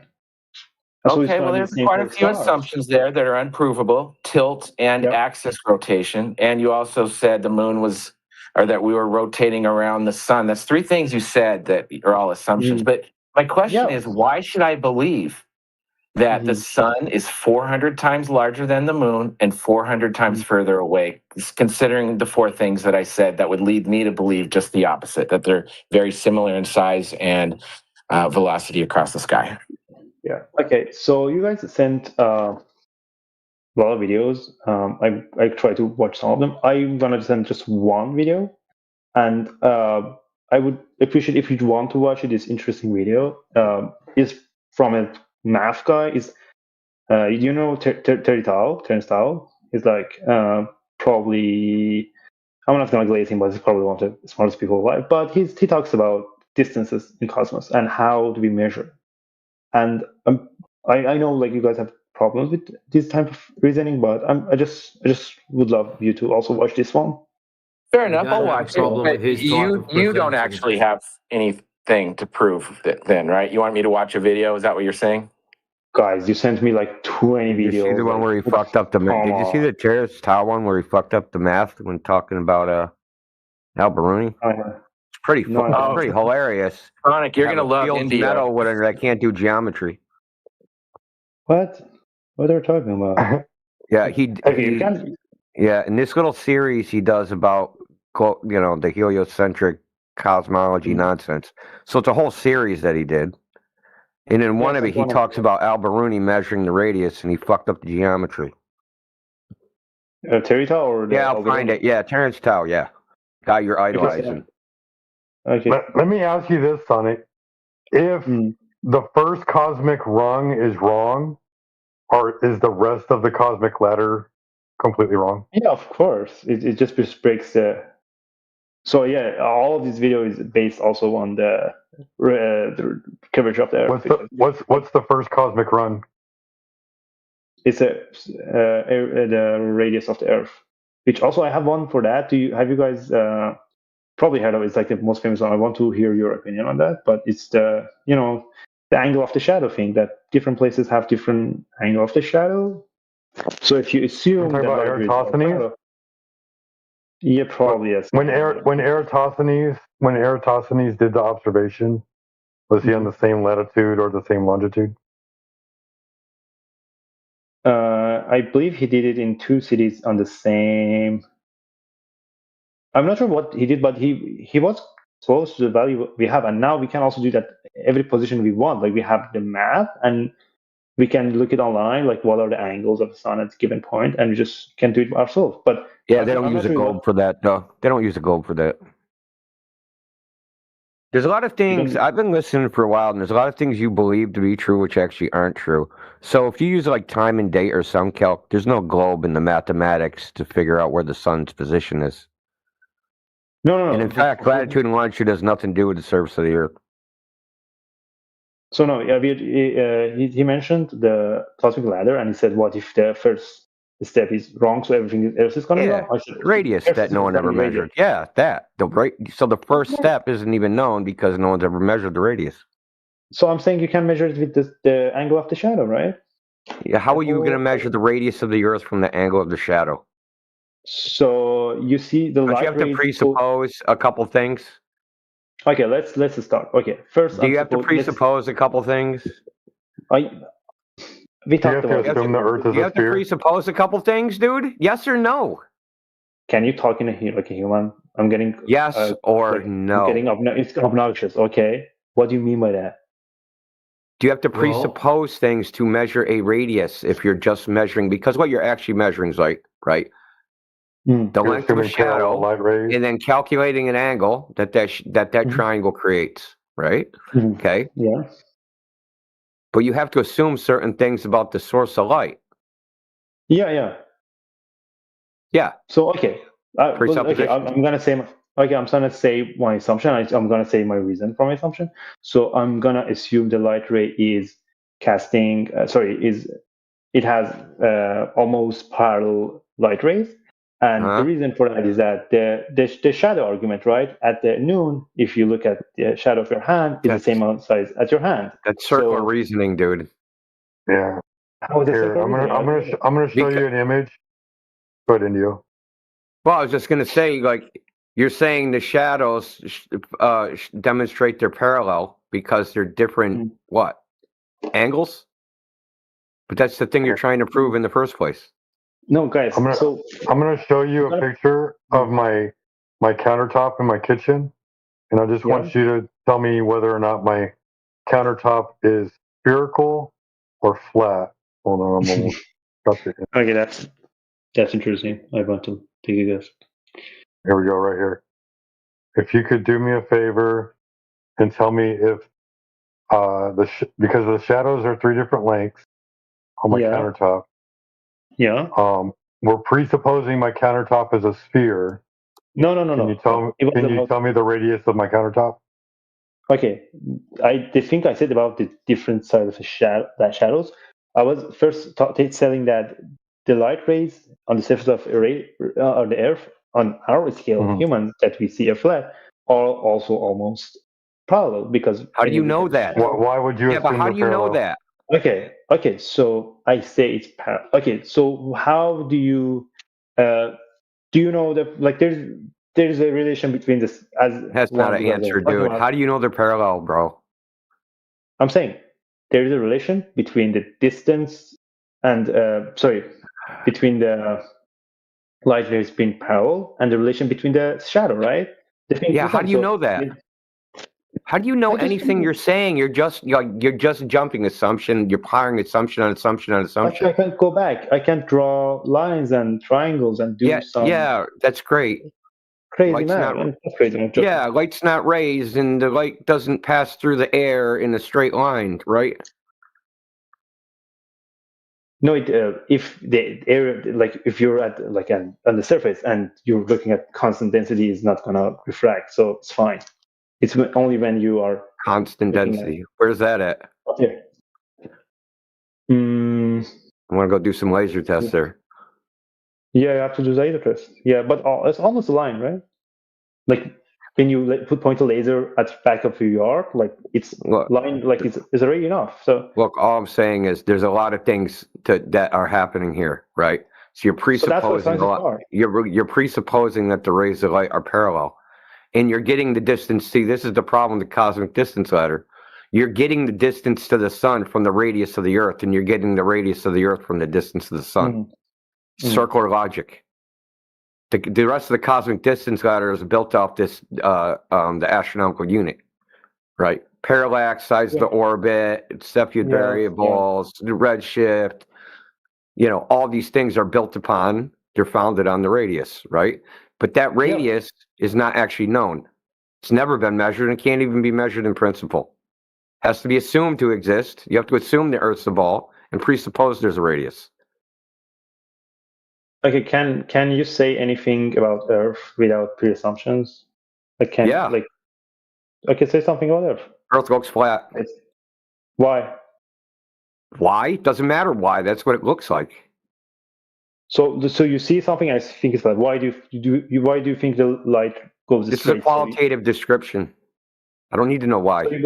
So you believe that qualitative description only, like there is no quantitative description that you can have about. Well, we have that too. We have that as well.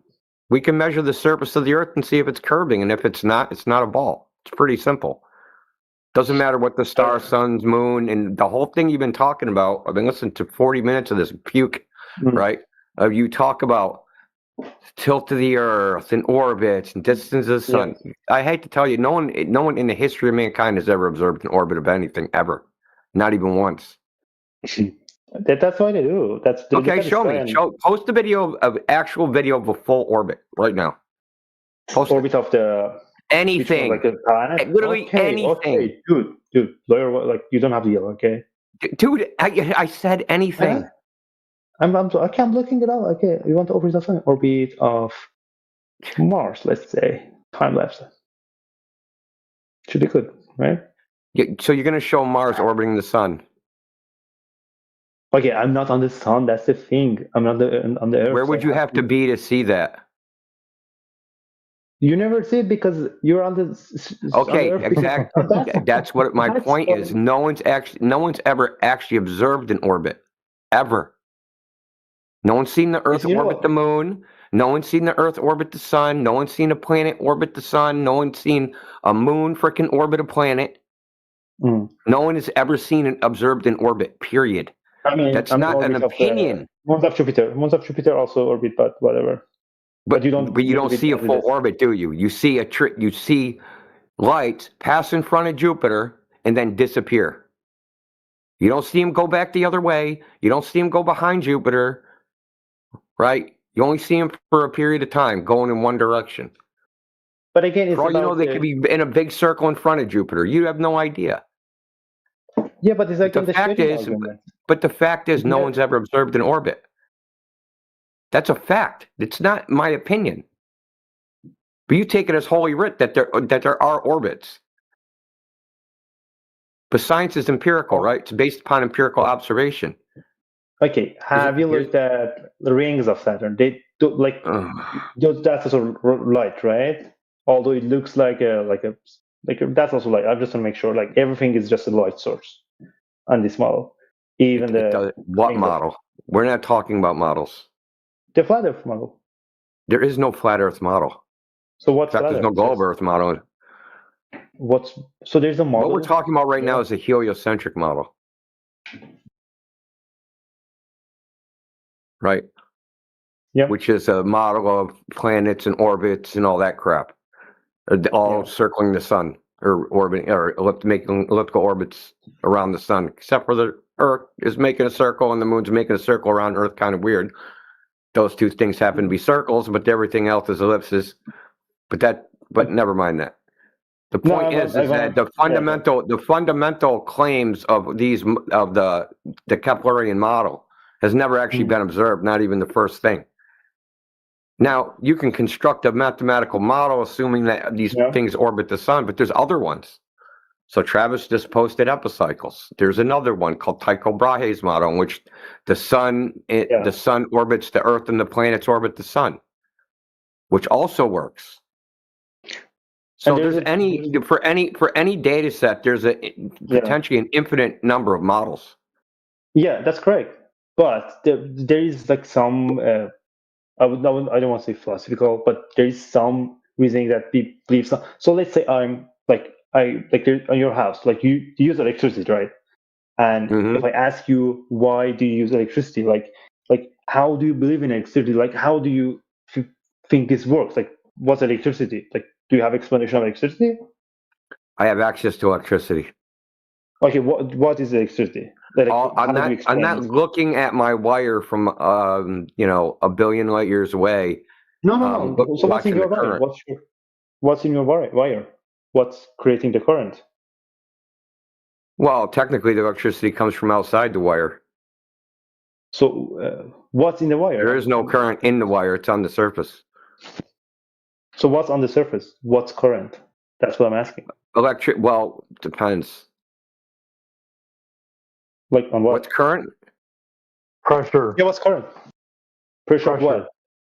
Do you feel the pressure? Well, there's electrical potential created between a positive and a negative. Mm-hmm. And that creates a force. Well, this is just a model. So this model, it creates a force that makes all the electrons pull in one direction. Okay, and that flow creates a current. Now, the drift velocity of the electron is pretty slow, but it's the combined action of all the electrons, which are in the probably quadrillions in a 10-foot wire. Yeah. Have you seen an electron? No. What's that got to do? You're making listen, okay? You're not going to construct this false equivalence nonsense. The fact is no one's ever observed an orbit, okay? People have observed direct electrons. We have access to the things you're talking about. We have physical access to them where we can touch them, manipulate them, do cause and effect experiments on them.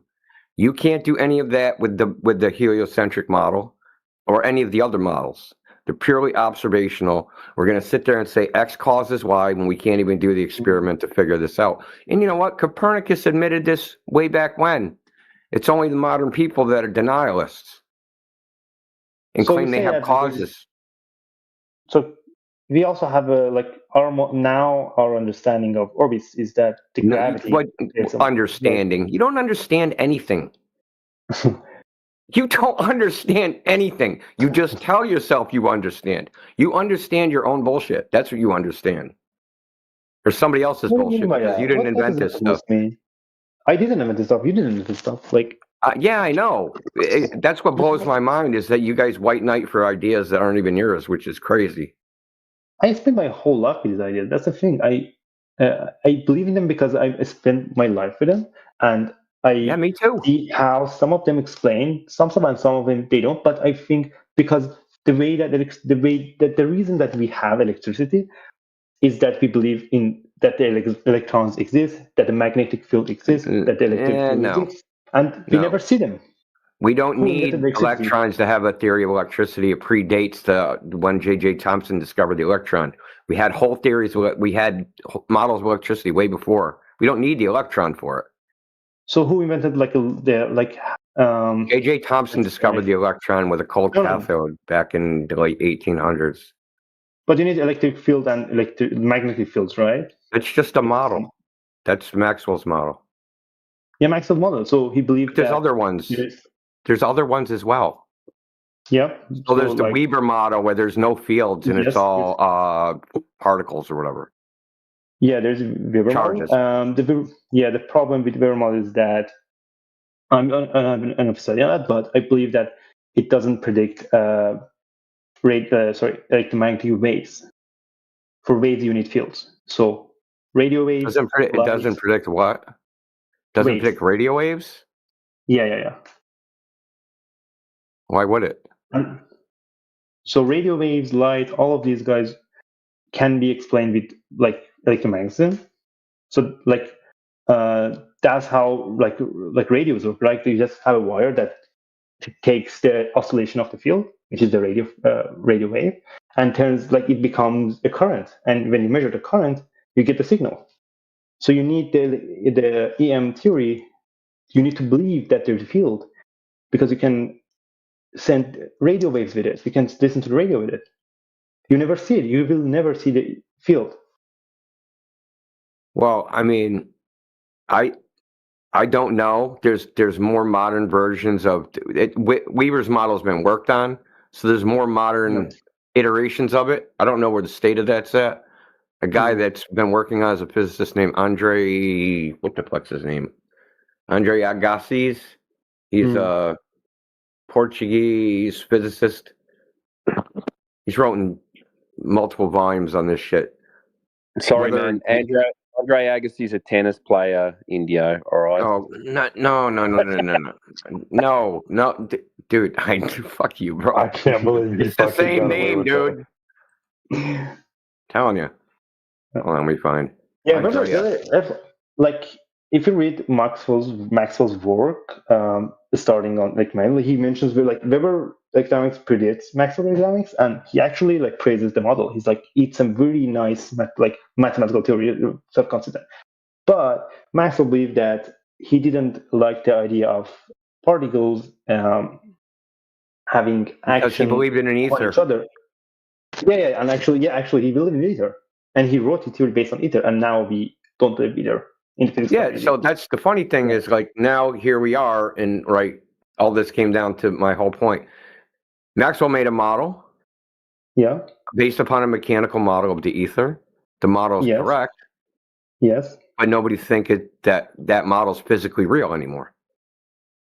So we take the same idea, but without ether. So Maxwell couldn't imagine that it's possible to. Doesn't the model's existence and then but listen, because the model works and it's based upon a physical model of an ether, doesn't that prove an ether exists? That's a very good point. But if you were Maxwell, you would believe ether exists. I'm asking you, doesn't it prove ether exists because we have a model with it in it? So that makes accurate predictions? It doesn't prove it. Oh, why not? It doesn't prove that the ether exists. But when you see the contradiction, it disproves the existence of something. Okay, you're not getting it, dude. There's a model. The model has a mechanical model of the ether. Yes. The model works as in it makes accurate predictions, but you're saying even though the model has this component in it, the model making accurate predictions doesn't prove that the model's physically real, namely the ether part. Yeah. So it turns what do out you think I'm saying? I'm saying the exact same thing about the heliocentric model and the Tycho Brahe model and the epicycle model. Just because you have a geometric model that will predict where the planets look like in the sky doesn't make that model physically real. That's what I'm trying to tell you. Yeah, that's a good point. But the thing is that we are improving. We are getting closer. About the thing about Maxwell theory is that he didn't believe it makes sense without ether, and now we're doing it without ether. So it's like he built a car, and he believed that he needs car muffler for the car to work, and we removed that. We're like, oh no, you can actually remove the car muffler, and the model works. So it was a bad analogy, sorry, but what I'm saying is that you should. It's not that if you see the model working, you should believe that the ether exists. It's just that you should gain trust in the reasoning. So we are making progress. At some point, we didn't know why. There is lightning. Then we said, oh, it's because of the potentials, and we said, oh, there's a field in the ether, and then we said, oh, actually, sorry, there is no ether. But there are waves. We found the waves, and we understand electricity, and we made everything. We made this. The fact my Discord is working is that I'm on mobile data, so I'm connected to Cell Tower, which works with Maxwell's theory. Well, they're not using Maxwell's theory for any of that crap. No, you need to need antennas. You need to that's what electrical engineering people study. They're not really at the engineering level, and they're not using Maxwell's theory. They're not. I don't know. Stupid. It's simple. It's overly simple, but they're using basically electrical engineering that they would use in the electrical industry. Right. Yeah, but they're using imaginary numbers. They're using the square root of J. The square root of minus J. They're using that crap. They're not using Maxwell's. Okay. I think also imaginary numbers is an interesting topic. We can talk about a different tangent. So let's put that aside. But I think they also do a lot of it depends on the university, but in kind of design, right? So they they'll. It's hard to do. So you'd get an app called Ansoff Maxwell 3D or something, right? So you'd get that, and it would model. It would do discrete element analysis of all the fields, right? The E field and the B field and the H field. And you would model it all out, but it's super complicated. Yeah. I mean, it's idealized. That's what I'm saying. You can make an idealized antenna from that, but whether you can actually engineer one to work like that in reality, that's another story altogether.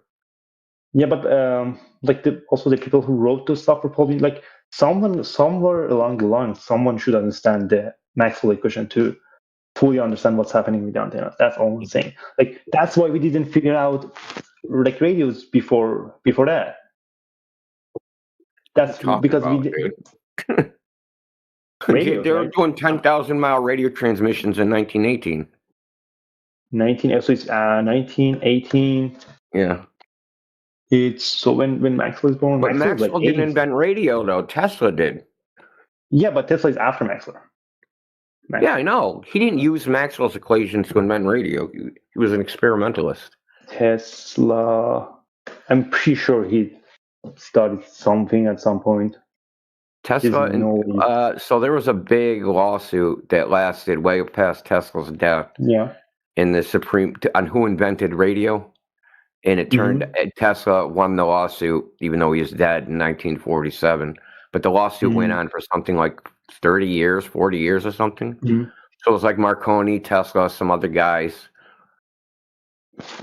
Yeah, but like not the radio itself, like first person to generate radio waves and show that radio waves move behave like light, like if they refract, they deflect.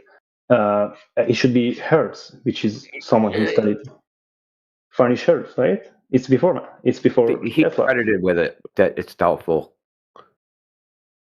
A lot of people did. Like Tesla had comments about because Tesla. There was a lot of guys all doing this. Tesla said, I think that crap was well known. So what he did was create a spark gap, right? Mm-hmm.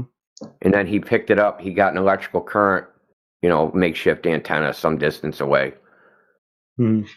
So he's just like making a high voltage spark real fast, and he gets a current, some distance away. Tesla said it was a bunch of bullshit. Now I keep bringing up Tesla. The only reason I'm not a big freaking huge Tesla nut, I'm just because he was operating at that time. You know what I mean? When all this electrical engineering was first getting off the ground, like radio and all this stuff. That's like the late 1800s. Right? So, like a lot of things happened in that very short time period. Yeah, but hey, Indio? Yeah. Sorry? Indio, do you know of any other 2025 radio transmissions going 10,000 miles? Anything like that? 2025. What was the question? The radio going to Mars? No, probably not, because I think they don't have big antennas anymore. Not as far as I know. I mean, maybe. There's so much interference now. Frickin' good luck even. So the 1918 one, it was done. It was Cornwall, UK to Sydney, Australia. 1918. The guy, so there was not a lot of radio interference. So amateur radio operator was picking up radio broadcasts from Germany and Sydney. And then he told the Australian government, and the Australian government told, because they were a British colony, told got together the British government, and because it was World War One, they decided we're going to use this for a military application. We'll be able to hey, send more troops. We're all dying. Let's go send your boys to die too. So they set this whole thing up, but the war ended pretty soon afterwards. So they didn't end up having to use it other than to test it. Do you think radio waves can follow the curve of the Earth, Sonic? On Mars? No, we're talking about something else. We're talking about that why mathematical approaches make sense, even though we don't see the fields.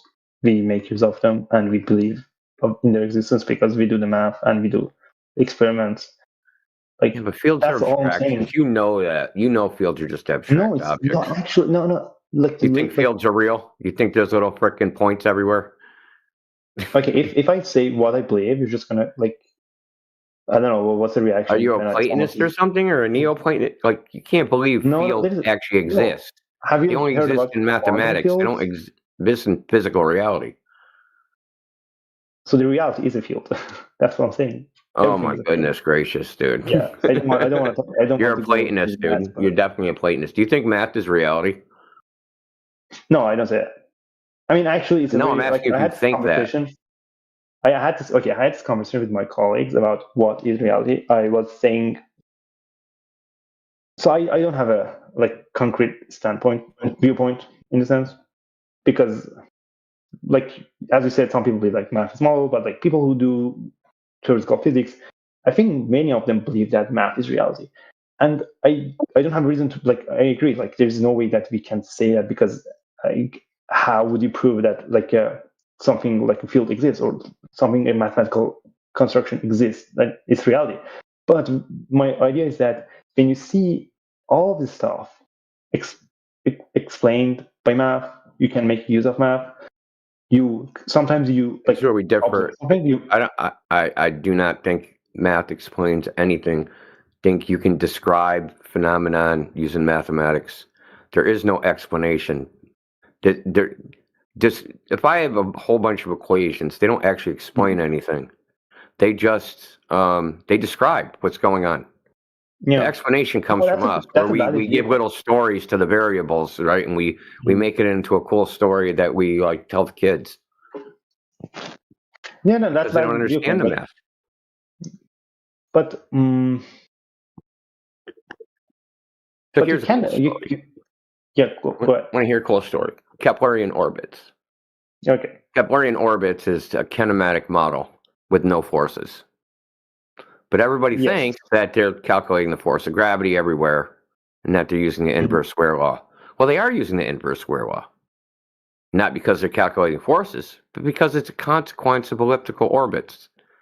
That if there's a force at a foci of an ellipse, it'll fall off inversely proportional to the square of the distance. And this is where Newton came up with it in the first place. Didn't come from experiment. It didn't come from anything. Came purely from a geometrical relationship. That's it. Okay. So even though you have a kinematic model of orbits with no actual forces, you can pretend that you're actually calculating forces because of this geometric relationship. Now, but that's the thing. Go. Sorry. Yeah. No. I'll just. The point is that the way things actually work versus the way people think they work are quite different, and we make these little explanations because it sounds cooler. Like there's a force that pulls all the planets together. That sounds cooler than, if we calculate the time and the period and the speed, then we'll, in a certain period of time, it'll be back at that place, right? That doesn't sound cool, right? It sounds cooler when we say there's magic rubber bands pulling everything together. Right, that's an explanation, but that's not what they're actually doing. They're just basically doing data fitting of a pattern. Yeah, so that's a very good point, actually. So I want to also give you this viewpoint. So let's say we have the Keplerian, there's a geometrical construction. As you said, there's no force in the Keplerian orbit, and Newton comes and is I think there are forces. So if you assume the forces, you will get the orbits, you get the ellipses. And one of the criteria of the mathematical models and scientific models is when you explain something, then you also need to predict something. Otherwise, you're just explanation is not enough, because as you said, you can just fit the data and it explains it. But you also have to make predictions. And it makes predictions. It can predict the orbit of the Halley comet. So I think I'm not sure about this, but I think Newton was the first guy who calculated the orbit of Halley itself.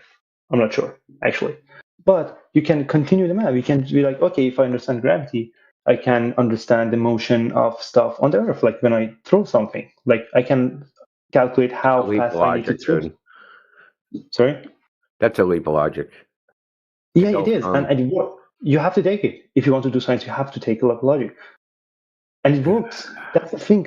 You have to believe in the logic. Didn't they try to calculate the transit of Venus a couple of times, and they missed it based off of the globe model, the heliocentric model? Yeah, so Kepler made the calculation that was actually wrong. But there was error in his calculation. So some other guy called Jeremiah something did the calculation, and he did it correctly, and he saw the transition. So it was Jeremiah. Yeah. So we You can make errors. Brother, you did the exact same thing I just said people do. You just did it. They're not using forces to calculate orbits. These are mathematical equivalents. They're mathematically equivalent. Right. So that's the thing. Now, if I use Keplerian orbital elements or Newton's laws, as long as I don't use too many bodies, they're mathematically equivalent. Yes. So, but now you're only lying to yourself saying you're using Newton's laws because you're actually not. So the thing that, I think the thing that usually, when people are talking about like Newton gravity, they usually mention the Apple story, which is not real. Actually, it never happened. But the thing that, started this imagine. The apple fall on the head of Newton. He was like, "Oh, there's an apple. There's a gravity." It's not real. Like it's a made-up story. It's a fun story. But I think that I heard that real story is that Newton looking at the orbits of the moon, and it's like, what's keeping moon up in the sky? And it's a realization that if you explain the orbits of the moon and the solar system with the gravity, the same gravity explains the movement of objects on the surface of the Earth. So it's that this. But it's not the same. Maybe. No, you can. You're conflating big G with little g. We know little g empirically. We don't even need a big G for any of that. You can actually, if and just I need to make a correction on how Newton came up with gravity. He came up with it, and demonstrated the equivalence using conic sections. Now, there's actually, if you go on Google and type in Feynman's Lost Lecture, he goes through the whole thing of how Newton came up with all this. There's also one on 3 Brown 1 Blue, which is pretty good. It's called Feynman's Lost Lecture. Richard Feynman. It's a brilliant video. Yeah, it's pretty cool. But he goes through how partially goes through it. How Newton came up with it had nothing to do with Apple. Had nothing to do with anything falling. Yeah. And to get to an object falling right from this other thing, this planet orbits, that is a crazy leap of logic, dude. Because you can actually, because this is a common thing that comes up. You guys don't believe in gravity. Yeah, gravity, what's that? Oh, drop something, that's what gravity is. Okay. Yeah. How do I go from I dropped something that fell to the ground to Earth as a ball? I don't want to say it, but it's math. The path phase at some point. A logical progression. Yeah, but a logical progression. I make the observation. I see something fall. How do I just from seeing something fall, go Earth as a ball? People have been seeing shit fall for a pretty long time. Okay, so they were all watching shit fall down. How come those people didn't go Earth as a ball?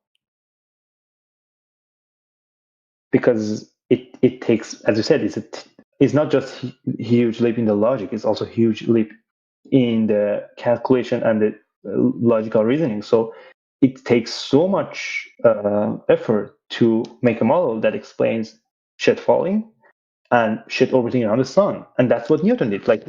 He connected these two different geometrical constructions. One is for objects falling. So Galilei found that.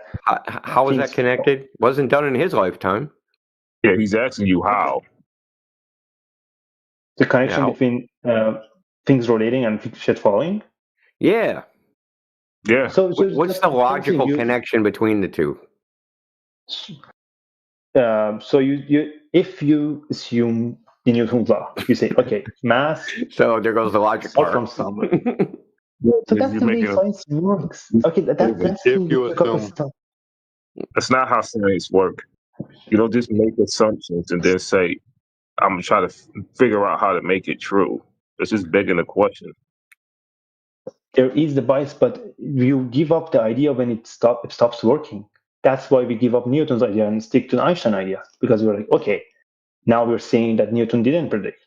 Where did they get the mass of the Earth from? Because this is the crux of the problem. Where did that come from, the mass of the Earth? Right. Okay, that's a very good question. You can estimate it if you have the size and also the density, but the density is not uniform. So But So it's not. But you can do it with Cavendish came up actually with a it. small g and big G, right? You can do it with small g and big G. Yeah. So you reverse the equation, right? And then if you assume that 9.8 meters per second squared is a consequence of big G gravity, then it'll get the mass of the Earth, and your equation will work perfectly fine. You could say, "Hey, we predicted 9.8 meters per second squared," but you actually post-predicted it. You didn't predict a damn thing. You just fit a phenomenon, and you fit a phenomenon into an assumption. That's it. But you still haven't used the scientific method to figure out the cause of a falling object. Okay, I have a question. Is it possible that after this Discord call, you just wake up and realize that you were in a simulation or like a really accurate dream? Can you prove that? You can't. You can't. You can't prove that you're not in a simulation. Yeah, right? I can prove it that I'm not in a So you simulation. assume or a dream. And why do these guys always go there? You guys always run away. You guys just like, oh, I can't have my globe. I'll stick dynamite in all of reality and blow it up. No. All reality. We don't know what's a globe. We don't know anything. Exactly. So you have to start from somewhere. See this guy? He said exactly. You know, You're funny, bro. Every time they can't prove their globe, they go to, we may live in a simulated universe, or how did you know? I didn't say that. What You the say hell that. is You say that. Oh, every time you start talking, you guys like, oh, you're making assumptions. Yeah. You don't have any assumptions. You don't have any assumptions about reality. You don't assume reality is real. You just think things are, and you don't assume they're real. There's no reality because I don't have to assume reality is real. I felt pain before. Yeah, he asked you 3 times basically to prove your globe, the physical object that you're claiming is true because you leaping it from things falling on the ground, and he asked you what was the connection, which is basically giving you some observations to show that your point is true, and then you started with, well, assume this and assume that, and here's the math, but you ain't start with any observations whatsoever.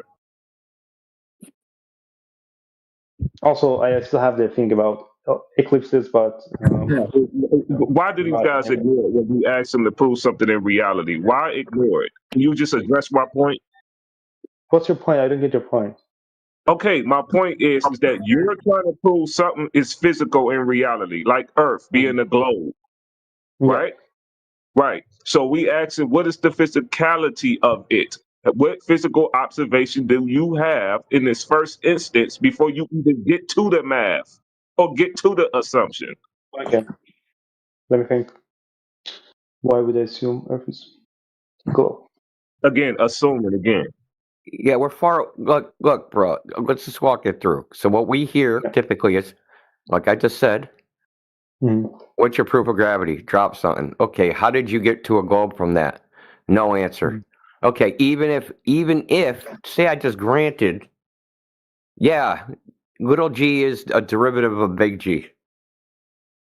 How do you get a globe from that? What's your evidence that gravity forms things into balls? Has that ever been observed? Has it ever been done in the lab? Is it a consequence of the physics? Actually, Cavendish did that. Cavendish did what? He did an experiment. He had 2 massive balls. And what fell in that? Sorry? What fell in that? What fell in Cavendish? We're trying to figure out why things fall. No. They attraction. I say there's attraction between massive bodies. So he measured the attraction. Okay. There's an attraction between massive bodies. And that's what is mass, dude? That's what you do. You just stop. Because mass is another shit defined term. And if I ask you what it is, you're going to give me the wrong definition, and then the right definition is resistance to acceleration. And then you go, two resistance to acceleration attract resistance to acceleration, which makes no fucking sense. What? Right. Mass is defined as resistance to acceleration. Yes. In physics. So when you say mass attracts mass, you're saying resistance to acceleration attracts resistance to acceleration. So it's called Einstein's correspondence theorem, which is not trivial. It's not trivial why the two definitions of the mass are like why the mass that resists acceleration also has to do with attraction. So yeah, it's not trivial. It's never been proven that they're actually equivalent. So there's that problem. So did you know that it's never actually been experimentally demonstrated that the gravitational and inertial masses are actually equivalent? No, there's an experiment. No, there's experiment. I don't know. I don't know. Okay. Well, I know there's another physicist that's been researching this for 10 years, and he's got lots of experiments showing they're not equivalent by doing drop tests. His name is Sky Darnos. In case you can watch his experiments, they're pretty interesting. There was also experiments done in the Bremen Drop Tower, which is a 5-story vacuum chamber in Germany, which demonstrates the non-equivalence. It just was asserted, and everybody just goes along with it. So the point is, we're getting way off the point. The point is, people say Earth is a globe because of gravity. Gravity forms matter into balls. Okay, this has never been observed in nature. Like the galaxy, like the far away, like we look at formation of stars, formation of galaxies. We see dust. Oh my Jesus! So we watched we watched a planet form into a ball. We have actual observation of it happening. Now you're going to tell me no, it happens over too long of a time scale. We never actually seen it. So that's another thing. You haven't seen one like a star forming, but because there are 10 billion, 10 trillion stars in the sky, you can see the stars in their different life stages. How do you know they're in different stages? Because you see they're different. One of them are just gas, and you can see... They're different. How are you relating those stages? All the people on Earth are different. Do we say that they're in different stages? That's actually sorry, what? I missed that. Hey man, that black person's just in a different stage of white, man. It's cool. Good. Time out. They were saying about Michael Jackson for about 30 years. Babies, dude. They're like, you just turned white already, Michael. But you see like a baby, you see old man, you see guy, you see they're not the same people. But you see the baby grow. Is Reg here? Reg's gonna kill me. Reg, I'm sorry, bro. Is a black man a collapsed version of a white man? I think that's the funniest joke I've ever heard you say, Sheepdog. It's funny shit, man. Guys, listen, how about we do this, okay? Now, you've admitted that there's a lot of assumptions, and that's pretty much, that's what you're dealing with. Is there anything we can actually just say, yeah, this is 100% true, and we don't have to assume anything? I say no, because assumption of reality existing also is something you have to assume. Oh my god, dude! What do you mean assumption of reality existing? You're assuming your emotions are true. That's your assumption. There's always assumption. You're assuming that the pain is real. What are you talking about? The existence. You say reality exists, and you said because I feel pain, I feel joy. Yeah. Why do you feel the pain is real? How do you assume that the pain is real? It's not an assumption. I feel it. So it's just about feelings. Whatever you feel is listen, true. Brother. But so the idea. Look. Are you familiar with Thomas Reid? Sorry, what? Who's Thomas Reid? Thomas Reid. This this bullshit. I don't even know how this shit's still around. Yeah. This Descartesian, super skeptic, freaking brain in a jar. I can't prove there's no external world. That nonsense was refuted 200 years ago. So that's the thing. I'm saying you're making this an argument. Worldview was that. No, it's refuted, dude. You're making this an argument, saying that there shouldn't be any assumption. No, okay. It was called the ideal. It's called the ideal theory, right? That you can't prove there's any external world. I think, therefore I am. That's the only thing I know is actually real. Is my own mind. I can't demonstrate the external world is real. What Thomas Reid said, they should have known by the place they ended up that they took the wrong freaking path. Because if you spend 2,000 years doing philosophy and you end up like, I don't know anything, you probably took the wrong path. You might think. Yeah, because was that where philosophy was trying to end up at? I don't know anything. Yeah, and that's where they were trying to end up. Aristotle, Plato, the whole line of philosophy for 2,000 years, they were trying to end up at I don't know anything. And it doesn't go anywhere. Like if you can just sit, you can just. That's exactly what I'm saying. You have to. You're dodging, dude. No, they weren't trying to get there. That's how you know they ended up at the wrong place. I'm not really. They start from the assumption that everything starts from the internal world. Okay, where it does not. Everything starts from the external world. Okay, we know this just in biology, right? Have a baby. Hi guys. Hi. If you measure the what do you call it? The brain waves, or it's basically a blank slate until the external world makes imprinting on the brain, right? You can't even have thoughts, conversations, logic, and even talk about having an internal world unless you're using an external world as a referent to all those things. That's how you even differentiate it in the first place. The external world exists, and because you have some separation from it, you're like, well, maybe it's just me. Yeah. Do you have something to say other than interrupt? Hi Here's guys.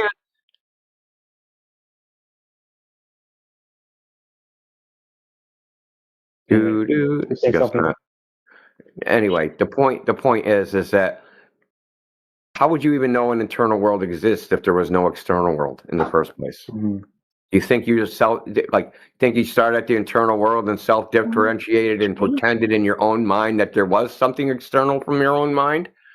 Well, it would still be external from your own mind, even in your own imagination, thus creating an external world. The very fact that there's a differentiation. Yeah, that's a good point. Yeah, this fact is makes sense.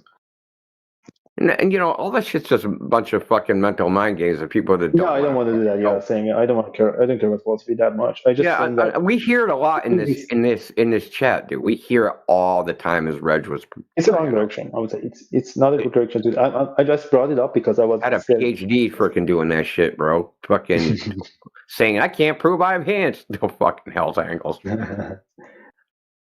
I mean, we're way off topic. The point is that. Is there anything we can say for certain about the world? Like, we can find you, right? If we found you, I can take a tape measure. Like, look, he's, freaking 1.7 meters tall. Yeah. And I can know that. We're just going to compare you to the tape measure. I don't have to theorize. I don't have to freaking make up shit in my mind. I don't have to have a theory of you being tall or a hypothesis or a model or any of those things. Right. No, my point is there are things we can know. And if we don't you think it might be interesting? Like, hey, dude, we're so far down the rabbit hole. Maybe we should just go reconsider, go back to the drawing board and okay, we went way into our imagination. We made a lot of assumptions. Let's circle the wagons and go, what do we actually know for 100% certain? And let's lay this foundation and then build from that. Because I think we're often to speculative theoretical physicists never land at this point, where we, because of Hume's fucking problem of induction, people have settled for freaking sloppy reasoning. Okay, so you mentioned the tape measure. So I get the tape measure and measure your height or my height, it's 1.7 meters. I'm like me, I'm 1.7 meters, and I give the tape measure to you, and I tell you to go measure someone else. Tom, is in across the city, you have to go to his house and measure his height. So you go there, you measure his height, 1.8, or let's say 1.7, it's the same height, and your conclusion is that okay, so me and Tom are the same height, but I don't like that. I want to be taller than Tom. So I say, how did you assume that tape measures stay the same length when you take the tape measure across the city. Because it's the same fucking tape measure. Yeah. Do we need to calibrate it? Calibrate the tape? How do you calibrate a tape measure? So you always assume that things don't change when you moving across cities. There's still some sort of something like This I know isn't it's an still abstract stupid. idea. This is a physical object. You keep doing this where you're conflating like things that are actual physical and concrete with things that are abstract as if somehow they're equivalent. Like saying, hey, how do you know that actual thing, that brick over there is real? Versus saying, how do you know the sun has parallel light rays? One is phenomenological, whereas one is just a statement about its existence or not. Right. Okay, so you know what? Actually, I was right, because when you went to the other part of the city, it was like you did. Like, let's say you didn't know about Maybe you went Mars near the expansion. speed of light and the tape measure shrunk or something. I don't know. No. Is that Let's say you don't. Let's say you don't believe in the math and the physics that I'm like describing everything, and you don't know the thermal expansion. And actually, it was like a tape measure made of like a metal that expands a lot when it's like cooler or hotter, when it's hotter. So actually, the tape measure was like expanded because you were like in a part, like part of city that's hotter. So actually, there was something to calibrate based on the science. Yeah, that would be a measurement error, but you shouldn't make a tape measure off of fucking expanding metal. Just like we wouldn't make a tape measure off of out of a bucket of water. Okay, this fucking pretty fucking stupid. Yeah.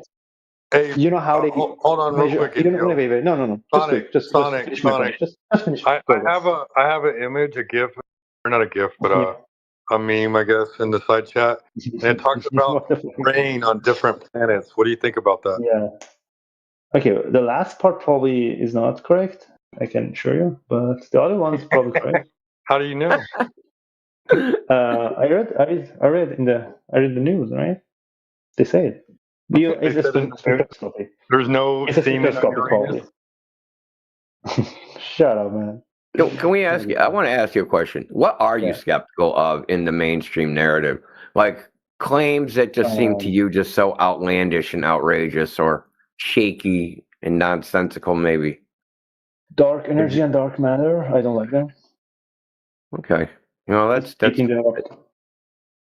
you think that they're post hoc hypothesis to save the gravitational theory from being falsified? Yeah, and I understand them. Like scientists always do that. They just come up with the first thing that comes to their mind. It's fine. But I believe they're gonna be proven wrong at some point. We probably will have some more elaborate theory that like improves the current theory. I don't believe there is dark energy sitting around, like invisible 90% of the world. But at this point, they can't prove it or disprove it because it's just an imaginary thing. So exactly, unless I observe it, it's a theory, and it's not a perfect one, but it also has some. It's not perfect because it's not even anything. So shit, we got this theory of gravity wrong. Perfectly so nothing. Add some shit in. Yeah. Okay, I just want to say something about the tape measure. Okay, I also want to mention this, but I want to move on. Nowadays they calibrate, like the definition of 1 meter is defined by the speed of light. Dude, you're so full of shit, bro. Sorry, dude. You're full of shit. When you go to the doctor and they take your height, you don't fucking have this conversation with them. No, but the definition. That's why you trust in the tape measure. He gets a torch and he measures the speed of light to the top of his hand, which is near his head. Okay. And he goes, all right, so I must be this tall because it took the light to get from the bottom of me to the top of me at this time. Is that how you measure? What does he use? He measures his height with an interferometer. He can. I would appreciate it.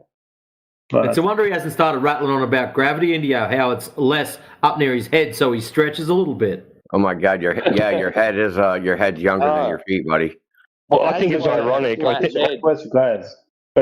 think it's very ironic that he's willing to consider that all of reality may not exist, but he doesn't like dark matter and dark energy. Guys, who makes the tape measure? there's a company making tape measures, right? They calibrate it with another tape measure, right?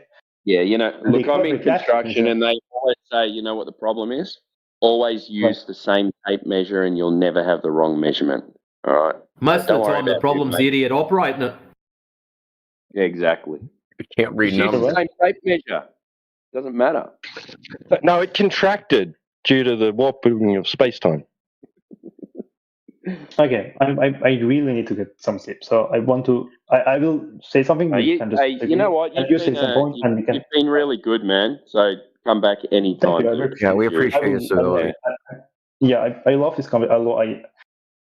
It was like sometimes really hard to continue conversation for obvious reasons. It was like we had so many different points of view, but I'm happy I did this. I hope you guys also enjoyed it. But all I'm gonna say at the end is that even if we don't believe that world is described by all of these assumptions and things that we don't feel, things that we don't see, I think that's what we did as humans. We made some assumptions, we made something work, and we imagine things. We imagine some stuff that doesn't exist. We imagined the fields and we made the radios. And we created a computer model and we manipulated that computer model and did. You didn't imagine anything. He freaking made a spark gap and got a freaking voltage somewhere across the room. It wasn't based upon equations.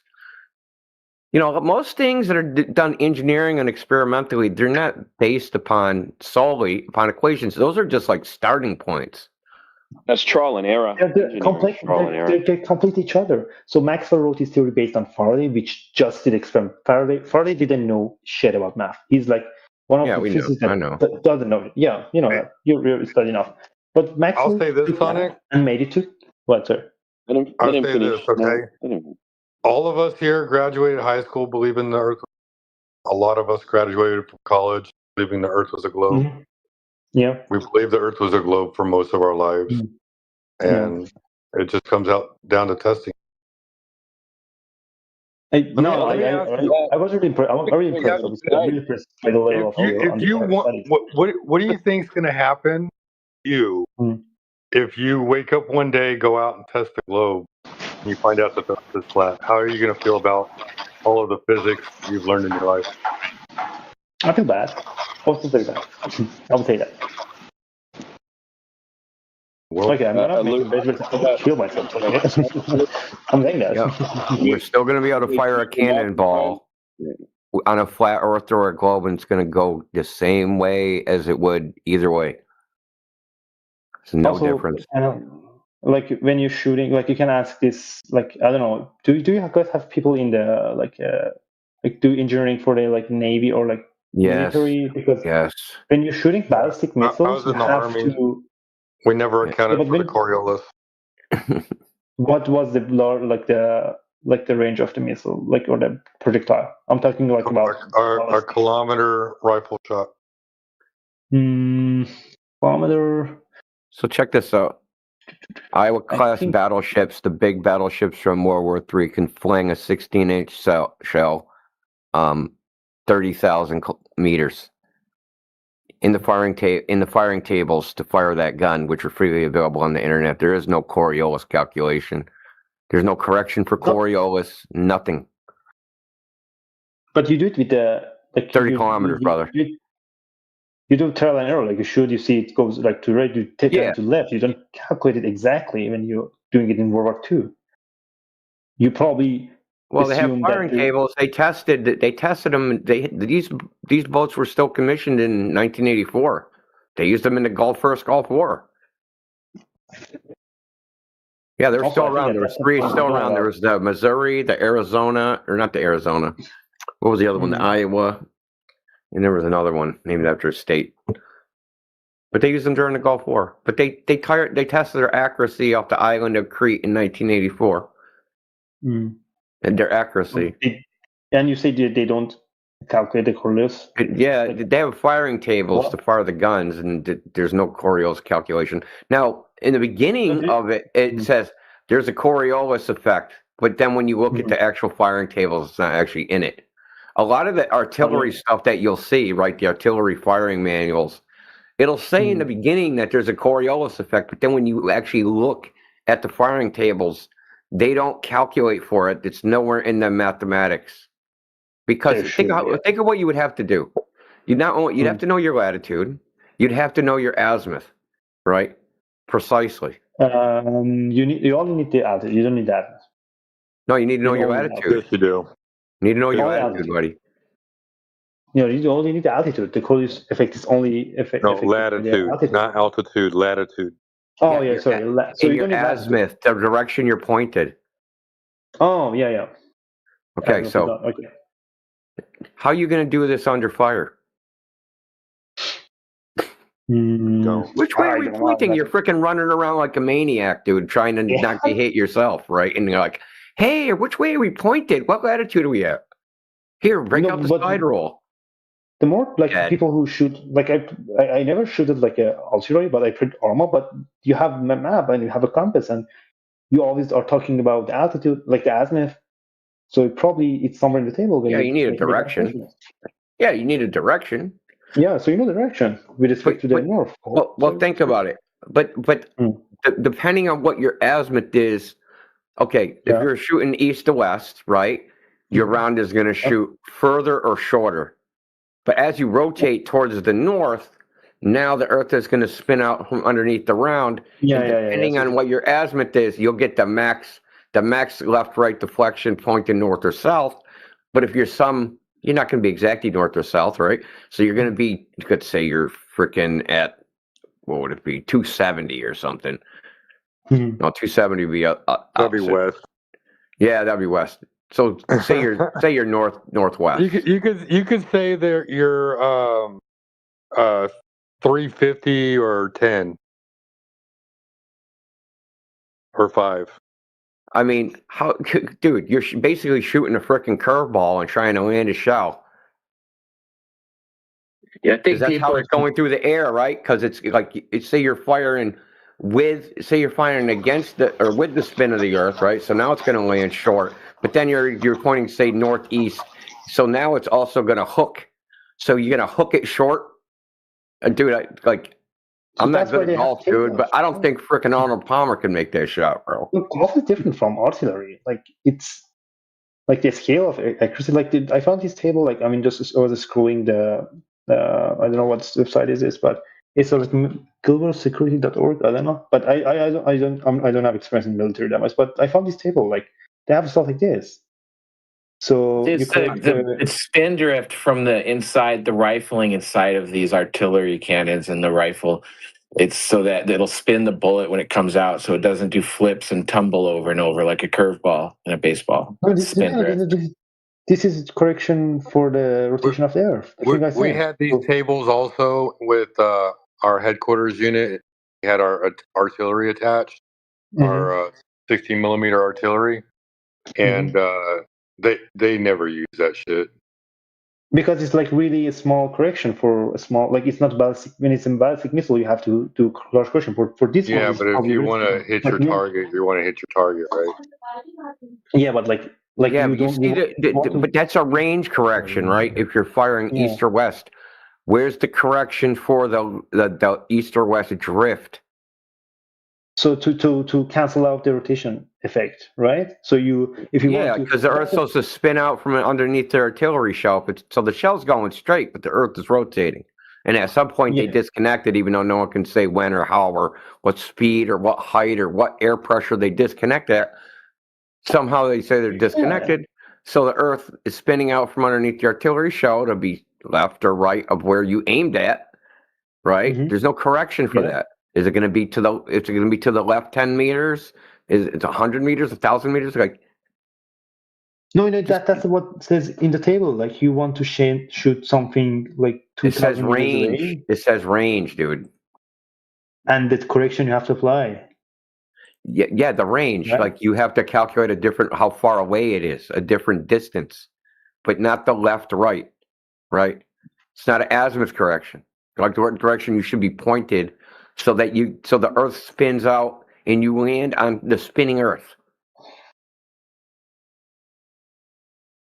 Latitude, weakest trickle top sign before number as measured clockwise from north. Yeah, like if I wanted to hit a target that was like from my location, let's say 400 meters, we'll just say a kilometer at, let's say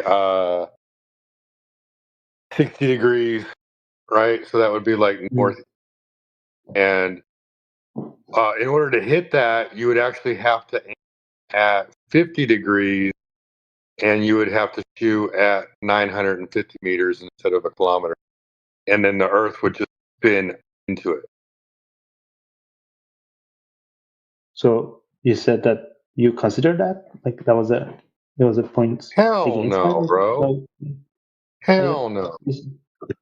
If we missed our target, we assumed that there was a wind draft, like a gust of wind that we didn't account for. Yeah, so the effect of rotation becomes larger when the flight time is also larger. So like this is like very small for our 101s, 151 were accounted for. So what's 101? I'm not experiencing heavy artillery. Dude, I just played Call of Duty. I don't know artillery that much, but I mean, I'll play Arma. It has like interesting, realistic. They don't have artillery in Call of Duty, so don't worry about it. Yeah, did you have it in Arma? Right? Play Arma 3. No, it's a really cool game. If you like military stuff, you should play it. It's like what do you call it? Like it's like a realistic simulator, basically. Of anyway, it's not important. No, I yeah, but yeah, it's a good game. Really, it comes back to the first Cosmic Day. Right? We gotta solve you're right. Cosmic Rung.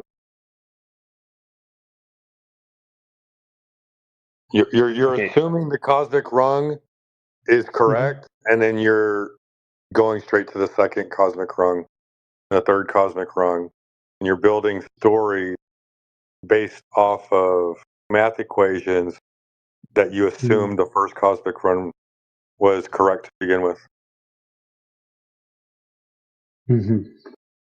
What if it's wrong? Okay. So you meant the cosmic run? What do you mean by that? Like the ladder? Like a ladder. The first rung on the ladder. Yeah. So yeah, it's if it's the first one is wrong, you also get. You find, but if the idea is that my idea is that if the first step was wrong, I would see inconsistencies. I can't talk anymore. Inconsistencies higher up, so the astronomy wouldn't work, or like the solar system wouldn't make sense. The observation would match. I couldn't predict the eclipses. I couldn't predict the orbits. You know what I mean? Like if it's kind of like a math equation, right? Like you have a really complicated math equation.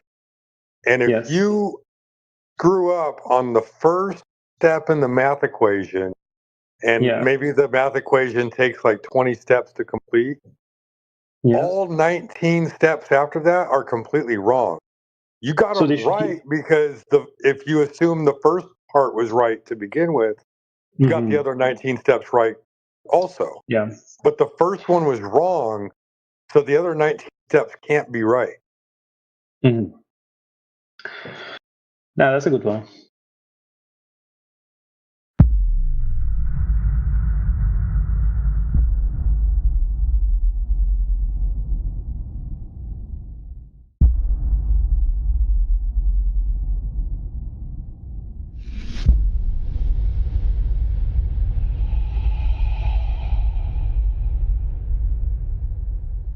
Yeah, I was calling him a Kool-Aid drinker. I'm like, because he was like some sort of like government space business liaison, so he's also into the political aspect of it.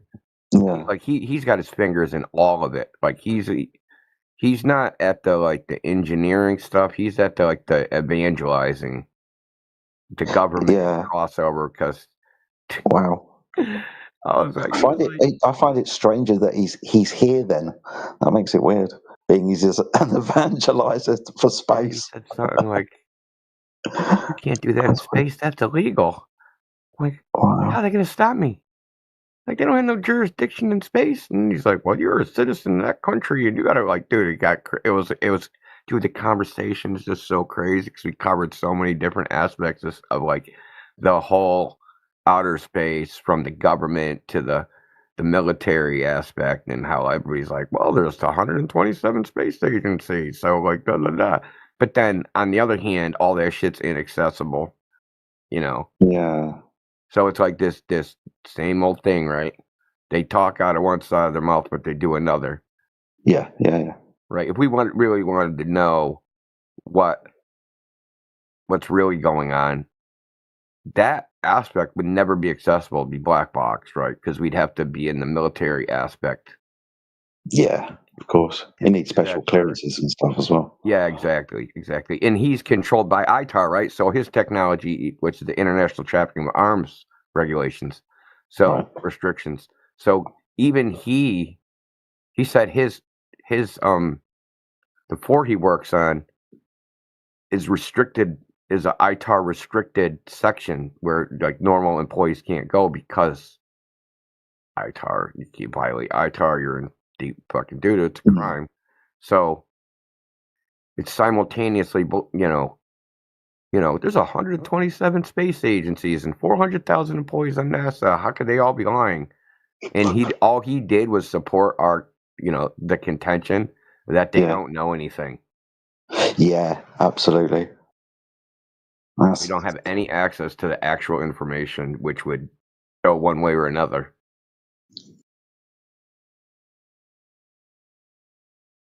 Yeah, you can glean pieces of information from people like him. It's good. Probably sounds like a good conversation.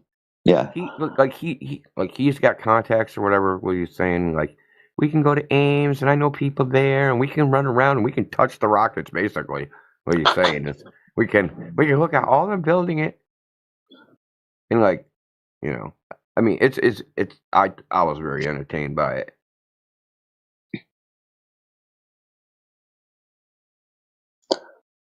Was this in here or in politics? It was on politics. Oh, no, it was in here, actually. As a matter of fact, it was in here. It was a few mornings ago. Trying to remember which server he frequented. So it is this one. That's cool. He's in politics, though, but he was here. Oh, was he? Oh, okay. In the middle, he's like, I gotta get my flu shot in 10 minutes. I'll be back in 10 minutes. We're like, what? Okay. I wonder why he's popping up now. How do you mean? Did he come back alive? He hasn't been back, man. So, no, I don't know.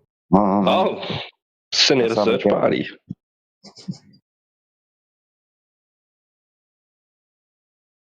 They got an autism section in the mental hospital. Of course.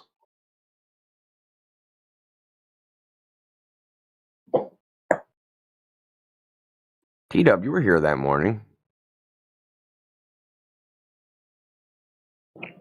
Was I active? I don't know. I might not have been. You talked for a little bit. Well, at the beginning of so when I pulled the video, you were talking at the beginning of it. So we were talking about okay. The level thing. Remember the freaking the level diagrams, like the canals and all that stuff. Oh yeah, yep. Yeah, that day. Yeah, I think you might have left. Yeah. Speak there.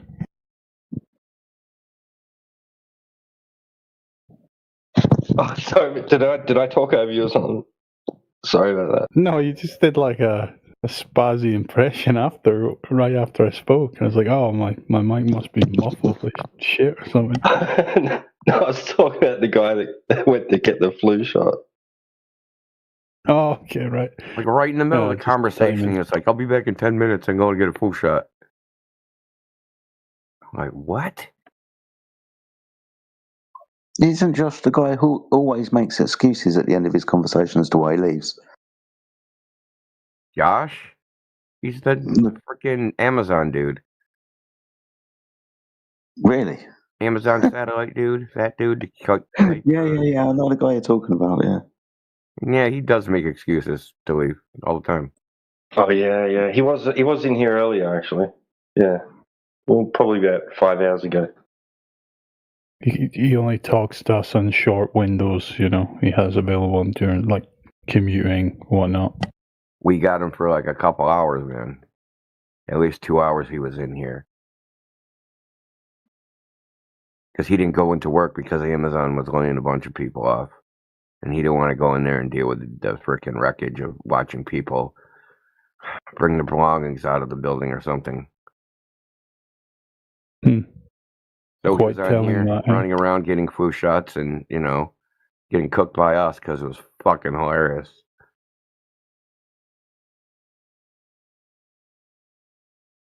Yeah, I'm just wondering why a personality like that is showing up now. Yeah, I mean, look at it. Just look at his resume on his LinkedIn, and you really wonder.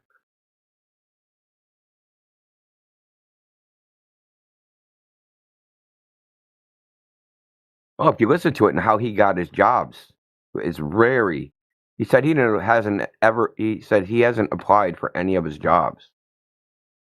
That people have just called him and been like, "Hey, you want a job at NASA?" And he goes over it in the little freaking podcast I made. He goes over all this. Dude, it's something that like I can talk about it in parts, but it's something that has to be listed about in totality. Yeah.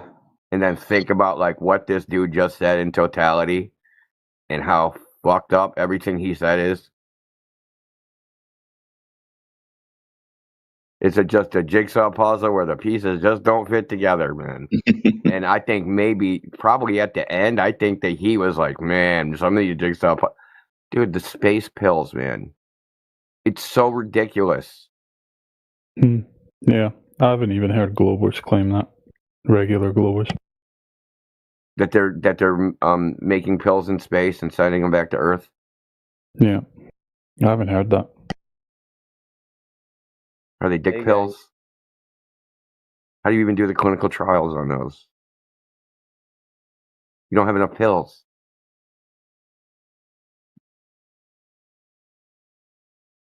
Anyway, so what else I asked? I asked him about like who's responsible for the pay? Who's responsible for the who's liable if the rocket blows up? Is it SpaceX? Is it their payload? Who has to pay? And then we start like, he's like, well, it's insurance companies. Like, who the fuck would insure that? Like, you know what I mean? Like, what insurance company's gonna insure that shit? Hey, India. Yeah, what's up? I'm a Globarter. You wanna try and convert me? No. Why not? I'm not in the conversion business, dude. You're not in the conversion business. You need to convert yourself. He's been talking to too many space evangelists. That's what it is. Yeah, I know. Why would I try to convert you? Yeah, I don't know. I'd just be like them, right? I would just be like, hey, believe me. And then you, just like the same reason you believe the globe because somebody told it to you and you just believe them. Then I would I would just replace them with me. Why would I want to do that?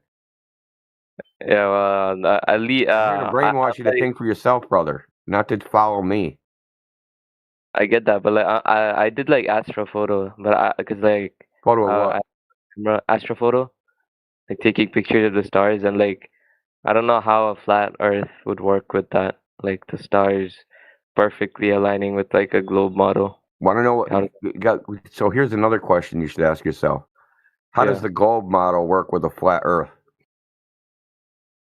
How does a globe model work with a flat Earth? Yeah. So you're wondering about how the stars would work over a flat Earth.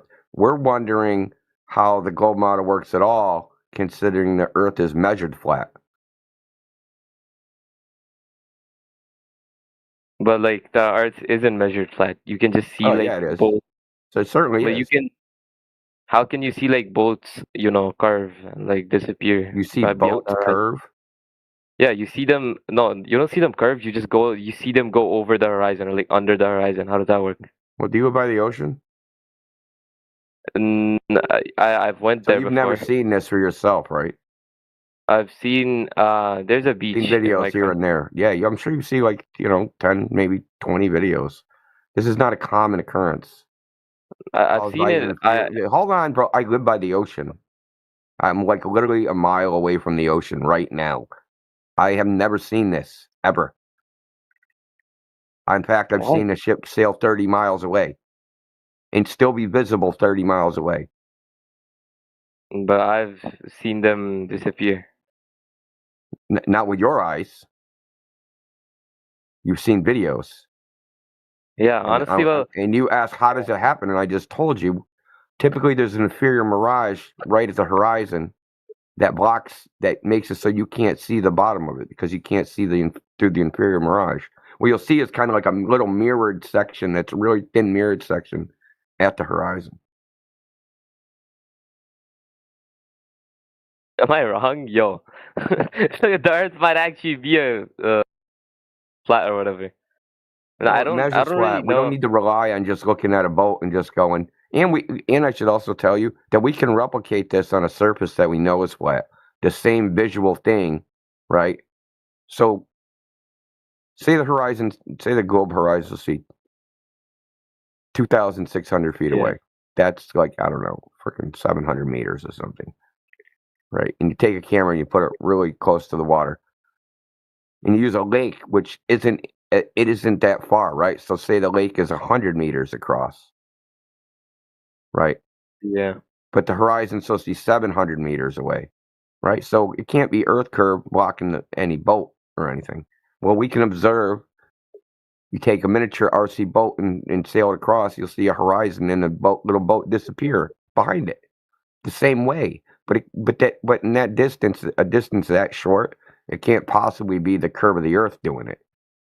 Again, the lake is only 100 meters long. I gotta test this for myself, bro. Yeah, you should. Look, bro, listen, don't take my word for anything at all. Test it for yourself, dude. Like, I'm dead serious. You can test this. Just find a very short lake, right? Get like a little remote controlled boat or something, and you can just look.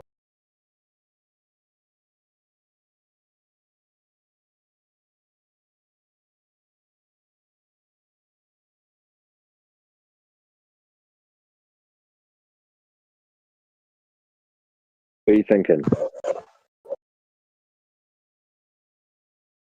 It's not even like it was a mystery that was solved by going to quote unquote space and taking pictures, right? Or seeing it with eyes. It was a mystery that was claimed to have been solved a long time ago.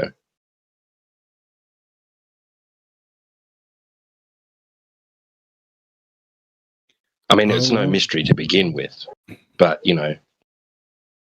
they considered it to be one. How long ago was it?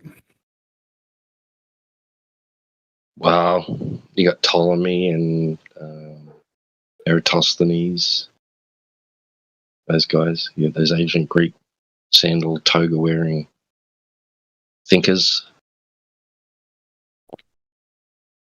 You mean before the advent of high altitude balloons? Before the advent of rocketry? Way before. Way before the Chinese discovered gunpowder. Because if I remember my history right, we didn't have high altitude balloons until 1931. Hasn't even been 100 years yet. And we haven't had high altitude rockets until 1950.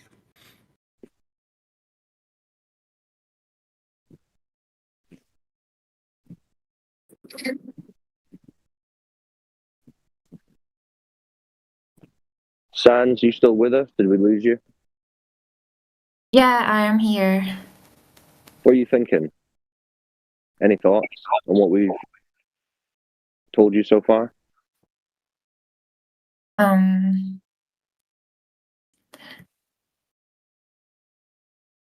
don't know. That's all right. Take your time. It's a lot to take in. If you've got questions, just fire them out.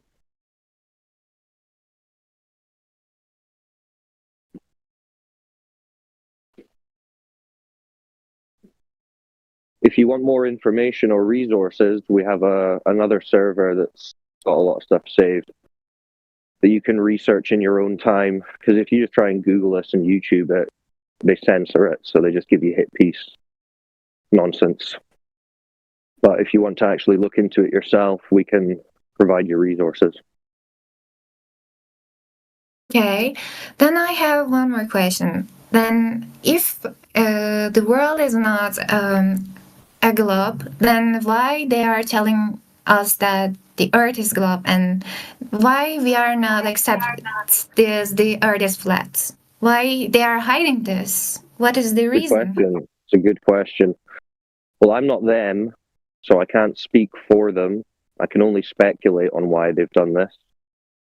But I would say it essentially boils down to power and control over our minds and where we think we are and how we think we got here. They're essentially coming up with a story where we are an insignificant speck of dust in an infinite space. So we're meaningless. So maybe they think that will make us easier to control in general. But yeah, power, control over society is how I would summarize it.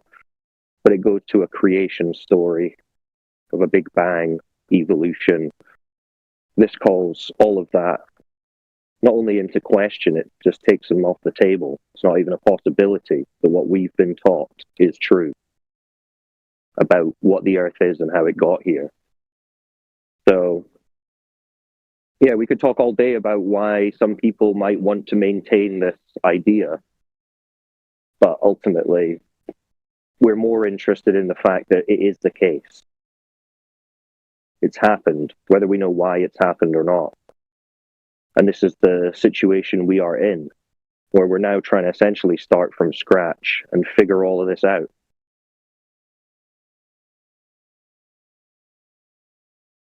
Anyway, that's my little spiel.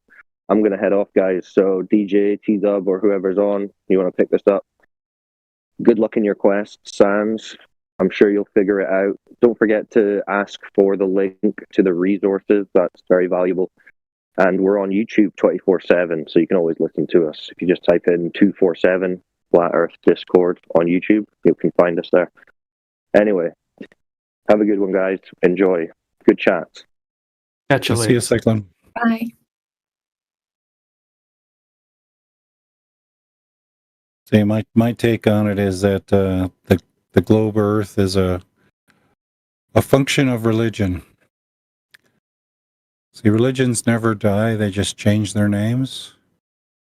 And many thousands of years ago, there was the Amun-Ra sun worshipping religion, and they worshiped the sun. And now, in order to worship their sun, they had to put the sun as the most important thing in the solar system. So they put it in the middle, and then called it heliocentrism.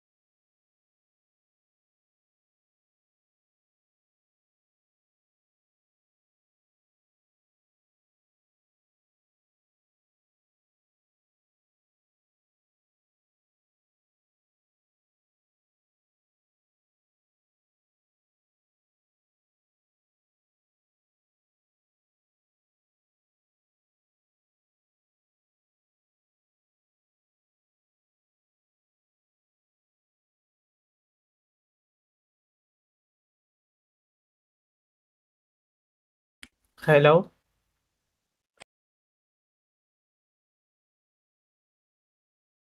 How's it going? Going pretty well, I would say. Pretty bad, actually. Pretty bad. Yeah, but I'm eating too much, I have to finish my smoothie. It's like 1.5 liter of smoothie, and now it's only like 100 milliliter remaining. Finally, I'll finish it. Sounds rough. Yeah, bro, eating is hard, bro. I don't know how people get fat. Like, No. this is unbelievable to me. 1.5 liters of soy. That must be rough. Bro, yeah, bro, so many peanuts, 200 grams of dates, 400 grams of bananas. Shit.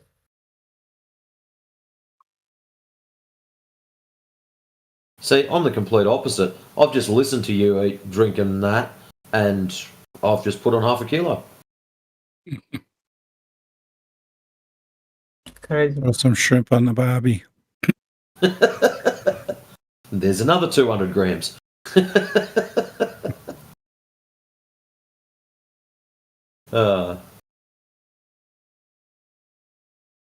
Anyways, young fella, what brings you here today, other than the challenge of a smoothie?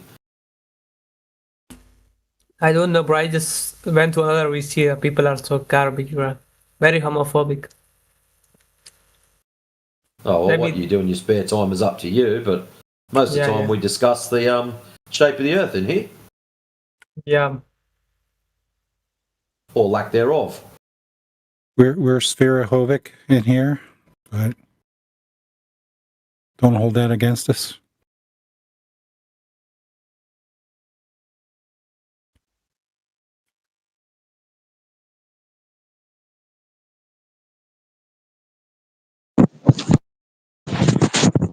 Yes, the geometry of the surface of the Earth is impartial to your sexual preferences.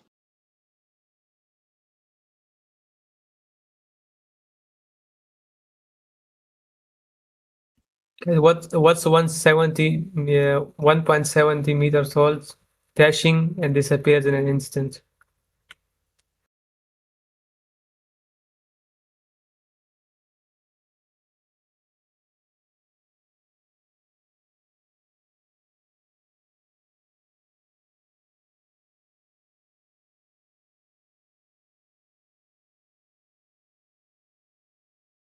He was talking about himself.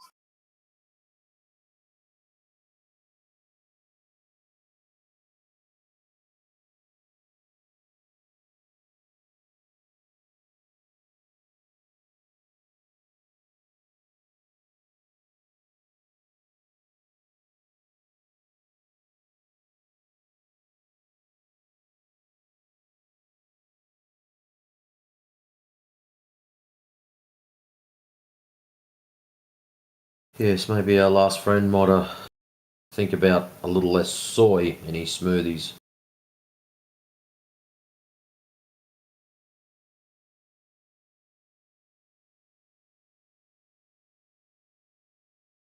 Wow.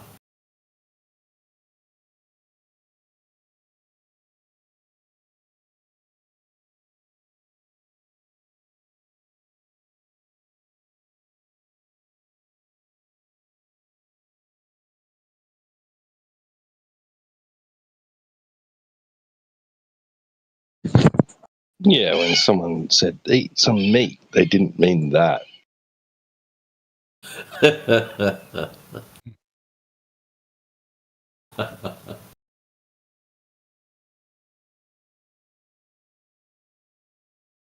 If you don't eat your meat, you cannot have any pudding.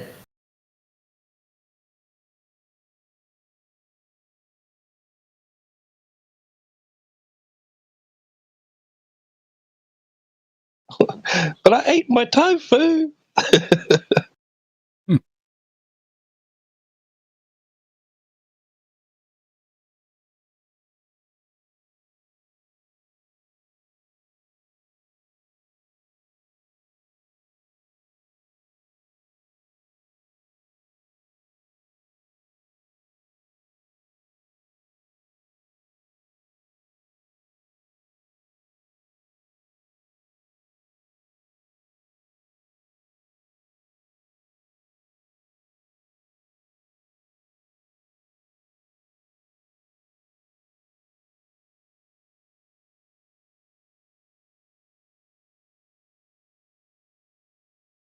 Yeah.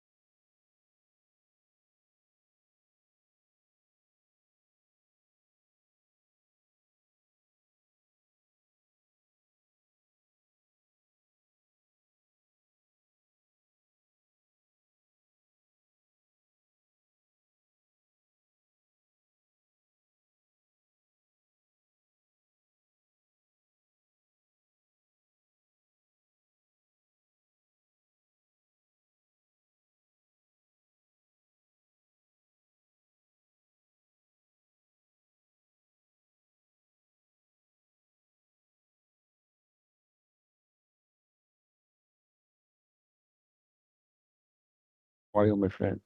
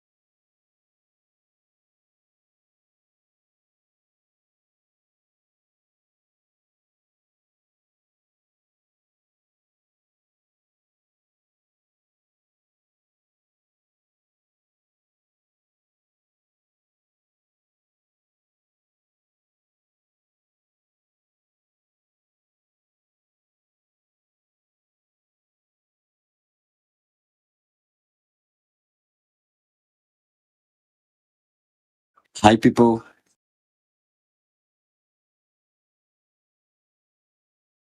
I'm new here. I'm from Brazil.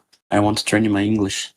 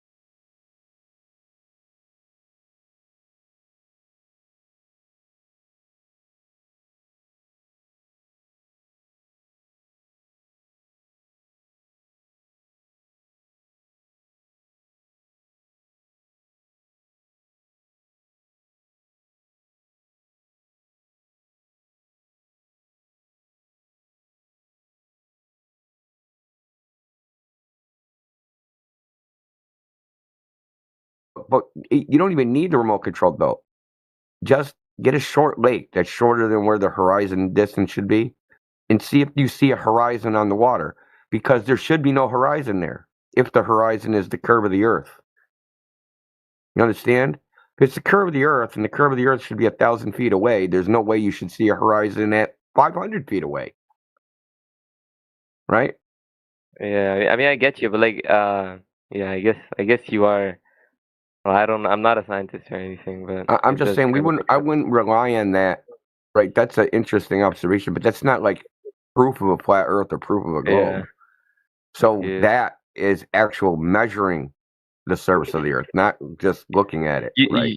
Yeah, you know what actually kind of at one point why this kind of actually made sense to me. It's because of Antarctica. Like no one lets us go there for whatever reason, or like anyone actually, for that matter. Well, they don't want you to And, destroy the environment. Yeah, no, That's I what get they that, but say. like, Well, think about but what's like, the environment that they don't want destroyed, right? It's the coldest place on Earth. There's no plant. There's no animals. There's nothing there. It doesn't snow. It doesn't frickin' do anything. It's just like a frozen wasteland that no one can live in, and they don't want you to destroy it. How can but it get apparently, worse? Like literally, how could it get worse already? There's no plants or animals there. How can you destroy something?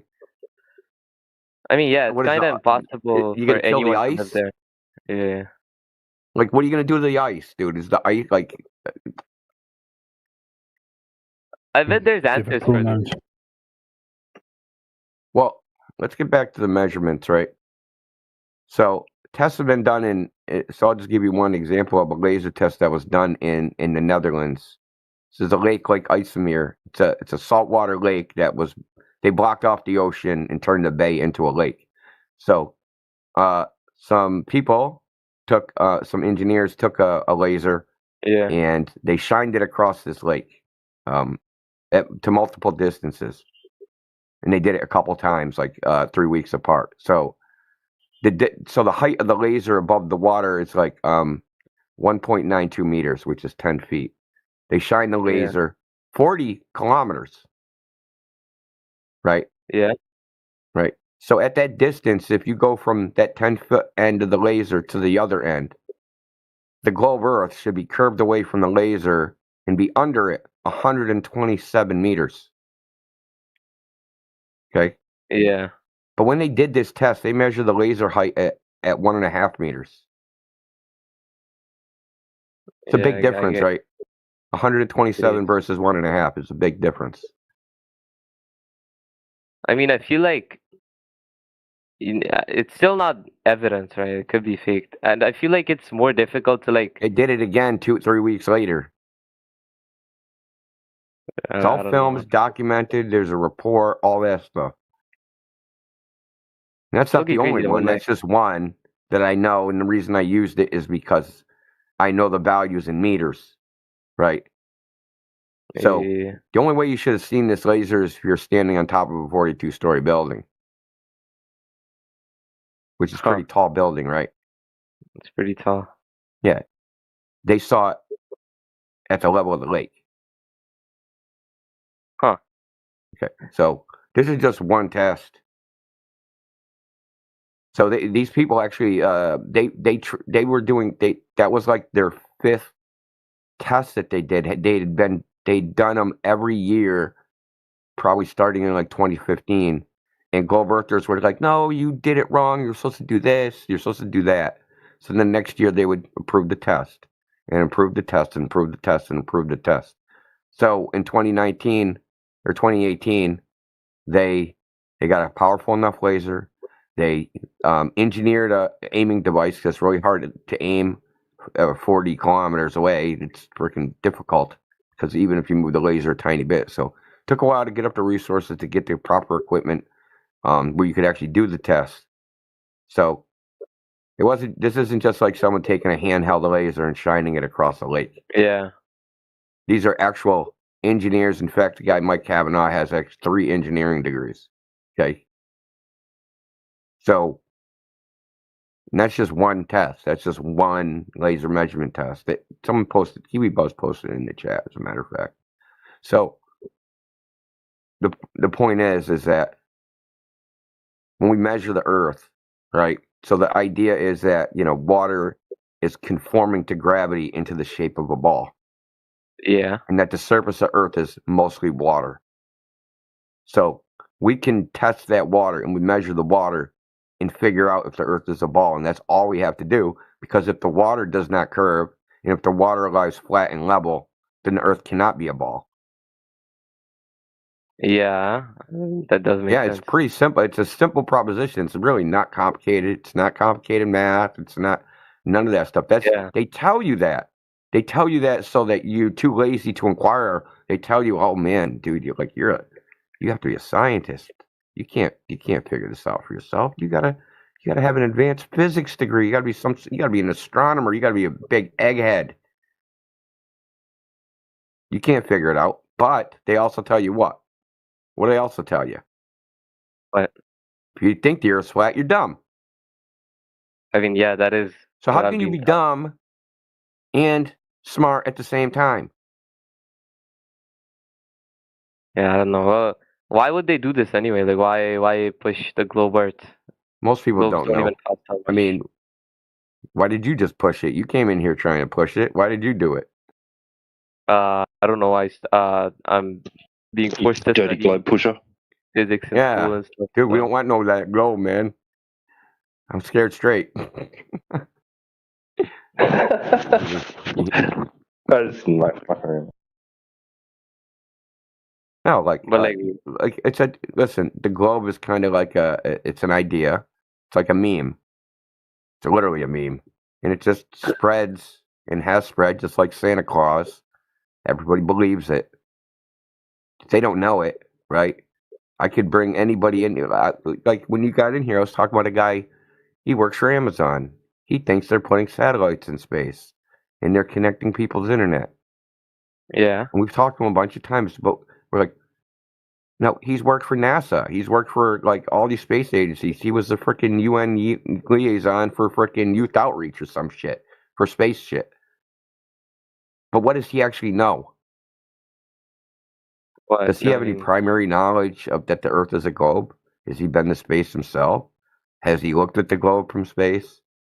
Does he actually know anything, or does he just believe a lot of things? Yeah, I mean, I guess I get where you're coming from. Yeah. So, and then think of someone like you, or just the average person, right? They're believing that people like him, that they know. So they're placing their belief in someone like him. But then when we talk to people like him, he doesn't know anything either. But like, I feel like it's I feel like it's more than a meme when you like send billions of dollars up to space for nothing, or like, you know what I mean? Why would they do that? Like, I feel like it's a waste of their time. That's a good question. That's the number one. Like, really, you can ask. That's a smart question, and I'll tell you why. Do you think if we took all the money that's been spent on space since the beginning of space programs versus the money that's been made from space, do you think they'd be in the red or in the black? Do you think we've made money or lost money? I'd say we lost money. No, what do we even? A lot of money, huh? Yeah. Why the fuck would we do that? Why do we invest in something where we know we're going to lose money? Doesn't even make sense. I mean, maybe Look, in the there's Cold never War. like I know they say things like, "Oh, we're going to find an asteroid made of gold in outer space or something, and bring it back to Earth, and we'll be rich, right?" Or there'll be space tourism, or all these things that they promise that somehow there'll be money to be made in space. You know, getting some resource from space where we can actually, make money off of. But that's bullshit. First of all, okay, so you think about, space tourism. Right now, the tourist industry, their operating margin is like 11%. So for every dollar invested, they make 11% more than that dollar. They have very tight margins. Okay, we're talking about the hospitality industry. People going on to the pyramids, people going to the Grand Canyon, people going to all these places, right? Space is just another tourist destination, right? I'm a space tourist. Yeah, something like How that. are you going to make money when you just added the cost of actually providing that tour to millions of dollars? How are you going to make money? Can't make any money off that shit. Yeah, I guess where you're Okay, coming so let's get go it. another one. Space mining or something. We're going to haul an asteroid from the asteroid belt. It's made of solid gold back to Earth. It's freaking 100 million tons. But like, what was Okay, the now point what? of like? Now, what's going to happen to the gold market? Yeah, that's what I was Gold gonna is say. going to What fall happened through the to gold? floor. Yeah. Gold isn't going to be worth anything, and then you have just made no money again. Yeah, makes sense. I mean, if Because you get like a the bunch value of gold, comes from it's gonna scarcity, inflate. not from Yeah. abundance. Yeah, you're right. You're right. So, like, why are they dumping the money that's made in space? Is like it's like a circle jerk. It's like we'll make a rocket. The rocket will go into space, and I'll make money Yeah. off of making the rocket to go into space. And that's just It's like a it's really never-ending just loop. the money Yeah. is in the churn of like keeping this so-called space industry going, but they're not going into space to get anything of value. I mean, what does the government even spend money on? Don't they just have everything? To be honest, like They it's want like all the they smart control people everything. doing shit that's useless, so they don't frickin' pick up the torches and pitchforks. What can we even do, bro? We can't really do anything about the government and like whatever secret society that exists because we don't even know anything about them. You mean the death cult? Something like that, bro. Everything's like connected in some way, bro. I don't even know how it works. Well, it's probably worse than any of us can imagine, quite honestly. What I'm saying, like, if something like that actually existed, it would be so much worse than whatever conspiracy theory that exists right now.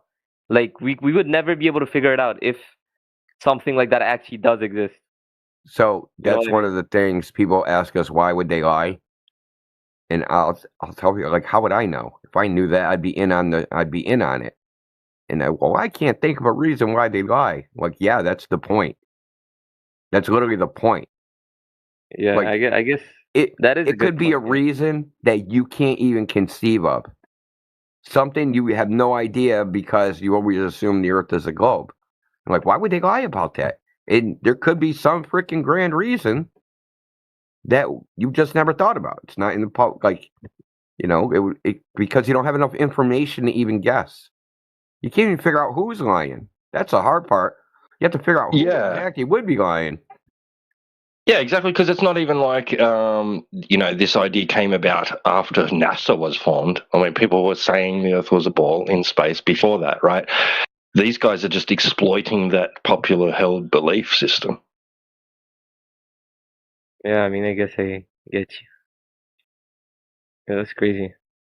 Well, let's do a little exercise. Who would have to be lying?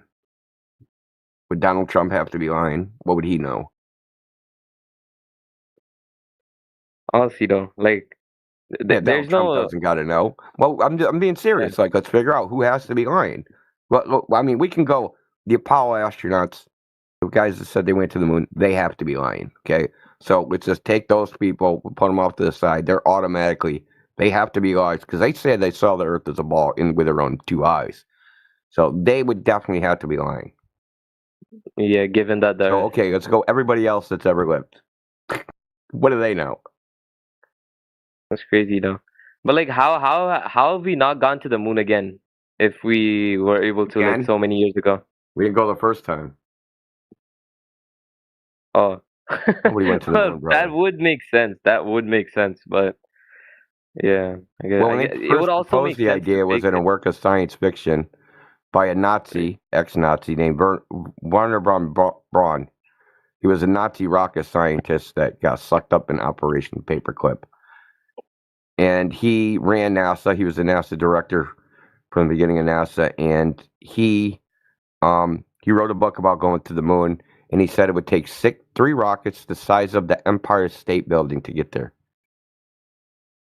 Yeah, but like my point is, if we were able to do that like so many years ago with like not even 1/100th of the computers and like the technology we have now, why can't we do it again? And why isn't it like easy at this point? Because of how much everything's advanced. That's the question. We should have gone to the moon like 8 times and probably like built a house there or some shit. Dude, Pan Am was selling freaking moon tickets, dude. Back in the 60s and 70s. How long has it been since the moon landing? Wait, Google this. Dude, 56 they were years. promising space colonies in the 70s, man. Computers in 1969.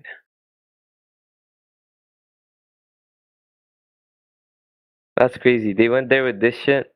This is like 32 kilobytes of RAM. We have gigabytes now. And that's like everyone, all of us probably in this call.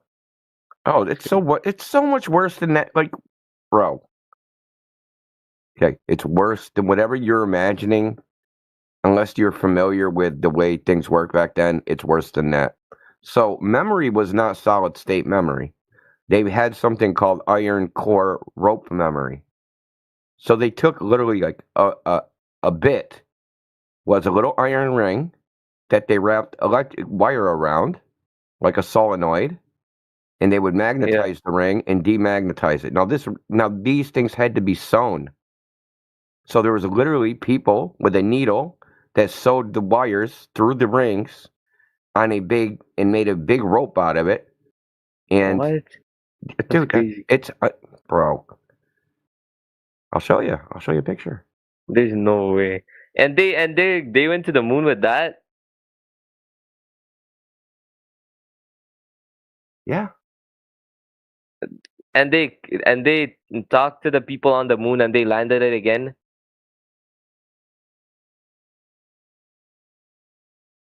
And they can't even land your freaking SpaceX rockets now. Yeah, that's what it looks like. Those are wires. And those in those wires, there's like an iron ring that gets magnetized when they run a current to it. Each iron ring has its own line, 3 lines that go to it because there's the because you got to change the polarity, right, to demagnetize it. So when the current's flowing one way, it magnetizes, south on the bottom, north on the top, and when it goes the other way, vice versa. And that's considered the 0. But you have to have a sense line which actually reads the magnetic field. Okay? So, yeah, bullshit, bro. Horse. Okay, crazy though. Shite.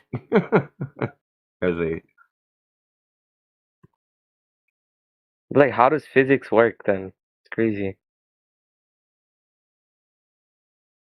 Okay, so check this out, bro. You ain't see nothing yet, dude.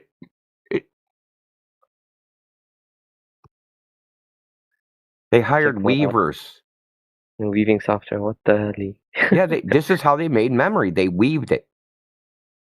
There was no such thing as solid state memory, dude. I don't know what what you're confused about. Did not exist. Then why can't we go to the moon now? Now that we have everything that they needed back then, but way better, like millions of times better. Well, wait till Josh comes back in the morning and ask him, dude. This is but like this is like exponentially better. It's like millions of times better than what we had back then.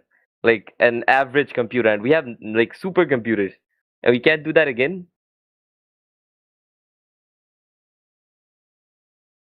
There's no way. There's no like. It was bullshit, dude. What aren't you understanding?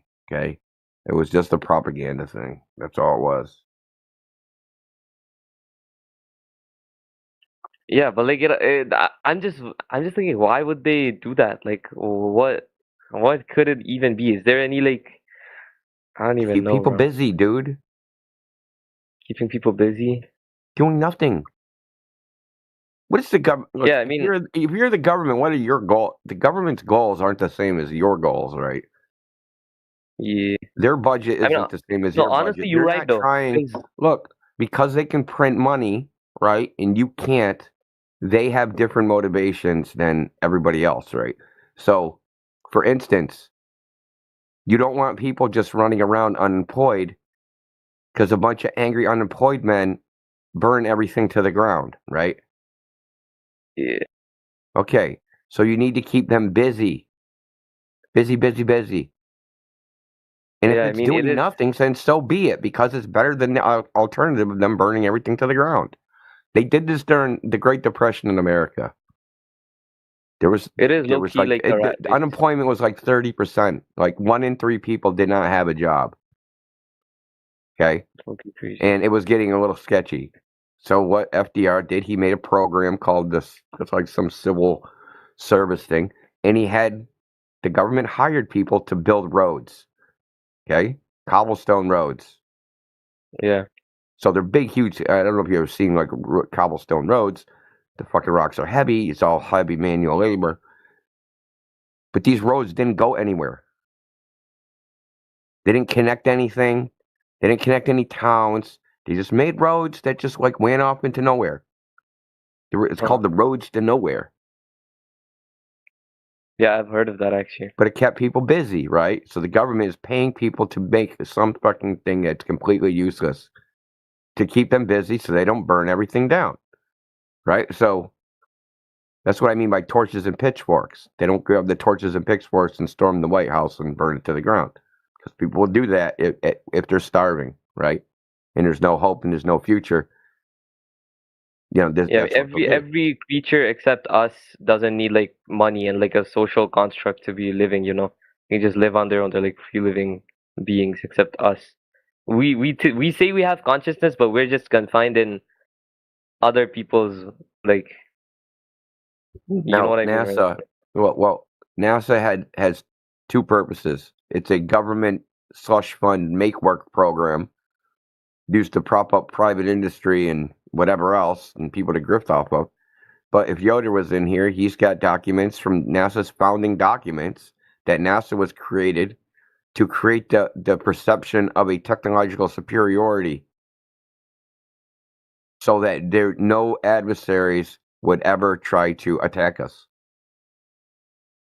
That's crazy. Well, yeah, I mean, he's got all the documents for it. I mean, yeah, I mean NASA is like something super big. I get why they would like make something that would like, you know, suppress anyone's urge to say like, yo, that maybe this is not this and this should be this instead. And they made it like super, you know, like massive and like, oh, you can never think about how smart a guy working in NASA is, so you better just leave it up to the professionals. why would you think anyone at NASA's smart? That's an honest. Like, why? Where did That's you ever just get what that that's just idea? what Have I you ever met know. somebody from NASA? No. Okay, then why would you think someone from NASA's smart?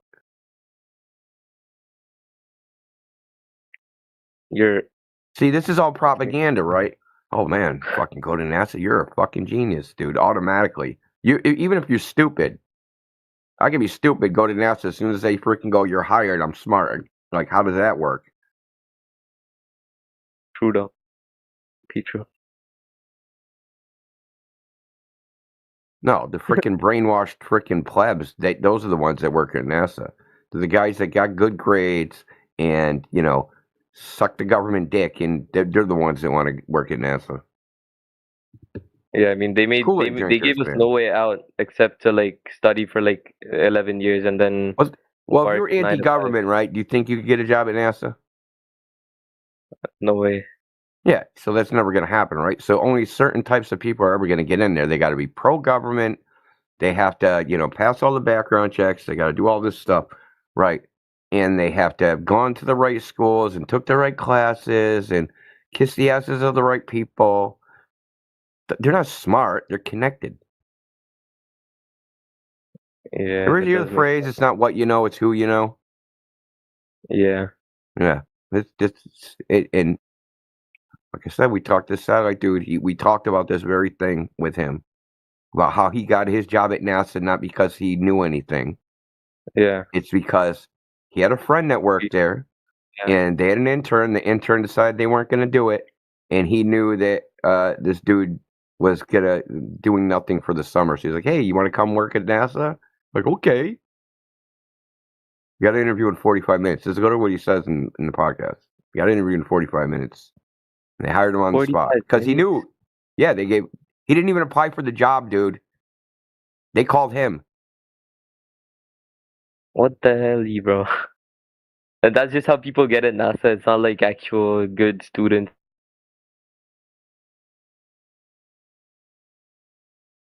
Dude, it's crazy. Look, if you talk to him, you're not going to think he's a smart person. You might think he's clever, but not smart. Yeah. Yeah, I mean, yeah, it does make sense wasting people's time and everything. 'Cause, like, that's what the world made to, like waste our times in school and then college and then uni and then a job, when animals are like literally every other organism can just live and not have to worry about these things. Well, I mean, neither do you, man. Look, bro, learn how to shovel. You always have a job. It's not glamorous, but you'll never be unemployed. Yeah, I guess so. What can you do? I can shovel really good. You're fucking hired. Dude, and no matter what the economy does, something always needs to be dug up, or someone needs to be put in the ground. Yeah, actually, though. I worked. Well, what do you think about, like, teenager? Yeah, what do you think about, like, Burying general people. AI, like stealing all our jobs and shit? Like, what are we gonna do then? You can steal our jobs. Yeah, I can't. Why do you think they can't? I'll believe it when I see it. When you see it, but like that's gonna be soon. AI can already like code and shit. It's only so far until they Have you start used it for making coding? smarter AIs. Yeah, I have. It's not that good, honestly. Yeah, exactly. But what are you talking about, bro?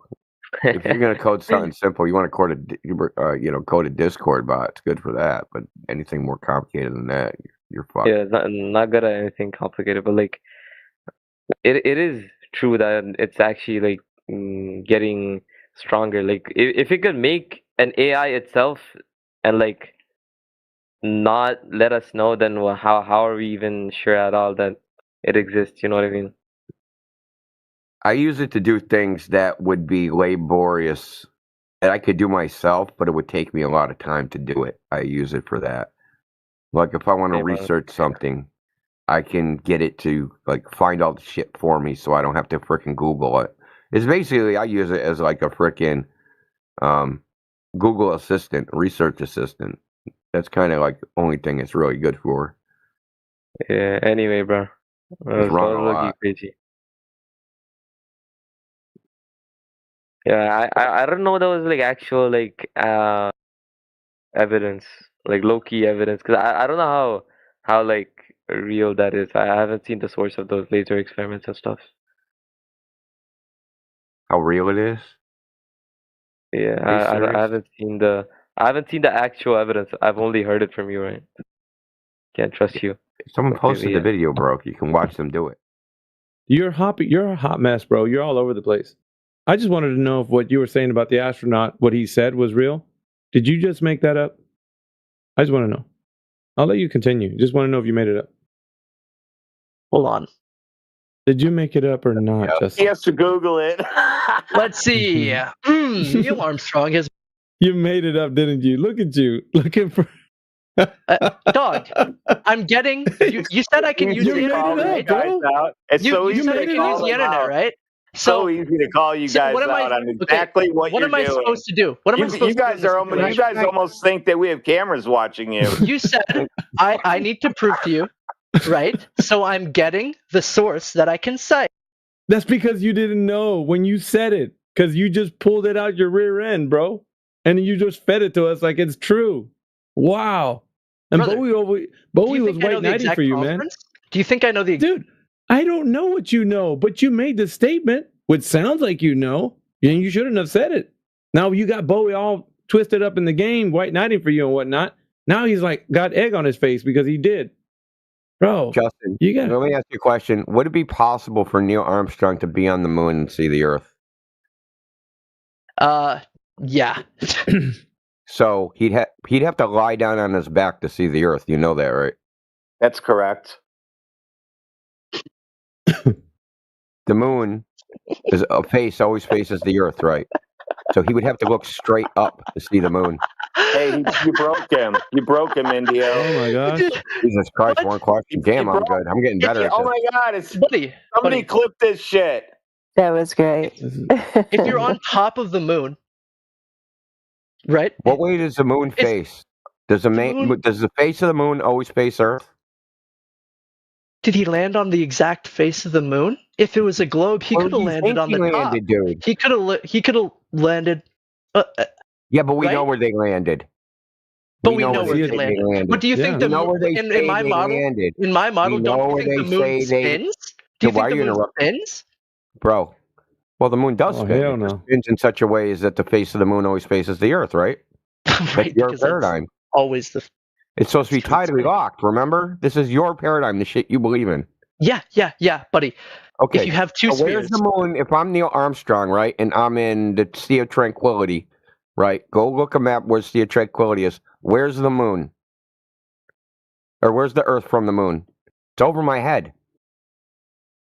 It's at like 70 degrees. It's freaking like 20 degrees from zenith. How would he see it? He'd have to lay on his back. Never thought about it, did you? I don't know if you know how, if you have two spheres, right, and you say they both have gravity, right? Do you think if he's on the top of the sphere, he's not on the top? What if he was?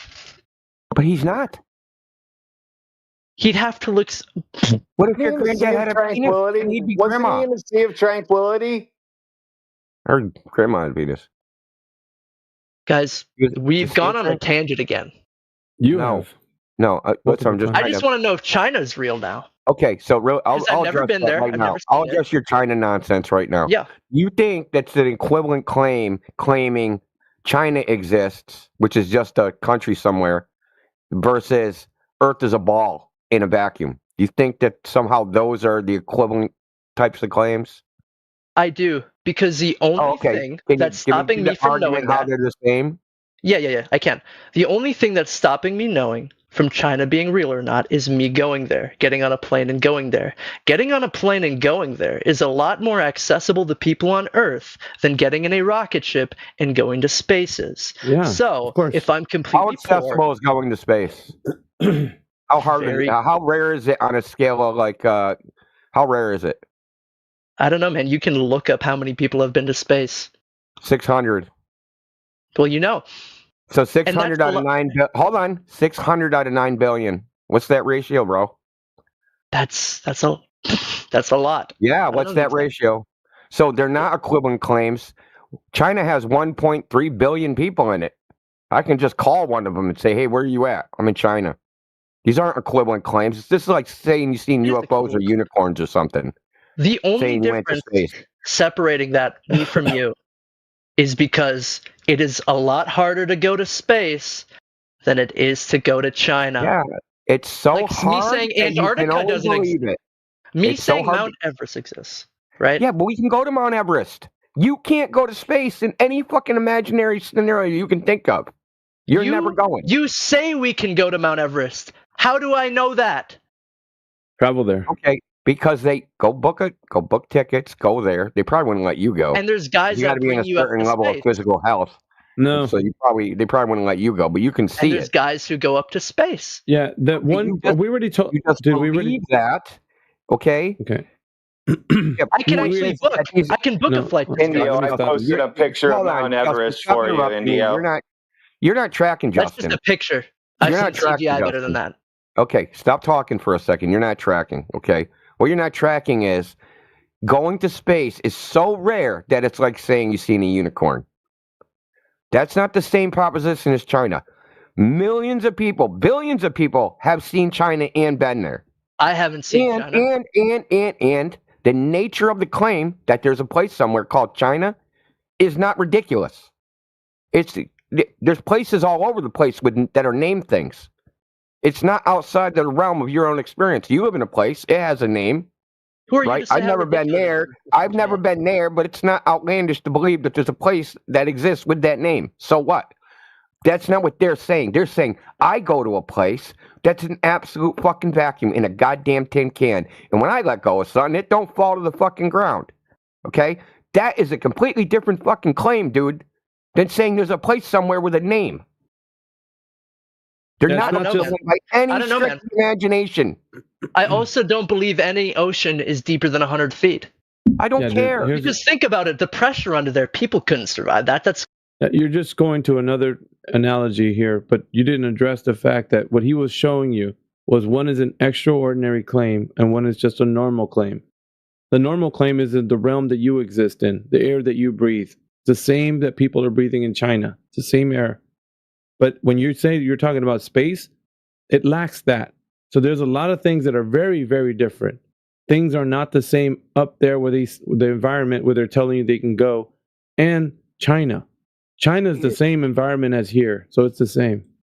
That's all. It's different. You can decide what's extraordinary by the word extraordinary. That means out of the ordinary. Place name something is think China's ordinary. out of the ordinary. Okay, how extraordinary is I have a ball, I let it go, and it just stays there. That'd be pretty extraordinary.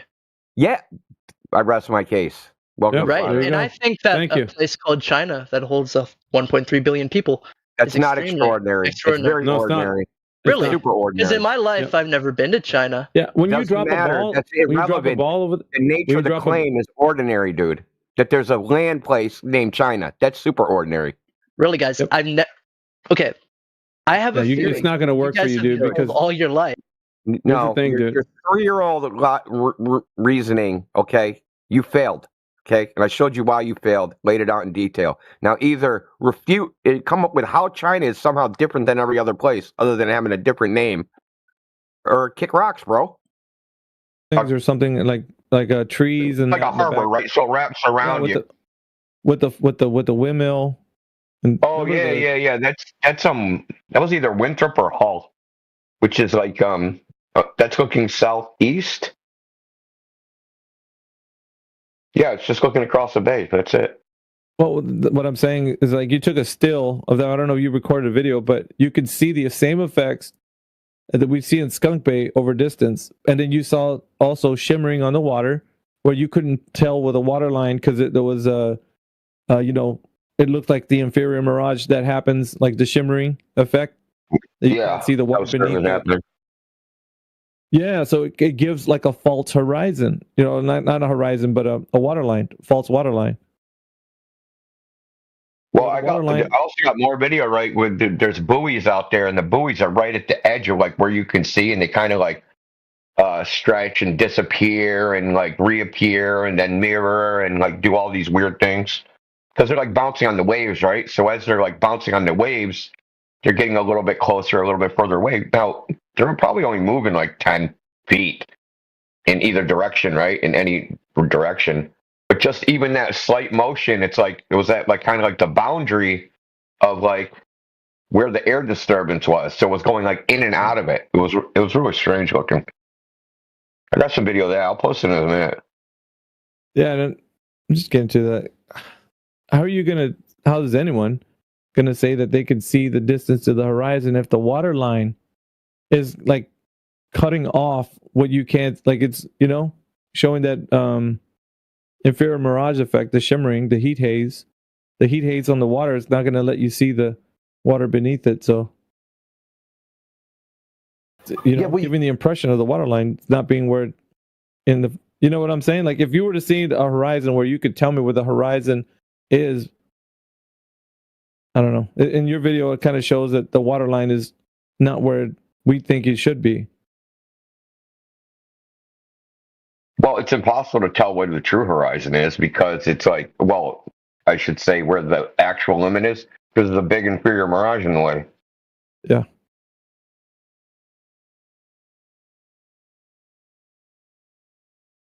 It's fascinating is what I'm saying, and I think DJ and when they go through this with the guys in the globe position, they don't know how to explain what we're seeing, and they try to oversimplify it. You said it before. There's no way to quantify this. There's only quality. You said qualia or something was a word. Because it's all quantitative descriptions. Like a mirage is just a qualitative description. We're just describing kind of like what it looks like. You're categorizing it, but you can't say like, hey, the temperature was this, that, and the other thing, and the water was this temperature at this. You can't quantify any variables that say, hey, that's when this happens.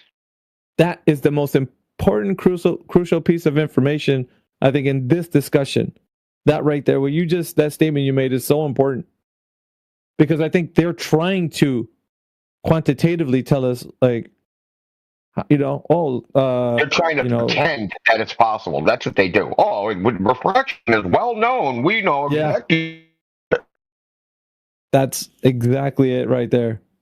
Well, I mean, we got terrestrial refraction, that's happening, and then you never get them to admit the point where they don't know, because it's always like how they're saying they know it's the case.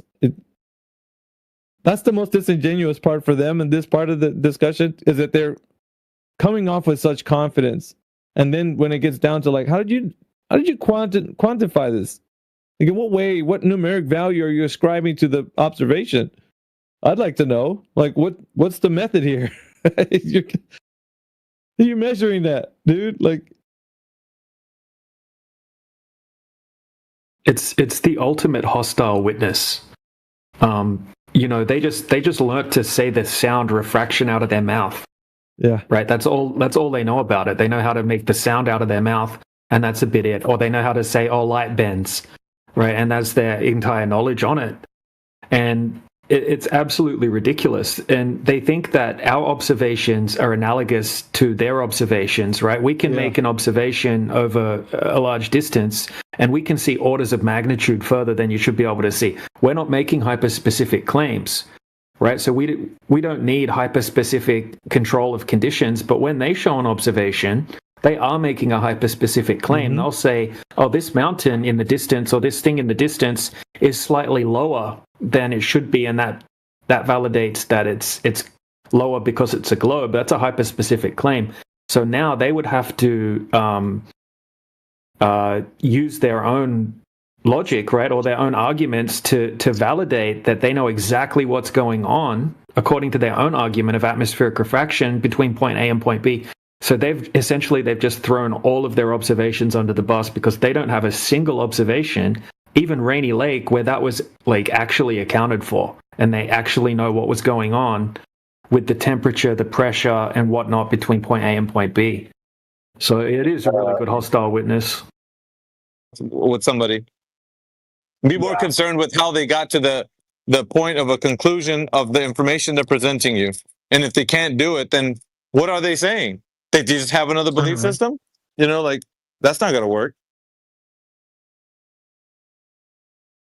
Yeah, we're trying to get people out of the muck and mire of just believing everything, and not putting things to the test. So in order to do that, we need to have some sort of foundation for them to begin their journey, not just give them another thing to believe in. Well, there's a map of the Earth on the moon, guys. Like, that's stupid. Why the hell are we going to do that for? A lot of people come into Flat Earth with other ideas, right? Like ether or like aliens. So, like, how do I plug all this in, right? Like, I'm not letting go of that stuff, as it's got to work with Flat Earth now, right? So next thing, you got outer lands that the aliens come from instead of other planets. Right? Yeah, we'll move the reptilians underground, guys. Yeah, the Masonic reptilian overlords. Dude, I swear,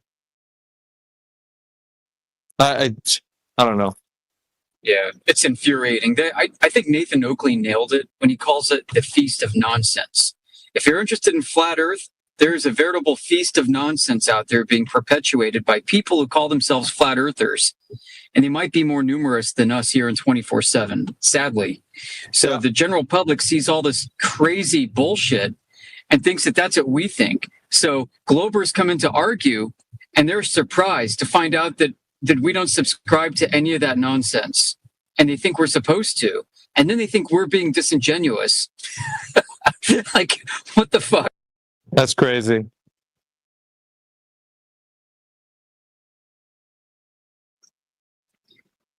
This is your map, and you're supposed to believe in the ice ring Antarctica and lands beyond it, and toroidal ether and all of that. What do you mean you don't believe any of that? Like Professor Phil, you're supposed to believe that gravity's electricity. Professor Phil, after all this time, we've been saying that that's not what we're saying.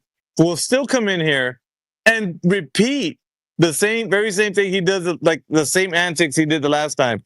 So you guys are saying that the ice wall, and it's like, dude, we've been over this.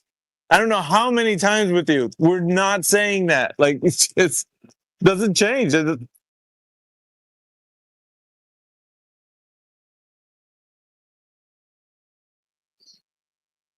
Right. I mean, there may be some weird shit going on beyond our realm of knowledge. And that's fine if you want to speculate, but I mean, to hold yourself out as a flat earther and then these are the things that make you a flat earther is just absolutely batshit crazy to me.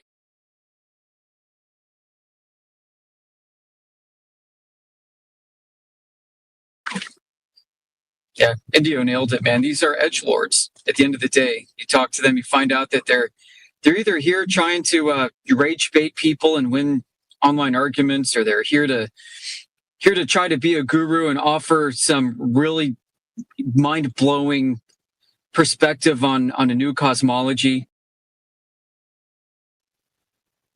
And then meanwhile, 24/7's hanging back here, and we're like, no, man, we just want to talk about what we see and what's real. They've uncovered the secret maps that are hidden in the basement of the Vatican. So they're here to kind of like tell the world about it. They come in here with like this little angle or secret knowledge that no one else has, and like, yeah, well, you guys never thought of it. Like, that's dumb. Have you guys ever interacted with an individual who goes by Pickle or Newt? Yes, dude. I want to see what you guys think about him, because he had good things to say about y'all, and I love Pickle. Like, me and him go back and forth. Dude, they were like, used to. Let me say this. They were touting him as the debate god. Before, when we got into this channel here in politics, everybody's like, dude, you need to watch out for Newt, man. He's like the best of the best. Like, that guy is top tier when it comes to debating. And I was like, yo, okay. Really like to have a chat with him to see what he's like. I mean, dude, that was far from like the expectation that I had, because of the way they built him up. They built him up to be some sort of like superior, like debate king. It was not that. Yeah, isn't that where Heretic is like, hey, our plumb line straight lines, our plumb line straight lines? Was that the guy that he was doing that with? No, that was Great Angelo, and he's an entomologist. No, that's not him. Okay, never mind.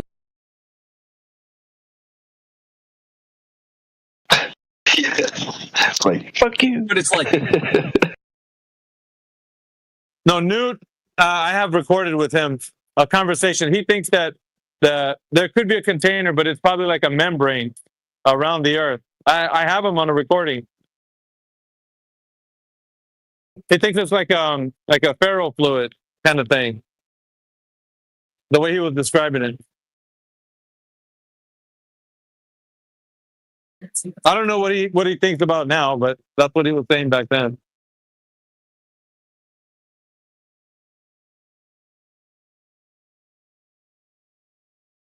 I know that he's very into the esoteric stuff, so that's why I asked. Perhaps.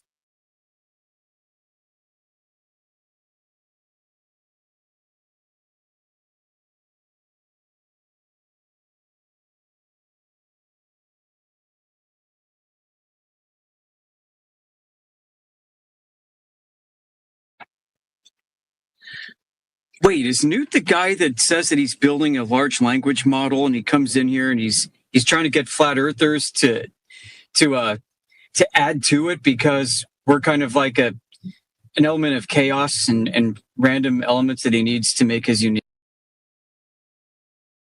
I don't know, maybe. I've never heard him say that, but he does have like this knowledge that he feels that he's more superior than another Glober that comes in here speaking. And he'll tout his knowledge in a way like that, like, oh, that you got it wrong. That's high school knowledge. Like he'll say it like that. Yeah, but yeah, you're thinking of the right person. He was drilling a hole through the event horizon or something. Yeah, I remember that. That was new. Drilling a hole through the event horizon. I remember. That's funny. Are you doing it now, Newt? Like, ask him, like,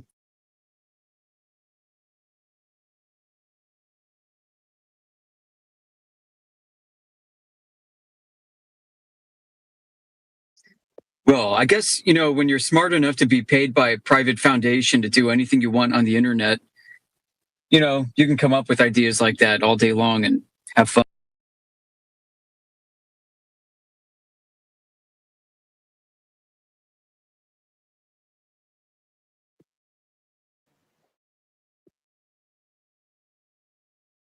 When you speak, sometimes the last thing that you say is cut off. I think that you might need to hold down the push to talk a little bit longer, or give it a second. I don't know why. It's like the last word, word or two, it's left off. Okay, yeah. I mean, sometimes Discord lags. Like I press the push to talk and it doesn't immediately activate, and the other opposite happens. Yeah, I know, man. That's why I'll kind of hold it for a kind of a millisecond longer after I finish saying something, just to make sure it gets through. All right, cool. Thanks for the tip. I got to go now anyway, so time to get into this office environment. Yeah, I'm going to be supposedly about 35,000 feet. I just wanted to see if you had any way for me to prove the dip correction on the airplane.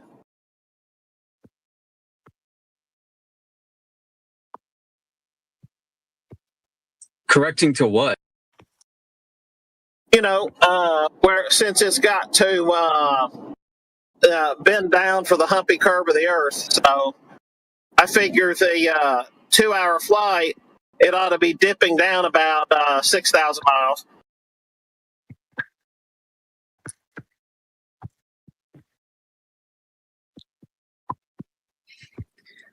You need to somehow like lock a gimbal to your initial reference point and use that as an absolute frame of reference to measure angular change over time against. Yeah, I'm only saying in jest, but yeah, I'll be in the air here in about an hour and a half, somewhere in that vicinity. 2.5 hours. Cool, man. So a pitch reading that is a pitch reading that is not against an absolute frame of reference, but a local frame of reference only, is not going to show any curvature deviation over a globe, even if it did exist, according to the globe.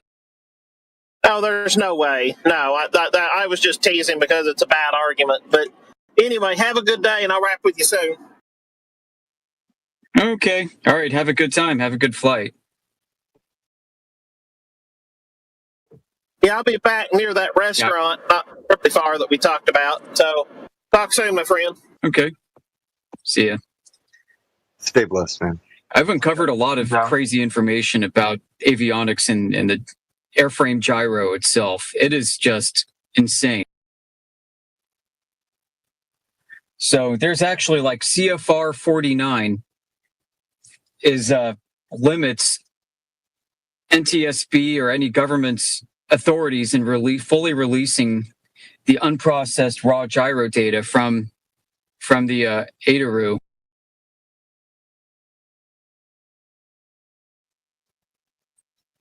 This data would include what is said to be the initial calibration alignment with the axis of the globe that is supposedly done on the runway, or on the tarmac rather, before they push off.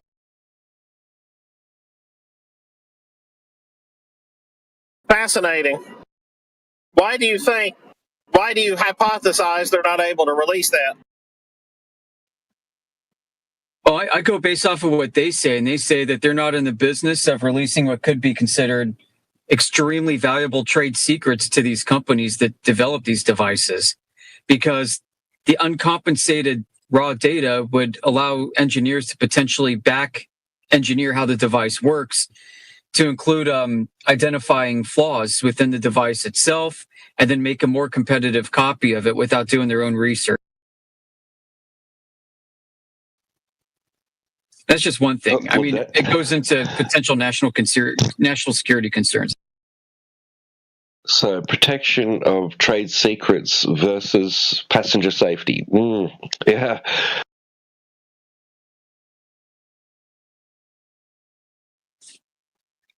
Precisely. Yep.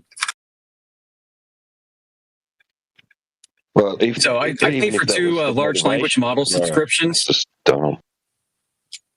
It is dumb. It's contradictory to what the whole purpose of NTSB is for, to investigate crashes and malfunctions of equipment for public transportation.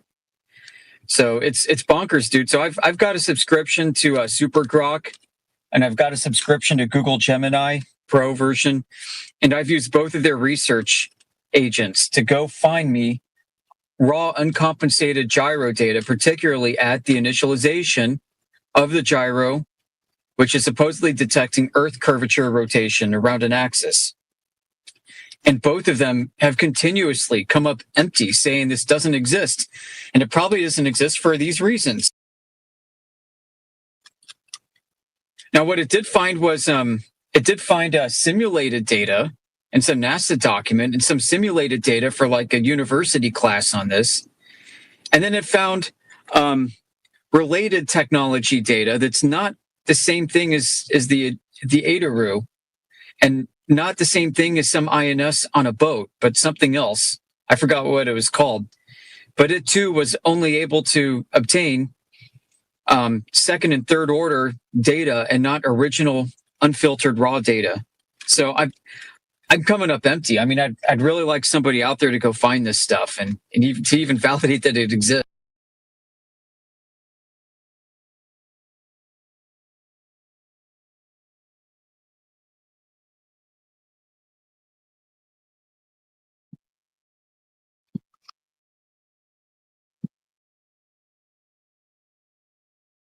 I need to interview some people in person in order to get those questions answered.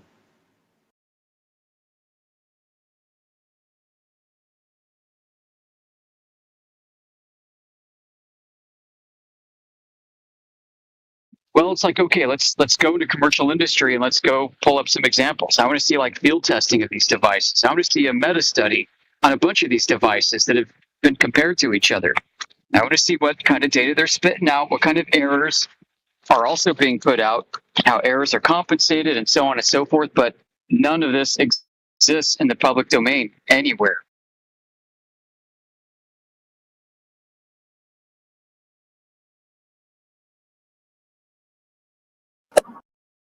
Somebody once told me that if we knew how chaotic aviation was, we'd never fly or go anywhere. Right. I'll tell you what I have found. Based off of their own claims, they claim that during the initial inertial alignment phase, where they are recording Earth's rotation with the airplane around the globe axis, that they use that data to then subtract it out of the attitude readings and velocity readings of the aircraft. And this subtraction then is delivered to a computer that goes ahead and adds in WGS84, and goes in and adds in Earth transport rate rotation, and adds in Coriolis, so that the output could be matched to GPS systems and other navigation conventions.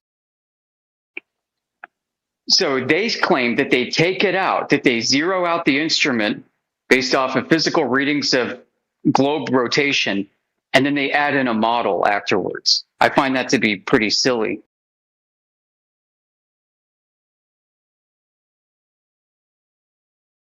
I mean, I've got like a PowerPoint presentation describing this, my stack of stuff. I've got so much crap that I need to organize.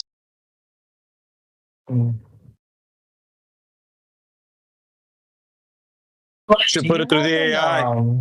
Yoder, put it through the AI. Let it do it, the sorting. I did in Google Notebook and SuperGrok.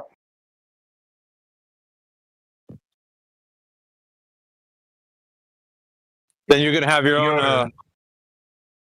Go ahead. I was just gonna ask, like, would you consider yourself to be pretty knowledgeable about like prominent flat Earth explanations and models for like weather and stuff like that?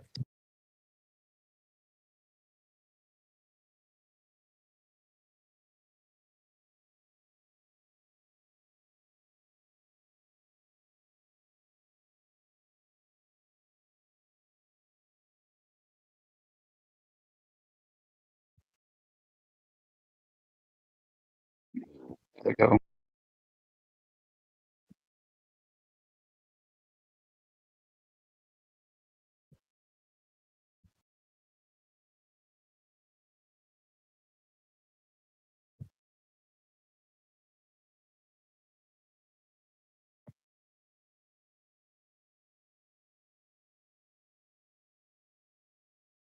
Oh shit. Okay.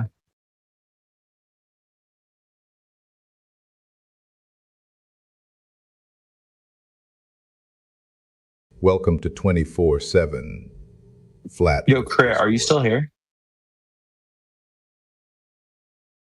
Please try to remain civilized and cordial.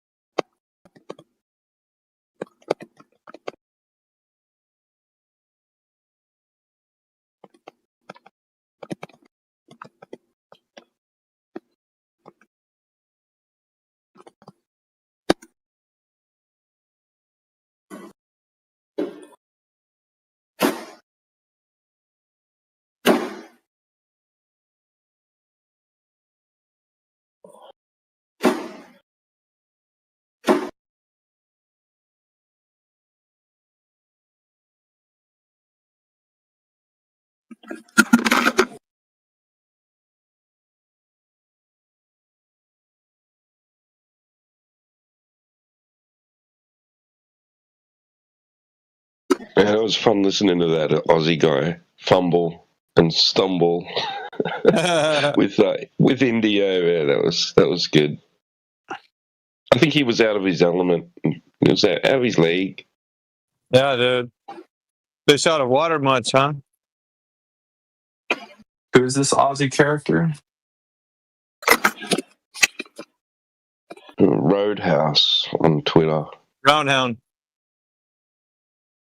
Oh, was he sorry, the one that was doing the debate? Roundhound, yeah, sorry. I got Roadhouse. Yep. Oh, okay. Yeah, I heard about that earlier. I was curious. I guess he was coming from like a debunking flat Earth type of view. They all do. So, like, they all do. When people try to debunk flat Earth, do any of them come from a like weather standpoint? Like, nope. How does flat Earth explain the weather, cloud formations, blah blah blah? No. Nope. They don't know half of the most of 90% of the stuff that they say they don't know. So if they even start talking about anything, it's mostly mainstream information. Okay. So like, because usually, like, well, not usually, like, one of the main things that I understand that like Globe Earth has, like, one of the best arguments for Globe Earth, at least from my understanding, is like weather patterns, and explaining how like different storm systems can have different like pressure outcomes on part of the world, and then as the Earth spins around and as the sun heats different parts of the ocean, then like we can explain weather patterns that are going to come up based on that heating and rotation of the Earth. Yeah, but and blah blah what blah. does the rotation have to do with the weather pattern? Can you correlate that for us here in the room? Like, how does it make sense that the Earth spinning is going to cause some sort of fluctuation in weather? Well, depending on like the rotation and the position with Earth and the sun, there's going to be different weather patterns because the sun will be heating more intensely, like different parts of the ocean. That's the explanation you've been given. How can you prove that is actual truth? It's a truth claim. Like the truth of the claim that you're thinking about. How do you know that it's true? Well, like outside of flat Earth, like I don't believe there's a lot of things that we can know for certain, right? Are you certain of this thing? Are you certain of this one thing that you're saying that will solidify the point that what makes you think the Earth is a globe based on weather? Like, if you are, I'd like to hear it. I want to know how you made the connection to like weather patterns and the Earth being a globe. I want to hear it. Do you? I mean, does anybody else? I do. Well, I'm not certain, but I would say that it would make the most sense. That's not a good. That's not a good place. That's not good, bro. You can't say that. Like, you either know or you don't know. And if it's something that you don't know, intellectual honesty, I don't know. Well, where I'm coming from is like, I don't think there's a lot of things that people can be certain of. It's just like with the models that that we're told are like the most likely. Like, there's certain bits and pieces of evidence that make more or less sense, right? Like, based on what though? There's no standard though. There's like you might think you have some sort of standard by saying, "No, well that seems to check out in my mind. That works out," but you don't have something that you can put it against.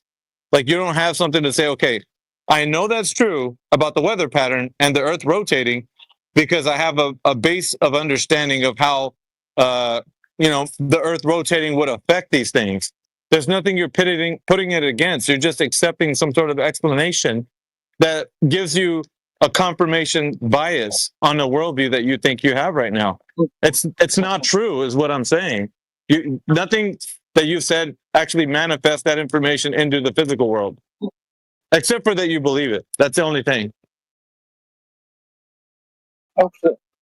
I mean, the logic is sound here, Cowboy. Yeah.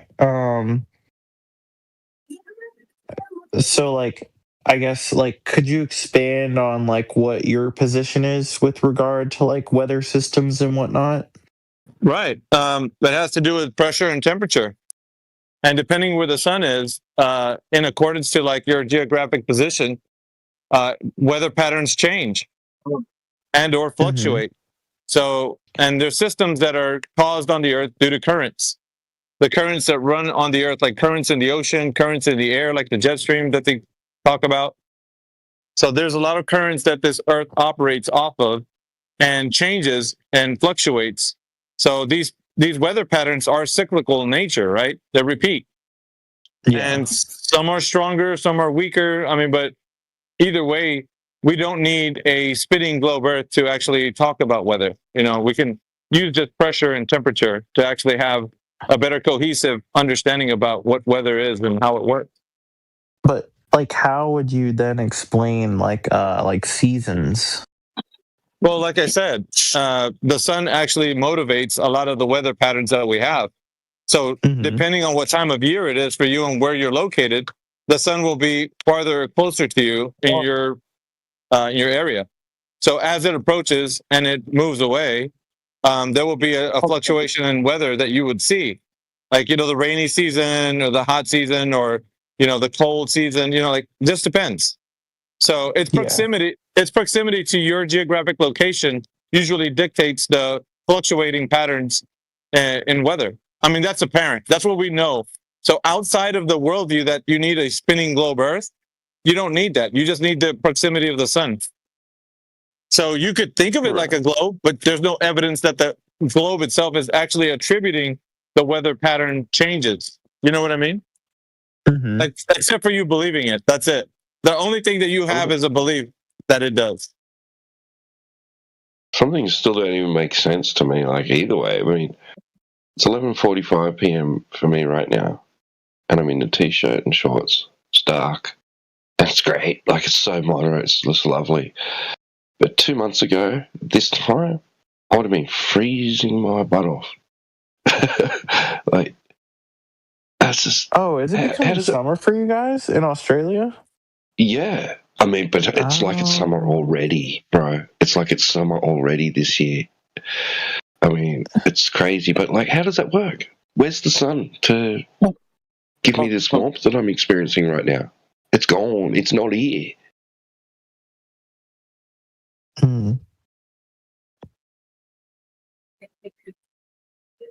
Yeah. So, yeah, regardless, I mean, you could think of it like a globe, but it doesn't affect the.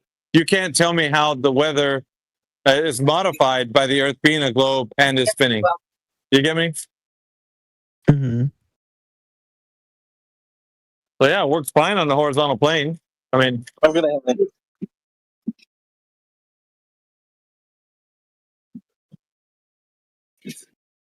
unless, like I said, you have some knowledge that's superior that I don't know about, and you're going to tell me. But other than that, all I know is that you've been told a story that the Earth is spinning and it's a globe, and I mean, we got fluctuating weather patterns based on the sun, where it is on the tilt of the Earth, and how much sunlight it's getting. You know, that explanation. But Gotcha. So, like, under your model, like the sun can change its relative distance to Earth or position to Earth, rather than the other way around. It's just what reality, just reality, man. Just what you see in reality. You can only make, because those things, we don't know what they are and how they function. Right? The mechanism, all we have is like correlation to our experience of those things. Mm-hmm. Yeah, this is true. It's true for several fields, you know. Let's see, what time is it? I mean, here's a question to ask, right? Because it seems like somebody that's very knowledgeable about the Earth being a globe and that does weather, they could tell you how the Earth being a globe would affect weather. Like a meteorologist. I think that's a question for one of those guys. And when you ask them the question, tell them, what direct information do we have that the Earth, because it's a globe and it spins, that we have fluctuating weather patterns that, you know, affects the weather? Like, then they could give you a direct answer, and then you could actually build off of a case that, from them studying weather, they could tell you. Because it doesn't sound like it's a solid case for the Earth being a globe, you know, as you might have thought. Because it doesn't sound that way to me. Not from what I heard, anyway. I see. Yeah.